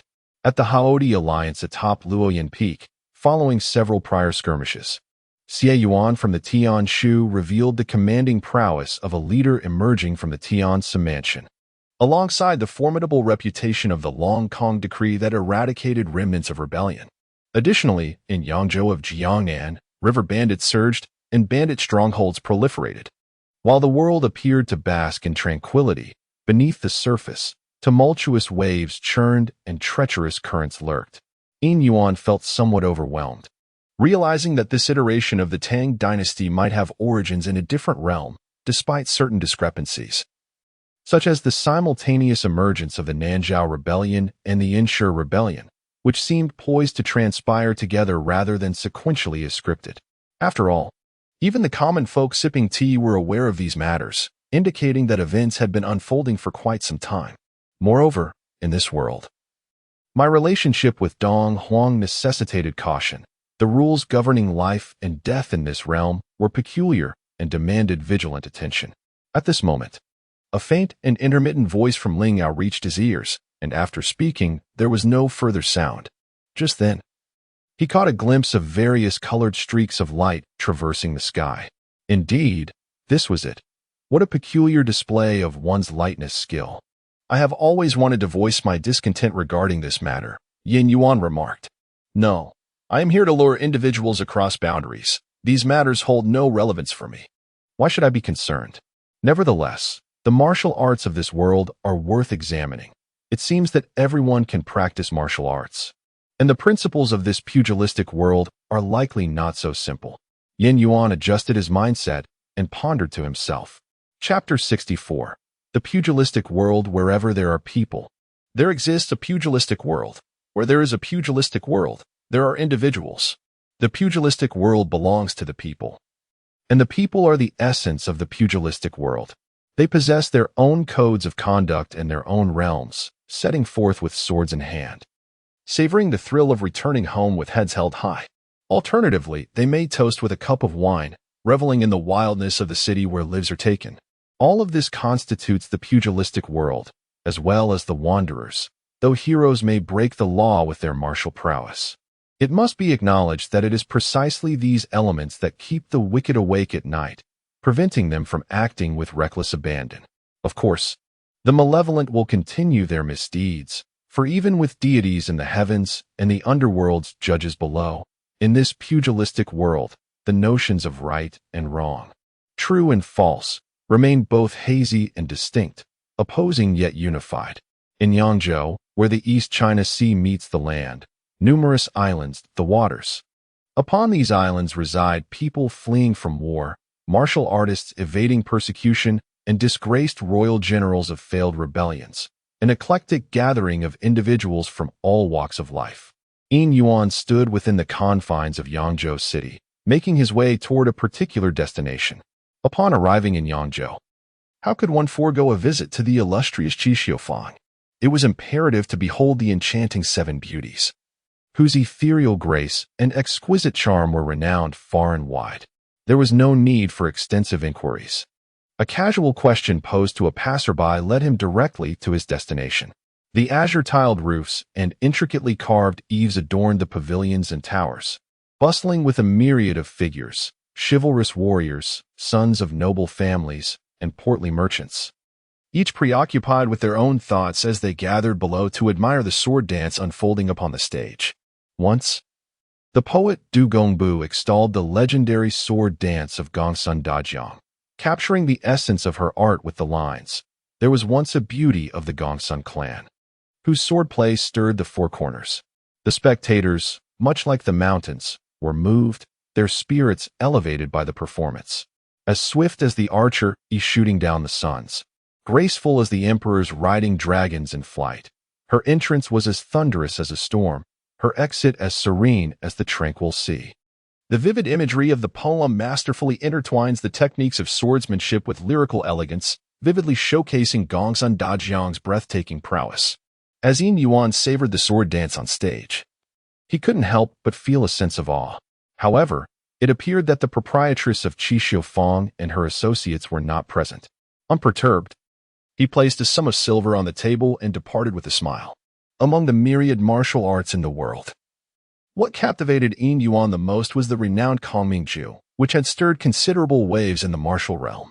Yet, those who had mastered this technique were either formidable figures or closely associated with them.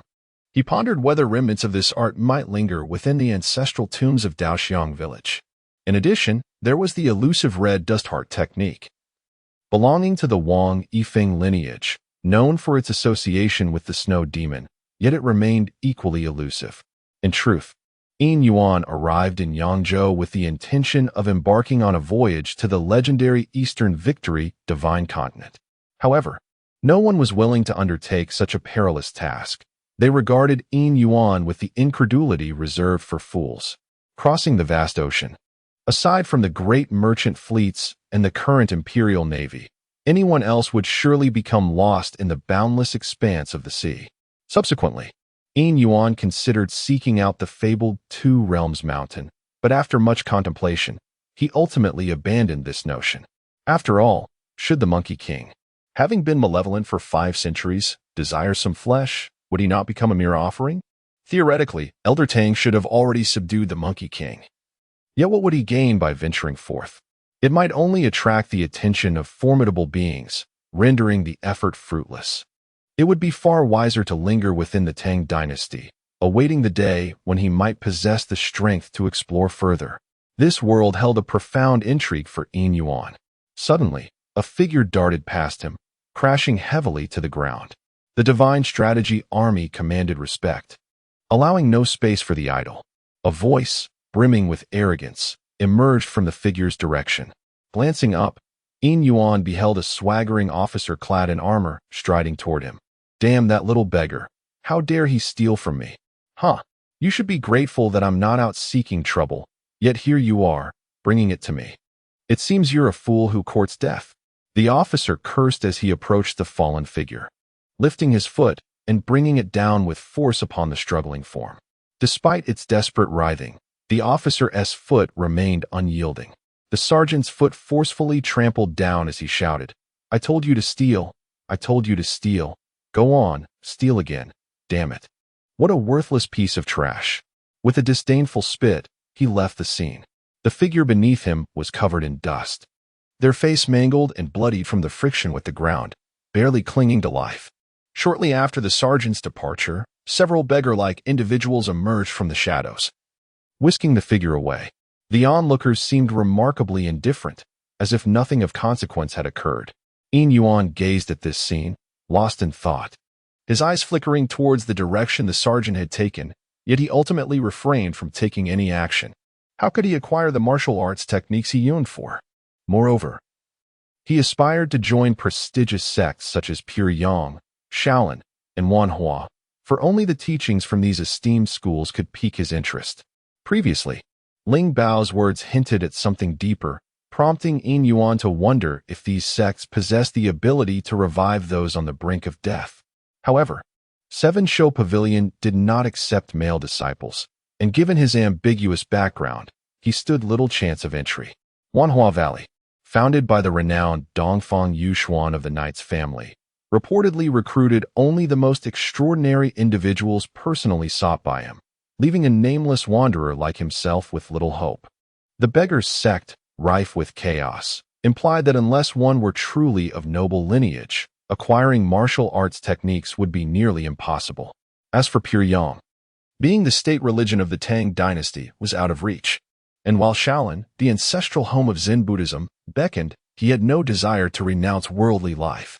The Tang sect of Shu, known for its exclusivity, only transmitted knowledge to those of the Tang family. Lastly, if memory served him right, the Five Poisons sect was likely embroiled in internal strife. In the realm of the Long Song Gate, where scholars and poets dwell, one finds themselves devoid of poetic renown. The sword-hidden villa and the dominant blade villa are mere family enterprises, while the Heavenly Strategy House stands as a noble military academy. Not to mention the Sanyan Fortress and the Yinmen Pass, which lean more towards military forces than sections. In this vast martial world, it is astonishing to discover a lack of places to seek apprenticeship and hone one's craft. Yin Yuan, being a player, might not find this peculiar. However, now as an insider, the thought sends a shiver down his spine. One becomes acutely aware that every gesture and movement is scrutinized by others. What a terrifying reality that is. Chapter 65. A word worth 1,000 gold coins. Wealth is both the most exquisite and the most grotesque entity in this world. It possesses no intrinsic morality, yet it stains the lives of countless individuals, entwining their fates in a web of existence and demise. Without money, one finds themselves at a standstill. Every aspect of life, from sustenance to shelter, is affected. Some may argue that money cannot buy happiness. However, it inherently symbolizes joy. The affluent may not always find happiness, yet those impoverished are invariably discontent. Nevertheless, the author does not imply that one should forsake all for the sake of wealth. There are indeed matters of greater significance than monetary gain. Given the existence of a target, the paramount question arises: how to locate the hidden Yuan society for a transaction. The composition of this society remains enigmatic. Although Yin Yuan is aware of the identity of the current nameless figure, approaching them directly may result in dire consequences. However, if the hidden Yuan society is omnipresent, leaving a mark for them to find him is undoubtedly more straightforward than seeking them out himself. Yet, one crucial element remains absent: the source of the funds required to purchase the secret manual. It is evident that the sum must be astronomical. Money, oh money, Yin Yuan pondered as he walked. In Yangzhou City, the gentle breeze caressed the air. Seated in the inn, Yin Yuan was interrupted by a knock at the door. "Come in," he called, holding his teacup. The door opened, revealing an emptiness beyond. Yin Yuan waved his hand, and the door closed once more. Across the table sat a figure shrouded in black, their form obscured, save for a pair of strikingly distinct eyes that fixated intently upon Yin Yuan. Like a shadow, or perhaps a sinister specter, the two remained locked in silence, neither inclined to speak. As time languidly passed, the figure finally broke the stillness with a sound, an eerie, mechanical noise reminiscent of metal scraping against metal. "Yin Yuan, you appeared in Yunshui town beneath Yangzhou 3 days ago and arrived in Yangzhou yesterday, leaving behind a mark in search of the Hidden Origin Society. Your origins are unclear, your affiliations ambiguous, your martial prowess unknown, and your intentions remain a mystery. There are suspicions that you are not of the Tang dynasty. Oh, how impressive your Hidden Origin Society is, managing to uncover every detail about me in such a short span. Yet, it must be quite astonishing, for I seem to have materialized in the Tang dynasty without a trace. You will find no records of my entry nor any information linked to my existence. So, who am I really? Is the Hidden Origin Society not omniscient? Pray, enlighten me," Yin Yuan said, his tone laced with mockery and indifference. "Regardless of who you may be, having incurred the ire of the Hidden Origin Society, you shall become but one thing: a corpse." The shadow remained silent, yet a voice emerged from behind Yin Yuan. "Oh, I wonder which esteemed member of the Hidden Yuan Society possesses such audacity." Yin Yuan contemplated turning around. "Greetings, I seek to propose a transaction with you," Yin Yuan stated directly. "A transaction? What kind of transaction? What do you desire, and what are you prepared to offer? Speak plainly. As long as your offering is sufficient, anything can be negotiated." The mysterious figure seemed intrigued upon hearing the word transaction. "I desire the complete 10,000 Flowers secret manual, every word intact, neither a single character more nor less." "What say you? Can you provide it?" Yin Yuan inquired. "Oh, who might you be? Are you perhaps affiliated with the Fong family?" "Yet, the Fong family has had no departures from Hero Island recently. Who else could possibly be interested in the Valley of 10,000 Flowers?" The figure mused. "Regardless of your identity, as long as you can furnish sufficient payment, I can deliver the 10,000 Flowers secret manual to you today." The individual addressed Yin Yuan with an air of indifference.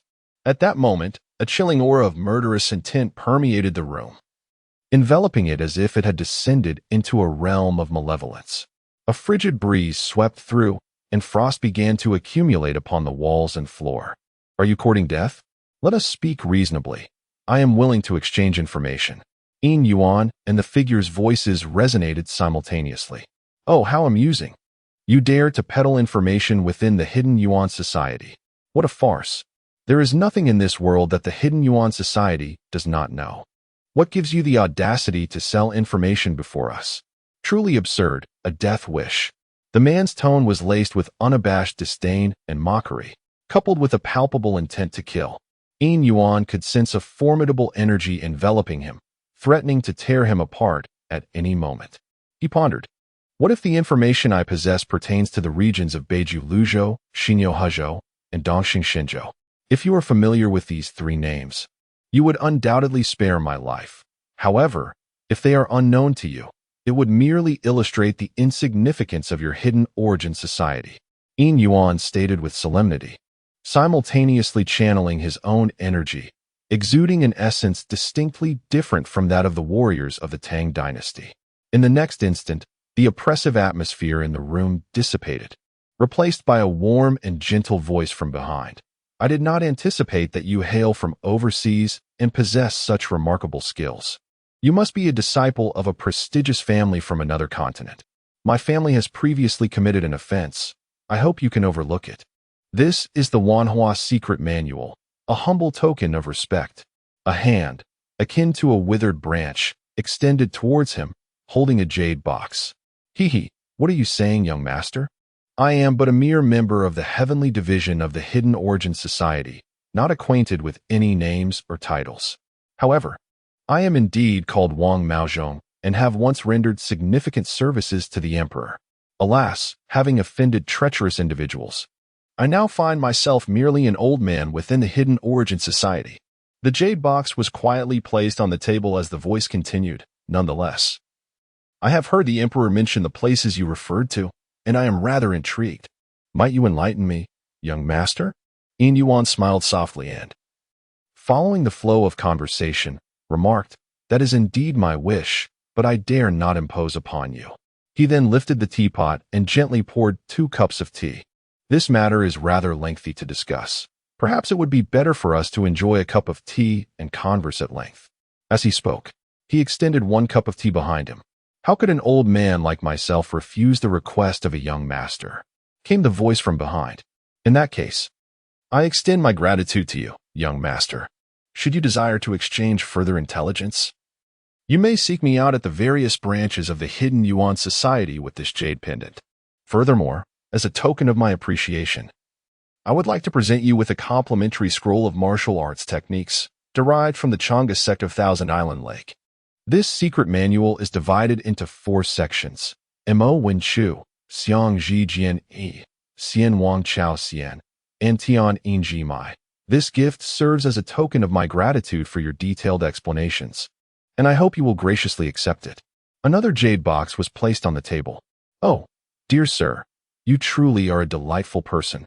Your generosity has left me quite astonished. However, regarding the overseas visitors you mentioned earlier, have they already departed? If not, might you be so kind as to inform me of their origins? I would like to investigate their intentions, for they differ greatly from myself. I am fond of collecting diverse martial arts texts, while they seem inclined towards conquest. Such individuals pose a threat to the Tang dynasty and its people. Yin Yuan said with a serious expression. The aged voice conveyed an understanding in the Grand Tang dynasty. There was no need for others to assume the role of its master. Should young master Yin offer his assistance, the elder would gladly take the liberty to present the legendary 9 Heavens manual to him for perusal. I shall not intrude upon your study of the manual, and will take my leave for now, the voice concluded. As the words faded, the oppressive atmosphere within the room dissipated entirely. Within the jade box lay a few neatly folded rolls of silken cloth. Grasping the leftmost scroll, I unfolded it to reveal meticulously penned characters in a deep ink, the comprehensive outline of the 10,000 Flowers Manual. The Art of the 10,000 Flowers. originating from the healers, derived from Xinnong's exploration of herbs, and from the questions posed by Xin Yuan, had been a pursuit of mine since childhood. Later, at Qingyan, I established the 10,000 Flowers, forging bonds with numerous like-minded individuals to collaboratively create the 7 volumes of the manual, encompassing medicine, music, literature, chess, martial arts, and the intricate studies of mechanisms. To delve into these subjects, one must first master the outline. The healer's craft is akin to the principles of change. All things arise from unity and manifest as triads. Thus, medicine serves as the foundation, giving rise to the dualities of life and death, perfectly attuned to the heavenly mechanism. The principles of change distinguish between yin and yang, with the healer as the master of the Yellow Emperor's teachings, tasked with saving lives and alleviating suffering, thereby extending life's span. Hence, it is aptly named the path of divergence and change. The divergence signifies the celestial beginnings and endings, while the earthly realm loses its way if it deviates from the natural order. To turn away from heaven and earth, seeking to usurp life from death, is to tread the path of change. The teachings of this manual, when perfected, can sustain one's heavenly mandate and even revive the deceased. However, to misuse such techniques to resurrect the departed is to invite calamity, for the living embody both merit and sin. Disciples of the 10,000 Flowers must not act recklessly. Those who transgress shall face the consequences of treachery. In the realm of martial arts, the art of the deadly strike encompasses techniques of pressure point manipulation and blood sealing, allowing one to traverse through a myriad of blossoms without a single petal touching their form. It inflicts harm without shedding blood, thus earning the name Wandering Among Flowers. This compendium consists of a comprehensive guide and 2 internal cultivation methods, originating from the same source, complementing each other in a harmonious duality. Although they appear to be diametrically opposed, they are intricately intertwined, each containing elements of the other. The practice emphasizes the cultivation of the true qi of myriad flowers, converging within the Dantian to form a boundless sea, establishing the Purple Palace and solidifying the Tao Pill. This true qi possesses dual attributes of life and death, corresponding to the 2 cultivation methods, yet it remains a singular essence, embodying profound mystery. Yin Yuan meticulously scrutinized this martial technique when a shadowy figure lingered silently behind him. After a prolonged moment, the figure gradually dissipated. The spiritual energy of heaven and earth was inhaled and absorbed, circulating through his meridians before ultimately converging in the Dantian, where it transformed into an inky green gas. This gas fluctuated between hues, shifting to emerald and obsidian, its flow unpredictable. Yin Yuan emanated an aura of refreshing vitality, transcending the mundane, filling the entire room with a vibrant life force. His presence grew increasingly potent, and ethereal green leaves began to drift around him, while blossoms unfurled in his vicinity. Simultaneously, an inkwash painting materialized behind him, with interwoven black lines forming a complex lattice, and contrasting black and white pieces creating an enigmatic chessboard. This celestial phenomenon clearly indicated a mastery of internal cultivation, reaching an extraordinarily profound state capable of invoking the forces of nature and manifesting extraordinary apparitions. The ethereal energies of heaven and earth surged fervently into this dwelling, allowing even those of modest skill to perceive the profound fluctuations akin to a tidal wave of spiritual essence. Within the city of Yangzhou, countless gazes were directed towards the inn where Yin Yuan resided. At Qixiufeng, Yi Jingyi sat in meditative repose, her eyes closed. Suddenly, she sensed the stirring of spiritual energy within the city. With a mere thought, a magnificent blossom unfurled in the air, and she found herself standing amidst its petals, her gaze following the flow of energy towards the inn. Was this the essence of Wanwagu, or perhaps one of the 7 saints, or another esteemed guest? Yet, how could one disregard the established decorum by exerting their internal power so openly in a bustling market? Yi Jingyi felt a twinge of perplexity but refrained from investigating further. For the Wanwago lineage was renowned in the martial world for its integrity. One could never guarantee immunity from harm, and should one be wounded, they would inevitably seek out Wanhuagu, where the unique poisons of the Wudu sect could only be countered by their expertise. Moreover, the people of Wanhuagu were known for their reclusive yet benevolent nature. Furthermore, the Seven Shows had long-standing connections with Wanhuagu, and this was merely a trivial matter. Naturally, Yangzhou was home to many other sects, each responding differently to the unfolding events. In one instance, an elderly man pushed open a door and glanced towards the location of Yin Yuan. Indeed, this was no ordinary individual. Had he truly reached such heights merely upon arrival? Overseas, could it be that the legends of celestial and divine protection were indeed true? The heavens above the heavens, how intriguing. One could only hope that this world of martial arts might witness a greater variety of occurrences. The old man's voice was as faint as a whisper, audible only to himself. In the Valley of 10,000 Flowers, quickly bring Fan Wujiao here. We must seek the assistance of this esteemed healer from the valley to tend to him, commanded Wang Bo, the leader of the Yangzhou branch of the Beggars sect. Addressing his subordinates, "Yes, chief," replied several individuals from the group, stepping forward to retrieve a stretcher from the rear courtyard. "Let us proceed swiftly. But take care not to collide with passers-by," Wang Bo instructed, leading the way towards the tavern where Yin Yuan was located. Chapter 67. The faux healer and the genuine patient. Yin Yuan opened his eyes, realizing that his previous actions had perhaps been a tad too ostentatious. The strange phenomena around him dissipated, leaving only a refreshing scent of greenery permeating the room. At that moment, a knock echoed at the door. "May I inquire which esteemed individual from the Valley of 10,000 Flowers is present?" "I am Wang Bo, the leader of the Yangzhou branch of the Beggars sect. Here to pay my respects. I humbly request your intervention to heal one of my disciples, who has been gravely injured by the Divine Strategy Army and is now on the brink of death. The Valley of 10,000 Flowers is renowned for its miraculous healing abilities. I earnestly hope you will assist us." Wang and the Beggars sect would be immensely grateful and would ensure a fitting recompense. Wang was unaware of the source from which Your Excellency had acquired this information. "Indeed, within our Beggars sect, there exist numerous and scrupulous individuals engaged in nefarious activities. However, I can assert with utmost confidence that neither I, Wang, nor the Yangzhou branch under my command would harbor anyone guilty of such despicable conduct. Should any such transgressor be found, I would personally take it upon myself to address the matter. It appears that the Divine Strategy Army has orchestrated this situation, as they have recently clashed with our Beggars sect and have sought to tarnish our reputation. I implore Your Excellency to discern the truth. My younger brother, in his daily life, harbors a deep aversion to evil and has always looked up to the esteemed Sima Zhongping, the Grandmaster of our Haoqi Alliance. Having served under his guidance, it is crucial to note that Sima is a person of unwavering integrity, incapable of tolerating even the slightest injustice.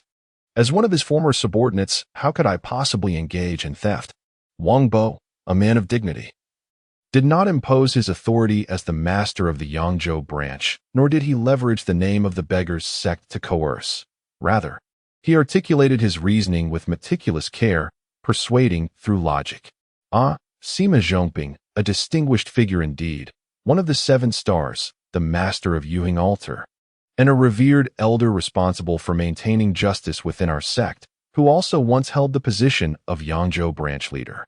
Your assertion aligns perfectly. Please bring him forth. I wish to ascertain his condition, Yin Yuan remarked. Wang expressed his gratitude towards Your Excellency, urging, quickly, bring Fan Wujiao inside.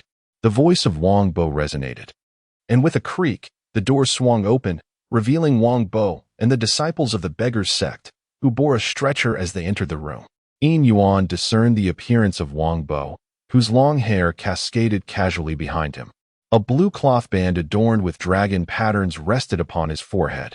He wore a garment that revealed his upper body, showcasing the intricate cloud dragon tattoo upon his skin, while the other side was clothed in a light blue tunic, cinched at the waist with a white belt. His hands were encased in fingerless gloves that glimmered with a metallic sheen, secured by a black strap around the palms.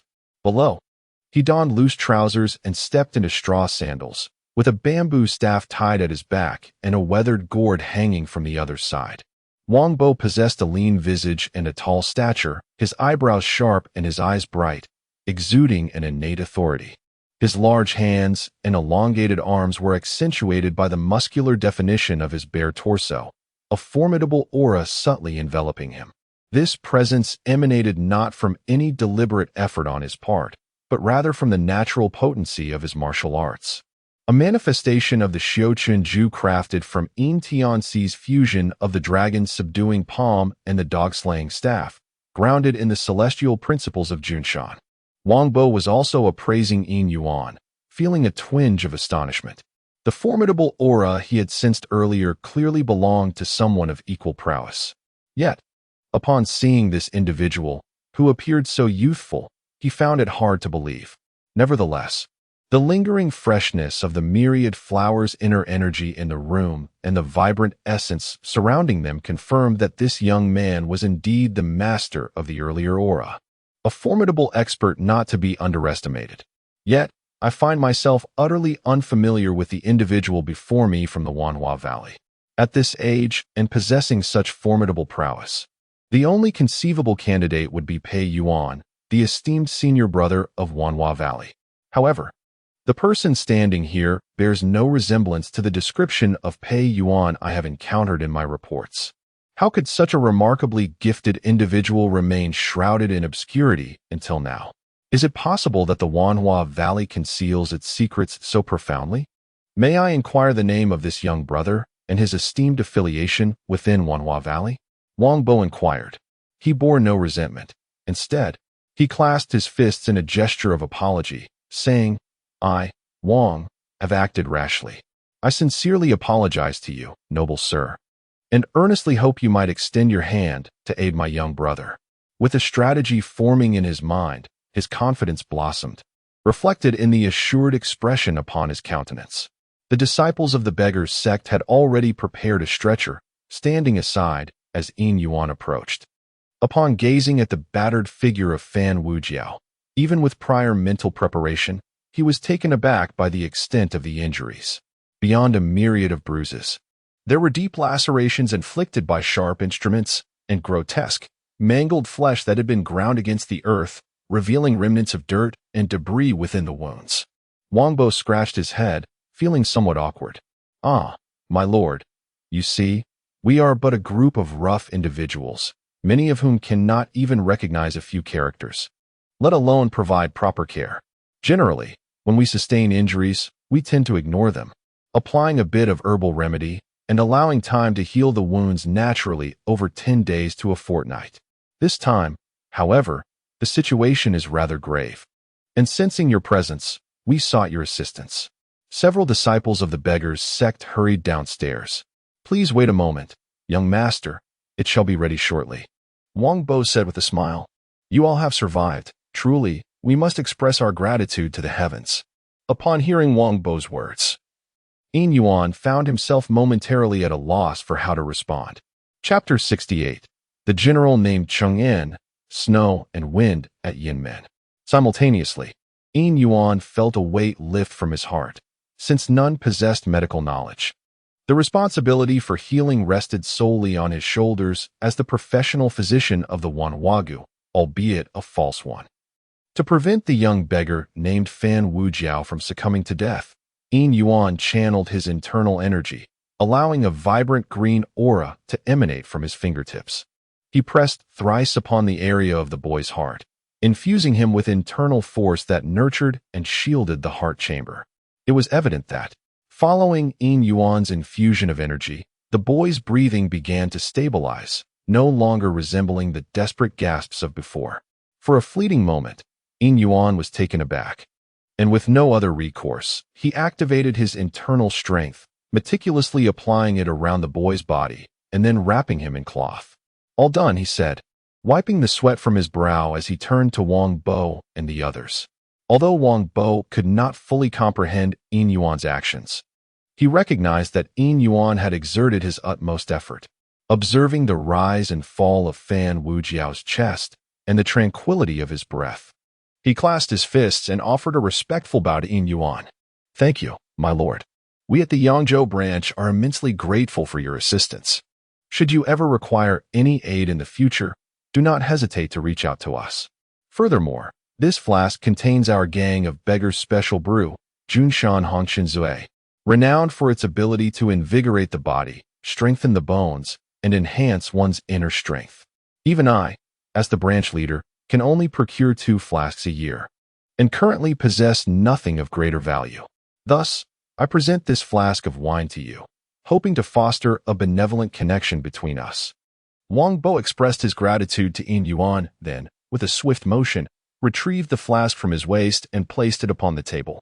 As Yin Yuan watched the members of the gang of beggars depart, he pondered silently. It appeared that the Divine Strategy Army was intentionally provoking the gang. And there seemed to be another force at play, sowing discord and perhaps even intervening. Was the Northern Wolf revealing its fangs?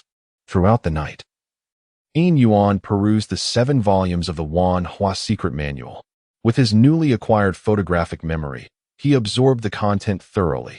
Upon completion, he burned the silk scroll in the candlelight, while leaving the jade box of the Changgu sect unopened, not out of suspicion towards the unnamed, but because he had yet to fully comprehend the Wanhua techniques.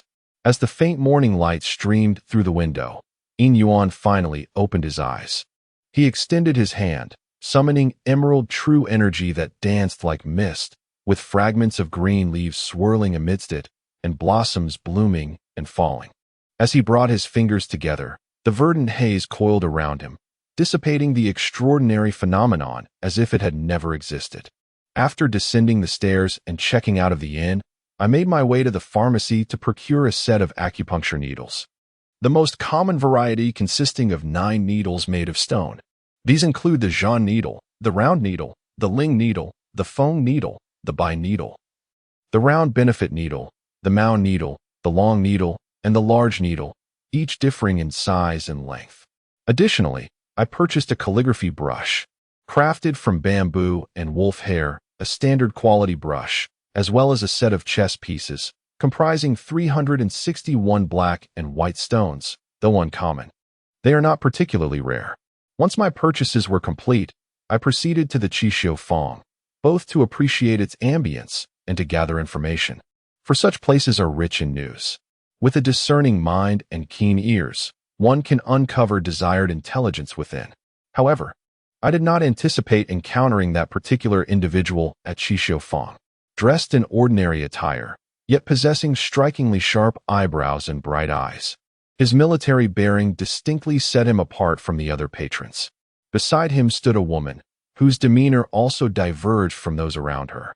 Her gaze seemed solely fixed on the soldier, oblivious to her surroundings, creating an impression that the two were ensconced in their own realm, seemingly transcending the bustling crowd. In her gaze, there lay a mix of compassion and admiration. Yet, she remained silent, merely refilling the cup after the man had drained it. The man seemed oblivious to the sentiments of the enchanting woman beside him, as he downed another drink, seemingly endless, while his countenance bore a sorrow that appeared insurmountable. Life is inherently a tapestry of sorrow. Those who seem to indulge in revelry and carefree joy, when unmasked, reveal their own melancholia. It is merely the unseen that renders one unaware of their own despondency. Such is the case with General Li Qingyan of the Tianzi Mansion. Commanding thousands of valiant soldiers, yet here he is, drowning his sorrows as if he were an old man. Whispers circulated among the onlookers. You may not be aware, but in the past, during the founding of the nation, the Tianzi Mansion, as the most trusted military force under the initial Emperor Gao, was a formidable presence. However, with the rise of each new sovereign, the tides shifted. Following the purges of the previous empress, the establishment of the Shun Su army marginalized the Tianzi Mansion. Our current emperor, enamored with beauty and favoring his uncle Yang and the eunuch Gao Lisher, not only neglects the Tianzi Mansion but actively bolsters the Shun Su army. Though figures like Yang Lin and Li Qingyan played pivotal roles during the upheaval at the Great Brightness Temple, they have not garnered the emperor's favor. Instead, they are met with suspicion. Recently, the Shun Su army has engaged in various provocations outside the Tianzi Mansion. In light of this, Li Qingyan has sought solace in the wine of Yangzhou, a lamentable circumstance, as noted by those in the know. It has been said that our sovereign has recently ceased attending court, delegating all matters to the uncle of the nation. Alas, when he first ascended the throne, I believed him to be an unprecedented wise ruler, yet now it appears otherwise. A faint voice interjected, cautioning against speaking too freely. Regardless of who reigns above, it bears little consequence to us. Come, let us observe the enchanting performance of the 7 virtuous maidens. It is truly a feast for the eyes, one that never grows tiresome, no matter how many times one witnesses it. As Li Qingyin indulged in wine, a figure approached the table uninvited and seated themselves, inquiring, "Are you General Li Qingyin? If you do not defend your homeland, what reason have you to drink here? Are you aware that the blizzards of Yinmen are approaching?" Chapter 69. A Night Journey to Shuafeng. The calamity originating from the capture of the slave. Who dares to slander General Li? Before Li Qingyin could respond, a petite and spirited young woman shot him a fierce glare, suddenly drawing forth a long sword that shimmered like autumn waters. The blade radiated a chilling aura, enveloping the outer hall of the 7 virtuous maidens in an icy grip, despite the bright sunshine and the burgeoning life outside. On the table lay an unwrapped long parcel. Little 7, Li Qingyin's voice had barely faded when the sword's tip was already poised at Yin Yuan's throat. Yin Yuan could distinctly sense the blade's sharpness and the frigid aura it exuded, causing goosebumps to rise involuntarily upon his skin. "Stand down, little 7, Li Qingyin interjected. "This young man speaks the truth. I have not considered how to serve my country, but rather journeyed thousands of miles to Yangzhou for indulgence. Indeed, this is my failing." Li Qingyin extended his hand to press down on Shaoqi's sword, then turned to inquire of Yin Yuan. Yin Yuan smiled, seemingly unperturbed by the earlier incident of being threatened with a blade. He glanced around at the startled crowd and then addressed Li Qingyin, saying, "This matter is not suitable for discussion here. Might General Li find a quiet chamber where we can deliberate in detail?" Li Qingyin surveyed the surroundings and concurred with Yin Yuan's suggestion. He turned to Shaoqi and said, "Miss Qi, could you kindly seek out your guildmaster? Inform him that I have urgent matters to discuss with this young gentleman. I would be most grateful if Master Yi could provide a suitable venue." "What a remarkable woman. Commander Li, the beauty's favor is indeed profound," remarked Yin Yuan as he observed Shaoqi's departing figure. "Though this person appears corpulent, his thoughts are devious, and his actions ruthless. Disregarding all propriety, he is far from benign. Yet, he enjoys the emperor's favor and has the imperial concubine advocating for him. Even the current national uncle and Gao Lisher cannot alter his standing in the emperor's heart, indicating that he is no ordinary individual." Li Qingyin spoke slowly, each word deliberate, his gaze fixed intently on Yin Yuan, resembling a great wolf awakening from slumber, or perhaps a fierce tiger unleashed from its cage. Yuan Yin, seemingly unfazed, remarked, "General Li, your insight is indeed sharp. Might I inquire whether there are any intelligence reports from the Tian-Su mansion regarding the activities in the northern desert? It has come to my attention that in Lushan is clandestinely assembling the Wolf-Fang army, recruiting various martial artists and bandits, and has even sent emissaries to sow discord between the divine strategy and heavenly strategy, as well as between the divine strategy and the beggar's gang. Such maneuvers, might I ask, given your extensive experience on the battlefield and your role in the events surrounding the Guangming Temple, if you could enlighten me on what in Lushan's actions signify?" "What?" Li Qingyin exclaimed, momentarily losing his composure as a surge of energy swept across the table, causing cups and dishes to crash to the floor with a resounding clatter. "Is it true what you say? That scoundrel in Lushan dares to commit such an act of treason?" His voice trembled, laden with disbelief, astonishment, and profound anger. Whether true or false, General Li undoubtedly has avenues to verify the authenticity of this matter. "I have come to you for a specific purpose. Do you know of Tsangyan Fortress beyond the Yemen Pass?" Yuan Yin inquired of Li Qingyin. "The crux of the issue lies here," he continued, tapping the table. "The Tsangyan army could never betray the Great Tang, yet consider their strategic position at Yinmen Pass a critical juncture. General Li, let us suppose you were to rebel like in Lushan, seeking expansion and aggression. What would Yinmen Pass represent for you?" Li Chengyan inhaled sharply, his eyes widening as he gazed at Yin Yuan. A clever thought struck him. The Yinmen Pass was akin to a bone lodged in the throat of the colossal wolf that was in Lushan. Unless this obstruction was cleared, the beast would be unable to open its maw and devour the central plains. Thus, to topple the Tang dynasty, it was imperative to first annihilate the Songyun army that occupied this strategic stronghold. Only then could Lushan's forces surge forth, hunting through the heart of the land. "I must write to Brother Shui," Li Chengyan declared urgently, rising to depart. "Ahem," Yin Yuan coughed, interjecting, "My friend, I am grateful for your guidance. Yet the matter at hand is exceedingly pressing, requiring immediate preparation. I cannot pause to express my thanks at this moment. If you have further matters to discuss, please do so swiftly. Military affairs are urgent, and I must hasten to Tiansu to confer with Yang Ning and Qin Yan. The situation is dire, and time is of the essence. I hope for your understanding. When you visit Tiansu Mansion in the future, I shall ensure a fitting reward." With a grave expression, Li Chengyan clasped his fists in salute to Yin Yuan, a flicker of anxiety crossing his brow. "My request is quite simple. I require General Li's assistance in procuring swift steeds and necessary documents, enabling me to reach Yinmen Pass post-haste. If you have letters or messages to convey, I would gladly take them with me, should you place your trust in me. What say you, General?"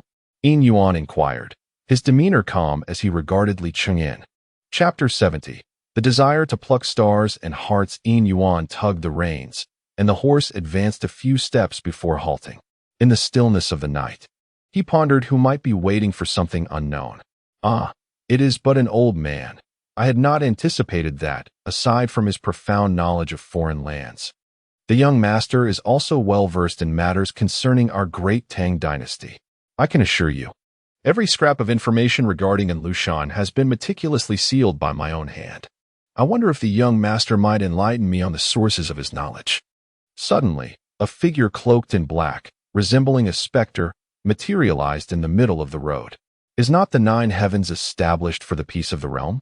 Why then do you support Lushan? Are you aware that should he rebel, regardless of success or failure, the land will be drenched in blood and chaos will ensue?" Yin Yuan inquired. "We?" The young master instilled a sense of dread and apprehension in the old man. As his words faded, a chilling wind swept through, enveloping Yin Yuan in a palpable aura of menace. "I am truly curious to uncover the secrets that dwell within the young master's mind." "Oh, so you intend to take action against me, esteemed nameless one?" Yin Yuan asked nonchalantly. "Merely here to inform you, young master, that the tides of fate are immutable. These endeavors are but futile gestures," the cloaked figure replied, and the oppressive aura dissipated, along with the shadowy presence. A flicker of confusion crossed Yin Yuan's face. It seemed that the nameless one had deeper intentions for this visit. Not dwelling on the matter further, he spurred his horse onward. "Convey a message to the hidden Yuan society in the northern deserts, providing intelligence that Li Chengyan from the Heavenly Strategy Bureau has already discerned the movements of the Wolf Fang. Relay information regarding Yin Yuan's communications, and contact Li Tan and the Imam to immediately initiate the plan. Inform Lushan that delay may lead to unforeseen changes." Within the Heavenly Division of the Hidden Yuan Society, a series of commands disseminated swiftly, transmitted overnight to various parties. At the relay station, after a brief respite, Yin Yuan exchanged the token given by Li Chengyan for a new steed and continued his journey northward. As dusk approached, he arrived at a quaint town, or perhaps a small market, developed along the relay path. It featured a narrow street, not particularly lengthy, yet lined with dozens of modest shops. Apart from the main thoroughfare, numerous narrow lanes branched out from all directions, connecting to the town. At the entrance, a stone tablet recorded the town's renovation history, while above it, a weathered plaque bore bold characters, faintly revealing the name Cool Breeze Market. Like countless markets, it was characterized by its rudimentary shops, inexpensive goods, and unkempt streets. At this hour, as twilight descended, only a few souls wandered the streets, while the majority lit their lamps, closed their doors, and indulged in dinner, savoring the remnants of leisure. Only one establishment kept its door ajar. Yin Yuan led his horse toward it. Outside hung a weather-beaten sign that swayed gently in the night breeze, seemingly on the verge of falling. It bore the name Old Dew's Tavern. The young attendant stood at the entrance and, upon seeing Yin Yuan, approached him with warmth. "Esteemed sir, do you require accommodation? Our establishment boasts several fine rooms for your selection. Additionally, we offer complimentary meals, and of course, our signature Dukong wine, brewed using a technique passed down through generations by our proprietor. We also serve exquisite lamb dishes that can be ordered separately." Yin Yuan nodded, handing the reins to the attendant before entering the tavern. Inside, the hall was occupied by a moderate crowd, not too sparse, yet not overly crowded. From their attire, one could discern various travelers, escort guards, wandering knights, scholars, and merchants, each immersed in their own pursuits, some sipping alone, others engaging in lively drinking games, and still others engaged in spirited discussions. Behind the main counter stood a plump innkeeper, exuding a genial demeanor, his face adorned with a broad smile as he observed the patrons. With one hand, he deftly manipulated an abacus, seemingly calculating something of importance. Yin Yuan approached him. "Innkeeper, I would like a room." "Certainly, esteemed guest," replied the innkeeper, skillfully retrieving a wooden plaque from behind the counter. "A room will cost 101. Yin Yuan placed a piece of broken silver upon the counter. "Please take good care of my horse and prepare approximately 5 days' worth of provisions. Ensure the quality is not subpar. The remainder will depend on your skill." The innkeeper accepted the silver with a smile. "Ah, you are indeed generous, sir. I shall fulfill all your requests without fail. Young attendant, come here and escort this gentleman to his room." Another attendant approached, gesturing, "This way, esteemed sir." Just as Yin Yuan was about to follow the waiter upstairs, another figure entered from outside. The woman, with golden hair and blue eyes, adorned in exotic attire, immediately captivated the attention of all present. Yin Yuan halted his steps, not for any trivial reason, but because a palpable aura of lethal intent enveloped him upon her arrival.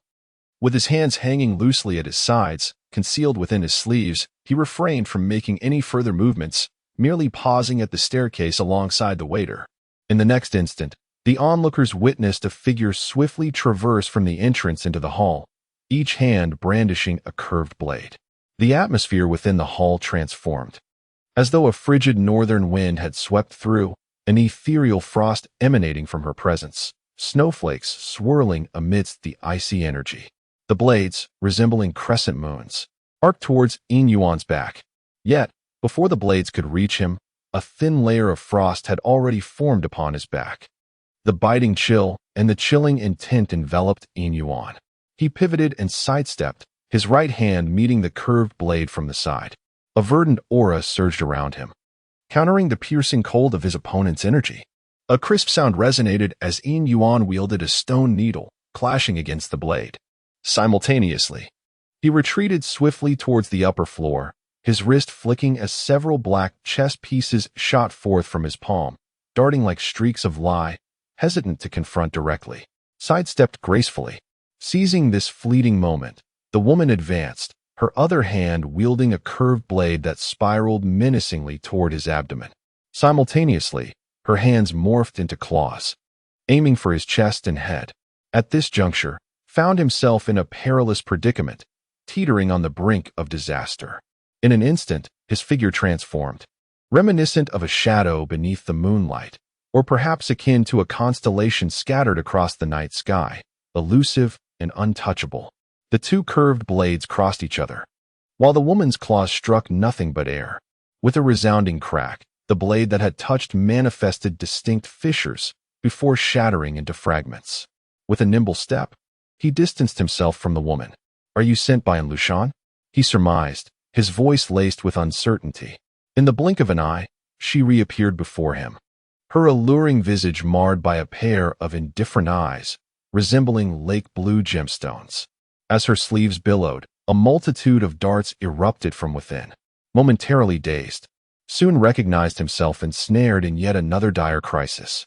His body radiated a verdant inner power, enveloping him in a cascade of green leaves. The darts, Infused with the woman's internal energy, shattered the foliage, yet beneath the leaves lay a singular flower bud, withstanding at its core. His fingertips danced deftly, deflecting the darts one by one. Simultaneously, Yin Yuan moved with a light step, his gait akin to traversing through the threads of fate, elusive and unfathomable. He approached the woman closely, almost brushing against her, and could scent the floral fragrance that enveloped her. Yet, there was no hint of tenderness in his demeanor. With a swift motion, he extended a finger, and in that instant, it seemed as though two blossoms of lotus unfurled quietly in the air, transforming into two streams of energy that swiftly struck the woman. Her form stiffened, and seizing the opportunity, Yin Yuan flicked his fingers in rapid succession. Akin to raindrops on banana leaves, each note resonating like pearls falling onto a jade plate, as streaks of verdant energy cascaded upon her. With a wary glance around, he approached and retrieved the curved dagger embedded in the ground, inspecting it meticulously before stowing it away. He then advanced to the counter, where the trembling shopkeeper huddled in the corner. Yin Yuan produced a small piece of silver, tossing it to him, reassuringly stating, "Fear not, good sir, for I am a man of virtue. Take this coin and procure for me several garments, and also a few flutes. Consider the remainder as compensation for your troubles." The following day, Yin Yuan mounted his steed and continued his journey. For several days, until he reached the outskirts of Yinmen Pass, he encountered no further assassination attempts. It appeared that after that incident, Lushan had ceased his actions altogether. The soldiers guarding the pass examined Yin Yuan's token before ushering him into a reception hall. There, a figure clad in dark armor and wearing a chilling Tian Luo mask awaited him. Beneath the icy facade lay indifferent eyes, exuding a formidable presence forged through the crucible of battle, reminiscent of a blood-stained rose with thorns, beautiful yet perilous. "You are Yin Huaqing, the esteemed leader, are you not? It is a pleasure to make your acquaintance today, for I have come to realize that the blood-handed phoenix is indeed a name that does not lack for merit. I am Yin Yuan, entrusted by General Li Qingyan of the Yingtian Strategy Office to deliver a letter to your esteemed army." With that, Yin Yuan produced a letter from his pocket and placed it upon the table. Yin Huaqing's gaze pierced through him like a sharp, cold blade, and under her scrutiny, Yin Yuan felt as though a knife had truly grazed his skin, causing his hair to stand on end and a chill to envelop his heart. After a brief glance, she picked up the letter and remarked, "Since the letter has been delivered, I thank you, sir. However, the affairs of Zhangyun are numerous, and I cannot afford the luxury of hospitality. I hope you will understand." With that, she turned to leave. Yin Yuan managed a wry smile. Was she truly so direct in dismissing him? "Wait, Commander Yin," he implored. "I have a request. I wish to remain in Zhangyun Fortress, and I hope you will grant me this favor." Thus, Yin Yuan found himself a guest room within the fortress. That evening, he was summoned by a representative from the Zhangyun army, sent by Commander Shuiji, to join them for dinner. To his surprise, the banquet was not held within the confines of a building, but rather outdoors, where the biting north wind rustled the fallen leaves and grass. A large tent stood in the center, wide open, revealing several commanders clad in dark armor seated within, while no soldiers stood guard outside. As Yin Yuan entered, he found a large pot simmering at the center, filled with boiling broth and swirling bones, mingled with various spices that wafted a rich and savory aroma, tantalizing his senses. At the forefront stands a tall figure, exuding a unique blend of scholarly elegance and iron-willed demeanor. His square face and defined features project an air of righteousness. To his left, the first is Yin Huaqing, followed by others in succession. "Brother Yin, we await only you. Come, and indulge in this hot pot I learned to prepare from Bashu. It is perfectly suited for this frigid northern climate, both economical and convenient for the military. Truly an unparalleled delight."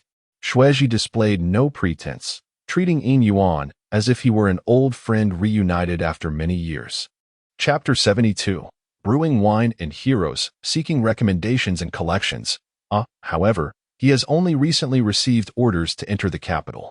If, as you suggest, he truly harbors treachery, why would he dare to present himself before the emperor? Since his audience, All those in court who have spoken of his disloyalty, aside from the Right Chancellor, have been handed over to Yin Lushan by the Emperor. If he were indeed disloyal, why does the Emperor favor him so? Shuiji inquired. But, General Shui, by the time Yin Lushan makes his move, it may be too late. Moreover, you all underestimate Yin Lushan. Though he appears corpulent and sluggish, resembling a mere sluggard, in truth, he possesses the formidable skills of the Turks. His cultivation is on par with the leaders of the major sects today. Coupled with the esoteric methods of the fire worshippers from the western regions and the legendary warfare techniques, he can unify his forces as one. When that time comes, can the troops under your command, General Shui, withstand the onslaught? Upon concluding his remarks, Yin Yuan felt the ire of those around him. Yet he regarded Shuiji with a calm demeanor. Shuiji shook his head. If what the young master claimed were indeed true, then both Shui and the Songyan army would be powerless against it. He rose, towering like a majestic mountain. Yet what had he to fear as a member of the Xuanjiao Songyan? It was merely death, after all. Indeed, what nonsense about Yin Lushan. I shall have his head severed with a single stroke when the time comes. To kill him would suffice. Yin Lushan is not nearly as formidable as he is made out to be. Yes, I perceive that this young man is deliberately exaggerating. Yin Lushan was previously defeated by the Xiongnu. If he were truly so powerful, how could he have faced such a defeat and almost lost his life? The tent was currently abuzz with excitement, each person flushed with enthusiasm, eager to engage, save for a few whose expressions remained unchanged: Shuiji, Yin Wanqing, Yin Yuan, and several others unfamiliar to Yin Yuan. Shuiji rapped on the table and addressed Yin Yuan, saying, "The Son of Heaven has entrusted the Songyan army to me, and I must consider the welfare of my brothers. If I heed the young master's words and provoke Yin Lushan, the wrath of the Son of Heaven would not fall upon me alone. I might be a lone wolf unperturbed by such threats, but my thousands of soldiers and their families would suffer the consequences. Thus, until matters are clarified, I shall refrain from taking action." Yin Yuan remained remarkably composed. "Since you are indifferent, I need not concern myself either." He shook his head, stating, "No matter, since Commander Shui has made such a decision. It must be based on his own reasoning. I shall refrain from further discussion. However, I wish to rest here for a few days. I wonder if the general would grant me this request." As night fell, Yin Yuan stood upon the hillside, the chill wind howling and frost biting through his garments. A silhouette appeared behind him, and indeed, it was you. Shui had sent you after all. Yin Yuan turned to face the woman before him, a smile flickering in his eyes. "Why did you divulge so much information about Yin Lushan during dinner today? You must understand. Not everyone in the Songyan army is devoted to its cause. If Yin Lushan were to learn of your profound knowledge of him, he would undoubtedly seek to eliminate you." The cold voice bore a hint of confusion and skepticism. "How do you know I did not speak of it intentionally?" Yin Yuan teased, his gaze fixed playfully upon the woman. Her expression seemed eternally stoic. Although clad in ordinary attire, her military presence was unmistakable. After hearing Yin Yuan's words, the woman replied, Shui has instructed me to inform you that should you require assistance, you may convey your needs to me, and I shall provide support." "Will the Songyan army refrain from taking action first?" Yin Yuan inquired. Is even a covert approach out of the question? To his surprise, Commander Yin perceived the situation with such clarity. "Then, might I ask you, Commander Yin, what can we do at this juncture?" Yin Yuan regarded the woman with admiration and awe, yet a sigh escaped him, pondering her impending fate. "According to the information gathered by our scouts, Yin Lushan has 3 elders at his command, among whom is Elder Zhuri, Ling Hushang, his sworn brother. Ling Hushang was personally raised by General Zhang Shogui and sent to various masters in Shua Bay to cultivate diverse martial arts. However, our investigation suggests that he may indeed be the perpetrator behind General Zhang's untimely demise." Yin Wanqing interjected suddenly. In Chapter 73, Phoenix at Sunset, The Four-in-Hand Strikes, Part 1, the discussion continued. "So, do you intend to take action against him?" "Yet. He appears to be the foremost martial artist in Mo Bay, renowned for his striking appearance, and is regarded as a paragon by numerous female heroes and noble women in the region," Yin Yuan remarked. "Indeed, Both General Shui and I concur that in order to confront in Lushan, we must first clip his wings. While we may not be able to directly challenge in Lushan, targeting his subordinates would not provoke the Emperor's wrath. Furthermore, if we could procure evidence implicating Ling Hushang in General Zhang's death, it would fortify our moral standing. Yin Wangqing's eyes sparkled with fervor and excitement as he spoke. However, you seem to overlook a crucial issue. Can you even locate him? Even if you do find him, do you possess the means to confront him? In light of the constraints on manpower, can the Songyun army truly defeat him? Yin Yuan poured a bucket of cold water on their enthusiasm. Indeed, that is why we hope that you, my lord, can lend us your aid. Additionally, Feng Yebei, Wang Bukong, Song Sengshu, Shinta Yuan, Shinta Shao, and Yin Yimei will be joining us as well, Yin Huaqing added. Yuan contemplated for a moment and inquired. You already possess such a multitude of individuals. Why then must you insist on including me, a stranger among you? Your collaboration would undoubtedly be more harmonious without my presence, which could only introduce vulnerabilities. Thus, you seek me out to lure out Ling Hushan while you lie in ambush nearby? Yuan questioned. However, what reason do I have to place my life in jeopardy for this endeavor? I merely came to deliver a message. I bear no obligation, nor any rationale to sacrifice myself for your cause. Shui Ji is reluctant to part with his soldiers, yet he shows no hesitation in risking my life as an outsider. This approach is unfeasible. A figure glided through the moonlight, coming to rest beside Yin Huaqing, hair tied back in slender strands, cradling a longsword. With bangs cascading to his brows, he emanated a scholarly air intertwined with a sense of weariness, as well as a hint of perplexity and solitude. He was a man of contradictions, an intelligent soul, for it is only the astute who invite their own troubles. Brother Yuan, I am Feng Yibei. The man greeted Yuan as though he were an old friend long missed. What is your intent, Brother Feng? Do you mean to coerce me against my will? I have traversed great distances to convey this message, and it seems I have erred in my efforts, Yuan responded sharply. Feng Yibei glanced at Yuan, his eyes shining with an almost transcendental clarity, as if he saw beyond the mundane. Dear Brother Yuan, please do not be agitated. How could the Songyun army ever behave in such a manner? If you are unwilling, then let it be. We shall leave it at that. Yibei, your appearance is unwarranted. It may lead him to believe that we intend to coerce him into becoming bait. You must understand that neither Shui nor we have ever contemplated such a notion. Yin Wangqing spoke to Feng Yibei beside her. Ultimately, the outcome remains unchanged. Whether he is forced by a blade at his throat or willingly consents, those who wish to go will do so, even if bound by ropes. This so-called contemplation is merely a futile expenditure of time. It is far more efficient to act decisively. Observe, this brother Yin has chosen to volunteer, has he not? As long as the result is achieved, the means employed are of little consequence. Feng Yibei remarked indifferently. Such a mindset is perilous, Yin Huaqing warned. Before descending the hillside to ensure that Wukong and Sin Shui were adequately prepared, it is imperative that once Ling Hushang appears, he is drawn away, ensuring that Yin Yuan suffers no harm. This is an order. In her chamber, Yin Huaqing exchanged her everyday attire for dark armor, drawing forth the Qing Mei blade. The blade, delicate as a fine brow, gleamed with a frosty light, its cold glimmer illuminating the iron attire. Despite having claimed countless lives, it remained pristine and brilliant. Perhaps it is not the blade that is stained with blood, but the hands, the heart. The cold, iron visage seemed to conceal all emotions beneath a veneer of frost. The following day, Yin Yuan stormed out of Songyun Fortress in a fit of rage, cursing as he rode away, spurring his horse along the official road. After a day and a night of rest at the relay station, he continued his relentless journey.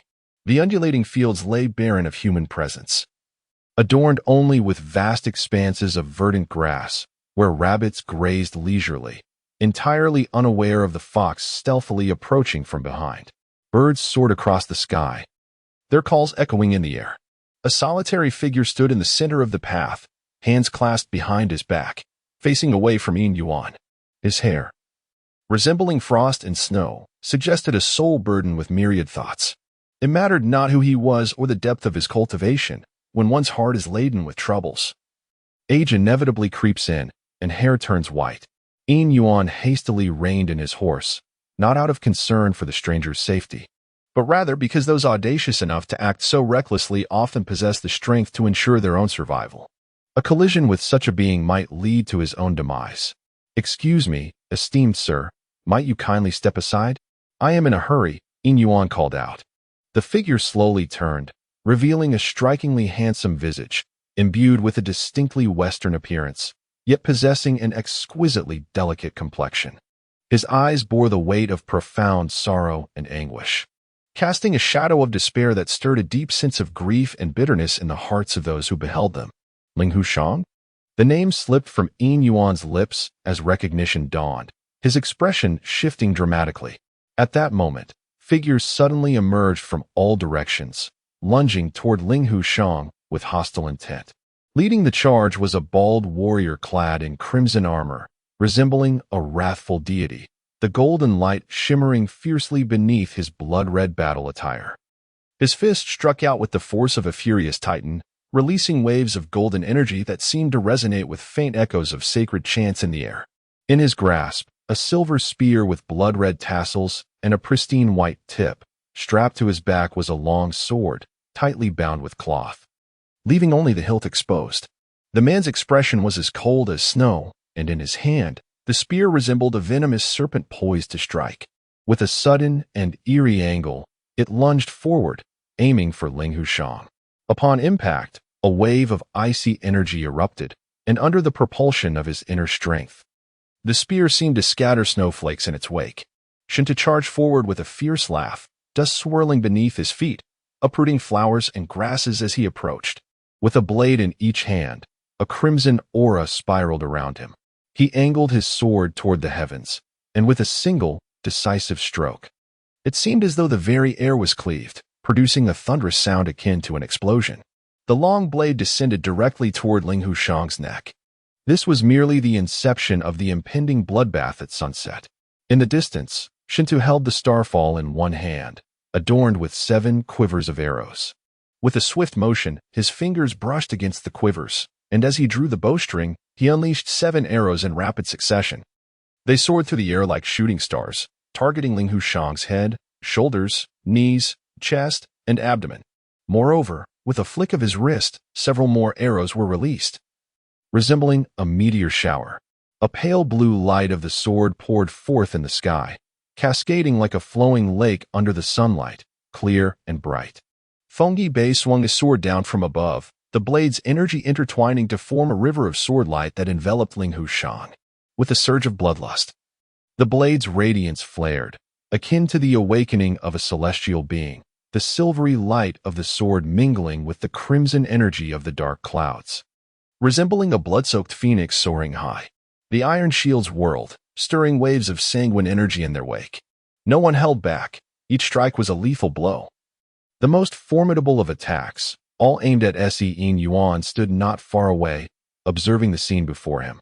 The coordination among the members of the Zhongyun was so harmonious that it enveloped Ling Hushang from all angles, each direction brimming with lethal and ruthless attacks. There was no escape. A single blow would ensure his demise. The anguish in Ling Hushang's eyes deepened as he summoned a swirling aura of gold and silver around him, gripping a long sword that resembled a swimming dragon. As the red-armored warrior charged towards him, he met Wang Bukong's fist with his left palm. Energy erupted, and Ling Hushang sidestepped slightly. However, Wang Bukong was sent staggering back, his body retreating rapidly, revealing fine cracks upon his seemingly gilded skin. Yet, as Wang Bukong's vital energy flowed, the fissures gradually vanished. This retreat, however, created a slight flaw in the otherwise impenetrable assault. Seizing the moment, Ling Hushang darted in the direction of Wang Bukong's retreat. At that instant, Song Sengshu's Xuanshu's spear appeared at his side, its tip poised to strike like a venomous serpent. Ling Hushang inverted his sword, and at the critical moment, the tip of his blade clashed with the spearhead. The sword, akin to a serpent, coiled around the spear tip, encircling it with grace. A burst of golden sword energy erupted from the tip, hurtling towards Song Sengshu. In response, she flicked her wrist, unleashing a surge of energy. causing the spear to bend into a grand arc and break free from Ling Hushang's grasp. With a swift motion, she retracted the spear and pivoted to the side, narrowly evading the golden sword energy that whizzed past her. Although Ling Hushang managed to evade Song Sengshu's assault, he could hardly contend with the descending blade of Shin Tuxiao. With a flicker of his form, he narrowly dodged the most lethal strike, yet the blade still grazed his body, slicing through his protective energy and tearing his white garment to reveal the soft armor beneath. The clash between blade and armor produced a jarring sound, while sparks flared along the path of the strike. Shin Tuxiao quickly pressed several acupoints on his chest before delivering a forceful palm strike, spitting out a mouthful of blood that cascaded to the ground, transforming into a scattering of crimson ice shards. Simultaneously, Ling Hushang's wrist flicked, releasing his sword, which began to whirl around him, unleashing a torrent of sword energy. A silver serpent formed from this energy, coiled around him as Shin Tuxiao's meteoric arrows rained down upon it. However, as the sword energy eroded the force imbued in the arrows, they ricocheted off in every direction. Ling Hushang then extended his palm, retrieving his long sword from amidst the silver serpent, causing the sword energy to dissipate. Though he emerged unscathed, the vigor of his surrounding energy had waned significantly.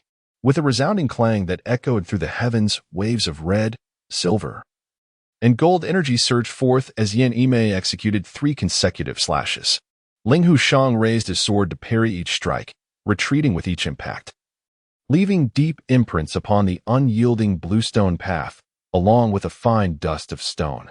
With a grunt, he drove his sword into the ground for support, his form swaying slightly before he expelled a mouthful of blood onto the earth, with some droplets staining his once pristine white attire, creating a constellation of crimson spots. Had there been no other presence, he might have evaded those 3 strikes through countless means. Yet, in the absence of alternatives, he was compelled to endure the onslaught of 3 successive blows, each exponentially fiercer than the last. At that moment, he appeared utterly powerless against the lethal maneuvers of Feng Yubei and the final strike of Yin Wanqing. Could it be that the renowned foremost master of the Northern Desolate was destined to perish here? The sorrow in Ling Hushang's eyes seemed on the verge of solidifying into a tangible form. He coughed, yet there flickered a hint of relief within his gaze. Was it a matter of inability or unwillingness to resist? This illustrious master of the North Desolate finally closed his eyes, witnessing only the glimmer from the corner of his eye, dazzling under the sunlight, regardless of who one might be, whether virtuous or malevolent. His tears would surely be crystalline and transparent. The sword light of Feng Yubei descended upon the man, shattering the nearly fractured inner armor that had been cleaved by Shin Tuxiao, droplets of blood cascading from the wound. Flesh and blood tumbled forth, and a sanguine glow erupted behind Ling Hushang as Yin Wanqing sheathed his blade. Ling Hushang's body ceased its tremors, never to move again. However, his lips seemed to twitch, perhaps murmuring or calling out a name, though he could no longer utter it. With a clang, the sword fell under the weight of his grip. Colliding with no matter how beautiful a person may be, they become unsightly when bisected. Indeed, the deceased are inherently unappealing. Thus, it remains imperative to live, for existence is far more aesthetically pleasing than death. Yin Yuan gazed upon the scene before him, feeling an unsettling sense of unreality.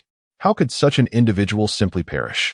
Although the assassination scheme was executed flawlessly, given in Lushan's suspicious and cunning nature, akin to that of a ravenous wolf, it was implausible that he would dispatch only Ling Hushang. His gaze swept the surroundings, vigilance unwavering. Yin Wanqing and Feng Yubei also maintained their heightened alertness.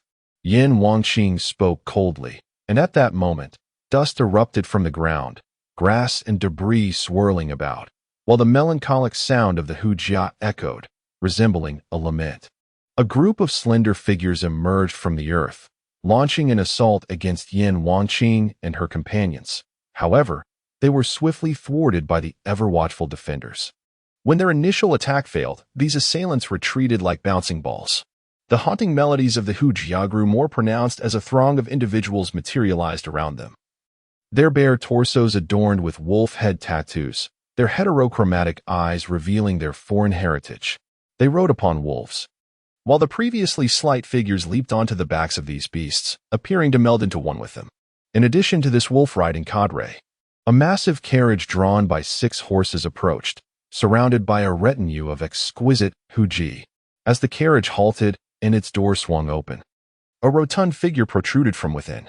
In Lushan, Yin Huaqing, along with her companions, and Yin Yuan, were taken aback. How daring of him to appear here. Upon the emergence of Lushan, his first act was not to confront Yin Huaqing, but to gaze mournfully at the lifeless body of Ling Hushang, weeping uncontrollably. Yet, such a corpulent figure, in his lamentation, evoked not sympathy, but rather amusement among onlookers. His visage, laden with flesh, contorted grotesquely in sorrow, tears mingling with the creases of his face, exuding an indescribable repulsion. "Oh, my dear brother, how could you leave us so soon? Your father entrusted you to me, and it is my failing for not having cared for you properly," he sobbed, his wails echoing with grandeur. Indeed, a dulcet and alluring voice emerged from within a carriage. A woman, adorned with a silver ring and a veil of white gauze that concealed her face, stepped forth, her figure enchanting, holding a hujia. Her gaze, seemingly casual, swept over Ling Hushang's corpse before turning towards Yin Huaqing and the others, her expression intricate. "The wolf army strikes, mercilessly," and Lushan's words resonated ominously. Around them, riders clad in wolf insignia surged towards Yin Huaqing, intent on tearing them asunder, their ferocity palpable, a colossal totem of wolfish malevolence looming above. In the midst of chaos, Su Manchu's hujia shattered, revealing a curved blade amidst the debris. With a delicate leap, she resembled a lotus swaying in the air, her energy swirling around her. Crystals of ice cascading like snowflakes. "Form ranks, dance with the shields," Yin Huaqing commanded, exuding calmness as he beheld the advancing wolf army. He cast a glance at Yin Yuan beside him, urging, "Join the formation." With a smile, Yin Yuan led his horse forward, positioning himself alongside Shintiyu, who stood armed with a bow and arrow at the center. "Shintiyu, unleash your arrows freely." On a tumultuous night, Feng Yebei maintained the formation, keeping a vigilant eye on Su Manxia and Song Xingxiu, providing cover while the others engaged in the shield dance. Yin Huaqing commanded, wielding his shield as if it were a fiery meteor, swirling and gliding through the air. Yin Yimei, Wang Bukong, and Xiao also cast their shields into the fray, creating a mesmerizing display of intersecting arcs that perfectly enveloped their surroundings. Shintu's weapon, the Star River, let out a chilling sound as arrows, akin to shooting stars, pierced through the eyes, abdomen, chest, mouth, and eyes of the enormous wolves, emerging from their bodies with lethal precision. The 4 stood at the cardinal points, shields firmly positioned before them, their wolf head tattoos glowing with an eerie crimson light. The blood pooling beneath them transformed into a mist that encircled their forms. Reminiscent of hellish demons and solitary wolves of the prairie, their cries echoing with fervor. At last, they surged forth, the wolf army's colossal creature lunging fiercely, its curved blade slicing through the air. With a deft maneuver, Yin Huaqing raised his left hand, blocking the wolf's assault with his shield, while his right hand thrust upward, plunging the blade into the beast's abdomen. As he pivoted, the curved knife grazed his cheek, resting against his shoulder guard. With a powerful yank downward, he split the giant wolf open, its entrails spilling forth in a gruesome display. In a swift motion, Yin Huaqing reversed his grip, sweeping the blade horizontally before him, unleashing a crimson blade aura that cleaved through the wolf army, leaving them in 2 halves before they could react. Meanwhile, Wang Bukong, with one hand on his shield and the other wielding a fist, countered the onslaught, delivering a punch that sent an adversary soaring like a sack, shattering upon impact. Even the massive wolf succumbed to the force of a single blow.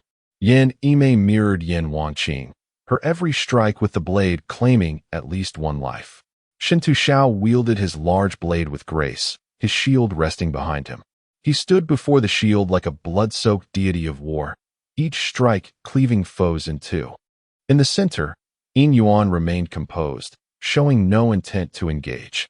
Suddenly, A shrill cry pierced the air as diminutive figures, resembling gnomes, emerged from beneath the carcass of a slain giant wolf. Their target was none other than Zixiao, who stood outside the protection of the shield. With curved claws and scimitars, they swiftly encircled him. Zixiao raised his blade just in time to block one of the curved weapons, which were no ordinary iron. While the martial prowess of these gnomes, though inferior to Zixiao, still placed them among the ranks of skilled fighters within the martial world. Yet, bolstered by a malevolent aura and an unknown force, Zixiao found himself unable to swiftly dispatch this group before him. Meanwhile, the attacks on others intensified, as foes recklessly surged forward to hinder them. "Brother!" Zixiao's face reflected concern as he called out, preparing to draw his bow to aid Zixiao. At that moment, a chilling glint appeared in the distance. "Be careful!" Feng Yibei's voice rang out, and in an instant, he materialized beside Zixiao, delivering a powerful palm strike. Simultaneously, an arrow flew between them, only to be intercepted by a silver dragon that crashed down upon it, neutralizing the projectile. The eagle shooter. Zixiao gazed gravely into the distance, unable to divert his attention elsewhere. He needed to remain vigilant against the sharpshooters of the plains. "Shaoyuan, keep an eye on their archers. I will assist your brother," Song Sengshu remarked, stepping forward with the grace of a wraith, her form elusive and indistinct. In an instant, her gun, akin to a silver dragon or a white python, intercepted the onslaught directed at Zixiao from several assailants behind him. However, to either side of Zixiao lurked a few diminutive, grotesque figures, their clawed blades already descending upon him, igniting sparks and leaving distinct marks upon his flesh. While the force of the claws could not be entirely thwarted, at least he would emerge unscathed. Zixiao swayed slightly, then with a fierce roar, unleashed a surge of crimson energy, thrusting his blade forward and sending the diminutive foes reeling.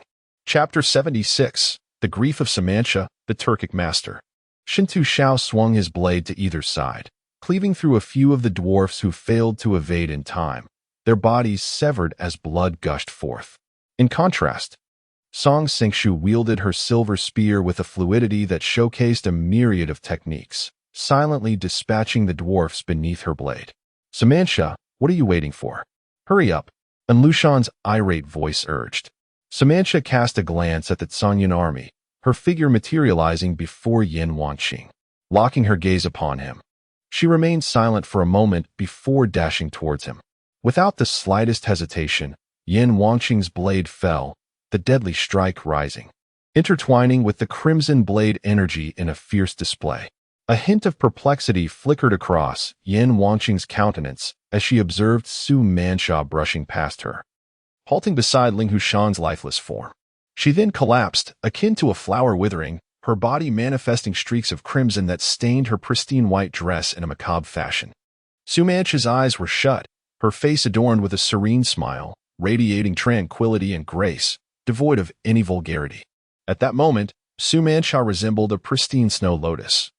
Utterly immaculate, it was evident that she had intentionally sought death, perhaps finding solace in the prospect of being united with Ling Hushan in demise.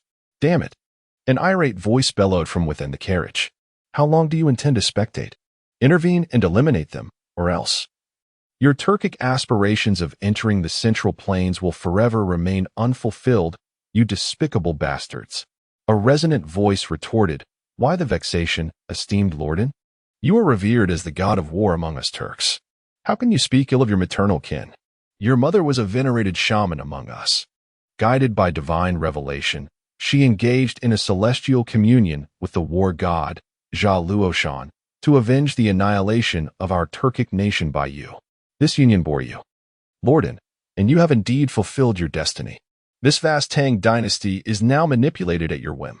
Admirable, truly admirable." The leading man gestured gently, prompting the dwarfs to scurry forward with canine-like enthusiasm, followed by the dire wolves and their riders. The leader seized a person of ordinary stature who was crawling on the ground, as if grabbing a chick. With a swift motion, he plunged his hand into the person's chest, and with a single tear, ripped off the skin bearing a crimson wolf's head tattoo. Even the ribs and flesh of the chest were torn away, and blood gushed from the wound. The leader opened his mouth and, with a gulp akin to that of a whale, devoured the blood. Then he tossed the body aside as if it were mere refuse. The wolf's head on his chest emanated a red glow, consuming the flayed skin. The others followed suit, seizing individuals and performing the same gruesome act. Worthless. The leader spat at those sprawled on the ground before casting his gaze upon Yin Wanqing and the others. He and his followers erupted in raucous laughter. Damnable. Yin Yuan heard Shintu Yuan growl through clenched teeth. At that moment, the entirety of the Tsangyun contingent resembled a volcano on the verge of eruption, their fury self-reproach, and murderous intent sweeping across the heavens, piercing through the ominous clouds of the wolf army. Ashina Zali, you have been lurking in Khitan, infiltrating their southern expeditions. What has prompted this sudden change of heart, that you would come here seeking your demise? Feng Yebe retorted, seizing the initiative. Feng Yebe, the lone wolf of the nine heavens. It is said that to slay the phoenix, one must first vanquish the lone wolf. But I intend to defy that.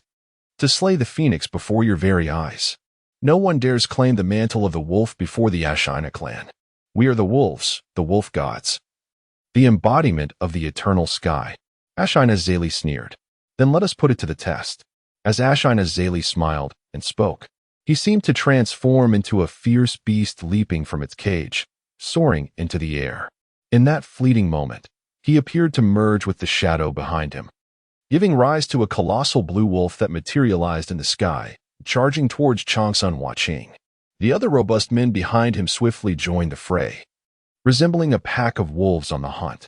Unlike before, the giant wolves formed by Ashina Zali and his companions were enveloped in a dense aura of malevolence, exuding a force distinct from that of the Central Plains, advancing relentlessly with an imposing presence towards the Tsangyun crowd.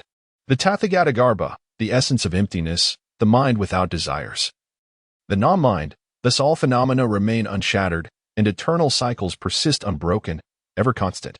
Hence, the indestructible Vidra intoned Wang Bukong, his voice resonating with the essence of Zen. A resplendent golden light radiated from him, coalescing into a flawless Vidra Dharma form surrounding his being. This form bore no visage but was suffused with a luminous aura. Radiant like crystal, with the swastika symbol swirling in the palm of his hand. Releasing his grasp, Wang Bukong revealed claw marks etched into his crimson armor. Very well. What comes next? Ashina Zali declared, sprinting forward. In merely 3 strides, he reached the throng, clenching his fist, twisting his waist, and launching a punch. As his fist struck, the air erupted with a sonic boom, waves of force rolling forth, transforming into a torrent aimed to shatter all in its path. With a thunderous crash, the shock waves surged in all directions, piercing the heavens, a cloud of dust enveloping the scene, as if the very earth trembled. As the dust settled, Yin Huaqing stood firm before him with a shield, and Ashina Zali's fist collided with the shield, embedding itself within. The ground bore a scar reminiscent of a plowed field. The blue stones shattered beyond recognition. Chapter 77. The forces behind in Lushan. Yin Huaqing wielded his light brow, striking with precision. The hand of Ashina Zhalu met his with a metallic clang, leaving a distinct white mark upon Ashina Zhalu's palm. Without a moment's hesitation, Yin Huaqing channeled the sanguine energy coursing through him into his blade, transforming the light brow into a weapon seemingly drenched in blood, its hue a deep crimson. With a series of sweeping, diagonal slashes, the blood-red blade aura danced through the air. Ashina Zhalu's expression grew solemn as silver-white gloves adorned his hands, etched with peculiar patterns. A surge of azure energy erupted from his being, coalescing into a colossal azure wolf behind him, while the motifs on his gloves began to emit a radiant blue luminescence. The celestial tome of longevity, the 8 techniques of the wolf god, spectral destruction. Ashina Zhalu did not hesitate to employ his most secretive techniques. His hands morphed into claws, slicing through the air to collide with Yin Huaqing's blade, resulting in explosive bursts of energy that reverberated through the atmosphere. On another front, Ashina's subordinates engaged with the remaining members of Tsangyun, stirring clouds of dust and obscuring the sky. Only Yin Yuan refrained from joining the fray, as did in Lushan, who remained within his carriage. Wow! Shintu spat blood, a vivid expression of his turmoil. The individuals under Ashina's command are markedly different from those encountered previously. Each one is a master in their own right, possessing a cultivation system that stands in stark contrast to that of the Central Plains. Although the Sangyan army had engaged with them on multiple occasions before, only in the current confrontation did they realize that the techniques employed by these warriors had become increasingly bizarre and vicious. Fearless of death and unafraid of injury, they fought with reckless abandon. Furthermore, the adversaries now outnumbered the Sangyan army, allowing them to surround and assault individuals in groups of 2 or 3. Wang Bukong had yet to recover and was striving to regain his strength, while Yin Wanqing was locked in combat with Ashina Zali, unable to divert his attention. Shinta Yuan, an archer, noted that the opposing archers had not yet revealed themselves, and he remained on high alert. As the situation deteriorated, the remaining members of Sangyan found themselves besieged. Shinta Xiao, now injured and coughing up blood, was met with the concerned gaze of his brother, Shinta Yuan. At that moment, a glimmer of cold light emerged, causing Shinta Yuan to cast aside his worries and swiftly nock an arrow. Another shard of cold light was released, and the 2 arrows collided mid-air, disintegrating into powder. Yin Yuan sighed, addressing Captain Yin. "Remember that you owe me a favor." As he spoke, a stone needle materialized in his palm, infused with vibrant green energy, emanating a powerful vitality. He then flicked his fingers towards Shinta Xiao, sending the stone needle soaring towards a gap in his armor. Shinta Xiao seemed to have previously encountered the myriad techniques of the 10,000 flowers. When the stone needle struck him, it dissipated his protective aura, allowing the needle to deftly penetrate the gaps in his armor and enter his body. Suddenly, a layer of verdant vitality emerged around Shinta Xiao, and in the next moment, he swung his blade fiercely, as if the injuries he had sustained were but a fleeting memory. His strength remained undiminished as he continued to engage in fierce combat, though they harbored a fierce desire to eliminate Yin Yuan, who possessed the true energy and techniques of the 10,000 flowers. Their attempts to forcibly breach the ranks of the Sangyan were thwarted time and again. Even Ashina Zali had made an attempt but failed to succeed, resulting in injuries to themselves instead. "Useless. Are you all a bunch of good-for-nothings?" Ashina Zali, as a member of the Turkic royal family, "Is this all the strength you possess? Hurry and take action. This battle has surely drawn the attention of others. I shall give you 1 minute. No, half a minute. If you cannot resolve this issue, then our collaboration shall come to an end. And I shall have no choice but to capture several Turkic spies infringing upon the Central Plains," and Lushan declared, a wave of brutal energy radiating from his carriage. Yin Yuan gazed at the carriage with a hint of confusion, pondering, why does he not intervene? He is undeniably the strongest among us, he whispered, filled with uncertainty and doubt. The General Shui should have arrived, Feng Yebe said, landing beside Yin Yuan with a look of certainty. And Lushan harbored no confidence in his ability to triumph over General Shui. Thus, he refrained from taking action, as long as he remained passive. General Shui too found himself unable to engage, for he could not subdue Lushan. Moreover, should General Shui choose to strike, he might find himself vulnerable to a counterattack, especially considering the immense trust that the Emperor and the favored concubine placed in Lorden. With a chuckle, Feng Yabe turned to Yin Yuan and said, "Now that I am by your side, are you not going to make a move? Please, tend to my wounds." Yin Yuan cast a glance at Feng Yabe before placing a hand upon him, releasing a vibrant surge of life energy that enveloped Feng Yabe in a flurry of verdant leaves. Feng Yabe erupted into laughter, charging towards Ashina Zali. Suddenly, a cry of an eagle echoed from afar. "Damn it, do not linger. Let us depart," and Lushan's voice resonated from within the carriage. At that moment, a colossal hand formed from dark, ominous energy loomed above, seizing the carriage with ease. Ashina Zali and his companions swiftly moved towards the location of the gigantic hand, which descended, weaving tendrils of black vapor that entwined around them. In the next instant, they soared northward, akin to a dark cloud sweeping across the sky. A figure emerged beside them, clad in dark armor and wielding a shield and blade, Shueji. With a grave expression, he gazed at the receding hand. "General Shui, what is that?"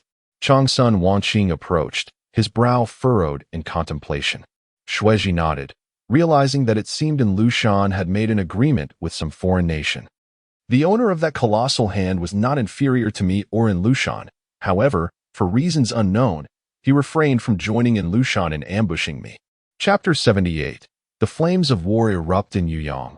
Chaos unfolds in Nanzhao and Chang'an. At the Tianzi mansion, Yin Yuan sat leisurely beside the training grounds, engrossed in a scroll of writings. Suddenly, two weary soldiers burst through the gates of the Tianzi mansion, bringing urgent news from the northern desert and Jiannan. Their frantic shouts drew the attention of the soldiers training nearby. Promptly, someone escorted the two men into the mansion. Yin Yuan closed the scroll and glanced at the sky. The ominous clouds of calamity from the northern desert enlightened and obscured the sun, casting a shadow of slaughter and devastation. He sighed. For even the Tianzi mansion was enveloped in this overwhelming aura of disaster. It appeared that Lushan had succeeded, and now Nanzhao had commenced its turmoil as well. Despite the presence of capable generals in the Tang dynasty, the current emperor's situation was precarious, Yin Yuan contemplated. At that moment, a young officer emerged from within the mansion, approached Yin Yuan, and whispered, "Deputy Yin, Commander Li requests your presence inside. There are urgent matters to discuss." Rising, he followed the young officer into a chamber where Li Qingyin, Yang Lin, and Xiao Shuiyang awaited, their expressions grave. Upon seeing Yin Yuan enter, Li Qingyin called out, "Brother Yin." His face appeared ashen, indicating that a grave situation had arisen. His voice trembled as he spoke, and Lushan has rebelled, and Nanzhao has allied with Tubo to invade the Central Plains. A few simple words, yet they bear a weight greater than 1,000 stones, signifying the countless lives that have perished. What is the current situation? Yin Yuan inquired. And Lushan has risen to arms under the pretext of purging the corrupt officials and attacking the royal uncle, the prime minister, aided by an unknown force. Last night, he successfully captured Yinmen Pass, while simultaneously, Lushan, in collusion with a mysterious entity, besieged General Shui. Despite being outnumbered, General Shui fought valiantly, sustaining grievous injuries yet refusing to retreat. The Zhongyan forces battled fiercely against the Wolf Fang for a day and a night, and before the messenger departed, there were whispers that a handful of Zhongyan troops had fled into the boundless snow mountains, while General Shui and many of his soldiers had met their demise in battle. A complex expression of regret and admiration surfaced on Li Qingyin's face. Meanwhile, the Nanzhao and Tubo forces have simultaneously mobilized. Last year, under the pretext of unfounded charges, Nanzhao executed our southern cloud governor, Zhang Qiantao, invaded southern cloud, committing arson and pillage, and occupied our Jimmy prefecture, aligning themselves with Tubo. Now, they dare to invade again at this moment. Such actions are utterly detestable. As Li Qingyin spoke, fury flickered in his eyes. Is the emperor aware of this news? Yin Yuan asked. There should be memorials submitted, but Li Qingyin's words trailed off, yet everyone understood the implication. Li Qingyin turned to Yin Yuan, "Brother Yin, I have a request to make, and I hope you will consent." Yin Yuan regarded Li Qingyin. "Oh, what is it? Speak freely." "Brother Li, it appears that the Wolf Fang army is now rampant throughout the northern desert. This matter is far from simple. Moreover, if we are to investigate that mysterious figure, we must approach in Lushan, which may be beyond my limited capabilities," Yin Yuan replied.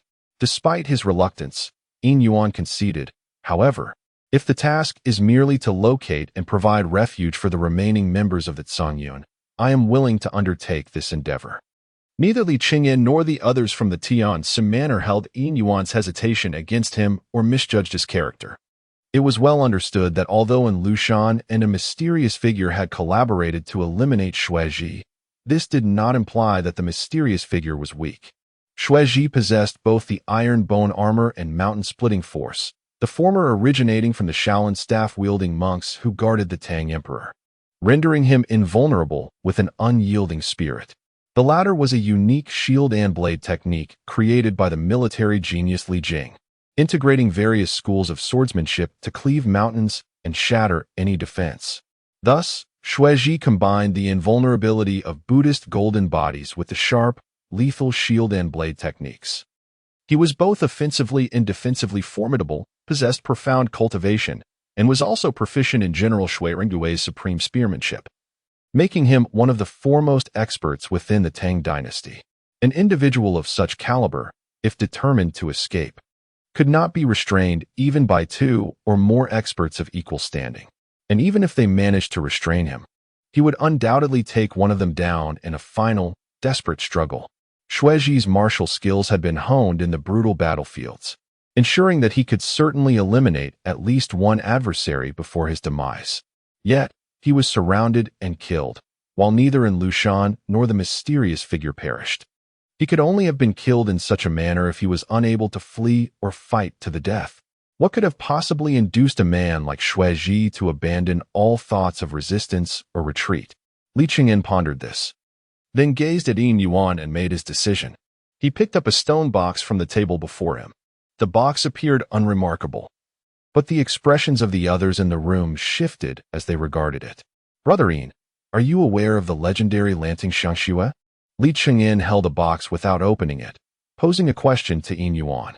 He raised his head, gazing at Li Chengyan, and tentatively inquired, "Wang Shiji's brush?" Li Chengyan nodded, indicating that Brother Yin, as a disciple of the Thousand Flowers sect, possessed some understanding. However, this was far from a mere writing brush. Lanting Xiangxue could be regarded as a weapon, a divine instrument wrought from the very fabric of heaven and earth. It is a coveted armament for the disciples of the Thousand Flowers Valley and Confucian Taoist practitioners alike, imbued with the essence of the Lanting preface. It carries the aura and spirit of the sage of calligraphy, allowing one's true energy to resonate with his profound meaning. Moreover, should one possess sufficient talent, it could even reveal the sage's legacy through the resonance of the Lanting preface inscribed upon it. "Oh, such a weapon exists in the world," Yin Yuan remarked, somewhat astonished. "Indeed, throughout the annals of time, countless divine weapons have emerged only to fade away, with the occasional fortunate soul inheriting their mysteries and achieving remarkable feats. This is the allure of these divine arms, as various sects and clans clandestinely seek to amass such treasures, hoping their disciples might grasp the legacy within, while simultaneously preventing others from obtaining it." Li Chengyan continued, "The reason I share this with you is..." He opened the box, and a subtle fragrance of plum blossoms mingled with the refreshing scent of ink wafted through the room, transforming it into a vibrant and cool spring atmosphere. Petals resembling fragrant snowflakes drifted gracefully around the box, creating a scene both floral and ethereal. The pen shaft, crafted from plum branch, exhibits a slight curvature that, rather than detracting from its aesthetic appeal, lends it a unique beauty. The pristine white tip resembles a sharp blade, yet it does not convey harshness. Instead, it embodies a sense of gentleness. "Provided that Brother Yin consents, this branch of Lanting Xiangxue shall serve as my humble tribute to you," stated Li Chengyan candidly. In Chapter 79, Wandering Among the Heavens, Residing in the Shadows, as a disciple of the myriad flowers, how could one not be captivated by such a divine weapon? "General Li's request is one I shall gladly accept," replied Yin Yuan with a smile as he accepted the box presented by Li Chengyan. After playfully toying with the Lanting Xiangxue at his fingertips, he tucked it away into his sleeve. Curiously, when held by Yin Yuan, the fragrant snow dissipated, leaving only the delicate aroma of ink and cold plum blossoms lingering in the air. Thus, upon concealing it in his sleeve, Yin Yuan himself became enveloped in a subtle fragrance of ink and plum. "Captain Li is indeed a man of forthrightness. I respect that. I shall take my leave now, so as not to intrude upon your important discussions," Yin Yuan declared. "Brother Yin, you are too courteous," Li Chengyan replied with a smile. After Yin Yuan departed, someone inquired why the captain had chosen to bestow the Lanting Xiangxue upon him, especially before he embarked on his errand. What if he were to abscond halfway? The individual questioned, puzzled. "Why is the general so certain?" With a sigh, Li Chengyan responded, "Because the world is in chaos. Where could he possibly flee? Regardless of his actions, he remains an enemy of Lushan. As long as he is an adversary of Lushan, he is our ally. What significance does a mere brush hold in the grand scheme of things?" Then Li Chengyan took a seat and solemnly stated, Let us deliberate on the current arrangements of the Tianzi mansion. That night, Yin Yuan sat within a dilapidated temple, a bonfire casting flickering shadows upon his visage, revealing a hint of vacuity in his expression. Amidst the profound silence of the void, Ling Bao manifested before Yin Yuan. What are you truly doing? Who have you chosen? This world operates under its own laws. Why do you meddle? You see, Xuezhi has still perished. All of this is orchestrated by the heavenly order of this world. Your actions will only expose you to the gaze of the great powers and the heavenly laws, which is perilous. However, Yin Yuan retorted, you do not understand. Those of us from my world yearn for the grandeur of the Han and Tang dynasties, for in those times, we were the celestial empire.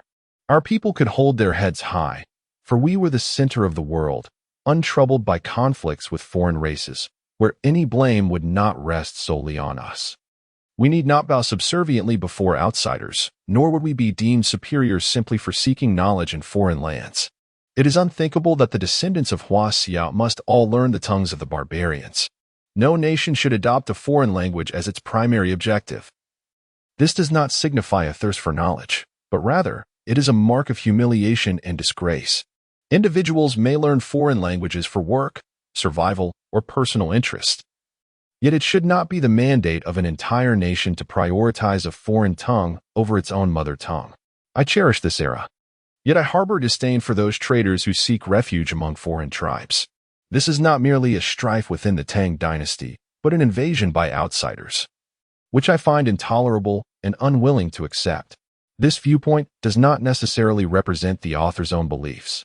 Yin Yuan seems to be crying out, howling in desperation. Oh, are you not capable of intervening with the Eastern sovereign? Do you possess any alternative methods? A flicker of curiosity ignited within Yin Yuan. I have always suspected that your intentions lead towards self-destruction. This causes me some trepidation. Yin Yuan is haunted by a sense of foreboding. Fear not, fear not.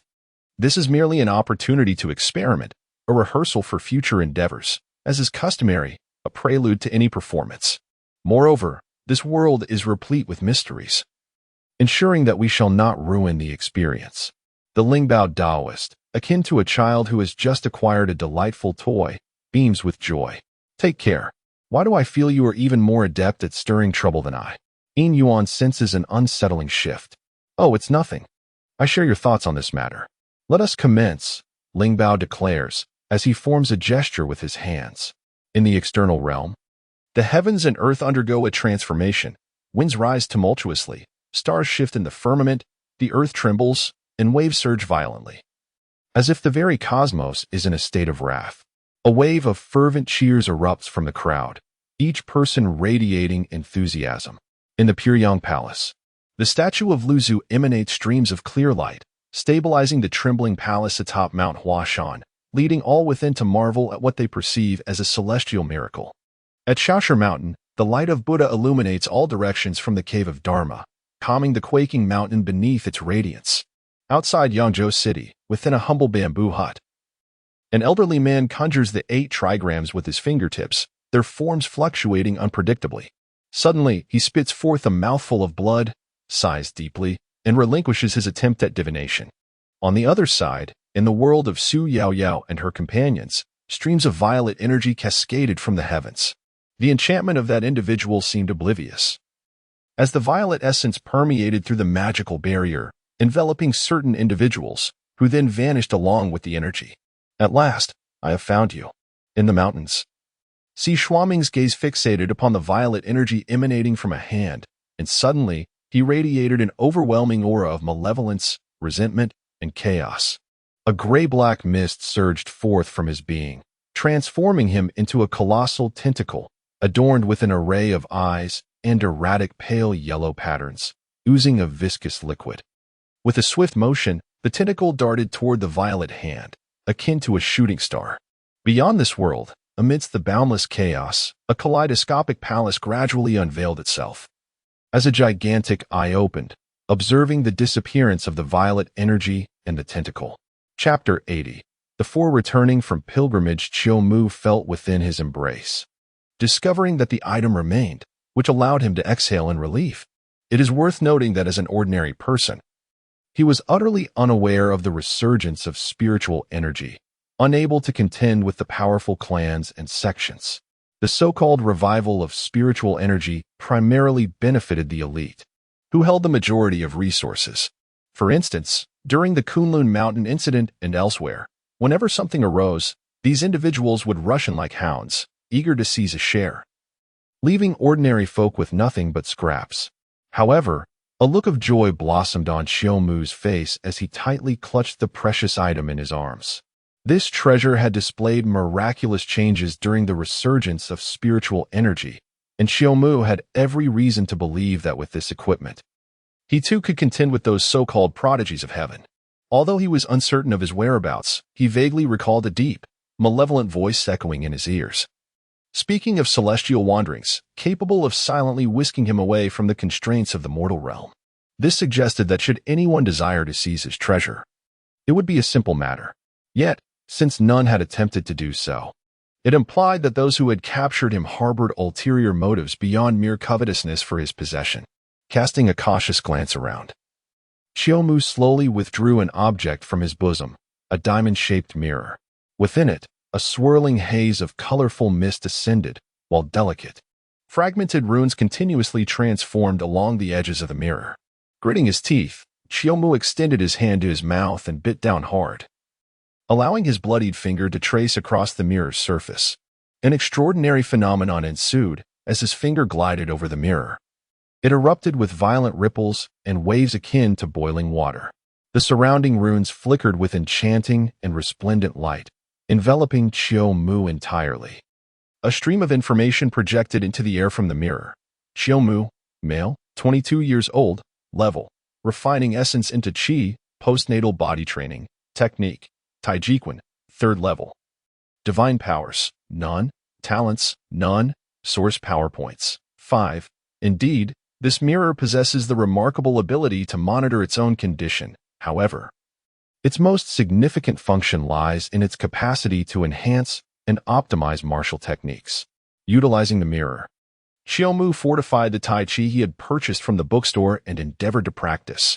To his astonishment, the improved technique indeed yielded distinct results, and he discovered he could reinforce it multiple times. Yet, this process required a unique form of energy known as the source PowerPoints, a concept Xiaomu had yet to fully comprehend before being brought to this place. Nevertheless, gazing at the mirror before him, which functioned normally, Xiaomu resolutely decided to allocate all his remaining points towards the optimization of Tai Chi. Colors of 5 hues danced within the mirror, and a beam of light shot forth from it, piercing Xiaomu's forehead, conveying a stream of information into his mind. Simultaneously, the information projected by the mirror began to transform, with Tai Chi 3 evolving into Tai Chi 8, in a realm that existed in a state of abstraction. Or perhaps within another dimension, Yin Yuan and Ling Bao observed the unfolding scene below with contemplative expressions. They pondered which interdimensional organization was responsible for fabricating this human resource manufacturing apparatus, one that siphoned the essence of worlds to create a multitude of backup personnel. Such a method was indeed impressive, and they considered adopting it themselves. Ling Bao's eyes sparkled with curiosity and excitement. This mechanism seemed capable of shielding itself from the world's perception, parasitically drawing sustenance from it without provoking rejection, unless one was like them, waiting for it to reveal itself. I am quite intrigued. How did you come upon this? Yin Yuan inquired. Well, let us not dwell on such matters. Let us proceed to explore the next captivating spectacle. Ling Bao replied, as he waved his sleeve and vanished alongside Yin Yuan. Blasted, how did this transpire? Lokesh, incensed, struck the earth with his fist, unleashing a furious roar. Enough lamenting, Hucho interjected, massaging his temples. Given the alteration in our assignment, we can ascertain that we've been transported to a different realm. A personage wielding such formidable power must be at least a 7-star entity. Let's not attract their attention. Weren't we informed that the world in question was undergoing a spiritual resurgence? How is it possible that such an ancient monstrosity exists here? The background information indicated that those who were meant to perish had perished, and those who were meant to flee had fled. Fortunately, we refrained from acting rashly. However, I wonder, What purpose did that individual have in transporting us to this world? Guobai inquired, perplexed. Who knows? Lokesh responded. The new mission assigned by the Supreme God is even more peculiar. Indeed, Guobai lamented, recalling similar accounts he had heard from seasoned veterans. The Supreme God seems to be somewhat apprehensive about this world. Could this be one of those multidimensional realms? Have we inadvertently stumbled from a wolf's den into a tiger's lair? The mission stipulates that we must survive for 10 days without utilizing any abilities acquired from the Supreme God's space, and we must gather intelligence about this world. Rewards will be granted based on the intelligence provided. Insufficient intelligence will result in obliteration. Is the Supreme God truly this apprehensive? Although there seem to be numerous dimensional forces vying for supremacy with the Supreme God remains the industry leader. Why the timidity? Lokesh remarked, somewhat vexed. Enough talk, Hacho declared. Let us first investigate the circumstances of this world. The three of them then departed from that location. Indeed, none of them overheard any mention of interdimensional travelers or similar pronouncements. Yin Yuan gazed at Ling Bao, exclaiming, What on earth have you been up to in my absence? How could you attract the attention of those from the divine space? Are we being targeted by that terrifying group of demolitionists? A sense of panic enveloped Yin Yuan. For the reputation of the divine space had become infamous, wielding immense power as they wreaked havoc alongside a cadre of extremists. Ling Bao replied, It remains unclear whether it was a coincidence or if the divine master has indeed taken notice of us. Hence I sent them over. Is it truly that our world is so profoundly complex? Yin Yuan lamented, feeling overwhelmed. Ling Bao nodded, then shook his head, adding, They are approaching the Two Realms mountain. I am not playing with you. This is genuine. You will discover many intriguing things. Remember, if you find yourself in peril, seek refuge in Chunyang. Dong Huang and I cannot intervene any longer. The essence of the world and the formidable beings are meticulously surveilling every aspect. My involvement would provoke tremendous backlash and calamity. Thus you must rely solely on yourself. By the way, Xianzong and a malevolent deity from that world are also en route, seemingly in search of you. Be cautious not to reveal your Dong Xianju Yunjing. I shall examine those little ones I brought along, learning and drawing inspiration. We might employ a similar approach in the future. Stay vigilant, and do keep our world under watch. It is, after all, our stronghold. Understood, Yin Yuan responded. Ling Bao's voice lingered, yet the figure had already vanished. Chapter 81. The world of sudden transformation beneath the Two Realms mountain. A colossal shadow crept in from the west, swiftly enveloping the entire mountain and the surrounding land in darkness. Within this obscurity, countless dark figures of Buddhas and Bodhisattvas emerged, their ominous presence thick with malice.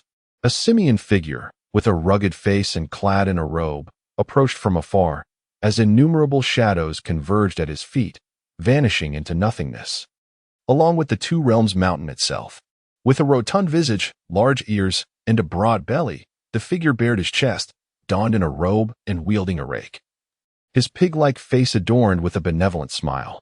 Behind him, a resplendent golden light radiated, akin to a celestial wheel, within which countless Buddhas sat in serene repose.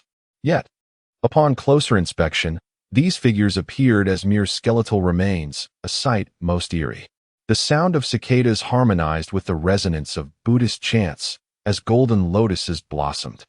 A handsome monk, holding a staff and clad in a robe, bore a lofty topknot, exuding compassion and solemnity. The swastika seal spiraled within the light behind him. As innumerable Buddhas, Bodhisattvas, and Arhats bowed in reverence, as if he were the Tathagata, the Buddha himself. Unmoved and steadfast as the earth, a robust figure followed behind. Grasping a black staff of exquisite sandalwood, adorned with radiant gems on the outside and infused with golden auspiciousness within, resembling a rolling pin. His demeanor was solemn and tranquil. While behind him, a wheel of precious treasures revolved, and a human skull relic hung from his chest. Upon closer examination, the skull bore an uncanny resemblance to the monk, who seemed to embody the very essence of the Buddha. A massive silver dragon glided through the sky, its scales shimmering with the light of the Buddha as countless scriptures materialized upon its surface. The monk chuckled softly, remaining silent. In the Lingxiao Palace, the Jade Emperor, seated upon his lofty throne, seemed to sense something as a thought flickered in his mind. Shortly thereafter, 3 individuals entered, bowing before His Majesty. They clasped their fists in reverence. One among them possessed 3 heads and 4 arms, clad in golden armor and wielding weaponry, radiating a vibrant red glow and an ethereal purple mist. The second was a formidable figure, holding a golden bell and jade decree, surrounded by crackling thunder. The last bore a crown of 3 tiers, with flowing hair resembling an elephant's form, and behind him coiled a tortoise and a serpent, brandishing a 7-star precious sword. The Jade Emperor addressed them, stating that he required their assistance in a particular matter. Subsequently, the trio departed from the Lingxiao Palace. In the Daluo Heaven, at the Doshui Palace, golden light erupted from the furnace before the Old Lord, yet it appeared to be ensnared by some unseen force, unable to break free. Purity, purity. Inaction yields purity, the Old Lord murmured, gently fanning with a banana leaf fan. The golden glow gradually receded into the depths of the furnace, which seemed to contain nothing but the slow-burning flames. In Lushan's domain, a myriad of blood and the stench of death ascended, and a figure imbued with exotic hues gradually came into focus. Concurrently, a sacred, pristine peak descended, from which emerged a silhouette, a snow-white eagle perched upon its shoulder, shrouded in a veil of white mist, rendering it indistinct. Yaluo Mountain, remember your mission. When necessary, you may invoke your own power. This is a message from the Lord of Eternal Life. Be wary. This dynasty is not as simple as it appears. The figure spoke in an unknown tongue, incomprehensible to ordinary mortals. Yaluo Mountain, you cunning sinner, how dare you attempt to negotiate? The figure's voice carried a tone of agitation and surprise. I have been cast down by the celestial realm, and thus, you can no longer exert control over me. Should you refuse to provide what I seek, I shall depart. The choice is yours. The presence of the formidable Mount Yalu showed no sign of yielding. Very well, I shall seek counsel. And I trust you will heed your own caution. With a visage filled with ire, the figure vanished, dissolving into the shadows alongside the mountain. Mount Yalu remained silent, taking a deep breath as he absorbed the lingering blood, the miasma of death that surrounded him. A peculiar light flickered in his eyes as he surveyed his surroundings, and before him materialized a corpse. Those who beheld it would recognize it as Xuezhi. Mount Yalu plunged his hand into Xuezhi's heart, dark crimson veins extending from the point of contact, spreading throughout the lifeless form, accompanied by patches resembling rusted iron. Go, lie in wait, and heed my command. Mount Yalu instructed. He transformed into a glimmering light and entered the body of Lushan. Yin Yuan tread the path to Yemen, having entered the territory controlled by the Wolf Fang army. Upon crossing into this realm, he could sense an omnipresent malevolence. 9 out of 10 houses stood empty, their inhabitants long gone, leaving an eerie desolation in their wake. The moonlight cast a hazy glow over the scene, shrouding it in solitude, as if he were the sole being within a vast expanse of 10,000 miles. In this night of darkness and amid the desolate fields, Yin Yuan strode forward, seemingly indifferent to the oppressive shadows that enveloped him. In the realm of Nanjiao, the shamanic priests danced amidst the flames, binding the Han individuals and thrusting them towards the inferno. Suddenly, the shaman, adorned with a bronze demonic mask, raised his hand, and the flames morphed into countless serpentine tongues of fire, slithering towards the restrained Han. As the flames enveloped them, they emitted haunting cries. The fire, akin to venomous serpents, licked their skin, leaving charred traces in its wake. Simultaneously, the Han appeared to wither, as if shrinking under the torment, while the flames radiated a bewitching crimson hue. Countless scarlet fire serpents coiled and transformed into an altar, upon which an ethereal figure, shrouded in a sanguine golden light, gradually materialized. The scarlet altar swirled with mist, encircling the apparition. The figure gazed down upon the assembled multitude, extending its palm, prompting the bodies of the sacrificed Han to begin dissolving, flowing towards its hand, only to vanish completely. The shaman ceased his dance and engaged in conversation with Galuofeng. Then, an enigmatic train entirely enveloped in a deep black sheen adorned with a myriad of peculiar spiral patterns, materialized from thin air, devoid of a front or back. The doors slowly opened, revealing a group of individuals descending from within. In the depths of the Li Mountain, within the grand confines of the Afang Palace and the mausoleum of the first Emperor of Qin, a mechanical voice suddenly echoed, "New Qin dynasty anchor established. Linking to the multidimensional Xianqi network. World level, mythical, invincible. Plan alteration initiated, unification plan activated, personnel deployment in progress. Terracotta warrior transformation plan commenced. Worldview data collection underway. Laws of heaven and earth being monitored. Detection of the supreme incarnation. Danger, danger. Detection of personnel from the realm of the Lord God. Cleansing mission activated. Detection of the death train. Cleansing mission activated. Detection of world stowaways. Special mission planning in progress. Detection of the avatar of the evil god. Special personnel deployment plan initiated. Personnel selection ongoing. Personnel confirmed. Deployment commencing. Countless brilliant beams of light flickered within the Qin Emperor's mausoleum. Chapter 82. Celestial Journeys and Legendary Investigators. Damn it. Cursed Luo Shu, while He Cho and Guo Bai's expressions darkened significantly. How did our lowly team manage to infiltrate an SSS-level world? Especially with the presence of the Xianqin Empire and the Death Train? We must remember, companions can also be foes. If they discover us, we shall be in peril. Concern etched itself onto He Chao's face, a stark contrast to his usual composure. Let us adopt a mindset of tranquility. We must find a place to blend in. This area is exceedingly perilous, and beings of immense power, like Lao Jun, may have already noticed our presence.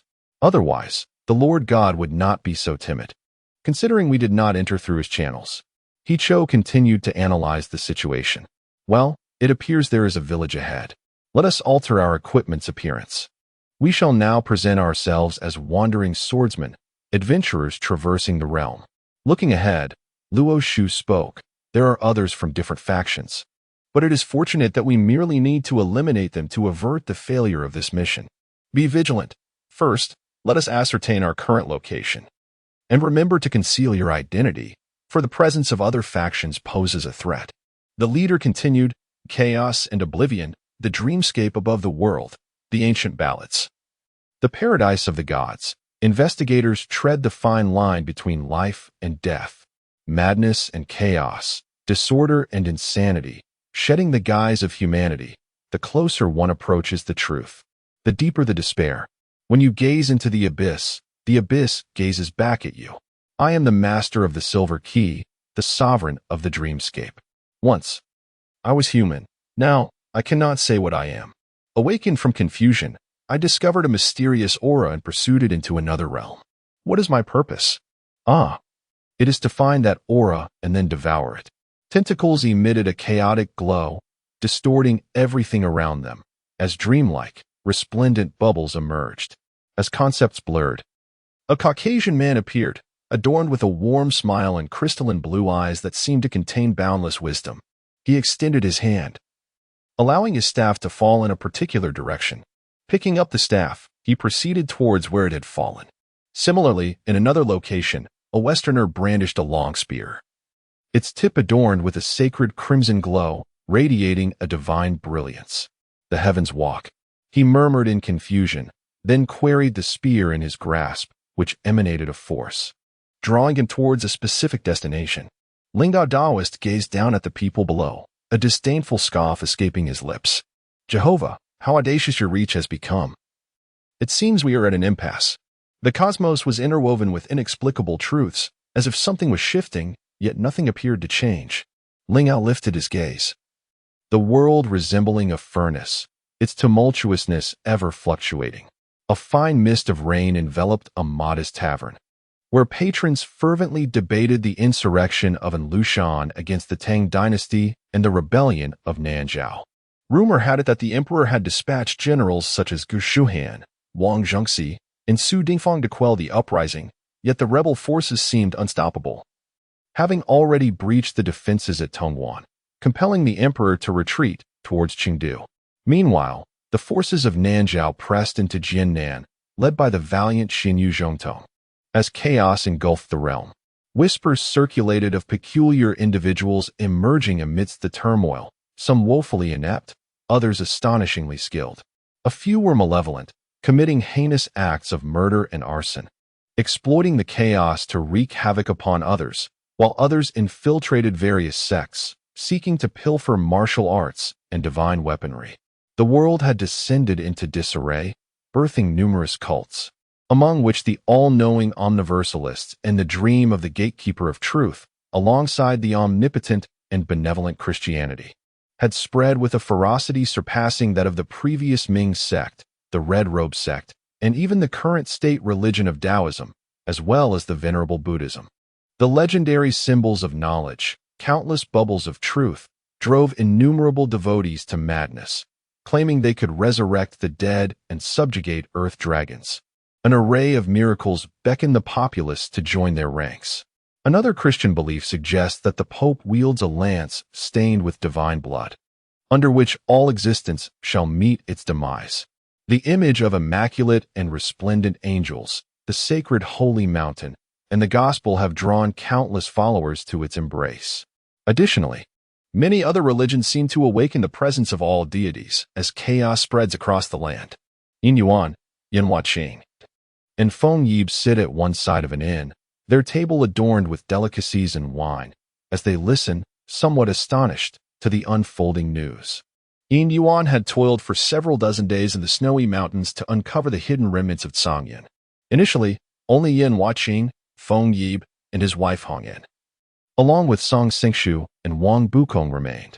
However, Wang Bukong, burdened by his past, was already hanging by a thread when Yin Yuan found them. He urged the others to leave him be, choosing instead to remain with the endless ice and snow. Following this, Song Xingshu declined to accompany Yin Yuan, seemingly preoccupied with some personal matter. After ensuring the safety of Feng Yib's wife, Hong Yin, the trio prepared to journey to Chang'an. Yet, upon arriving at an inn, they were met with such alarming news. In just a few fleeting days, the world outside had transformed entirely. The three exchanged glances, and Yin Yuan shook his head, signaling for caution, as the inn itself bore an air of peculiarity. Inside, the clamor was pervasive, and upon catching Yin Yuan's glance, Feng Yib surveyed the surroundings, indeed discovering several points of suspicion. Within the tavern, several patrons remained seated at their tables, their dishes untouched and conversation absent, resembling puppets ensconced in the most inconspicuous corners of the establishment. Among them were others, peculiar in nature, exuding a palpable aura of menace, seemingly more formidable than the military personnel present. Though they appeared indistinguishable from ordinary individuals, their actions revealed a stark divergence. Feng Yibei lifted his wine cup, pondering the origins of these enigmatic figures. Just then, the door of the tavern was thrust open by the wind, rain swirling in and bringing with it a chill. The patrons turned their gaze toward the entrance, first catching sight of a pair of strikingly patterned black and white shoes stepping inside, followed by a figure adorned with a conical hat, slender in stature, draped in a dark robe embellished with gold, a bronze sword with ancient carvings at their waist, and a delicate ornament gently swaying. The youth, handsome and refined, bore no trace of naivety despite his youth, stood at the doorway. "To find you has indeed proven somewhat laborious," he remarked, removing his hat and propping it against the doorframe, then retrieving a silk handkerchief from his sleeve to gently wipe his hands, as if expressing a sentiment or addressing an unseen listener. The tavern fell into an eerie silence at the sudden arrival, patrons exchanging glances, the quiet so profound that the sound of raindrops falling from the eaves outside could be distinctly heard. "Make your move," a voice suddenly bellowed within the tavern. Suddenly, a group of individuals exuding an aura of lethality revealed an array of weapons in their hands. Some wielded handguns, others brandished long swords, while some clutched knives, staves, or even fans. In total, there were 5 of them, and they struck with the swiftness of a thunderclap. Bullets flew towards the entrance, ignited by a scorching blaze. The swordsmen formed a complex gesture, and the blade shimmered with a luminous azure-violet glow, unleashing bolts of thunder towards the doorway. The knife wielders swung their weapon, conjuring a blade of light that appeared to slice through the very fabric of reality, seemingly shaped by the celestial mechanics of heaven and earth. The ethereal quality of the blade prompted the reflection of a poignant verse. What can be examined when the upper and lower forms are yet to manifest? The staff-bearer made a sweeping motion, sending clusters of icy orbs hurtling toward the figure at the entrance. The fan-wielder moved gracefully, akin to a delicate flower dancing in the breeze, their fan performing intricate gestures that resembled blooming petals. How feeble, I mused. I would rather not soil my hands. Celestial figures, engage. Let us seek another. The youth, with eyes as dark as the starry night, regarded the scene before him with a flicker of disdain. Before issuing his command, just as the onlookers pondered to whom he was addressing, a mechanical voice resonated from the surroundings. Yes, Gan Shanqing, executing immediately. Subsequently, a wave of pitch-black sword energy, emblematic of death, surged from all directions. This profound darkness seemed to devour the surrounding light, casting a pall over the entire room, enveloping it in an ominous cloak of mortality. Crimson droplets streaked through the air, a cascade of blood, vivid and fresh, shattering the profound silence of the night. It fell upon the table, the floor, and upon those present, as 5 figures, resembling tattered rags, collapsed. Their bodies bore dark, gaping wounds, merging with the bright red blood that stained their pallid faces, creating a haunting tableau of death. No one dared to move, nor utter a word, trembling as they leaned over the table, which too quaked in response. Some had even soiled themselves in fear, as the onlookers gazed in terror at the man before them, completely oblivious to the earlier joy they had expressed while discussing others' demise. Only a profound dread lingered in their hearts. Perhaps most possessed only the courage of their words. Gan Shanqing has slain my lord as followers, and he thinks he can simply walk away? A haunting voice resonated from all directions, converging upon the man known as Gan Shanqing. The palpable waves of sound seemed to stir the life force within the crowd, causing their faces to flush crimson, their energies surging like a boiling lobster, on the brink of explosion. Yin Yuan lightly tapped his fingers upon the table, sending forth a peculiar wave of sound that spread from the contact point, dampening the voice that had spoken, enveloping Feng Yebe and Yin Wanqing in its embrace. Gan Shanqing lifted his gaze to regard Yin Yuan and the others, yet chose to ignore them, instead directing his attention towards the western door, as if beckoning the lurking shadows that crept forth stealthily. As the words fell, the hexagram of the 5 elements, gold, water, fire, wind, wood, and earth manifested behind him. Then, the gentle and jade-like hand of Gan Shanqing rested upon the hilt of the ancient bronze-patterned sword. The intricate designs on the scabbard shimmered with a clear light, and in an instant, the long sword was unsheathed. Not far away, a surge of energy erupted, revealing a figure with disheveled hair. Though unscathed, there was an air of disarray about him. Gan Luoyu, the figure exclaimed, irritation evident in his tone. Oh, I thought it was someone significant. It turns out to be you, Tao Mubai. You little rodent, you've finally emerged, Gan Luo replied, a flicker of delight passing through his eyes. Since you have appeared, allow me to take you captive. With that, Gan Luo leaped, and the rainwater in the heavens coalesced into a dragon of water, upon which he stood, soaring towards Tao Mubai. Humph, do you think I fear you? Come, witness my peach blossom sword formation, specially crafted for you, Tao Mubai retorted, forming hand seals as he struck the ground below. Streams of sword energy surged from the earth, transforming into clusters of peach trees. Each tree was composed of condensed sword energy, petals falling like rain, concealing a deadly intent within the seemingly tranquil and beautiful peach blossom growth. Gan Luo, have the courage to enter, Tao Mubai taunted, amidst the shower of petals. Humph, if your strength were just a tad greater, I might hesitate. But now, let me behold your peach blossoms, Gan Luo declared, the water dragon dissipating beneath him as he descended into the grove of peach blossoms. Huh, do you think there exists only the peach blossom sword formation? Take action. If one could slay a high-ranking official of the immortal Qin, the Master God would undoubtedly bestow immense rewards. The voice of Tao Mubai emerged, seemingly urging someone onward.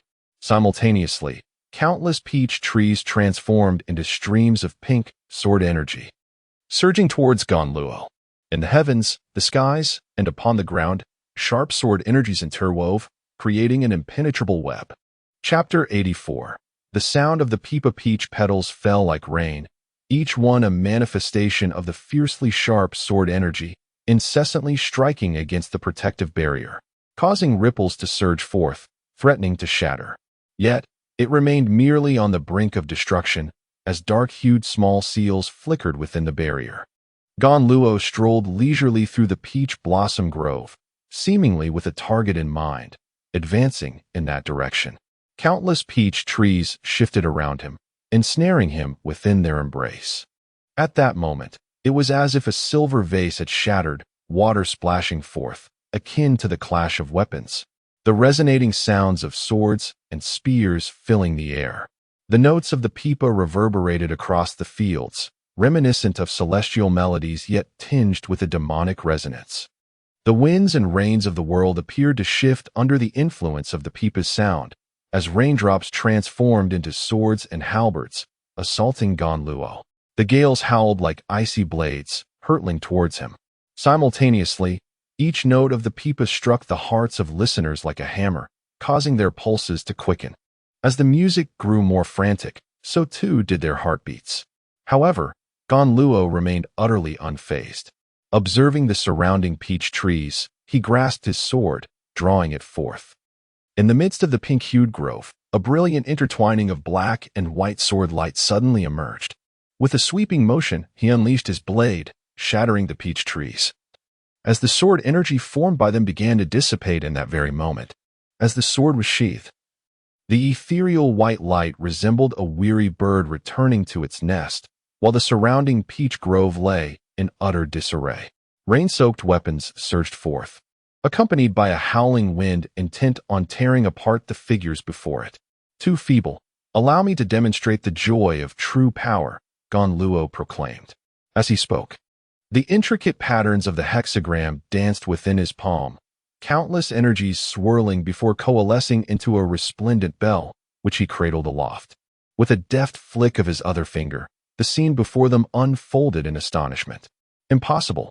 How could you possess such strength? Exclaimed Tao Mu Bai, his surprise palpable. Indeed. Why am I so formidable? Ganluo mused, as the golden bell dissipated into ethereal currents. We must flee.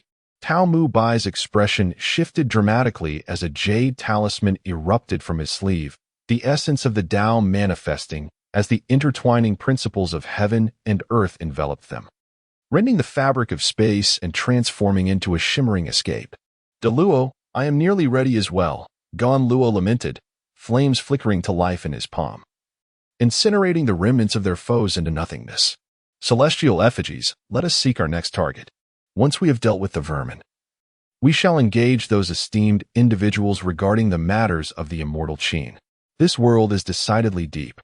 With a flourish of his sleeve, an inexplicable force descended, restoring the once chaotic mountains to their lush splendor, erasing any trace of the sword's wrath upon the earth. Yin Yuan and the others, standing near the tavern, gazed in awe at this miraculous sight, their wonder eclipsed only by an overwhelming dread. The power of humanity can indeed wield such might, Feng Yibei marveled, his eyes reflecting a profound yearning. From whence do these beings hail? When such individuals strike, who could possibly stand in their way? Yin Huaqing felt a sense of unease.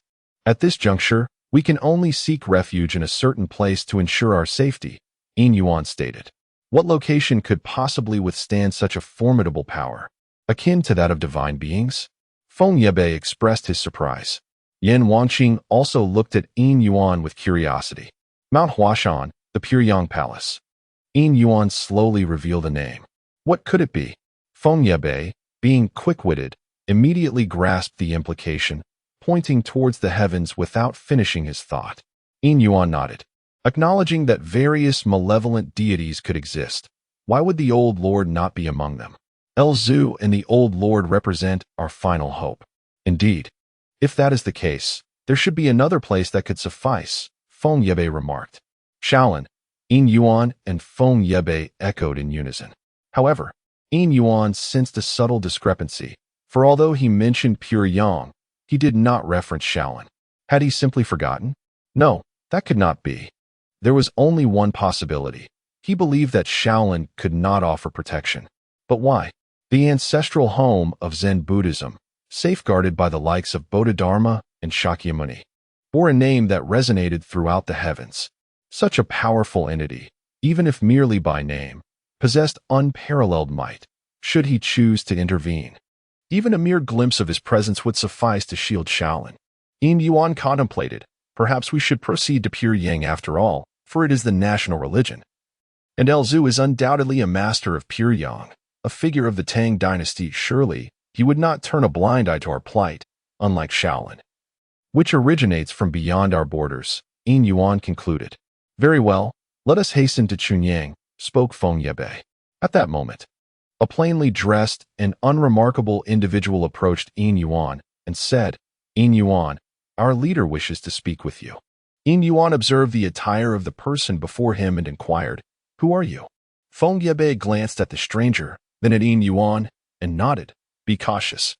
I will wait for you ahead with Wang Qing. Yin Yuan then followed the man away, traversing a fissure in a nearby mountain until they reached the edge of a cliff, where a stone dwelling had been hewn into the mountainside. Within stood a figure known as Wu Ming, or Wang Maozhou. The man who had brought Yin Yuan had departed, and Yin Yuan approached, taking a seat across from the individual. He remarked, You must have summoned me regarding the recent emergence of numerous peculiar individuals. Wu Ming fixed his gaze upon Yin Yuan, his murky eyes possessing an almost enchanting ability to penetrate the soul. Indeed, since the arrival of those individuals, the world has undergone a profound transformation. They appeared suddenly, much like yourself, with no discernible origin. Consequently, I hastily dispatched someone to locate you. Yet, you have ventured into the snowy mountains. I have awaited your arrival and witnessed a grand spectacle. Is there nothing you wish to convey?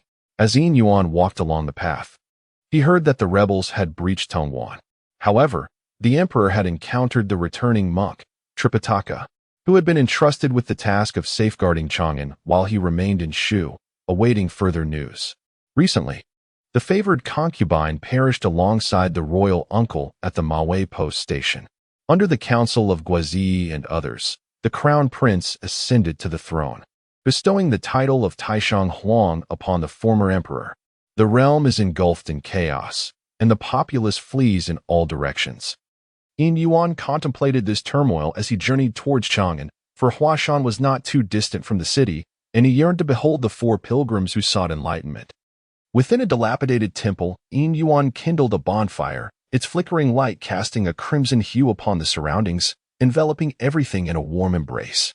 At that moment, the sound of horses snorting echoed outside, followed by the entrance of a man. Clad in garments as pure as freshly fallen snow, his skin resembled flawless jade, so pale that the veins beneath appeared vividly blue. He stepped inside, casting a glance at Yin Yuan before retreating to a corner, leaning against the wall, cradling a similarly pristine sword in his arms. Suddenly, a series of soft footsteps approached, and Yin Yuan turned to the doorway, witnessing a figure leap into the air, only to crash into the fire before him. After a brief struggle, the figure twisted its neck, blood gushing forth, and succumbed to death. The corpse gradually charred and curled within the flames, releasing a foul stench into the air. Moments later, a burly man entered, surveying the scene with a keen eye. Have you seen any peculiar individuals? He inquired. Yin Yuan remained silent, as did another man who did not even open his eyes. The burly man's irritation grew, his eyes reflecting a burgeoning ferocity. Let me make this clear. Should anyone have seen something but fails to disclose it honestly, they will meet the same fate as the one in the fire. As he spoke, the room remained enveloped in silence, save for the crackling sound of oil meeting flame. The burly man cast a reluctant glance at the two individuals, refraining from taking action, for he could not discern their cultivation levels. Despite the tumult of anger boiling within him, he chose to retreat, intending to summon his enigmatic leader. This leader, shrouded in mystery, possessed an uncanny rope once unleashed. No one could evade its grasp.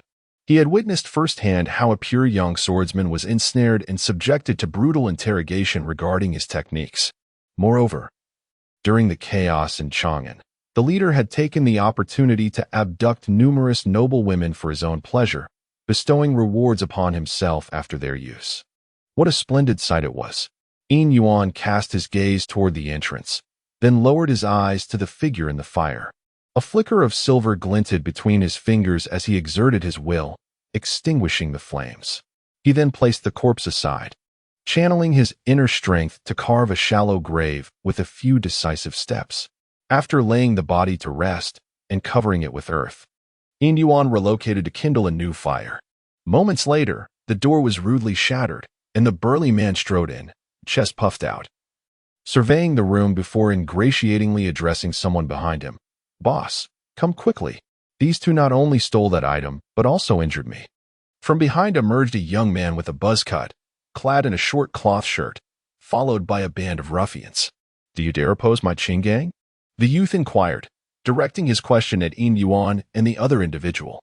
Suddenly, the system presented him with a task, demanding that he subdue all the ruffians on South Street of Chang'an, offering a chance at a lottery as a reward.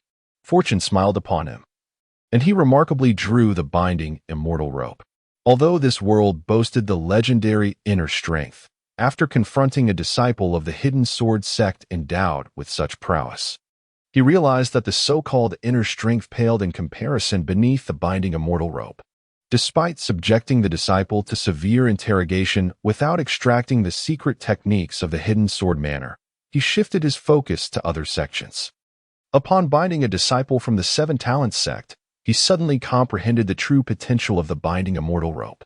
He chose not to pursue further system tasks, for there were no penalties, and with the binding immortal rope in his possession, he believed no one could defy him. He even contemplated abducting the favored consort from the imperial palace. However, before he could execute his plan, the emperor fled to Bashu. Alas, the noble ladies remaining in Chang'an suffered the consequences, and he had lost count of the beauties he had enjoyed. For none could escape the grasp of the binding immortal rope. Yet today, someone dared to disregard him. How audacious! How could these two ruffians overlook him? He touched his left arm, where the binding immortal rope coiled, igniting a surge of fury within him. Ungrateful wretches! He cursed and rolled up his sleeves, unleashing a silver dragon that soared towards the sword-wielding individual. He intended to demonstrate his might to these two, to make them aware of his inviolable authority. A gleeful smile adorned his face as he plotted how to torment them further. Upon witnessing the emergence of the silver dragon, Yin Yuan felt a flicker of threat. Meanwhile, the figure on the other side sprang into action, rising swiftly, drawing his sword from its sheath. With a deft movement, he propelled himself forward, and two shadowy silhouettes appeared on either side, brandishing their swords in unison. Ultimately, the silver dragon descended upon this figure, transforming into tendrils that ensnared and bound him. However, at the entrance lay a gruesome scene. Dismembered limbs and severed bodies scattered amidst a pool of blood. The burly man, along with the youth and several others nearby, had been cleaved into pieces by the sword's luminous arc, their remnants sinking into the crimson mire. The youth's eyes widened in disbelief, his expression a tumult of joy and astonishment. He seemed unable to fathom his own demise, for he was one endowed with a system, a protagonist, after all. The man ensnared by the tendrils struggled fiercely, yet no matter how he writhed, the bindings remained unyielding. Just as Yin Yuan contemplated approaching, the cold indifference reflected in the man's eyes halted his advance. This was a solitary soul, akin to a lone wolf, who needed no assistance and rejected the aid of others. Just in time, he thought. At that moment, a voice resonated in Yin Yuan's ear, a sound belonging to the spiritual treasure. He gazed upward, where only he could perceive the ethereal being hovering above, observing the blood-soaked ground, exclaiming with delight. Chapter 86. The long spear guards the soul of Great Tang.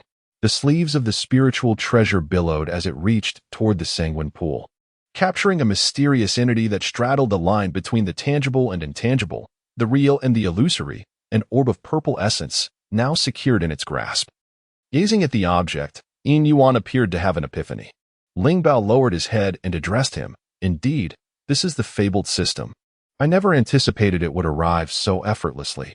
I was still awaiting other golden opportunities. One such opportunity is about to be unveiled. I shall take my leave for now, and we shall converse later."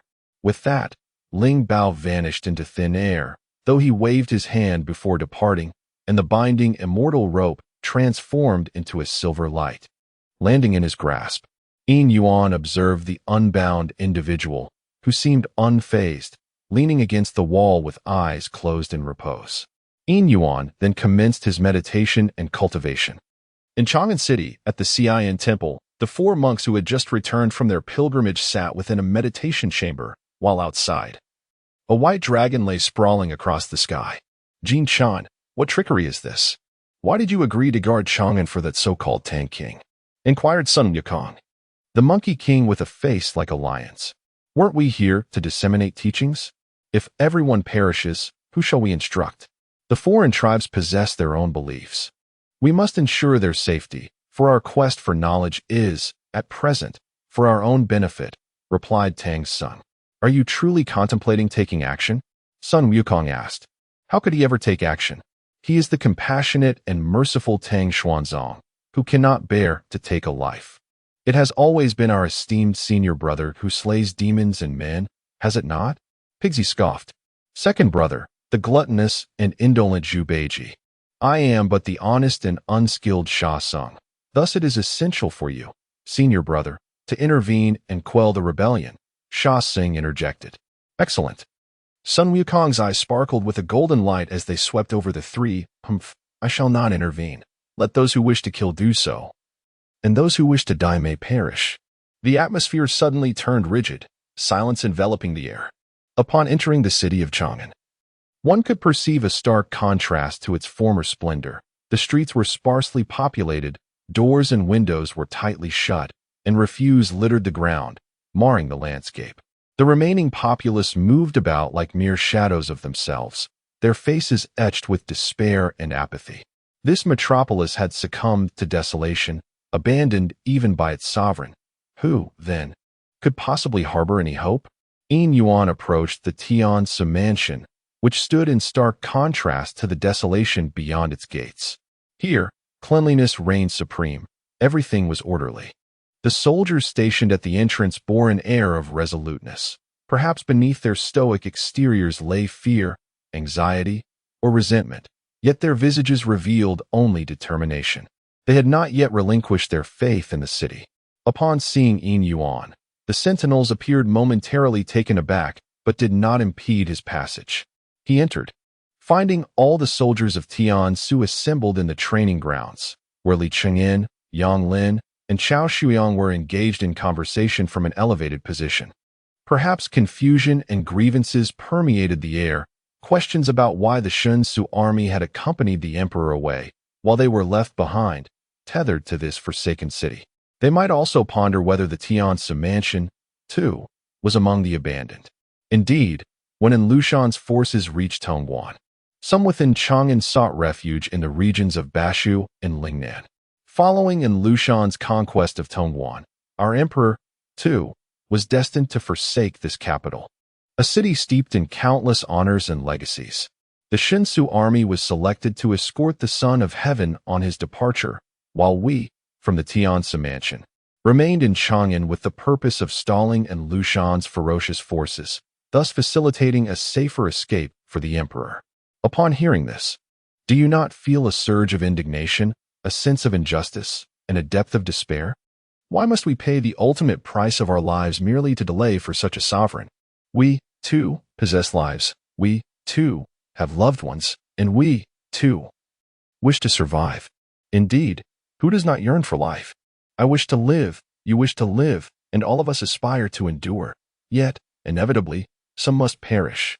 And Lushan's brutal army leaves a wake of destruction, with countless souls succumbing beneath their iron hooves. My decision to remain in Chang'an transcends the mere act of facilitating the emperor's retreat. As soldiers, our duty is to protect our homeland. Our existence serves to safeguard this great Tang dynasty. This is our Tang, where we were born and where we shall meet our end. Today, we relinquish Chang'an. When the fierce army invades Shu territory, What shall we do next? Shall we continue to abandon?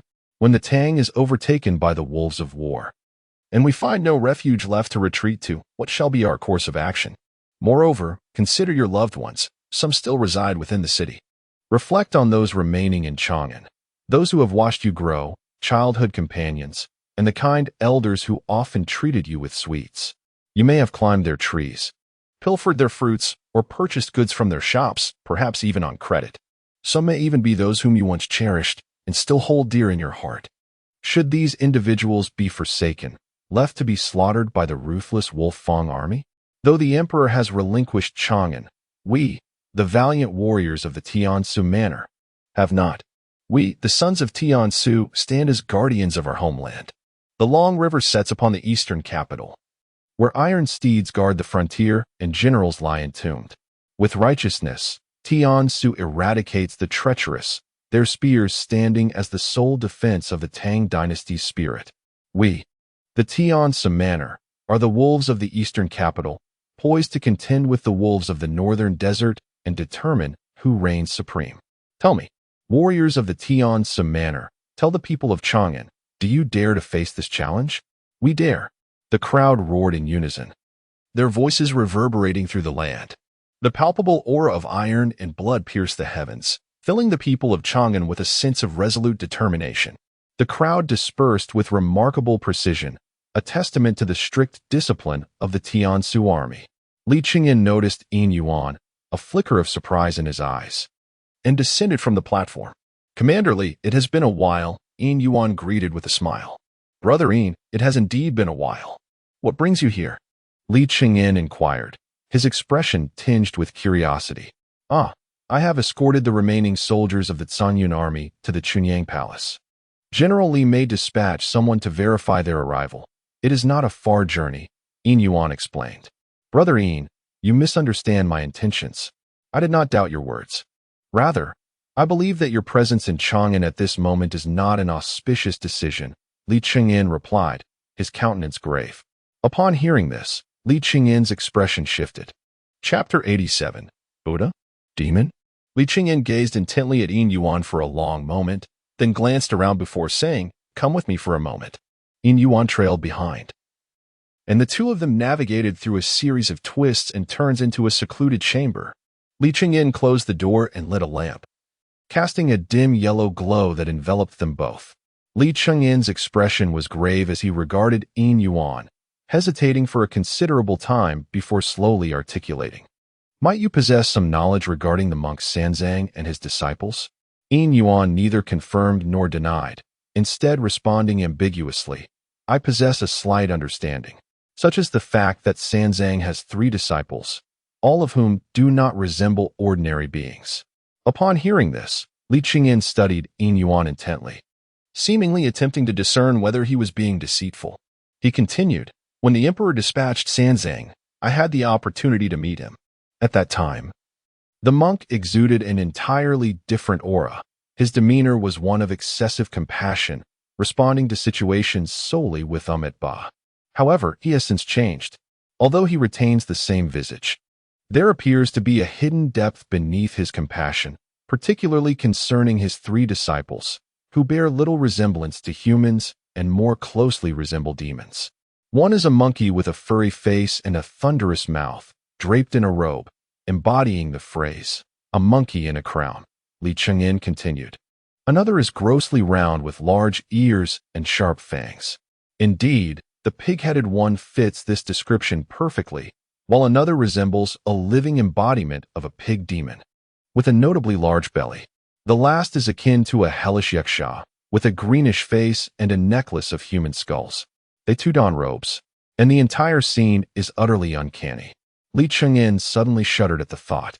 Yin Yuan, upon hearing this, felt that it was not far from his imagination. However, a question arose. If they were to obtain the true scriptures, would that not imply that the 4 of them would achieve their destined outcome? Given Tang Seng's benevolent nature, how could he possibly refrain from intervening to rescue these individuals and allow the Wolf Fang to rampage so freely? Yet, if it were indeed the 4 of them, it seemed plausible that they could defend the city of Chang'an, provided they chose to act. With a decision made, Yin Yuan turned to Li Qingyin and inquired whether the three monks were at the Sin Temple. Li Qingyin nodded affirmatively, confirming their presence there since arriving in Chang'an. Having entered the temple and not emerged since. Very well, I shall pay them a visit shortly, if they truly decide to make a move. Chang'an should be able to withstand the assault, Yin Yuan declared. Be cautious, Li Qingyin cautioned, not dissuading him, but merely offering a word of warning. Outside the Xian Temple, atop a tall building several streets away, Yin Yuan gazed intently at the temple, his eyes glimmering with ominous portent. At that moment, he perceived within the enveloping Buddhist light of the temple, dark demonic energies rising and intertwining with the sacred glow, creating an extraordinarily eerie spectacle. Who goes there? A thunderous voice thundered from within the Sun Temple, resonating through the heavens and shattering stone. Simultaneously, a powerful spiritual force swept across much of Chang'an. Yin Yuan cloaked himself with his own formidable energy, blending in with the ordinary citizens on the street, where, amidst the throngs of pedestrians, disciples from other sects also mingled. Yin Yuan felt a surge of astonishment. The demonic light entwined with the Buddhist radiance exuded a palpable sense of foreboding, casting doubt on the city's ability to endure the impending turmoil. That evening, the Wolf Fang army commenced their assault on the city. News reached Sin Temple that the esteemed Tang Sung and his disciples were preparing to resist the invading forces.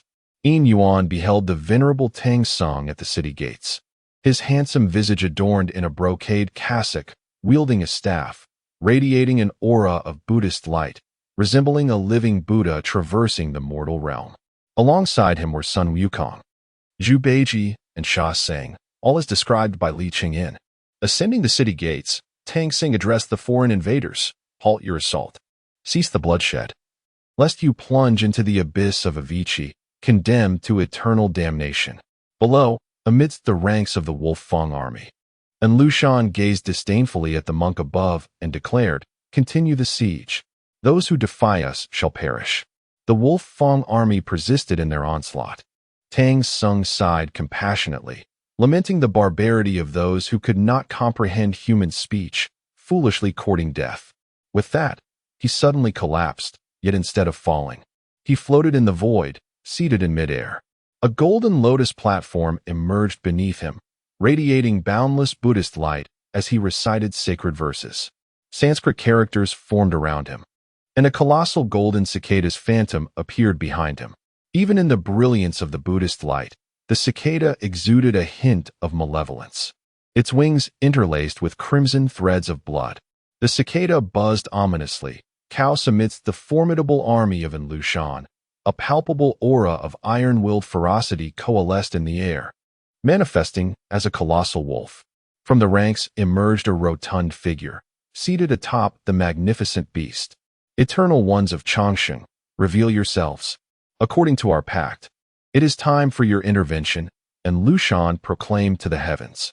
The void shimmered, and a radiant light cascaded down, revealing a pristine, towering mountain from which descended a silhouette ensconced in ethereal mist. The figure gazed upon the monk, Tripitaka, exclaiming, Ah, the Buddha of India. With a sweeping gesture, the figure unleashed a palm strike that shattered space itself, exposing the abyss of chaos and nothingness. Thus have I come, echoed Tripitaka. As myriad Buddhas materialized within the luminous aura behind him, reciting the sacred mantra in unison. Their resonant voices filled the air, while Tripitaka, with a gentle yet dignified smile, executed a gesture reminiscent of plucking a flower. In a moment of divine resonance, Tripitaka's strike, imbued with boundless Buddhist wisdom, appeared deceptively casual, yet deftly targeted the vulnerability of the shadowy figure's palm. The impact was profound, causing the mist surrounding the figure to tremble violently, as if on the brink of dissolution, accompanied by a spurt of azure blood that arced through the air. You wield the true palm of the Tathagata. How can this be? The figure exclaimed in astonishment, dread filling their voice. As a disciple of the Tathagata of Sandalwood, I, too, am the second disciple of Shakyamuni, known as Golden Cicada. How could I not master the true palm? Tripitaka articulated with conviction. Nay, this cannot be. You. The figure stammered. seemingly on the verge of revealing something significant. However, in the next moment, the golden cicada behind Tripitaka transformed into a streak of light, vanishing into the ethereal mist with a cry of despair.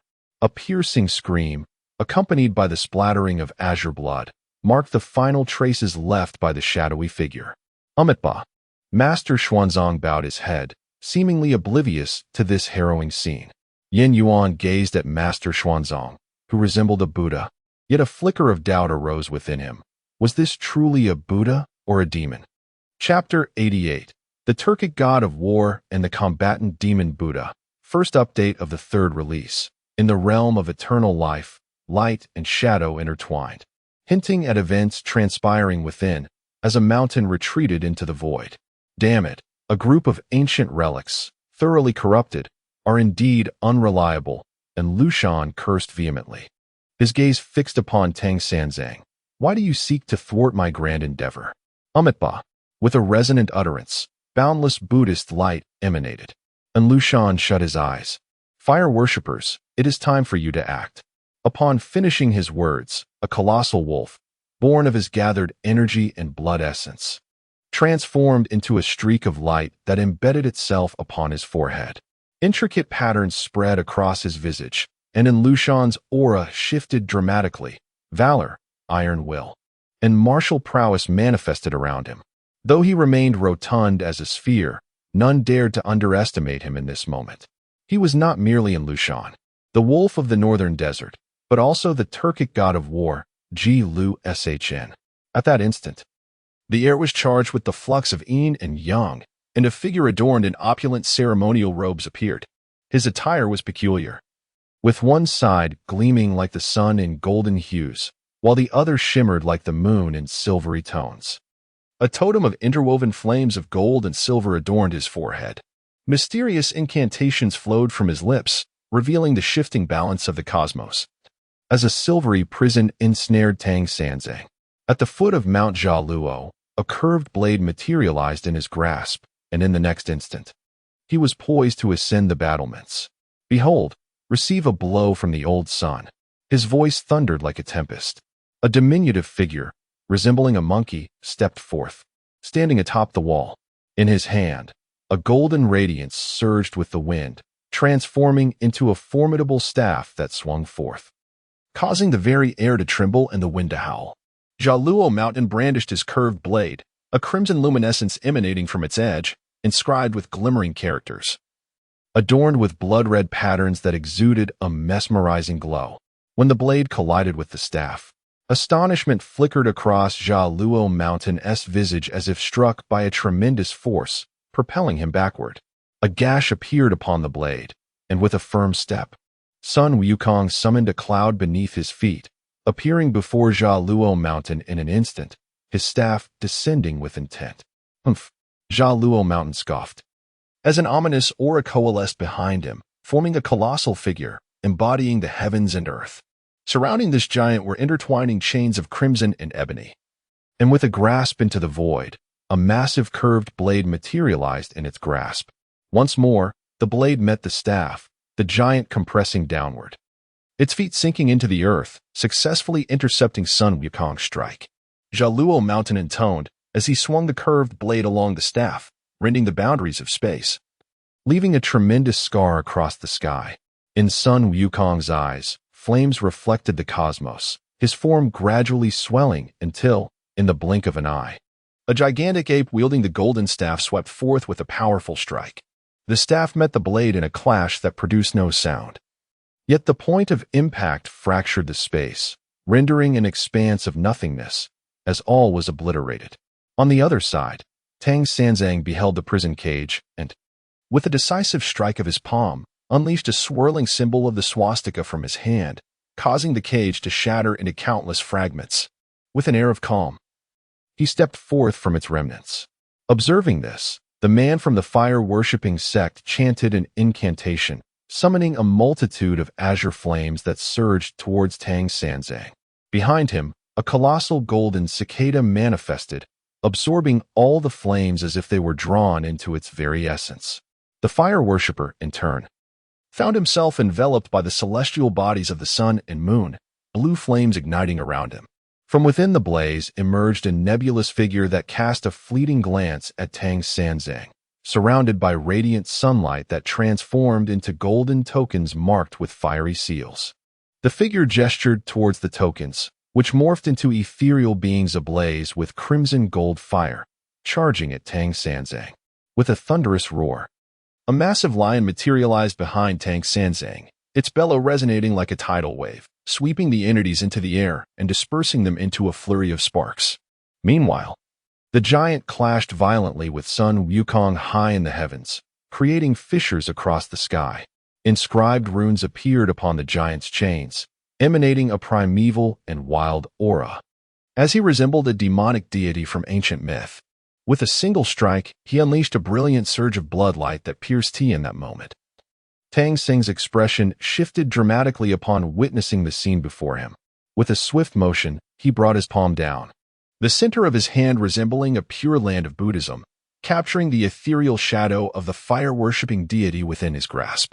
He then commanded, "Bajie, Sha Sing. Prepare to act swiftly. We must not provoke the backlash from the mortal realm." Sun Wukong, with a single strike of his hand, revealed an array of Buddhist scriptures.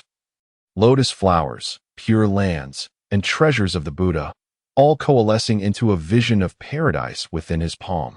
Yet, in the next moment, the scriptures dimmed. The lotus flowers withered, the pure land became tainted, the realm of Buddha fell into ruin, the treasures shattered, and the bodhisattvas, Buddhas, and arhats faded into nothingness. Under this hand, all Buddhas perished, the blissful realm ceased to exist, and a fetid decay permeated the air. Flora withered, the earth turned pale, and every affected individual began to wither and age, their bodies emanating the stench of death. The demon's hand brought forth a void of existence. The mountainous region of Yaluo suffered immensely. Even the divine beings exhibited signs of decline, their garments soiled, their hair disheveled, sweat beading beneath their arms, and their bodies reeking of decay. This cannot be. How can you, too, be a Buddha? No, you are a demon, roared Yaluo in defiance. The great belly can contain all things. Beings are lost, yet salvation shall come to an end. Even Sun Wukong, enshrouded in darkness as if it had never existed, manifested a shadow of the victorious Buddha, radiating with an immense light and solemn majesty. The onlookers rejoiced, expressing their gratitude and admiration for the four travelers. Yet, Yin Yuan gazed upon the unfolding spectacle with an unsettling feeling stirring within his heart. Chapter 89, on Mount Hua. The Supreme sees the Supreme, second watch of the night. Tomorrow promises to unveil a splendid spectacle. Within Yin Yuan's chamber, Ling Bao sat across from him, a joyful expression gracing his countenance. Be vigilant. Do not allow those individuals to slip beyond our control. Should they establish contact with other factions, we may need to eliminate them directly. Regardless, our realm must remain solely ours. A flicker of murderous intent flashed in Yin Yuan's eyes. Rest assured, for now, everything remains under control. However, it appears that the deities from the West have left a contingency plan. The inhabitants of those Western nations seem rather restless, Ling Bao remarked. Cradling a teacup, there seems to be an anomaly. Why have Tang Sing and his companions appeared? The Turkic deities of the fire worship also manifest. What could their intentions be? Yin Yuan gazed at Ling Bao and spoke slowly. By the way, could you assist me in gathering knowledge about the martial arts of this world? I find it quite intriguing. Take, for instance, the Wanhua needle. It astonishingly possesses the ability to lock onto one's vitality while the physical body still clings to life, allowing for resurrection. This is indeed remarkable for high-level martial arts. Furthermore, we must begin accumulating rewards for those celestial wanderers. After all, the primary deities effortlessly summon their profound techniques like the 8-9 mysteries and the Pangu axe. We need to elevate our standards, Yin Yuan continued. His brow furrowed slightly. It was unfathomable that the formidable Zixiao palace had been brought to its doorstep. However, pondering excessively serves no purpose. Let us seize the present moment and strive diligently. Ling Bao said, his figure already dissipating. Tomorrow, Chang'an will witness intriguing occurrences. You should take the opportunity today to visit the Pure Yang Palace. Yuan's heart was filled with confusion, uncertain as to why Ling Bao persistently urged a journey to the Pure Yang Palace. Mount Huashan, renowned since antiquity for its treacherous terrain, held the reputation of being the most perilous mountain under the sun, known for its singular path. As he traversed the rugged slopes, Yuan began to comprehend the true meaning of danger. This marked his inaugural visit to Mount Huashan, where bizarre rock formations loomed and wild grasses thrived, exuding an untamed essence.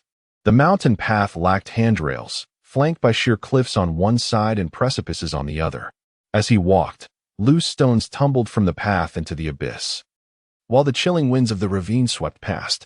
Despite possessing lightness of foot, Yuan was awestruck by the daunting landscape.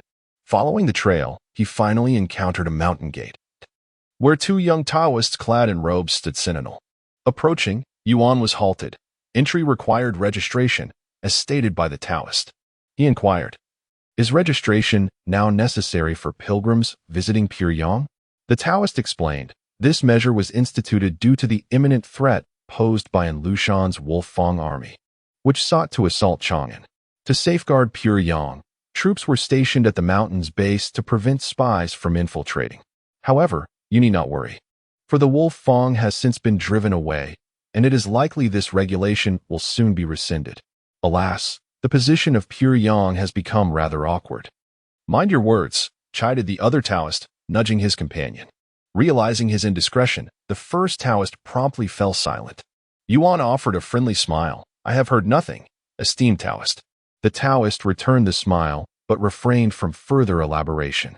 Yin Yuan gazed at the Taoist priest and, after a moment of contemplation, inquired, "By the way, is there a disciple named Shen Jianxin in your Pure Yang sect?" The Taoist appeared somewhat astonished as he regarded Yin Yuan. "Do you know me? Are you Shen Jianxin?" Yin Yuan looked at the young Taoist before him and patted his shoulder, encouragingly saying, "Keep up the good work. I have high hopes for you. However, let me impart a word of caution. Beware of Tian Su." The words resonated like an echo in Shen Jianxin's ears. In the next instant, Yin Yuan's figure ascended the steps of the mountain gate, leaving behind only a silhouette. Shen Jianxin shook his head, perplexed, thinking to himself that he was indeed a peculiar individual. "Shen Jianxin, why are you in such a daze? How could you disclose such matters to outsiders? If word gets out, it could tarnish our Pure Yang's reputation and provoke retaliation from that side. Remember, the enmity was already established during the Wu Zhou era." All right. Didn't others say they heard nothing? Do you truly believe everything he says?" "Yes, just a naive bumpkin from Daoshang village. I wonder how the sect leader permitted you to join Pure Yang." Yes, I am indeed a bumpkin. Could you at least show a bit of ambition? How can you remain so unperturbed after what I said? You truly infuriate me. Calm down. Later, when we take a break, I shall treat you to some game. Yesterday, I saw the sect leader's crane take flight, and I marked its path." The voices behind him drifted on the wind. And Yin Yuan smiled, pondering that as Chang'an's defenses held strong, the future of Tang would undoubtedly witness remarkable transformations. As he traversed the steps, an elderly Taoist with a head of white hair and a youthful visage, exuding an ethereal aura, stood there, a gentle smile gracing his face as he gazed at Yin Yuan. "What brings you here, esteemed elder?" Yin Yuan inquired, somewhat taken aback. Today, the Supreme One meets the Supreme One," the Taoist remarked suddenly, before transforming into a wisp of pure essence that dissipated into the air. A stream of luminous energy shot forth from the point of his dissolution, striking Yin Yuan in the forehead before he could evade it. Instantly, words formed in his mind, resembling characters of pure essence, reading the Tao of divine virtue. The Tao that can be spoken is not the eternal Tao. 8,000 words of wisdom unfurled within his consciousness. With utmost respect, Yin Yuan bowed in the direction from which the essence had vanished. Chapter 90. The Meeting of the Golden Cicada, a return, end of the third update, seeking recommendations and collections, beyond the realm of Deluo. Within the 8-scenery palace, the elderly Taoist fanning the flames chuckled softly and addressed the furnace. "See, look at that. Such courtesy from him. Yet you leave the old Taoist in dire straits. Yin Yuan stood still for a moment, smiled, and then turned to descend the mountain. Hey, why did that person just daze off and leave? Who knows? There are quite a few odd characters around these days. Xin Jianqin exchanged glances with another Taoist. What are you talking about? We can't comprehend a word. Yin Yuan chuckled softly as he made his way down the mountain. The following dawn, Yin Yuan stood at the entrance of the Tiansa mansion, where two figures awaited, a man and a woman, Yin Wanqing and Feng Yibei. Brother Yin, why did you not come to find us upon your arrival in Pyongyang? Had it not been for Shun Jianqin's slip of the tongue, neither Wanqing nor I would have known you had already been to Pyongyang. We traced your registration to Tiansa mansion, hence our uninvited visit, Feng Yibei remarked. It was my oversight, Yin Yuan remarked. Let us go for some tea. I shall treat you, as a form of atonement. That cannot be too inexpensive. Feng Yibei replied. Outside the city of Chang'an, a ragged yet impeccably tidy monk entered. In the Xian temple, the venerable Tripitaka, who had been meditating, opened his eyes and gazed into the empty void, as if perceiving something beyond. Rising to his feet, he murmured, My intuition suggests that something significant has emerged. I must step outside. Go ahead, but be cautious not to be captured by any demons. We certainly will not come to your rescue now. Came the cold voice of Sun Wukong. Yin Yuan and the others sat on the second floor, observing the bustling crowd below, and could not help but express their astonishment. Yin Wanqing appeared to be pondering something as he sipped tea, bowl after bowl. His gaze turned towards Yin Yuan, who cleared his throat and exclaimed, Hey, look over there. What is happening? He suddenly pointed in a particular direction, his expression one of surprise. Yin Wanqing and Feng Yibei followed his gaze and saw two monks standing amidst the throng, locked in a mutual stare. One was tattered, while the other donned a splendid robe, yet their physiques and features were nearly identical. One emanated an aura of compassion and benevolence, while the other exuded a fearless disposition. Are you me? Both monks simultaneously uttered the same phrase. No, you are not me, they echoed again in unison. I see the essence of myself within you. Very well. I wonder which of you is playing tricks on me, the Tripitaka remarked, and this time, the two did not speak in unison. I shall offer you my essence. Yet you two must reciprocate by granting me yours. Sanzo cast his gaze towards Xin Zong, who merely shook his head in response. Humph. Sanzo glanced at the heavens and, without uttering a word, turned to depart, dissipating like a fleeting shadow. Xin Zong remained rooted in place, seemingly lost in thought, standing immobile for an extended period. What could this mean? Is he perhaps the biological brother of the monk Sanzo? Feng Yibei expressed a hint of surprise. What has transpired? Why the urgency? Yin Yuan inquired, somewhat taken aback. But what are the candidates? It appears I have yet to recruit anyone from the Tang dynasty.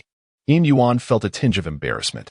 Within the Zixiao palace, Dong Huang sat with an aura akin to that of a radiant sun, resembling a phoenix reborn from flames. Upon Yin Yuan's arrival, Dong Huang ceased his meditative practice and turned his attention to him. The abilities they possess could potentially breach Fengdu City, home to the remnants of the Fengdu populace. It is crucial to note that merely contending with the spirits of the Wangshuan River and the allure of the flower is beyond the capabilities of ordinary individuals. Are they truly prepared to stake their foundational strength on this endeavor? A failure would lead to catastrophic consequences. Yin Yuan remained somewhat perplexed. This, it is said, stems from someone discovering the Eastern Emperor's seal upon Mount Tai, which ignited their ambitions. Dong Huang also appeared astonished. Who possesses such fortuitous luck?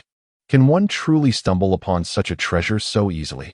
Yin Yuan uttered a coarse remark, his expression grave as he scrutinized Dong Huang, seeking confirmation that this was not the result of some extraordinary circumstance.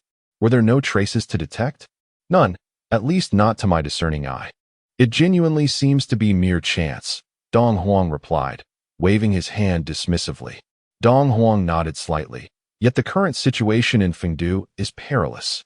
The Bashu Dao Academy, led by the disciple of the Academy's high priest, previously guided us. There exists that formidable nine-headed bird, alongside the Taoist practitioners from Qiqing Mountain. as well as the eldest princess of the current emperor. Moreover, various forces from other regions have also converged, such as the Yuming sect from Jiuhua Mountain and the Luanzhuan Temple, along with the White Lotus sect where Li Yin Yu and her companions belong. The allure of the underworld is simply too great, especially since it remains unclaimed. Whoever manages to seize a hall therein would essentially become the ruler of death, thus wielding control over mortality itself. This temptation is overwhelming. The prospect of choosing one's reincarnation drives them to pursue entry at any cost. Dong Huang wore a somewhat peculiar expression, and with a flick of his sleeve, he signaled,